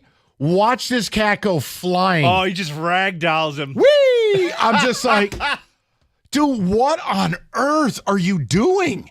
Just leave him alone, and man. Why are you fighting on a golf course? It's sunny. Everyone's here to have fun. It's like, why do people fight at football games? I never understood that. I also don't understand why he's drunk, right? So, like, that's why he was getting up in this NHL enforcer's business. Like, why would you do that? I just wanted you to see it. That was incredible. Note to self, journeyman NHL enforcer, don't speak to. Just don't do that. If you want to see that video, that's all over the interwebs. You can find that in a million places. It's part of articles. I'm going to make an assumption it would be available on social media. Oh my God. But I thought Kenny would get a thrill. And maybe if you guys want to see someone get their ass kicked, you might enjoy it too. All right, let's get to the Tiger topic, shall we? I want to start with this. I am not angry about this. I'm not going to yell about it. I'm going to do the opposite of what a good radio host should do. I'm just going to tell you I don't care. But yeah, well, how could you tell your audience you don't care, but you want them to care? No, because I know you care. I'm telling you I don't, but I know you do. Why are we role player city? Now, I handled this yesterday and I thought it was weird, out of nowhere, getting a few calls about Zach McKinstry and the All-Star game. But then I remembered, this was a Benetti project. This was a Dirks thing. They were doing this on the broadcast this weekend. Okay, so we get a few callers. And I thought I handled it yesterday, and I just said, guys, look, Zach McKinstry's having a really good season, and he's an important role player, but he's not an all-star. And I even talked to one caller, and I said, okay, who would you like to take off of the team? Now, mind you, if any Tiger got snubbed, it's not McKinstry. It's probably Will Vest. When you are rocking a whip of 0.9, when you are one of the best closers in the American League, when you are an elite high-leverage reliever, no, Will Vest probably got screwed. Hell, I'd tell you Casey Mize got screwed more than McKinstry. McKinstry's not an all-star. And that's not a shot. But this is what this town does. We are role player city, and I don't know why. Like, every show on this station is doing this McKinstry thing. Why? Why is it not enough the Detroit Tigers are the best team in the American League? You have every right to believe you can make a World Series. We should be talking about trade deadline stuff, which is a little over 2 weeks away. And you have 4 All-Stars. And I got to be honest with you, it should be 3. But fine, Javi's an All-Star. Enjoy the story. But what is it in Detroit? And whether it was, Kenny and I had some fun with, Thomas Holmstrom and, role player wing guy. The Pistons, forget it. Look at people who fell in love with Malik Beasley, another role player. Hell, this town was boned up over Paul Reed in the playoffs. Typical Detroit. Then you go to football. Oh, if I had to hear about Rodrigo one more time. Yeah, great. The 50th best guy on a 53-man roster. Fine. But look at now. The Tigers are a wagon. You got 4 guys in the All-Star game. And we're doing this bleeding hearts routine about Zach McKinstry in this town. And I understand. The TV broadcast doesn't help it. Last night it was like 20 minutes. Partially I understand it because you're selling a product, I guess. But no, I don't need it. First of all, who cares about the All-Star game? Truly. I care that the Tigers won game 1 of the series. I care they're going to take 2 or 3 from Tampa Bay because that's just what they do. I care about icing this division out by the trade deadline. Hell, if you want to have something more interesting, comp this team to 1984. They're not that far off the pace. But please, I got Cookies doing this McKinstry thing. We got Middays doing McKinstry. What is it with this town and role players? I never understood it. You did the same crap with Don Kelly. You did the same stuff with Brandon Inge. I gave you the basketball comps to it. Why? What is it? Explain it to me like I'm a second grader. Because I totally understand the adoration of stars. I don't get Detroit and its role players. And especially amidst this amazing Tiger season where, again, yesterday I did a show with a straight face saying, I think you're going to win this division the next 3 years. What the hell are we talking about Zach McKinstry for? So I want to throw the number out. 248-539-9797. And I want to say it for the people in the back. He's had a very nice first half. He's a very important player to this team. No disrespect is meant. No smarm, no slander. But it doesn't mean he's an all-star. And I stand by it. Who are you taking off the team? You taking Brendan Lowe? Guy's got 20 home runs. You going to take Jeremy Pena? Guy's got a 400 on-base percentage. You going to take Aranda? No. Oh, you going to take Vlad Guerrero Jr. off the team? Jay Rand? Who? It's okay to say a guy's good, but no, he's not an all-star. But this town, look at what we're talking about now. This is one of the most powerful sports radio stations in America. 8 hours of the day was spent about Zach McKinstry's presidential run. What? Only here. Only here. So go ahead. I'm willing to listen. Kenny, you were about to say something, and I'm sorry. I didn't mean to make you quit on wanting to talk. No. I was just answering a call. So I think other towns want stars, right? This is what they do is stars. They're in the business of stars. We love role players here, and I can't quite identify why. It's the grind line. It was Thomas Holmstrom. Hell, it was Beef Stew in the playoffs last year. Oh, if he was healthy, that series would have gone differently. No, it wouldn't have. And also, we always hear about Hendon Hooker every fall. We have Jared Goff. There's people that call and clamor for Hendon Hooker. The Hendon Hooker era. I don't get this. Right. We had a Pro Bowl caliber quarterback, and what did we do in this town? You had very intelligent people sounding really stupid about Hendon Hooker. And I'm not doing some 30-year-old take about, Mike Vernon being the most popular guy in town or Tim Sheveld. Fine. Backup goalie, backup quarterback. I know that bit. But it's everything. And I don't understand it. Because I'm focused on the bigger picture. Not that I'm above anything. I'm just saying, Tigers good. Do you guys realize the Tigers are top 5 in baseball in home runs? somehow, some way. Like Riley Green has a shot to hit 40 home runs. That's not the story. Scooble, not the story. Tigers have 4 All-Stars. Not the story. Zach McKinstry. I got to listen to a TV broadcast, do that. Then it translates to every show on this station, and I'm like, all right, well, data doesn't support it. And if Juan Soto can get snubbed from an all-star team, I hate to break it to you, so can Zach McKinstry. Very important player. It doesn't mean you're an all-star. So I'm interested in it. Because I admit to you, I respect role players. You need role players. But I don't go to war for role players. Because you win with stars. Well, that's right. So you need the role players to, they help benefit the team. They help be a team player, do the dirty role, play the dirty role, all of that stuff. But you win championships with stars. And so I always want stars. Look, Junkyard Dog was a player here when I was growing up, but I didn't love him. I love the idea that he hustled. Did you just do a Jerome Williams reset? People loved him when I was a kid. Oh, Junkyard Dog, he's amazing. He's not amazing. He plays his role. What I wanted more Grant Hills on the team. Hey, 2 words for you. Ready? And you know this one grinds my gears.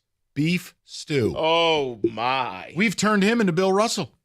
If we had him, we would have beat the Knicks. Yep. The difference between you and an NBA title is beef stew. Nailed it. Only here. I'm fascinated. And again, there's no slander.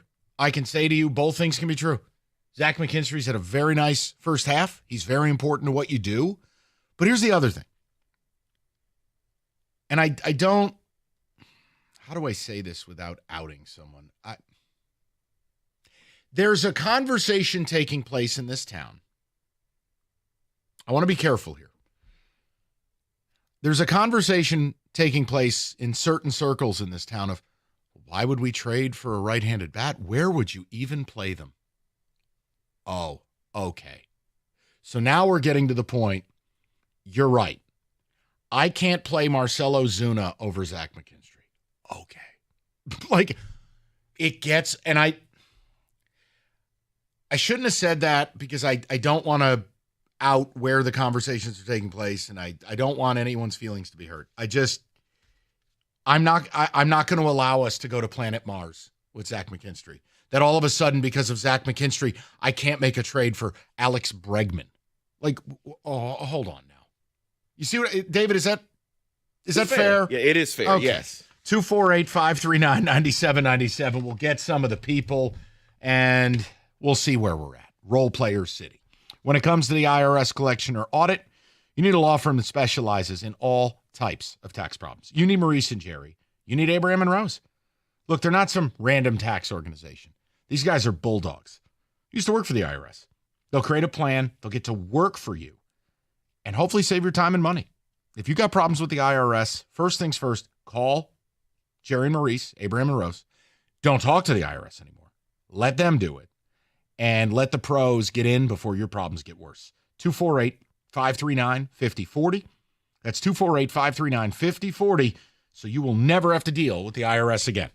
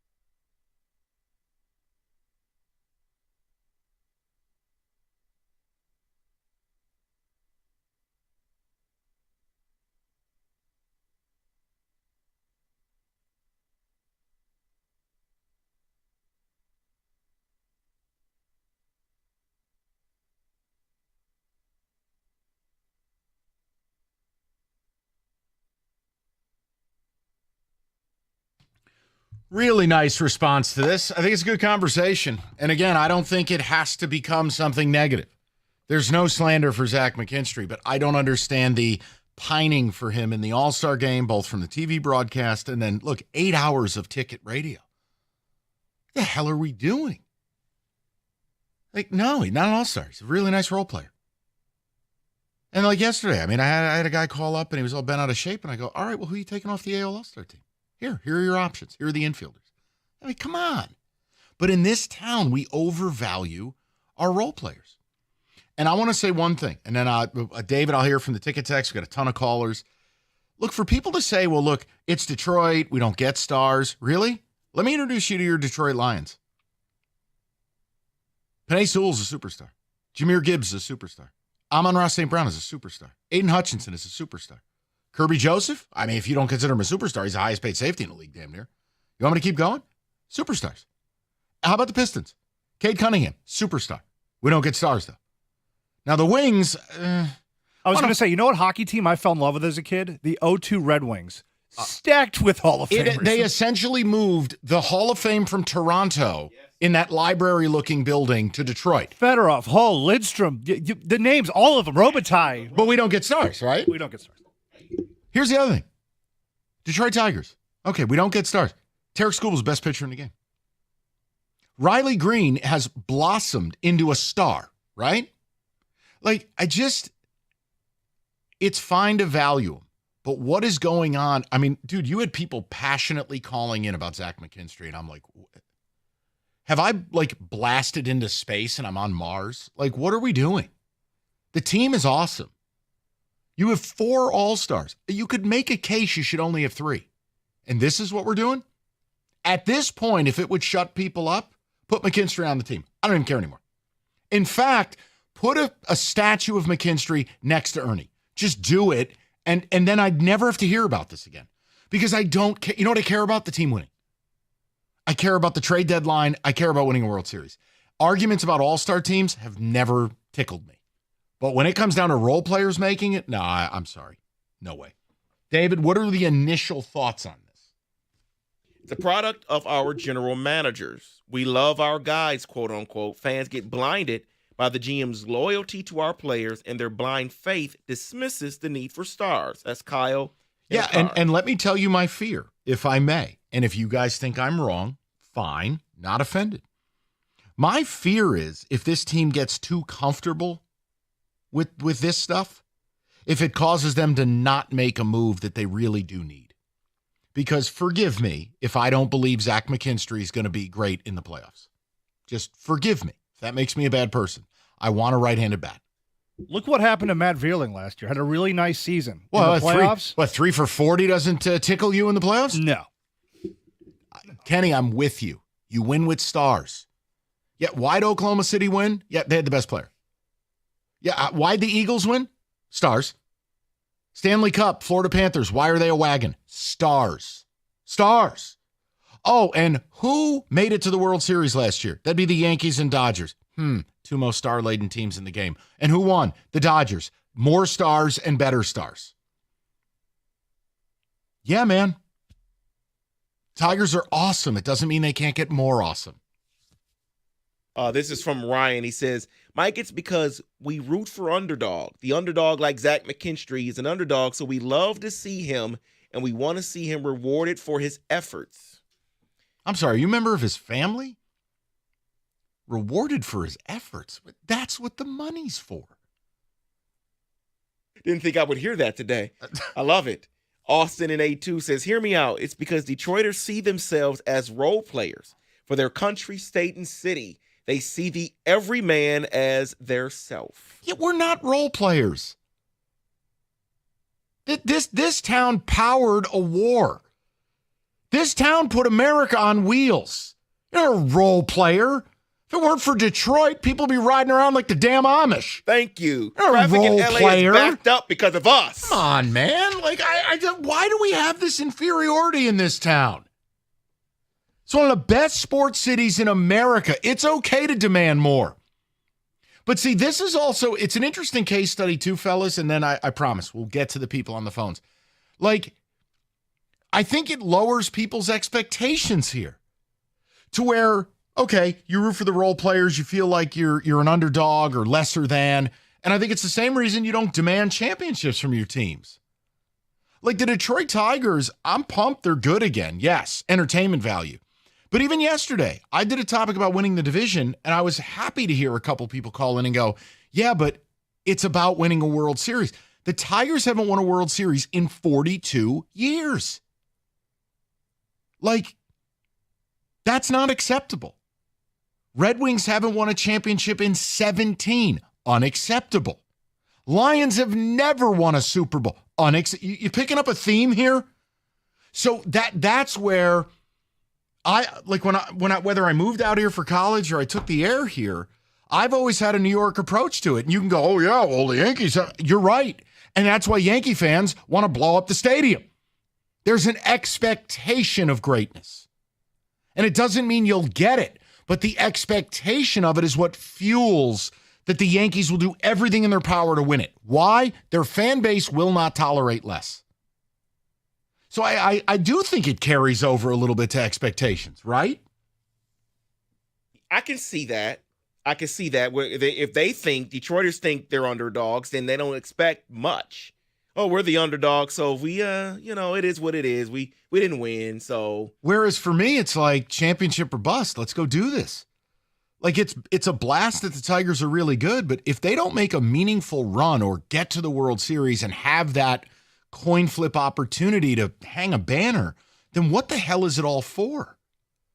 Unless if you're part of the daiquiri crew and you just fun and things and stuffed animals. I'm just different. And that's where, same thing. I don't care about role players. And by the way, the Dombrowski era of the Tigers, all full superstars. Of stars. All superstars. You had one of the great right-handed hitters of any generation. I think it's a misnomer and a crutch to say you don't get stars. Let's go to the people, see what everybody's got to say. Danny's going to bat lead off. Dan, what's going on, buddy? Hey, Mikey. Danny, how you been? I'm it's great to hear your voice again. I was when you brought up Zach McKinstry, which Tiger from the 1980s immediately comes to your mind? For Zach McKinstry? Go ahead. Let's pick your brain. Tommy Brookins. Oh, you're going super old school here. Okay. And I hate to bring this up again, but like there is an element to Tommy Brookins and with Zach McKinstry, this gritty mentality it just resonates with the city. It's the reason that Detroit grit has been trademarked because it's effective. Danny, I got to tell you, though, it becomes an annoyance. It really does, because grit is suggestive of lack of talent. Grit is suggestive that your toughness will overcome your lack of ability. And I don't think that's fair. We have plenty of great players here. If I may, so I'm a teacher, and I've had students who were supremely intelligent, or I've had students who were supremely intelligent but didn't have the grit, who got outperformed by students who were moderately intelligent but grinded as long as the day. Yes. Is. And that's the kind of like undervalued free agents sign with this city. And I mean, you can go back to the 2004 Pistons, undervalued free agents who signed with Detroit. Not true with the 2002 Wings. That was a different story. But you go back, I think there's a lot of similarities with the 2004 Pistons and this team with the Tigers of talent that was undervalued, and they came here with something to prove, and it's just I love it. I think it's awesome. I mean, it's every game is appointment viewing for myself, my wife, and my two daughters. Yeah, and that's baseball. When you have a good team, it becomes the soundtrack of summer. You're absolutely right with that, Dan. And look, again, I want to be clear about it. Zach McKinstry is an important part of the team, and he's a good ball player.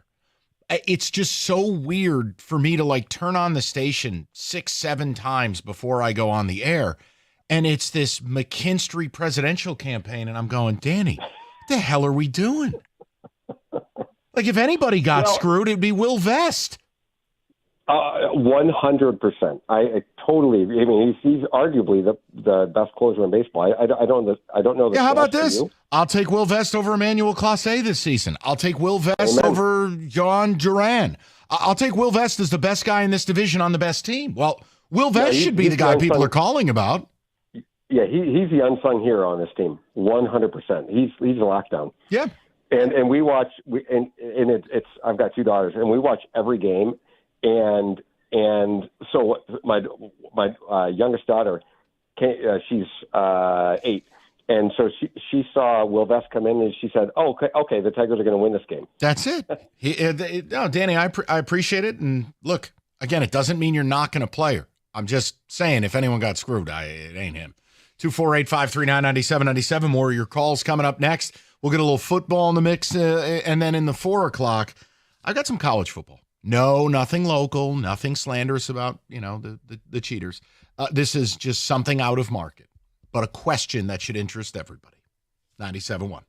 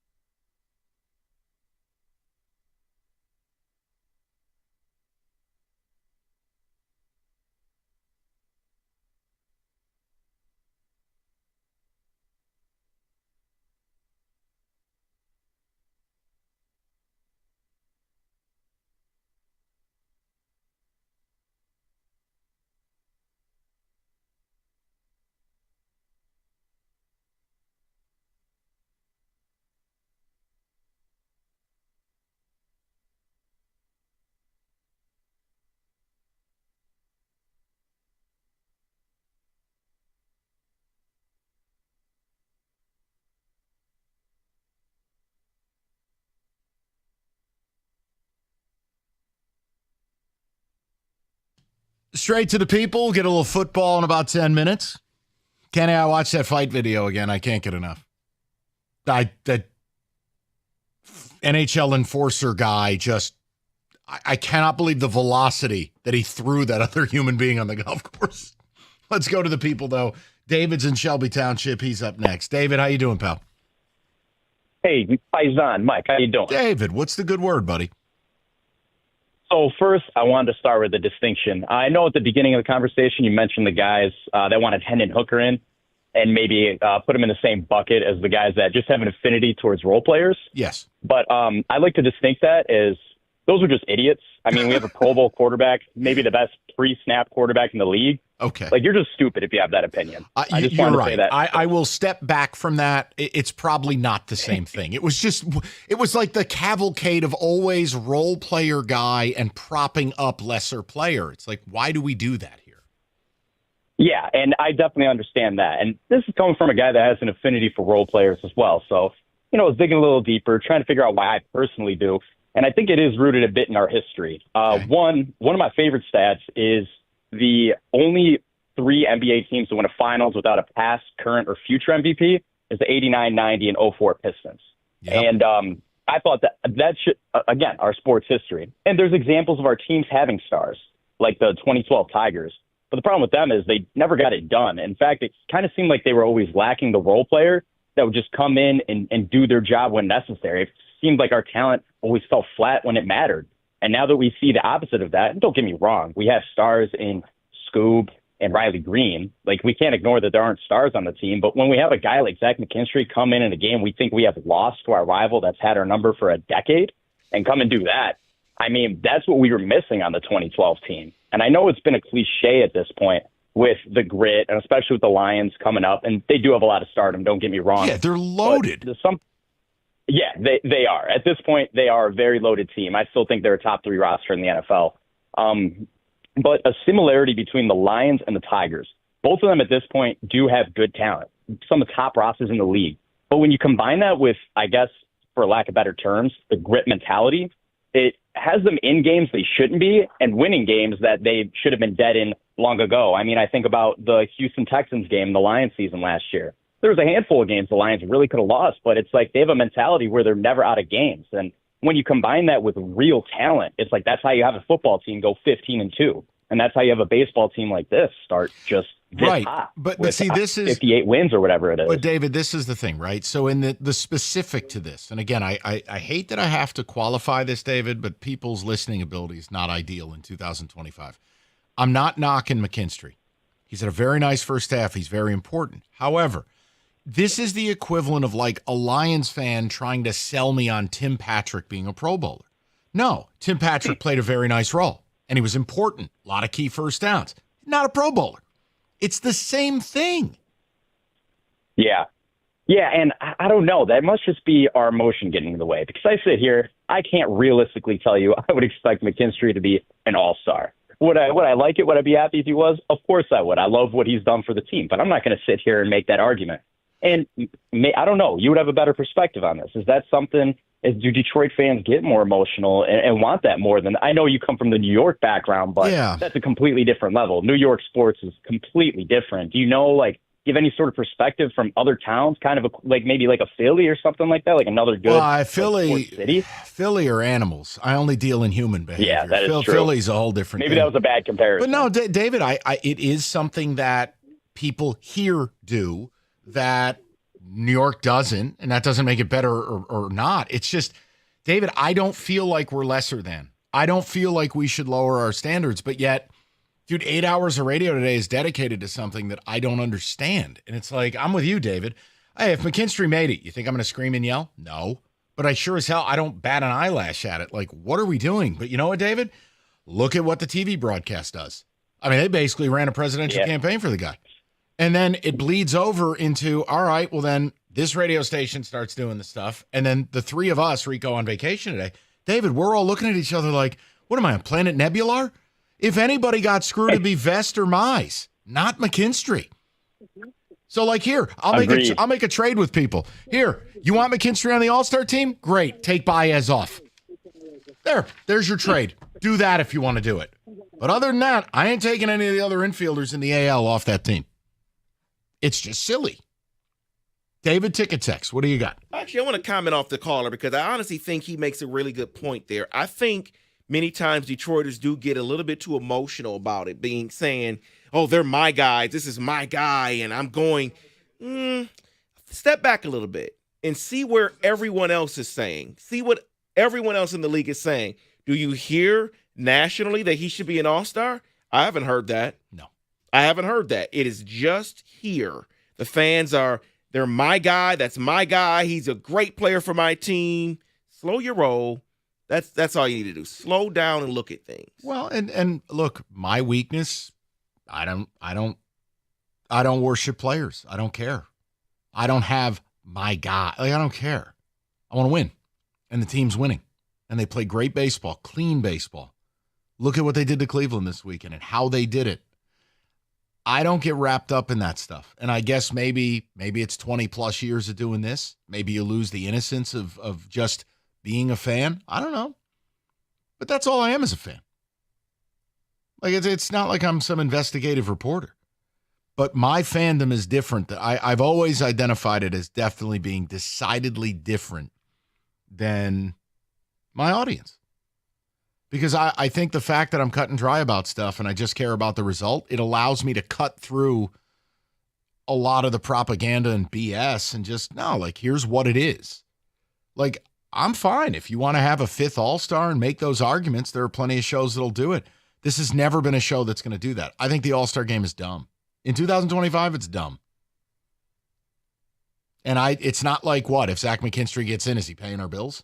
I don't care. I'd rather have less all-stars. Give my guys a break. Like, I don't want my players in the home run derby. Why? It messes up their swing. Like, that's me. Yeah, get ready for the stretch run. That's what I want you to do. I feel like I'm anti-fun guy, like I'm an HOA director. I don't want to be in the home run derby. I don't, because you've seen it. It messes guys' swings up. I don't want you there. Well, that's what Pete Alonso was saying that now. He's like, I just want to rest, man. I'm tired of doing this every year. Yep. No, 100%. So I tell you what we'll do. Let's bump football today to 4 o'clock. I will go all calls next segment. I want to make sure everybody gets their opinion heard on it, and we'll move on. It's been a good conversation. Hungry Howie's, they got a deal for you right now. You can get a large one-topping pizza, your choice of 8 flavored crusts, just $8.99. In-house made dough, 100% real Mott's, and over 20 toppings to choose from. Guys, it's simple. $8.99, large one-topping pizza, Hungry Howie's. All you need to do. There's no strings attached. There's no games, no promo codes. HungryHowies.com, or just download the app. Place your order, online carryout, and away you go. $8.99. The deal is yours. Limited time only at Hungry Howie's.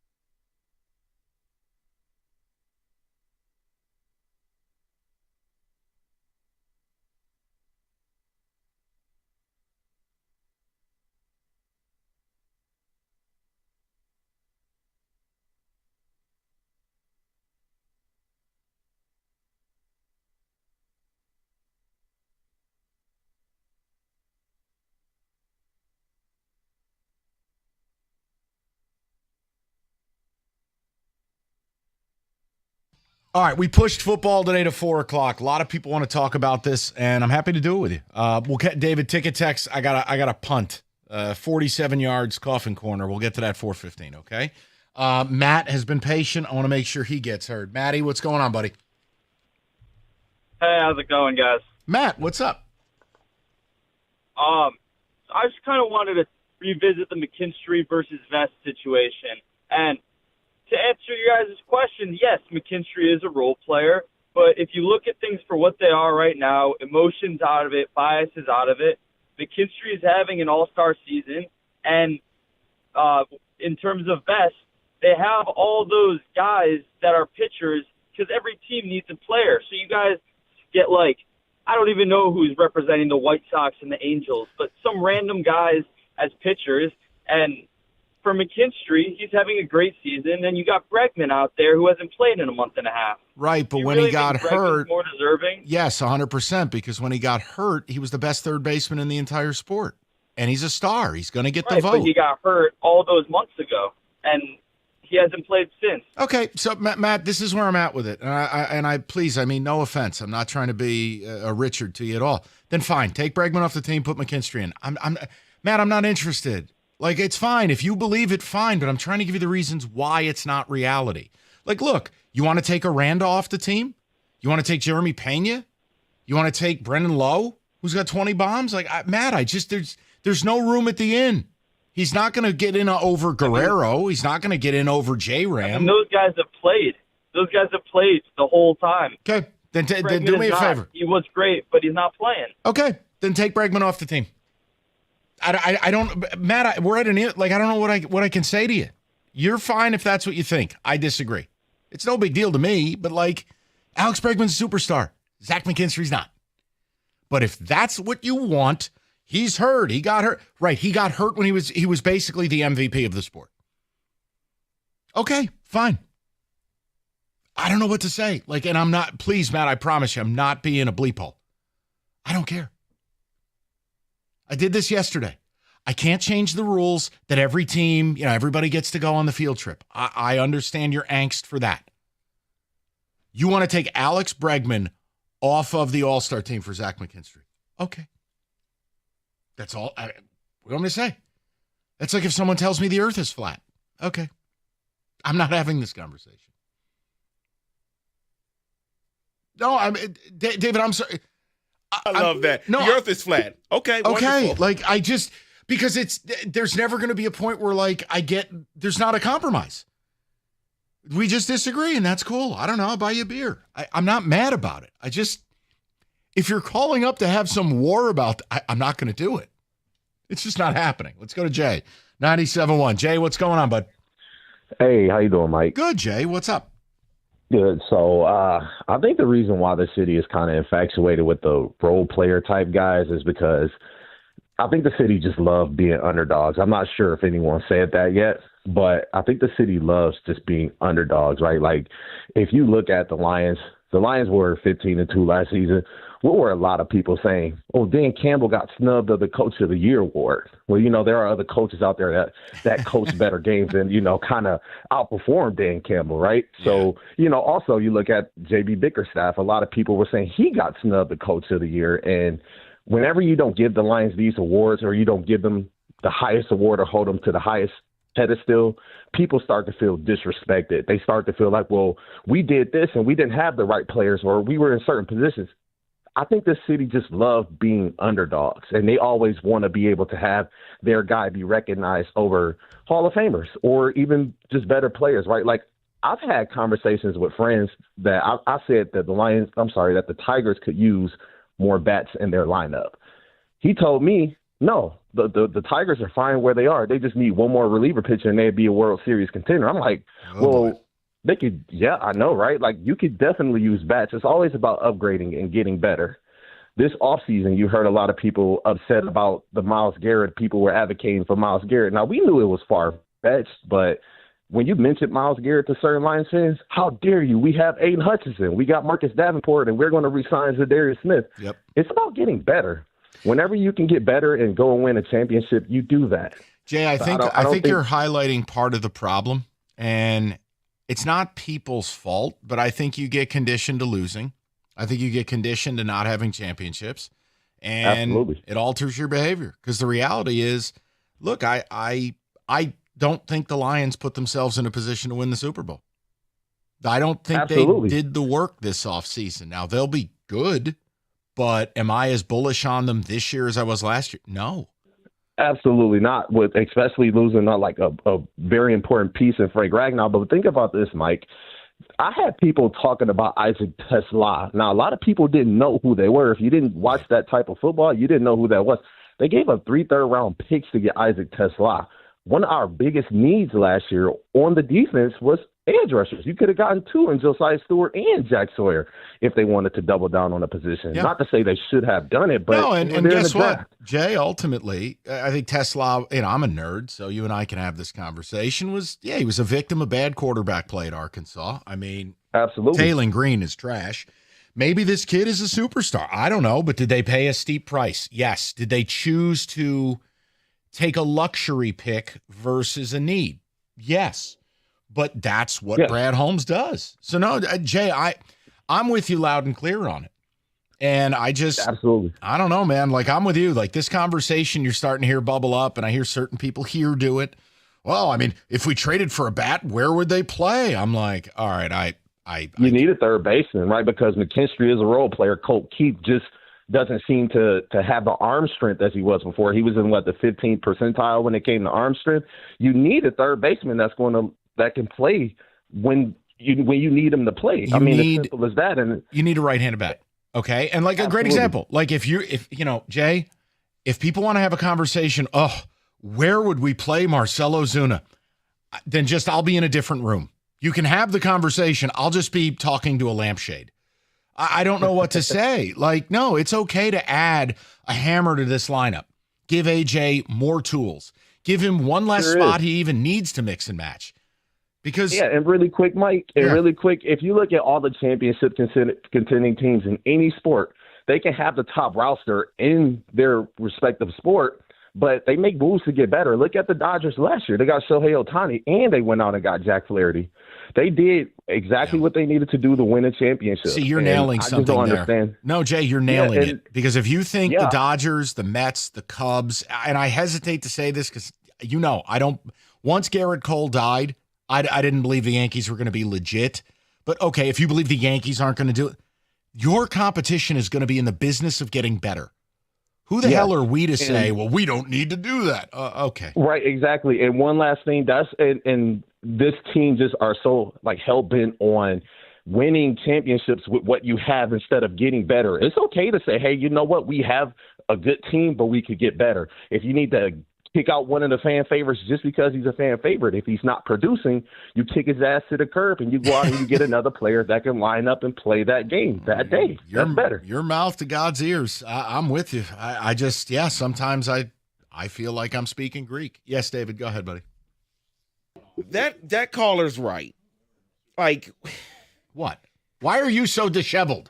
Because I'm tired of the role player here. Look, we had, and the ticket texter came up with this. I'm just going to read it. Okay. We had Calvin Johnson, Barry Sanders, Scherzer, all of these guys, and yet we still only love the role player. We had stars here.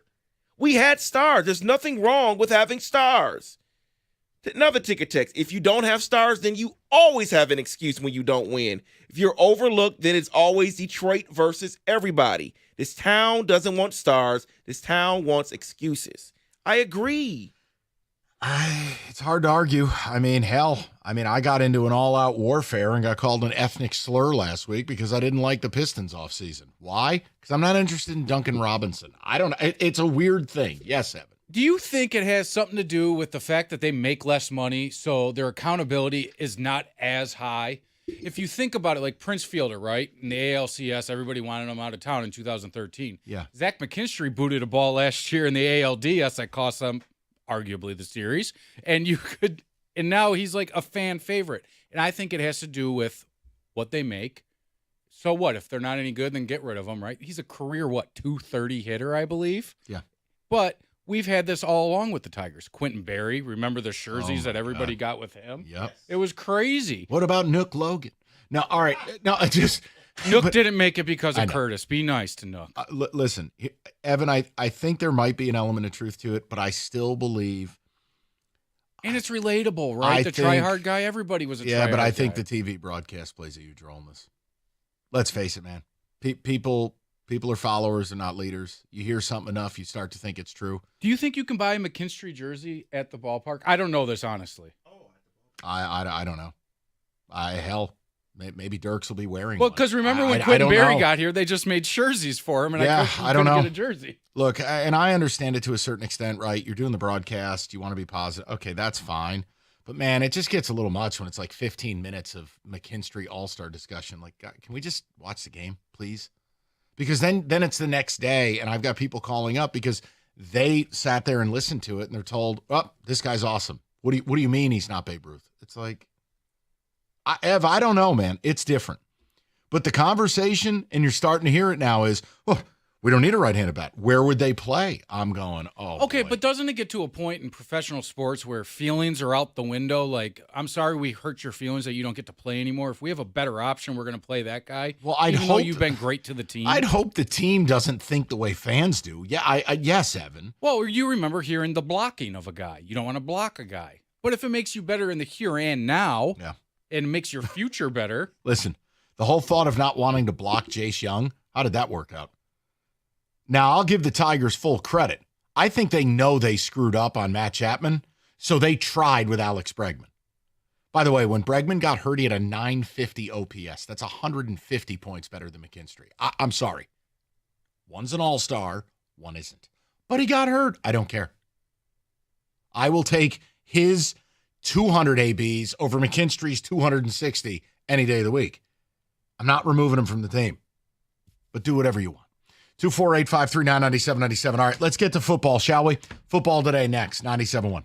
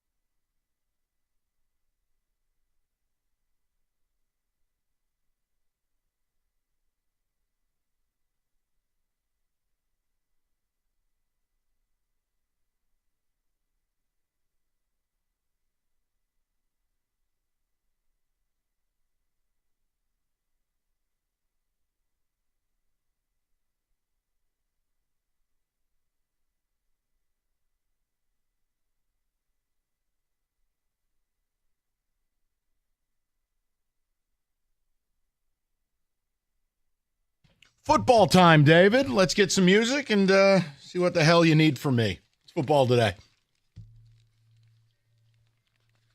What the hell is this? A curveball for you, Michael. Oh, no. What? It is summertime, Mike. Yes. And I was thinking, next week, there's no sports. All-Star game is here. It's not true. And okay. Not true. I know what you're saying. Saratoga is in session. But carry on. I understand the prevailing But for point. the majority of us, there will be nothing else to do. So you'll need some summer activities. So I'm going to give you some things to think about to do. Nope, not that. Okay. Next week, okay? Something simple. Saratoga. Go miniature golfing. Something that may interest you. Go miniature golfing. Do people still do that? I have no idea. Like, where is there even miniature golf? There's plenty of spots. Me and the lady go all the time. Wait a minute. Hold on. Go figure. What? Kenny Cobb does that mean? Goes putt-putt. It's fun. It's a nice little date activity. Where are these? Like, I thought that was something from the 1990s. Where the hell are putt-putt courses? Nah, there's spots sprinkled around. Okay, sure. Not for me. I think that's something you take kids to. That is something. Like you take kids to. if I'm in Uncle Mike mode, I would take my niece and nephews to that. That is nothing adults. I see adults more than kids there, Mike. There's people my age, maybe in their mid-20s. Oh, so young? Yes. Idiots. Okay. Next. Okay. What did we say about your generation? So something that is probably a little bit older in your mind, Mike, is go see a movie at a drive-in. They don't exist. What is this, 1960? There is one I know about in Detroit. Other than that, I don't think there's another one in the state of Michigan. There's a drive-in in Detroit? There is one in Detroit. Wait. David, actually, no, it's called a drive-by. No. Stop it, Kenny. No. Oh my God. No. Kenny. No. Oh my God. Kenny. I didn't think you would actually say that on the air. Wow. My only response is Kenny. No. People relax. No, I didn't say that. You do realize there's no recovering this segment now. Wow. What's next on the list, David? Oh my God. No. Go to a farmer's market? I mean, oh, come Kenny. on. These are not summer activities. These are summer activities. This is ridiculous. How about sit on patio, stare at sky? There is one right there that I just skipped over. It is sit on a patio and read a book. You can keep the book. You sit on your patio and you watch Saratoga on America's Day at the Races. Look, Everyone isn't doing that, Mike. But they should. This is what you should be doing. Listen, there's bliss in the summer is as a middle-aged man. Peace and quiet, summer, patio, Saratoga. Well, and if not that, Tiger baseball. What about Tiger baseball? There will be no Tiger baseball next week. Saratoga. Also Monmouth. Maybe a little Gulfstream Park. David, it's bliss. All you want as an adult in the summer is peace and quiet. Well, another one on here is watch the sunrise. No, that means you're up at 5 a.m. No. Not even Big G watches the sunrise, and he's the earliest riser of all. I think it's psychotic behavior. I do. Now, the one time I do stuff like that, if there's a time zone difference, vacation, I'll pull that off. I've because done that. My body clock, I'm going to wake up. Well, I'll watch the sunrise. You do it once, and you wonder, why did I do this? You're exactly right. It's dark, now it's light. What's the big to-do? Something else to do during the week of no sports. Saratoga. Visit a museum. Okay, no. Look, I'll be careful. I know a lot of smart people enjoy museums. I don't get it. Well, I view that as a children's activity. The reason why they say that on this list is because it'll be warm and you can get some AC while you're visiting the museum. Yeah, but there's AC in your house. Why would I need to go to the museum to enjoy AC? If you have kids, you go to the Henry Ford. Okay. Hey, this is a brontosaurus bone. Look at this. Visit a hotel lobby if that's the point. I mean, AC, that's the reason? David, my God. All right. You know, you do realize this is never – we had no chance after Kenny's unsavory drive-by comment. You're right. I'm trying to move on. We can't. But I never thought he would say that. The ship ran aground. There's no moving on. Take a last-minute road trip. That I love. No sports. No, I love that. I do. Road trips are a blast. Now, where you're going, what you're doing, I leave that to people. But look, the state of Michigan, and I respect our outdoorsy people.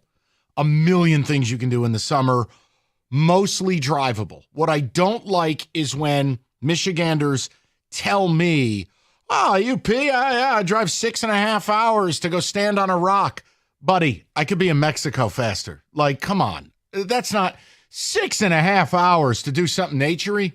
You're on your own. Well, this is something I think Kenny might do something like this. Crack? You deserve that. Go river tubing. I could totally see this. Oh, yeah, that's been done many times. Kenny blasted, stuck in an inner tube, can't get out, flailing around. How come it has to be the worst possible version whenever you describe it? Well, what you said about Detroit's probably... It was a joke. It was a one-liner. Everybody relax. Wow. My point is, that's a hillbilly activity. Kenny's a hillbilly.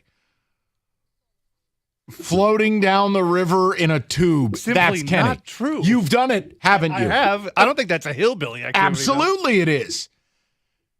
There's no one doing that in an urban environment. You have to be a hillbilly to float down a river. Yeah, tell me what they're doing in the urban environment, Kenny. Nope. Another idea for the summer next week. Next week when you have free time. Saratoga. Find a carnival and attend a carnival next week. I get it. I just wouldn't trust the rides. Come on, man. Here's one Got some unsavory characters operating the Tilt-A-Whirl. Do you really want to put your child's life in the hands of a carny? Not me at all. But I understand the whole summer fair thing. Fine. This next one is something that we all can get involved with except Kenny. Oh. It is grill everything. Yep. Including dessert. Now, again, I'll add this to the bliss list for summer. There's nothing better as a grown man. Grill, the smell of the grill, you're in your home or with a friend or friend's house. Summer, grilling, patio, Saratoga. Yes. It's why, I don't know why Rico started acting like a bitch. I don't know what his problem is. I don't know what is going on. The guy used to grill, smoke. He was a savant. Now the guy's over here and his middle name is Marie Callender. I don't know what the problem is. I tell you this, Friday was amazing. I went from the griddle, making breakfast for the family in the morning. To the grits. To over to the grill at my parents' house. And we're not talking about the food item. If you listen to the show, you know what that's code for David. Grits are good all times of the day. Okay. All right, let's close it out with this. Yes. And it is go camping in your backyard. Go to hell. All forms of camping, stupid. Even in your backyard? Why would you want to live as if you're dirt poor? You live a nice life. We're American. We have the highest standard of living on the globe. 90% of the globe has dirt floors. You are actively leaving your life to go live as some homeless wood person. No, never understood it. And then people are like, oh, but I go glamping. So let me get it straight now. You left your home to go to the woods to live in a home you're going to be charged for, thereby it's not camping. No, the camping thing, I don't understand it. Oh, let's make baked beans by the fire. No. The answer is simply no. Have you gone camping, Kenny, I think the before? one hall pass I would offer if you have kids and they want to sleep outside and you do the movie night thing. You can make it a fun thing. Hey, yes, you want to can. set up little Bobby in a tent? Great. Here's the cell phone. Call me if you need something. Talk to you in the morning. I'm not doing it. So is it wrong that I could do that and then go back in the house while they sleep in the backyard? Yeah, you just better hope the coyotes don't come through. I don't want any part of it. Nature is terrifying. Everything in the woods kills you. Facts. Either Yeah, that or you're it right. gives you a wicked rash, right? Ticks, bears. Yeah, let's go live there. Let's get Lyme disease Snakes. and let's get maimed by a wild boar. No, I don't. And again, I grew up in a city. Leave me alone. So if you decide to do that on the Tigers off week, maybe you just won't come back when they return. Or patio, smoke ribs, Saratoga. Just for Mike, watch Saratoga next week. America's Day at the Races. Next week, David, opening day is Thursday. Well, the Tigers play Thursday, so I'll watch the Tigers. That is your summer activity It's list. daytime. 97.1. You've been injured in an auto accident, you're drowning in medical bills, and you're dealing with insurance companies who simply don't give a damn about you. You need to call David Femininio, injury attorney. David will get to work for you day one. Get David, get paid is not just a phrase, it is a promise. If someone you know has been injured, don't wait for things to get better. Call David Femininio at 855-65-CRASH or go to that website, getdavidgetpaid.com. That's getdavidgetpaid.com.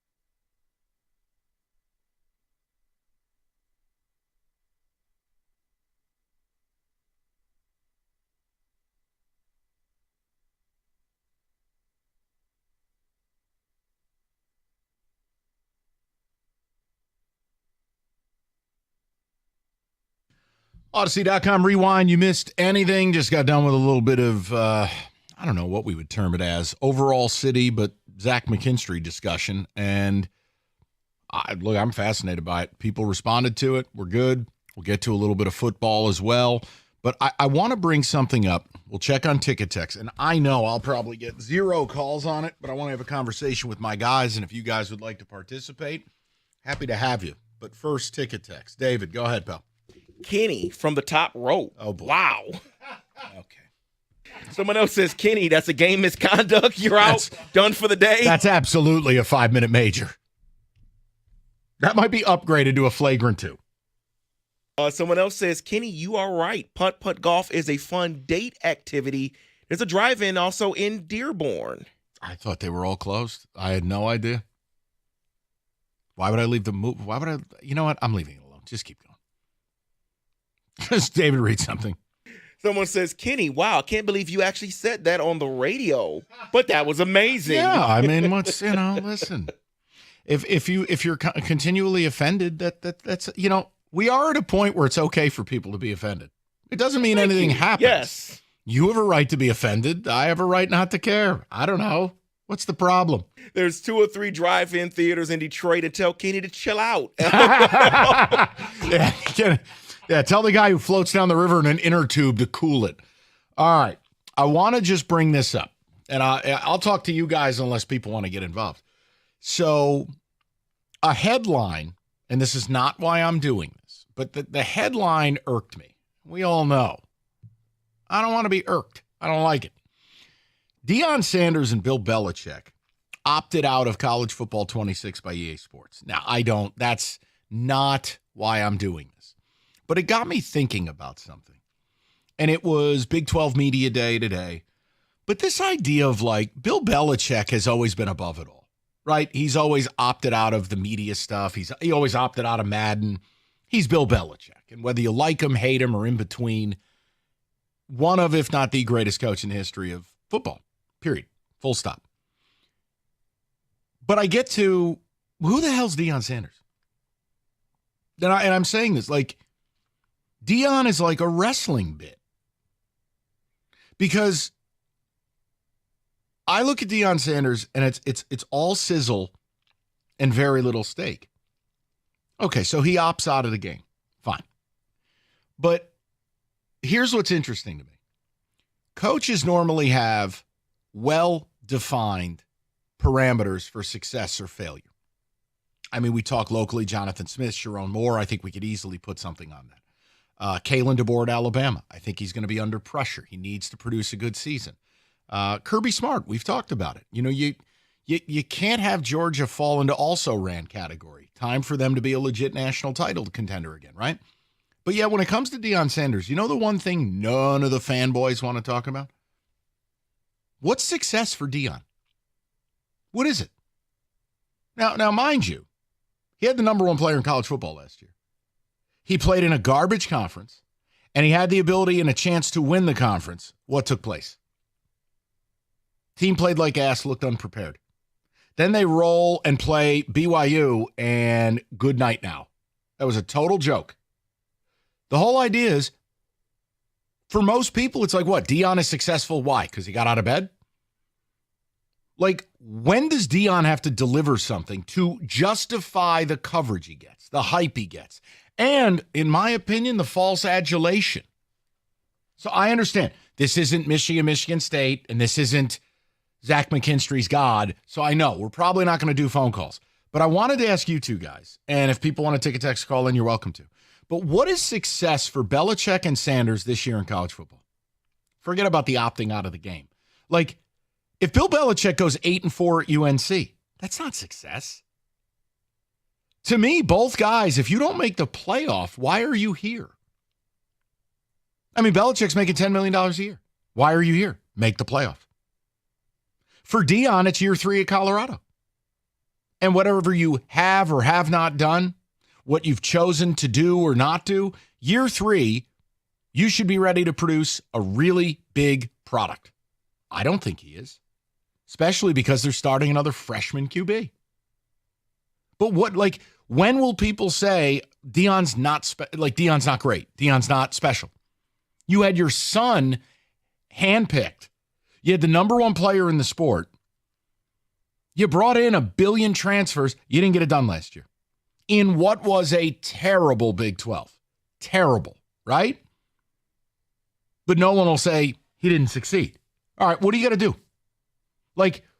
What line does Deion have to hit to be viewed as not successful? What is it exactly?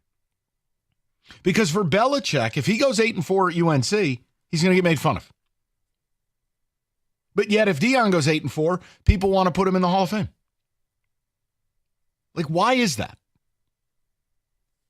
See, that's tough for me because I know he's Bill Belichick. We all know who he is and what he's done.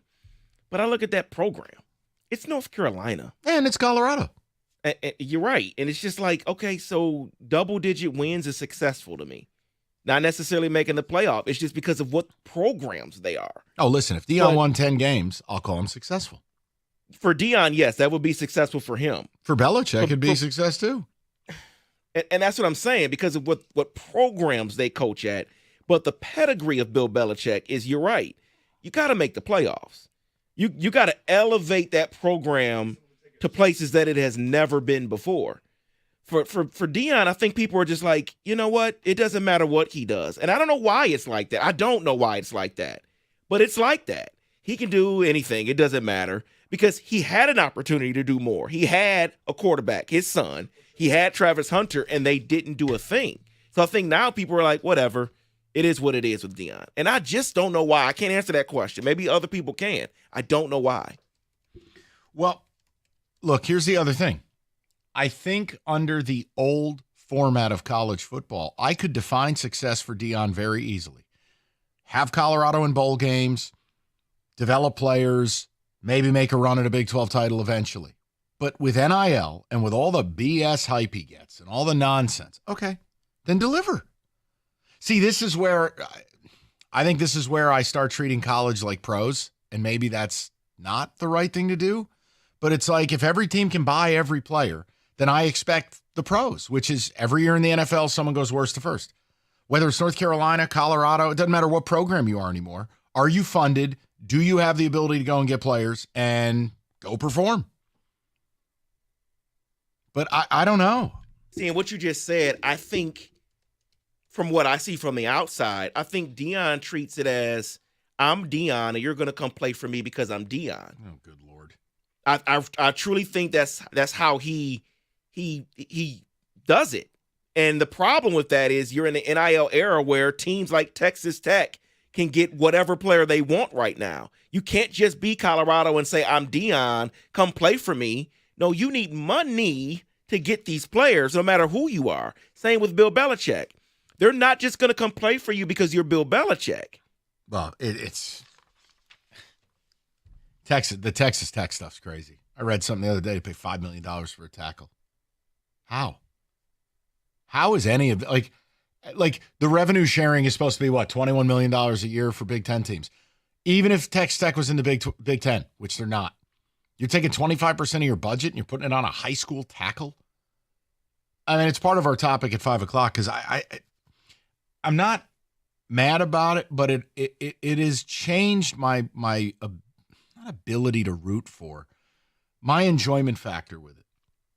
It's altered my perspective on sports because we've gotten to a point now, like we talked about it. I don't begrudge Shai Gilgeous-Alexander for the contract he has earned. But when you read that Shai Gilgeous-Alexander is going to make $71 million a year, he's going to make $1 million a game. How is that? How is any of that real? And it starts to get silly. These extensions that are getting handed out in the NBA, I think what's going to really happen too is the average hockey fan, their head's going to explode next summer when the cap goes up big time. And you start to see 15, 16, $17 million players in the NHL. That's going to have an effect on the hockey fan. You know, the NFL, we look at some of it. Like, even today, it's been in the media, and I'm not going there. I'm not interested. Like, Patrick Mahomes has proven himself to be a Hall of Fame quarterback now. Some photos have surfaced of him on vacation where he looks pedestrian, I would say. You know, like, and he's getting shredded about, his dad bod. And it's like, yeah, you know why that's part of it? The money. The fact that he has a $500 million contract and he kind of looks like a dude who's just a dude. He doesn't look like an Adonis. But guess what? He doesn't have to. As long as Mahomes' performance is there, it doesn't matter to me. It's like Prince Fielder or Cecil Fielder back in the day. Yeah, not Greek gods, but hit home runs. It works. Like Miguel Cabrera. He's in the best shape of his life. No, he's not. 1,000 OPS downloading. But the money's changing it for people. So we'll have the conversation at 5. I was fascinated about the college stuff, David, because like Belichick I'm still shocked he's actually going to coach there. But if it's anything but the playoff, that's a failure. But yet for Dion, I swear to God, he could go 6-6 and people would talk about what a champion is. It's this bizarre love affair. I don't know. Whatever. Maybe I'm just an old person. 248-539-9797. We'll knock down a couple of calls, get a few ticket texts, turn our attention to football. And then I do want to do the cost of being a fan, both to watch games from home, watch games live, and the money that's in the sports now, and whether any of it, all of it, or some of it bothers you. We'll get to it at 5 o'clock. 97.1.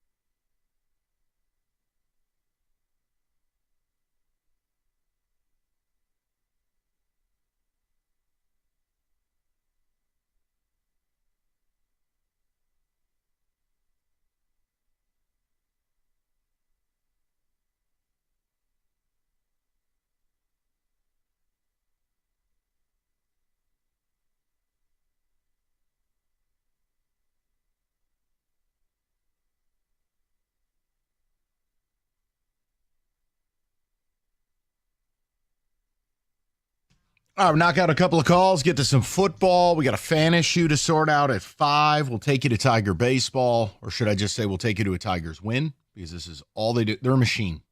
They are an absolute machine. Hey, programming note, just something off-brand. You know, David, you were mentioning there's no sports next week. Lies, Saratoga. But would you be interested in a show where someone has to take a lie detector test? Yeah. Okay. Do you remember Gary Coleman's death? I do. Okay.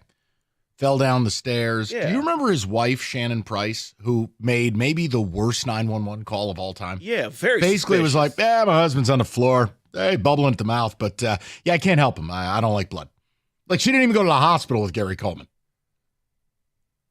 Long story short, now, she wasn't found guilty of anything, right? Correct. She's on this A&E show, and she bombs the lie detector test. Oh. Bombs it. So that's debuting this week. Charge her now. No, you can't say things like that. I'm just, if you find stuff like this interesting. That's and good. Again, Kenny, Gary Coleman, I know this before your time. Gary Coleman was a child star. He died in 2010 when you were like 12. I remember. The point is, No, thank you. the 911 call was one of the wildest things ever because it was like like strangers have more empathy than she had. Can you go assist him? Nah. I don't know what happened. Heard a loud bang. Goulet. She didn't even go to the hospital with him. Your husband falls down the stairs. He's bleeding all over the place. She didn't even go to the hospital. The point is, why she would do this and go on this show? Because they got a professional lie guy. Apparently, she gets asked, "Did you play a role in this?" And the needle's going, wee. So there you go, David. You don't have sports. You don't need to go floating down the river in a tube. That is interesting. There you go. I like A&E, I don't know what it's called. Look it up. Type in Gary Coleman. Okay, let's go to the people. I want to provide you with some entertainment. My God. Kenny, you should really listen to the 911 call. Yikes. Let's go to Mike, Madison Heights. Mikey, what's going on, buddy? Hey, how you doing? So I agree with the Dion thing. It's year 3. It's kind of time to put up or shut up. But with Belichick, I would say if they make an ACC title berth, I think you can chop that up as year 1 success. Yeah. I think the ACC is wide open. If you I agree with you. You're paying a guy $10 million. You got a war chest of NIL. You're not at UTEP. You're right, Mike. You're bringing this guy in. You need to be playing for something in the trophy closet. Yeah, I agree with you. Make the championship game. And if you lose to a better Miami team or a better Clemson team, they're just superior to you in every way, I'll live with it. But anything short of that, no, I'm with you. Otherwise, what the hell is it for? No, 5 or 6 win year. Like you said, a lot of people will be laughing at him, but I think if he can navigate a pretty easy ACC and get in the title game, run into a Louisville or Clemson or somebody like that, and then lose, then, kind of retool and lay the deck out better next year, I think that he'll be okay. But Dion, it's at a time to put up or shut up. I'm tired of, we coming. I don't know where we're coming to at this point. No, and last year was such a great shot for them, and they got absolutely rolled up in a carpet by Kansas. And then, hey, the bowl game, we're all going to play, dusted by BYU. The team wasn't prepared to play because he's not a coach. He's a wrestling character. You're just not going to convince me. So I'm sorry. Go ahead. No, you're right. Ticket Text here says, Bill turning around North Carolina in the NIL era means something, meaning Bill needs to reach the conference championship game. Deion's sons are gone. He's going to fizzle out. We'll see if the recruiting is legit. Yeah, and that's, look, this is where, I know this sounds crazy, Deion would have been better served in the old world of college football. Oh, everyone paid under the table. No. The point is he could have recruited, retained, he could have hired an elite staff, developed, and the expectations would be in line. But then there's part of me where I go, well, wait, I'm sitting here and I'm like, maybe my expectations are out of whack. If you want to be covered like he gets covered, and again, I blame Fox, I blame the idiocy of Gus Johnson and Joel Klatt, Coach Prime. First of all, his name's not Coach Prime. His name's Deion Sanders or Coach Sanders. But if you want to do and remember, first month he was there, they did the road show, and they even had a cartoon Deion with a cowboy hat riding a buffalo. All propaganda. But it affects people and the expectations, because I'm sitting here going, well, you got to make the playoff. Because now all of a sudden Colorado's equal to these other schools. Why? Money and things. College is a mess. And it's a different era. If it was just 4 making the playoff, then you would say, okay, make a nice bowl game. Newsflash. I'll say the same thing about Joey McGuire down at Texas Tech. Yes. If they don't make the college football playoff, that's an absolute failure for Texas Tech football. Yes. Texas Tech. Well, and it's interesting because they had Big 12 Media Day today, and he spoke, and he said, look, we have to win something because they're using it against us in recruiting. As we they can't should. just keep paying this and paying that. You got to win something. So, yeah. Yeah, unless you're Texas A&M, where everybody still tickles your chandelier and you win nothing. Haven't won a conference championship since the 90s. It's 2025, and I still got to hear about how Texas A&M is this sleeping giant. They're a rival with Texas. What are you talking about? Go win something. So tired of that crap in college. They cover some of these teams that don't win bupkis. You have to care. Do I? Do something. Good God. Dennis in Downriver. Success for Bill and Deion is simple. Deposit as many checks as possible before their schools finally realize that they are frauds and hit the launch button. Wow. You're not wrong. I guess that is the ultimate success. I'm still stunned Belichick's doing this. I really thought there was a shot he just wasn't going to coach at North Carolina. Like something would change. Like now you've seen you see the reports today, some of the emails from donors and boosters and alums and how angry they are about Belichick. It's a weird vibe down there. It's just a very weird situation. I mean, the fact they had to come out and say that his girlfriend isn't running UNC football, the fact that you have to acknowledge that is probably a problem. Yes. But look, we're in the interesting business. Deion is interesting. Belichick is interesting. So for that, I am thankful. But I don't have to be a fanboy about it. Like, no, I wouldn't want either guy coaching my team. And my get school it. Stinks. So I mean, what do you want me to say? And having your school talked about, shown on SportsCenter, ESPN, Fox Sports, I get all that. That's great. But at some point, you want to return on your investment. You want to make the playoff. You want to do something with that investment, not just be talked about. And Colorado's just talked about. They do nothing.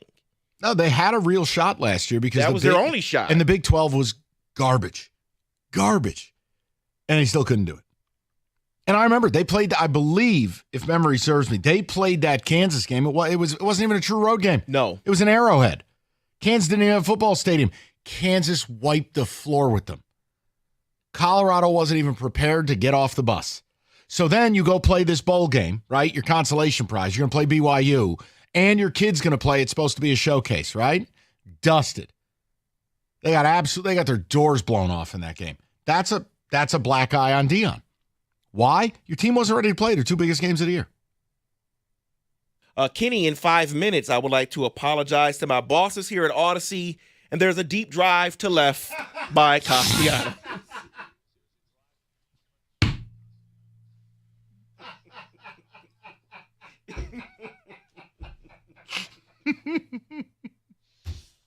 Oh, man. Oh, my. It's a great job by the ticket texter.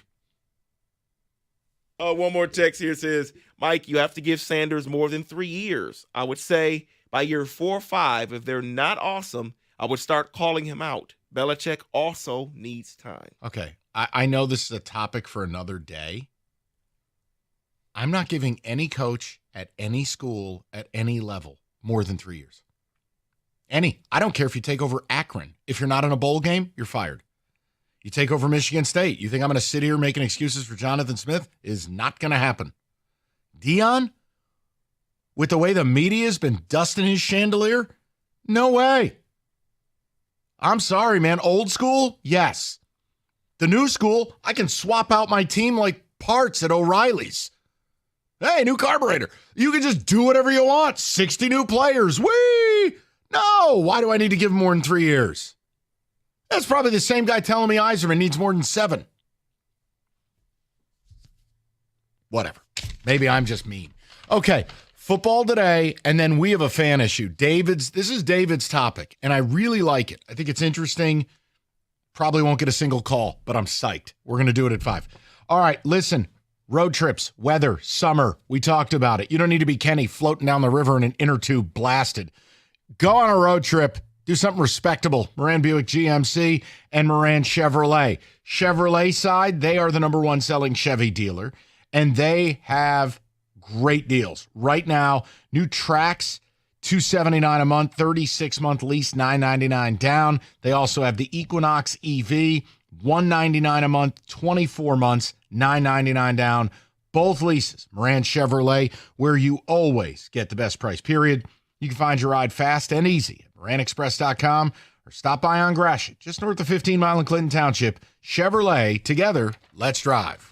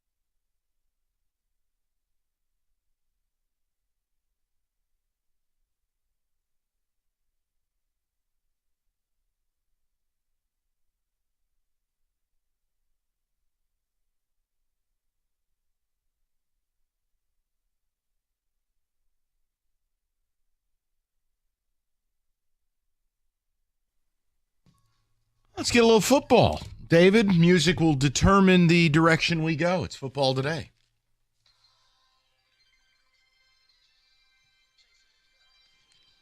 And I'm shocked that you haven't slandered me with that new drop of yours. Oh, no, not at all. Not at all. It will come, though. So I want to talk Heisman Trophy. I want to do it a little differently, though, because I want to do it based on your belief of the team, and then I'll give you the odds for some of these guys. But let me start with this Hold first. on. Can I be selfish? Sure. Just for a moment. Can I just give you the guy that I want to see win it? I love the kid. Sure. I love the family. I love the story. I love the team he plays for. It would be different. He's electric. Lenora Sellers. He is at plus 1,800 on the BetMGM. Cackaboose. I mean, look, man, if you haven't seen him play at South Carolina, the fact that he turned down overtures from every program in America to stay there, the fact that the parents are big on, look, you gave your word to these people. You're making plenty of money here. You're getting developed here. God forbid someone is the adult in the room. I'm rooting for the kid, and I like watching him play. Plus 1,800. I think that's a sleeper to me. I think that's legitimate. Plays in the SEC. That's a team that can make the playoff. That's where I'm leaning. And he'll have the highlights, David. That's his style of play. So, and this is why I wanted to do it, because DraftKings put out that Arch Manning on their books, became the heavy favorite. He's getting 20% of the handle, 35% of the bets on DraftKings. So based on that, one of the first guys I wanted to mention, but you have to believe in the team, is Julian Sayin for Ohio State. And here's why I mentioned him first after mentioning Arch. It's because they play each other in week 1. Yeah, I'm going to say no to both. Okay. And it's not a shot. Again, I know in today's pea-brain society, oh, you think they stink. No, I don't. I'm not going to have any belief that guys who have not taken a meaningful snap, and Arch being a, RPO, red zone, trinket, no. And saying, look, these guys haven't played. To say that they will be the best player in college football, I'm just not doing it. I think they're underlays, as we would say at the track. They're just overbet. I wouldn't bet either guy. So based off what you're saying, either guy can win that first week and not look amazing and not run away. I just don't think so, because I think there will be speed bumps. And look, their teams are good enough to carry them along. But you have to win a Heisman, you have to be the driving force of the team.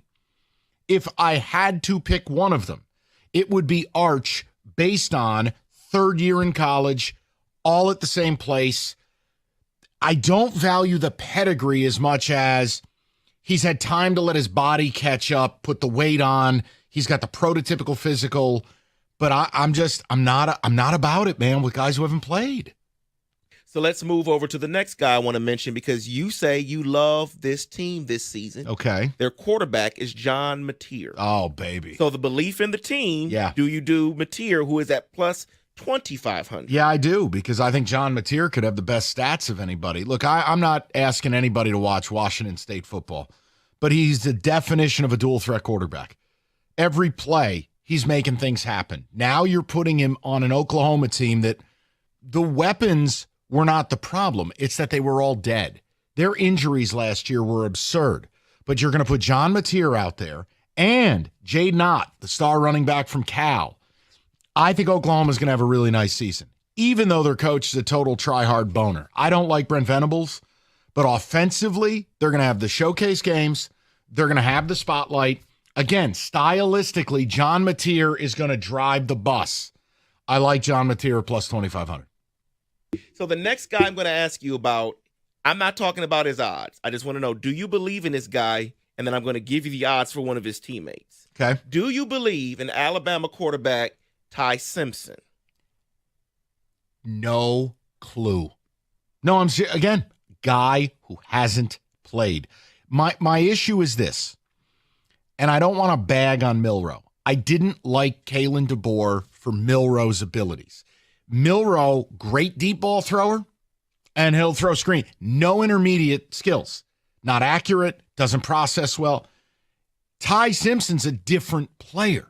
So DeBoer might be able to bring the best out of him. Now, his odds would have to be plus 5,000 to talk about this. Well, the reason why I brought it up is because of his teammate, who is at plus 3,500, is Ryan Williams. Yeah. What Julian's saying, what Simpson does affects Ryan Williams. Yes, just like the numbnuts at the kid at Ohio State, the wide receiver, Jeremiah Smith. Yes, Jeremiah Smith. It's the same principle. So I think all these players are correlated, and are the wide receivers good enough that they could take a 5-yard pass and go 90? Yes. But will it happen consistently enough? Yeah, David, I probably shy away from it. That's why I like Mateer. That's why I like Lenore Sellers. So, again, belief in team. This team, this program is predicted to be at the top of their conference, possibly win their conference. But you have not believed in the quarterback. His name is Avery Johnson. At Kansas State, odds are plus 4,000. Belief versus odds. All right. What do you do there? Let me say this. I don't think the media will allow a kid from Kansas State to win a Heisman. Okay? Like, it's just, this is how this stupid award works. No one's watching Kansas State. Right. And Avery still has major holes in his game where he'll go 8 for 23 for 53 yards passing. Now, his feet, magical. But I don't buy it. And Kansas State is still going to play a brand of football. It's not going to highlight the abilities. Is he the most highly recruited kid to ever go to K-State? Yes. He's from down the street. But I'm not buying it. I'm going to say no. I think Chris Kleiman does an incredible job there. No to Avery Johnson for me. So this next one I need to include Kenny, because his belief in his program matters when it comes to the odds for Gunnar Stockton, who is at plus 3,500. But how much do you believe in him and your program, Kenny? I mean, it's kind of at this point, I'll believe it when I see it. I believe that Kirby can kind of coach him up a little bit. I believe in their offensive structure. I believe they can put talent around him, which will help him a lot. But he's just got to prove it. It's all about doing it, man. I'm at maybe a 5 out of 10 right now. Gunnar Stockton to me, no thank you. You can have it. And if Gunnar Stockton wins it, I tip my cap. I'm out. Now, this next one, it's not long odds when you kind of look at it, when you think, but Oregon is supposed to be at the top of the Big Ten again. Dante Moore's at plus 1,800. Oh, boy. I don't know if I would do that, just personally. I don't either, because I'm pretty sure the last time I saw him, he threw 6 pick sixes at UCLA. You sit. He's got to play. He needs reps. He needs time. And honestly, if I'm Dan Lanning, I'm not putting it all on him. All the money they're spending on offensive and defensive linemen, run the football, a lot of screen packages. Just take it easy. I'm going to say no. Okay, go ahead with Drew Aller. I know this is coming. No. The last guy I want to mention, this team and program spent a lot of money. They are being talked about. They are also in the SEC. Okay. So if you win it, well, what happens there? Is this Nussmeier? This is Marcel Reed, Texas A&M. Yeah, I could see it. Plus 4,000. I could see a big step forward for him because he took the lumps last year. Now, you learn from your mistakes. The problem is I'm betting on Texas A&M. Belief in the program and the bet. Yeah, that's what I'm saying. Can anyone in the crowd tell me Texas A&M's last conference title? How about we do this live? Kenny, Google it. Texas A&M's last conference championship in college football. Because for as much as my program gets slandered, I want you to think about what we would say if this was our stat. Kenneth? I think, are you seeing the same number that I am, David? No. This shows you how the media lies. Go ahead. Texas A&M. It says 1998. Because it's true. When it was the Dr. Pepper Big 12 championship. I couldn't believe it when I saw it. I was like, this. Yeah. Maybe I have to fact check this or something. Yeah. Wow. Basically 30 years, and I got to listen to how those oil baron hillbillies are something special. Whatever, man. Enjoy your log fire or whatever the hell they do. Again, belief in program versus betting on the Heisman odds. Yeah. Wow. Come on, man. Just Lenore Sellers. Do it for South Carolina. Plus, they're all black uniforms with the black mat helmets at night. Argue a better uniform. The swag quotient alone should land him in New York. That's not, David, God almighty. And go ahead and just play the NC State football one while you're at it. Go ahead. It's a football helmet. Slanderous. That is your college football blitz. Jeez.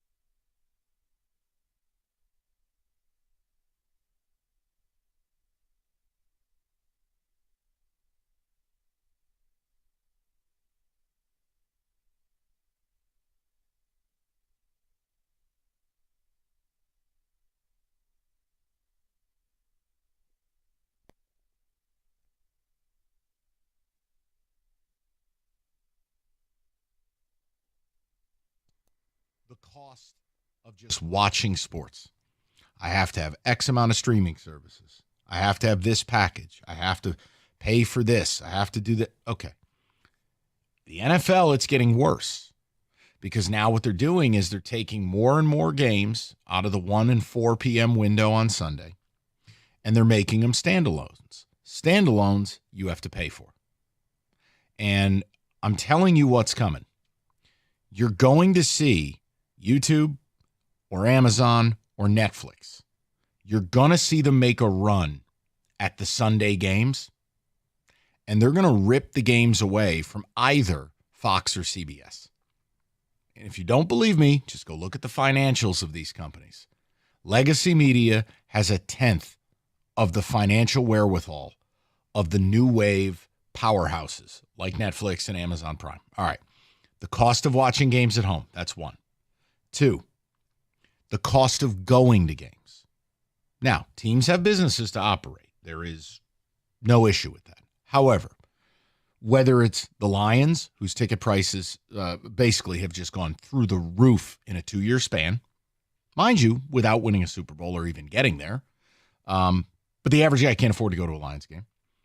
Prices to go to collegiate games are ridiculous. The idea that anyone would pay a couple $100 to have 6 inches of seat at the big house or watch whatever dreadful product Michigan State puts out there, I wish you good luck. But look at tickets overall. Hell, NBA Summer League. You have Cooper Flagg's debut against Bronny James. The cheapest ticket to get in the house is $2,500. What? Now, it's not the same thing, but like, look what's happened with concerts. Ticket pricing. So, all right, cost of going to a game to watch it is 2. 3 is player salary. Now, I usually don't make much of an issue over this. You're worth what someone pays you. These guys are the best at what they do in the world. They have limited earning power, especially football players. You're often retired before your 30th birthday. But Shai Gilgeous-Alexander's contract really, I don't want to say staggered me, but it hit different. And it was the idea of he's going to make $71 million a year. NBA players are lucky if they play 70 games. The idea of a player making $1 million a game, $250,000 a quarter, it kind of felt like we've hit cabin pressure. I have said a lot of this too, and I'm not asking you to agree or feel any type of way. You know how I feel about NIL. When you have role players in college basketball, and I'm not going to say some of the names, but yes, they play in this state. But when you've got an absolute role player making the better part of $500,000 a year, something's wrong. Read an article the other day, Texas Tech paid $5 million for a high school tackle. Do you understand that high school offensive line prospects, 99 out of 100 don't play their first year? I'd say 75 out of 100 don't play by year 2. You really need 3 years in a program. You got to be a redshirt sophomore to get your body right, mature, scheme, be ready to play. You pay $5 million for high school. Guys ain't been to prom. So here are your 3 things. 1, both, all, neither. Where are you at with sports from a relational standpoint? Because the cost of watching it at home, I think, is getting obscene. The cost of going to the games, it's been obscene, but it's only getting worse. It really is. And then there's the player salaries. Now, if you were turned off by the pros in the past, you had the safe haven of college. No more. I mean, again, the idea, look at my school. Michigan State can't even make a bowl game, and our quarterback's making 7 figures. Huh? And I don't mean any disrespect, and I'm not mad at Aiden Childs' family. Get the money if someone's offering it. It doesn't mean I have to vibe with that. I don't have to be excited about that. I don't begrudge Bryce Underwood. Man, if somebody's willing to pay you that money, God bless. Just be smart with it, set you and your family up for life. But I don't have to be okay with or be pumped up about high school quarterback getting an alleged, $15 million? Come on, man. You're making more money than guys getting drafted in the NFL? That's backwards. So I want to just get an idea where you're at. You're driving home from work. Tiger baseball's on tonight. What is the money doing to your fandom? And if you're bothered by none of it, I'm not mad at you in the least. I'm not. It's a question. I'm bothered by all of it, quite honestly. Now, the reason the at-home stuff doesn't bother me a lot more is, look, this is what I do for a living. I'm not going to cry about it. I mean, it's like being a carpenter and you cry about having to buy tools. I mean, it's just a part of the deal.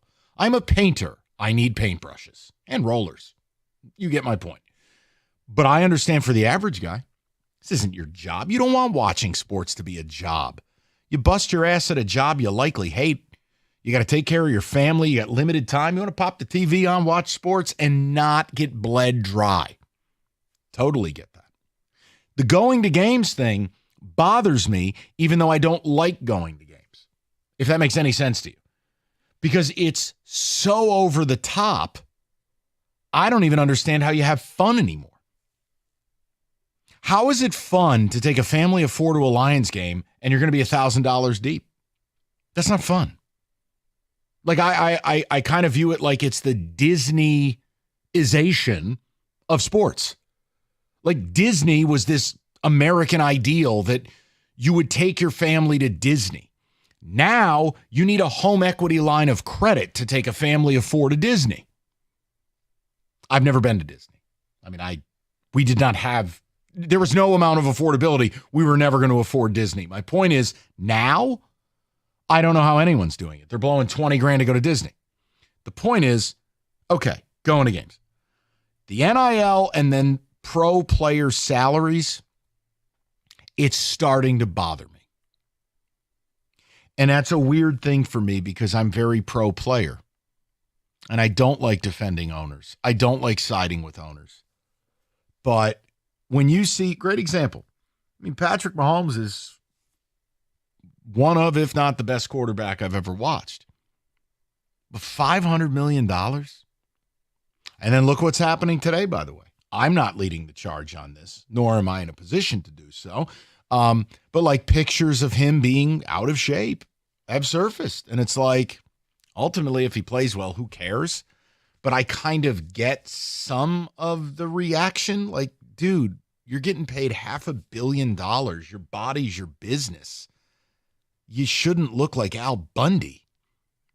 Now, while I'm not leading that charge, I'm not going to go crazy that people are making something of it, right? Like we all laughed at Eli Manning or Tom Brady. I don't think it's that different. Again, performance is all I care about. You don't need to look like a Greek god. If you're putting up the numbers, hey, man, do your thing. I mean, Tom Brady never looked amazing, right? Tom Brady looks better now than he did at 21. Correct. I got to understand what breakfast cereal he's eating. The point I'm making is this. There are 3 price points in sports, and look, the money is the money. I'm not even bringing up gambling's effect on sport because I do think it's turning people off, myself included. No, I don't need sideline reporter for the Thunder offering their live SGP. I'm just watching a game. I don't need the odds of SGA passing gas on his next trip down the floor, set at plus 310. I don't need it. It's too much. Too much of too much. But I'll stick to the original stuff. Cost at home, cost of going, and what players are getting. We haven't even gotten to the point where, look, if you're not aware of it, it's probably for the best.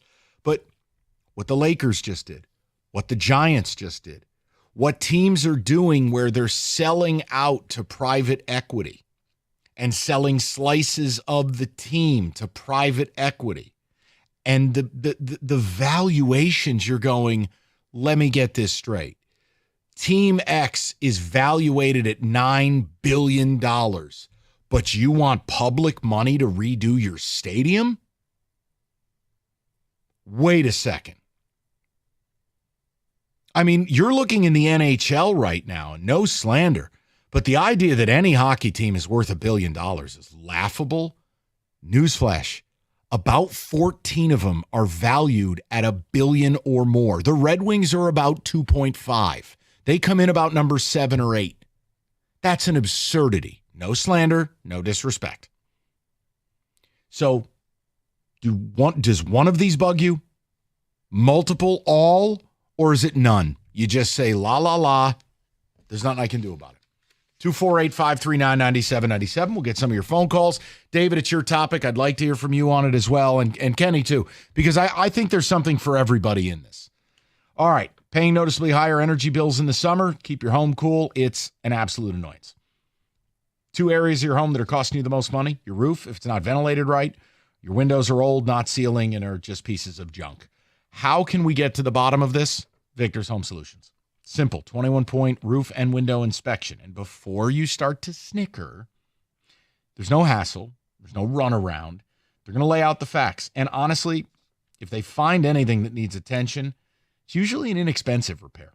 Now, in the event of a disaster and you do need a new roof or new windows, $500 off, and their work is perfection. So make the right choice. Call Victor, 734-773-1100, or online anytime at victors.com.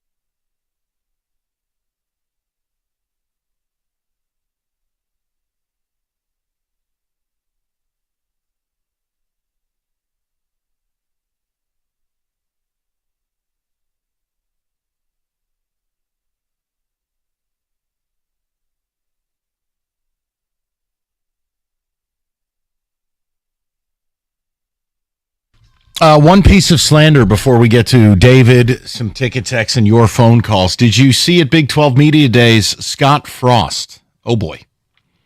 He was asked a very good question, something we'll never get from local media to Sharon Moore. But my point is, he was asked, what did you learn about your time at Nebraska? Scott Frost deadpanned, and he goes, to not take the wrong job. Oh, boy.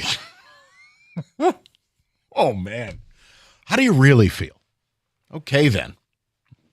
Yikes. I absolutely love it because he played there. He played at Nebraska. Dude, okay, then. Yeah, they won't be welcoming you back. David, your thoughts, obviously, you can do the ticket text first if you want, but this was your baby. I love the topic, and I on a certain level, I understand people being bothered by all three. I'm not demanding you be bothered, and I'm unbothered if you're unbothered. I'd say 2 of the 3 for me. I'm bugged. I'm very bothered by what it's costing the average fan to just go to their favorite stadium. I mean, it's just it's approaching like extortion for the average dad to take his kids. For a lot of sports, you'll always be able to, all right, hey, I got a day game on a Thursday. It's baseball. Baseball gives you your best shot, right? But man, try to take your kid to a Wings game or a Pistons game or football. Forget it. And look, the player money thing. Yeah, I'm far more bothered collegiately right now. I mean, this idea we're just turning these players into victims. It's like, stop, cut it out. But David, go ahead. Yeah, see, I've never had a problem with the amount of money the players make because if they're willing to pay it, it is what it is. You deserve that money. Most times you deserve that money. So number 3, take that. Unbothered. Unbothered by that. I am more bothered by the price of going to a game. More bothered by that because you're right. It's ridiculous. It is a mortgage payment to take my kids, go eat, maybe get a jerk. All of this stuff that goes with going to a game, that's a lot. But the problem I have the most is the viewing. The viewing at home. And here's why. Because growing up, there was a thing called Pass Sports in this area. Oh, this is midnight. This predates my arrival. Correct. And there were so many times where, no, I didn't have that in my house. You know why? Because we couldn't afford that. So I couldn't watch the Tigers. I know they were bad. I get it. But I couldn't watch the Tigers. That was the Camara Barty era. Yes. I couldn't watch my team. And that's what I don't want. And it's happening all over again on a bigger scale. There are so many people in the United States that became a fan of the Steelers and the Cowboys, the Braves, to another extent, the Cubs, because they were able to watch it on TV. They were able to turn on the TV and there was Terry Bradshaw. There was the Dallas Cowboys and Deion Sanders and company.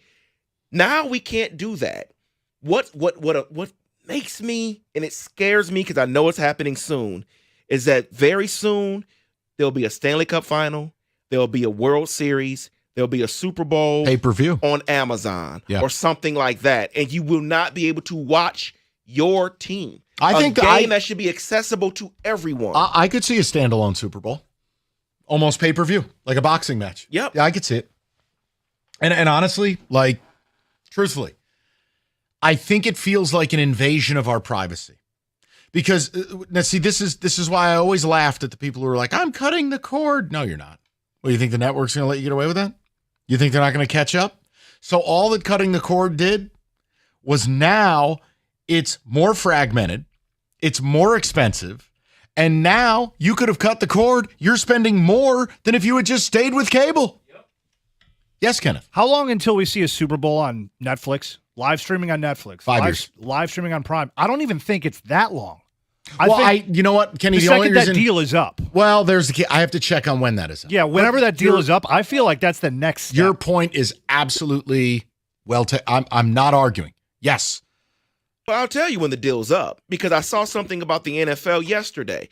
Their TV deal is up $29.30, but CBS apparently, their parent Paramount or whatever, is being sold to another company. Now opens up their ability to now negotiate TV deals earlier than that, which means they will maybe not be on CBS anymore. They're going to be on something else. Look, I stand by it. Hey, if I'm wrong, I'm wrong. It wouldn't be the first, won't be the last. I think we're going to lose the 1 p.m. or 4 p.m. window to one of those services. Amazon Prime, Netflix, something like that. The money, they have deeper pockets, and the money's wrecked everything. Look what it's done to college football. Not just in the NIL stuff, but money's what broke up the conferences. Money is destroyed. You did the rivalry thing yesterday. How many of those rivalries don't exist anymore, but yet you're asking me to rank them? It's money. Let's go to the people, see what everybody's got to say. Let's go to John, 97.1. Johnny, what's going on, buddy? Hey, how y'all doing? Good, John. What's up? Hey, my thing is, it's killing the average fan. Cause remember, we used to have TV free on Channel 4, bless you boys, Blaha on Channel 50. Now, I haven't seen a Piston game in years because I'm not buying the extra services and it's killing the average fan that can't buy their local team. I'm not thinking more international or American, but I'm thinking more your local teams are suffering. Your local fans are more suffering. So you're now at home, you're bothered. That checks one box. Cost of going to games, I assume, bothers you as well, correct? Well, not really, because if you go every now and then, you budget for it, So, that's like an entertainment expense. So not really. It's more at home, and you can't follow them like you used to. Like the Tigers on the road, but who knows it because you can't watch Channel 4 like you used to. You can't watch Channel 50 like when the Pistons went on their run. You couldn't watch it. You couldn't watch Blaha. You couldn't watch Greg Kelser, you couldn't do none of that unless you bought all these expensive packages. Yeah, and John, I don't have the answers. I do wonder if we're at a bit of a crossroads, though. I mean, specific to college football, look at the amount of services you need to watch games. And listen, I'm not there's no tiny violin. Like, this is what I do for a living. It's fine. But do I like it? No, I'd be lying to you if I'm like, no, this was wonderful. I'll leave that to Rico. Middle name, Stream, Beard. It's just not for me. Oh, great. Now I'm going to watch MSU lose by 50 on Peacock. Awesome. Now I'm like locked in a room watching this. I can't get out. It's even worse. It's like punishment. You want to change the channel? You can't. No. It's awful. We'll get more of your phone calls. I want to hear the ticket texters as well. I assume we got a ton of those coming through. Don't make a move. 97.1.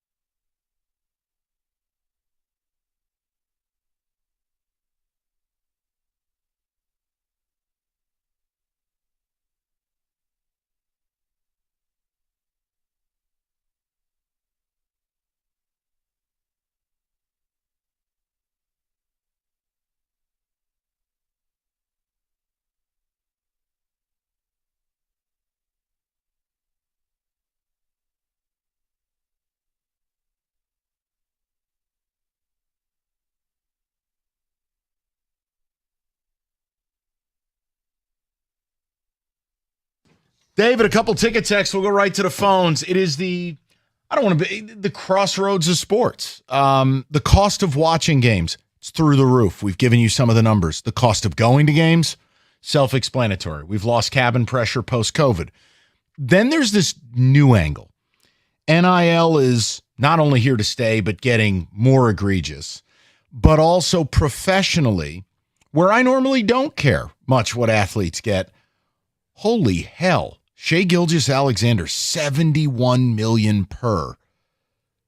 You're not far away from a $100 million player. And it just kind of gets, I don't know, it feels like it's in orbit. So are you bothered by one, two, all, or none? David, go ahead, buddy. I've checked out. Don't go to games anymore. If it's on ESPN, I'll watch. But I've given up. I'm not paying anymore. I'm done. That is from Bill in Livonia. I have a 5 and a 2-year-old, and it's frustrating that so many important games on weekends aren't on during times I can watch with my kids, at least partially before bed. Well, and again, collegiately especially. I mean, last year, what did MSU play? 6 night games? Yes. I mean, good, you got, I'm not saying you tailor it like it's Disney, but what happened to the noon kick, the 3:30 kick? Oh, yeah, MSU's playing Friday night at 9. What? And I'm not, oh, your team's terrible. I know. Thank you. I'm aware. Water's wet. The point is the point. It's happening all across the sport. You know when I want to watch college football? Saturday. You want to put a game on a Saturday night? I'll live with it. But the night games are supposed to be Georgia LSU. Elite. The night game should be Michigan Penn State. Whiteout. Not Nebraska, Iowa. Yeah, it shouldn't be Rutgers USC at 11 o'clock at night on a Friday. Like, no. Greed. And you had to stream the damn game. Mike has a great point with the cost to be a fan. To build on his point, time slots have expanded. Now the cost to be a fan means you have to always be tuned into sports all day. Yeah. Because there's now so many time slots. Can I say something without being slandered? I'm asking for permission. Go ahead. There is never any illusion. We don't dig ditches for a living, okay? Please don't take it that way, especially if there's a guy driving home who busted his ass on a ladder all day. I'm just making a point. That ticket texter has it right, is that like football season. Football is no longer 16 weeks. It is a 25-week tour de force. By the middle of football season, you know what I don't want to do anymore? Be locked in my house watching football. It's what we sign up for. It's no different than a CPA. Hey, it's tax season. Believe me. But I can acknowledge what the ticket texter's saying without this whole, don't cry for me, Argentina. I'm fine, but I get what he's saying. Because let me tell you the one that bothers me most. And hey, it's not like I'm delivering a sermon anytime soon. The Sunday morning football I think it's offensive. It's ridiculous. They're going to run 16 European 9 a.m. games this year during football season. Sunday morning is for 2 things: going to church or going to get bagels. Correct. That's it. That's what Sunday morning is. 9 a.m. now. See, but that's part of it. Crazy. Because while you're right, the middle of the season, you're like, oh, here we go. We're still, struggling through till the end. The problem, though, is if it was just Sunday, fine. But it's Thursday. It's Friday sometimes. Then there's the games on Saturday late in the season. Then Sunday. Then 2 games on Monday half the time. That's the problem. Then week of Thanksgiving, you're getting a Thursday night, a Black Friday, probably Saturday, Sunday, Monday, Christmas. Remember, they had it the whole week. Christmas Day, another day. Shouldn't be football. That's ridiculous. Shouldn't be football. All right, that's all. I'm yelling at clouds now. Let's go to Tim, 97.1. Timmy, what's going on, buddy? Hey, guys, what's going on? Talk to me. Mike, want to focus on the NIL stuff? Sure. I can give my thoughts on the others, but the NIL one really bothers me. Okay. More so talking about when you talk NIL, it was supposed to be name, image, and likeness, correct? Yes. And now it's just pay to play, unlimited salary for whoever you want. Yes. And that's really what bothers me. That's supposed to protect, LeBron James in high school, Terrell Pryor at Ohio State. There's a handful of arguments you can make that, they're not doing anything other than playing football or basketball. Right. I mean, think about this, Tim. Let me give you an example that'll make you throw up. So Kenny's school, Georgia, Kirby Smart with a straight face said something. My hair almost fell out of my head. They are paying kids $20,000 a month to stay committed.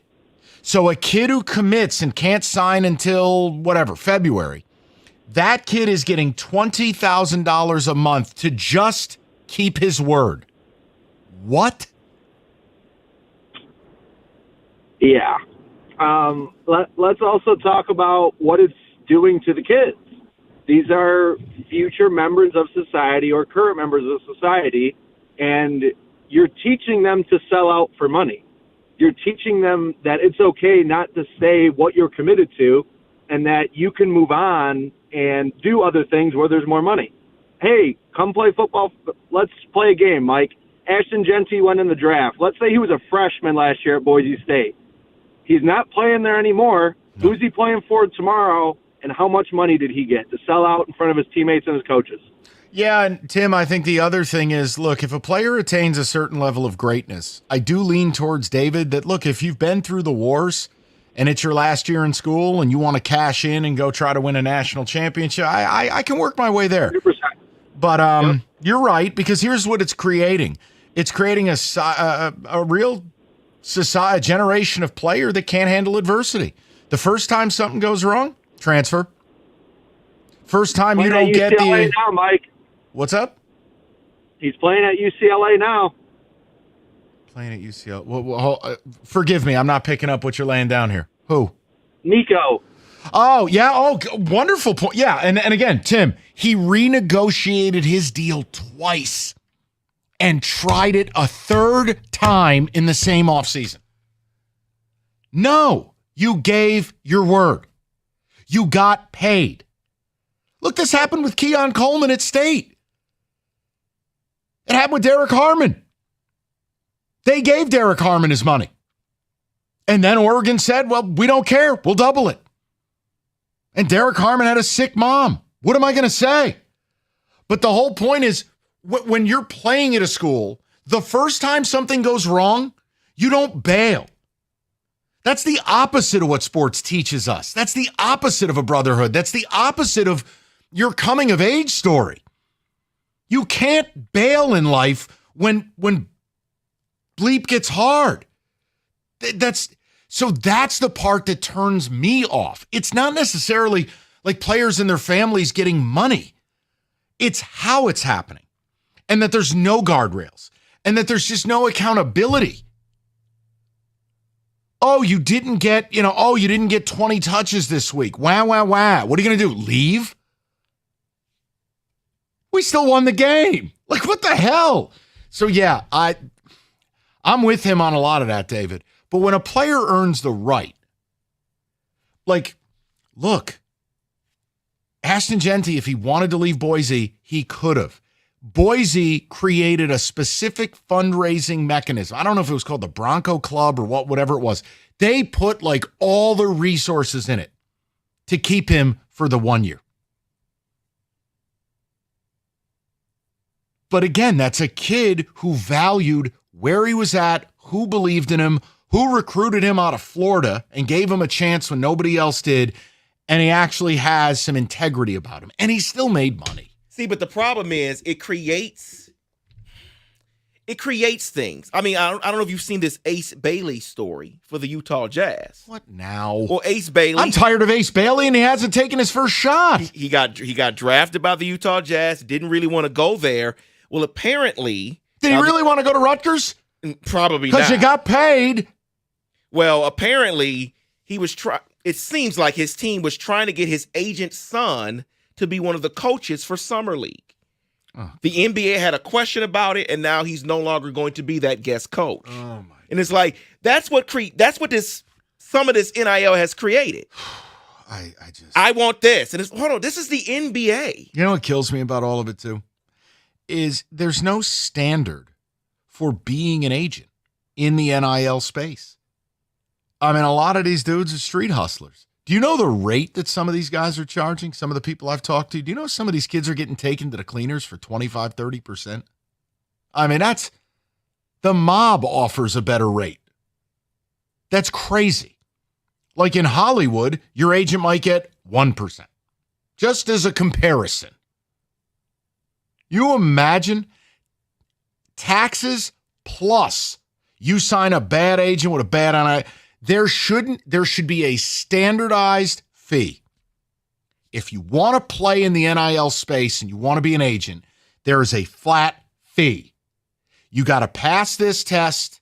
You got to have this understanding of finances. You have to have a clean record. And this is what it is. You can have as many clients as you want, but the fee is the fee. It shouldn't be this predatory thing. It's whatever. You know what? Wake me up when the sport dies. I quit. You can tell which one bothers me the most. And I apologize. 248-539-9797. All right. Hungry Howie's. Here, celebrated Tigers win tonight. Large one-topping pizza, your choice of 8 flavored crust, just $8.99. Fresh dough made in-house daily, 100% real cheese, real ingredients, and over 20 toppings to choose from. And there's no fine print. There's no sexy promo code. It's simple. HungryHowies.com or download the app, start your order, online carryout only, and you got dinner on the table in 20 minutes. $8.99, it won't last long. Only at Hungry Howie's.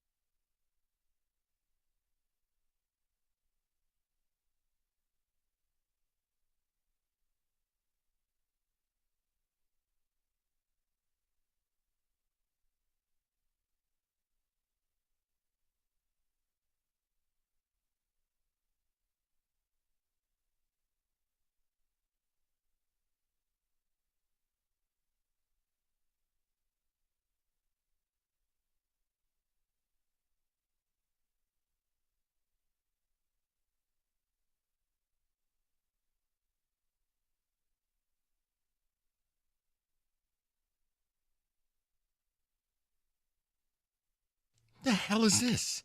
A curveball for you, Michael. Oh, no. What? It is summertime, Mike. Yes. And I was thinking, next week, There's no sports. All-Star game is here. It's not true. And okay. Not true. I know what you're saying. Saratoga is in session. But carry on. I understand the prevailing But for point. the majority of us, there will be nothing else to do. So you'll need some summer activities. So I'm going to give you some things to think about to do. Nope, not that. Okay. Next week, okay? Something simple. Saratoga. Go miniature golfing. Something that may interest you. Go miniature golfing. Do people still do that? I have no idea. Like, where is there even miniature golf? There's plenty of spots. Me and the lady go all the time. Wait a minute. Hold on. Go figure. What? Kenny Cobb does that mean? Goes putt-putt. It's fun. It's a nice little date activity. Where are these? Like, I thought that was something from the 1990s. Where the hell are putt-putt courses? No, there's spots sprinkled around. Okay, sure. Not for me. I think that's something you take kids to. That is something. Like you take kids if to. I'm in Uncle Mike mode, I would take my niece and nephews to that. That is nothing adults. I see adults more than kids there, Mike. There's people my age, maybe in their mid-20s. Oh, so young? Yes. Idiots. Okay. Next. What did we say about your generation? So something that is probably a little bit older in your mind, Mike, is go see a movie at a drive-in. They don't exist. What is this, 1960? There is one I know about in Detroit. Other than that, I don't think there's another one in the state of Michigan. Michigan. There's a drive-in in Detroit? There is one in Detroit. Wait. David, actually, no, it's called a drive-by. No. Stop it, Kenny. No. No. Oh, my God. No. Kenny. No. Oh, my God. Kenny. I didn't think you would actually say that on the air. Wow. My only response is, Kenny. No. Oh, people relax. No, I didn't say that. You do realize there's no recovering this segment now. Wow. What's next on the list, David? Oh, my God. No. Go to a farmer's market? I mean, oh, come Kenny. on. These are not summer activities. These are summer activities. This is ridiculous. How about sit on patio, stare at sky? There is one right there that I just skipped over. It is sit on a patio and read a book. You can keep the book. You sit on your patio and you watch Saratoga on America's Day at the Races. Everyone isn't doing that, Mike. But they should. This is what you should be doing. Listen, there's bliss in the summer is as a middle-aged man. Peace and quiet, summer, patio, Saratoga. Well, and if not that, Tiger baseball. What about Tiger baseball? There will be no Tiger baseball next week. Saratoga. Also Monmouth. Maybe a little Gulfstream Park. David, it's bliss. All you want as an adult in the summer is peace and quiet. Well, another one on here is watch the sunrise.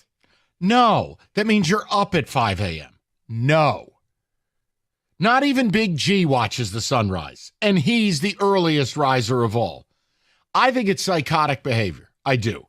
Now, the one time I do stuff like that, if there's a time zone difference, yes, vacation, I'll pull that off. Yes, I've because done that. My body clock, I'm going to wake up. Well, I'll watch the sunrise. You do it once, and you wonder, why did I do this? You're exactly right. It's dark, now it's light. What's the big to-do? Something else to do during the week of no sports. Saratoga. Visit a museum. Okay, no. Look, I'll be careful. I know a lot of smart people enjoy museums. I don't get it. Well, I view that as a children's activity. The reason why they say that on this list is because it'll be warm and you can get some AC while you're visiting the museum. Yeah, but there's AC in your house. Why would I need to go to the museum to enjoy AC? If you have kids, you go to the Henry Ford. Okay. Hey, this is a brontosaurus bone. Look at this. Visit a hotel lobby if that's the point. I mean, AC, that's the reason? David, my God. All right. You know, you do realize this has never We had no chance after Kenny's unsavory drive-by You're comment. right. You're right. I'm trying to move on. We can't. But I never thought he would say that. The ship ran aground. There's no moving on. Take a last-minute road trip. You that have I time, love. no sports. No, I love that. I do. Road trips are a blast. Now, where you're going, what you're doing, I leave that to people. But look, the state of Michigan, and I respect our outdoorsy people. A million things you can do in the summer, mostly drivable. What I don't like is when Michiganders tell me, UP, I drive 6.5 hours to go stand on a rock. Buddy, I could be in Mexico faster. Like, come on. That's not 6.5 hours to do something naturey. You're on your own. Well, this is something I think Kenny might do something like this. Crack? You deserve that. Go river tubing. I could totally see this. Oh, yeah, that's been done many times. Kenny blasted, stuck in an inner tube, can't get out, flailing around. How come it has to be the worst possible version whenever you describe it? Well, what you said about Detroit's probably... It was a joke. It was a one-liner. Everybody relax. My point is, that's a hillbilly activity. Kenny's a hillbilly. Floating down the river in a tube. Simply that's Kenny. Not true. You've done it, haven't you? I have. I don't think that's a hillbilly activity. Absolutely it is. There's no one doing that in an urban environment. You have to be a hillbilly to float down a river. Yeah, tell me what they're doing in the urban environment, Kenny. Nope. Another idea for the summer next week. Next week when you have free time. Saratoga. Find a carnival and attend a carnival next week. I get it. I just wouldn't trust the rides. Come on, man. Here's one Got some unsavory characters operating the Tilt-A-Whirl. Do you really want to put your child's life in the hands of a carny? Not me at all. But I understand the whole summer fair thing. Fine. This next one is something that we all can get involved with except Kenny. Oh. It is grill everything. Yep. Including dessert. Now, again, I'll add this to the bliss list for summer. There's nothing better as a grown man. Grill, the smell of the grill, you're in your home or with a friend or friend's house. Summer, grilling, patio, Saratoga. Yes. It's why, I don't know why Rico started acting like a bitch. I don't know what his problem is. I don't know what is going on. The guy used to grill, smoke. He was a savant. Now the guy's over here and his middle name is Marie Callender. I don't know what the problem is. I tell you this, Friday was amazing. I went from the griddle, making breakfast for the family in the morning. To the grits. To over to the grill at my parents' house. And we're not talking about the food item. If you listen to the show, you know what that's code for David. Grits are good all times of the day. Okay. All right, let's close it out with this. Yes. And it is go camping in your backyard. Go to hell. All forms of camping, stupid. Even in your backyard? Why would you want to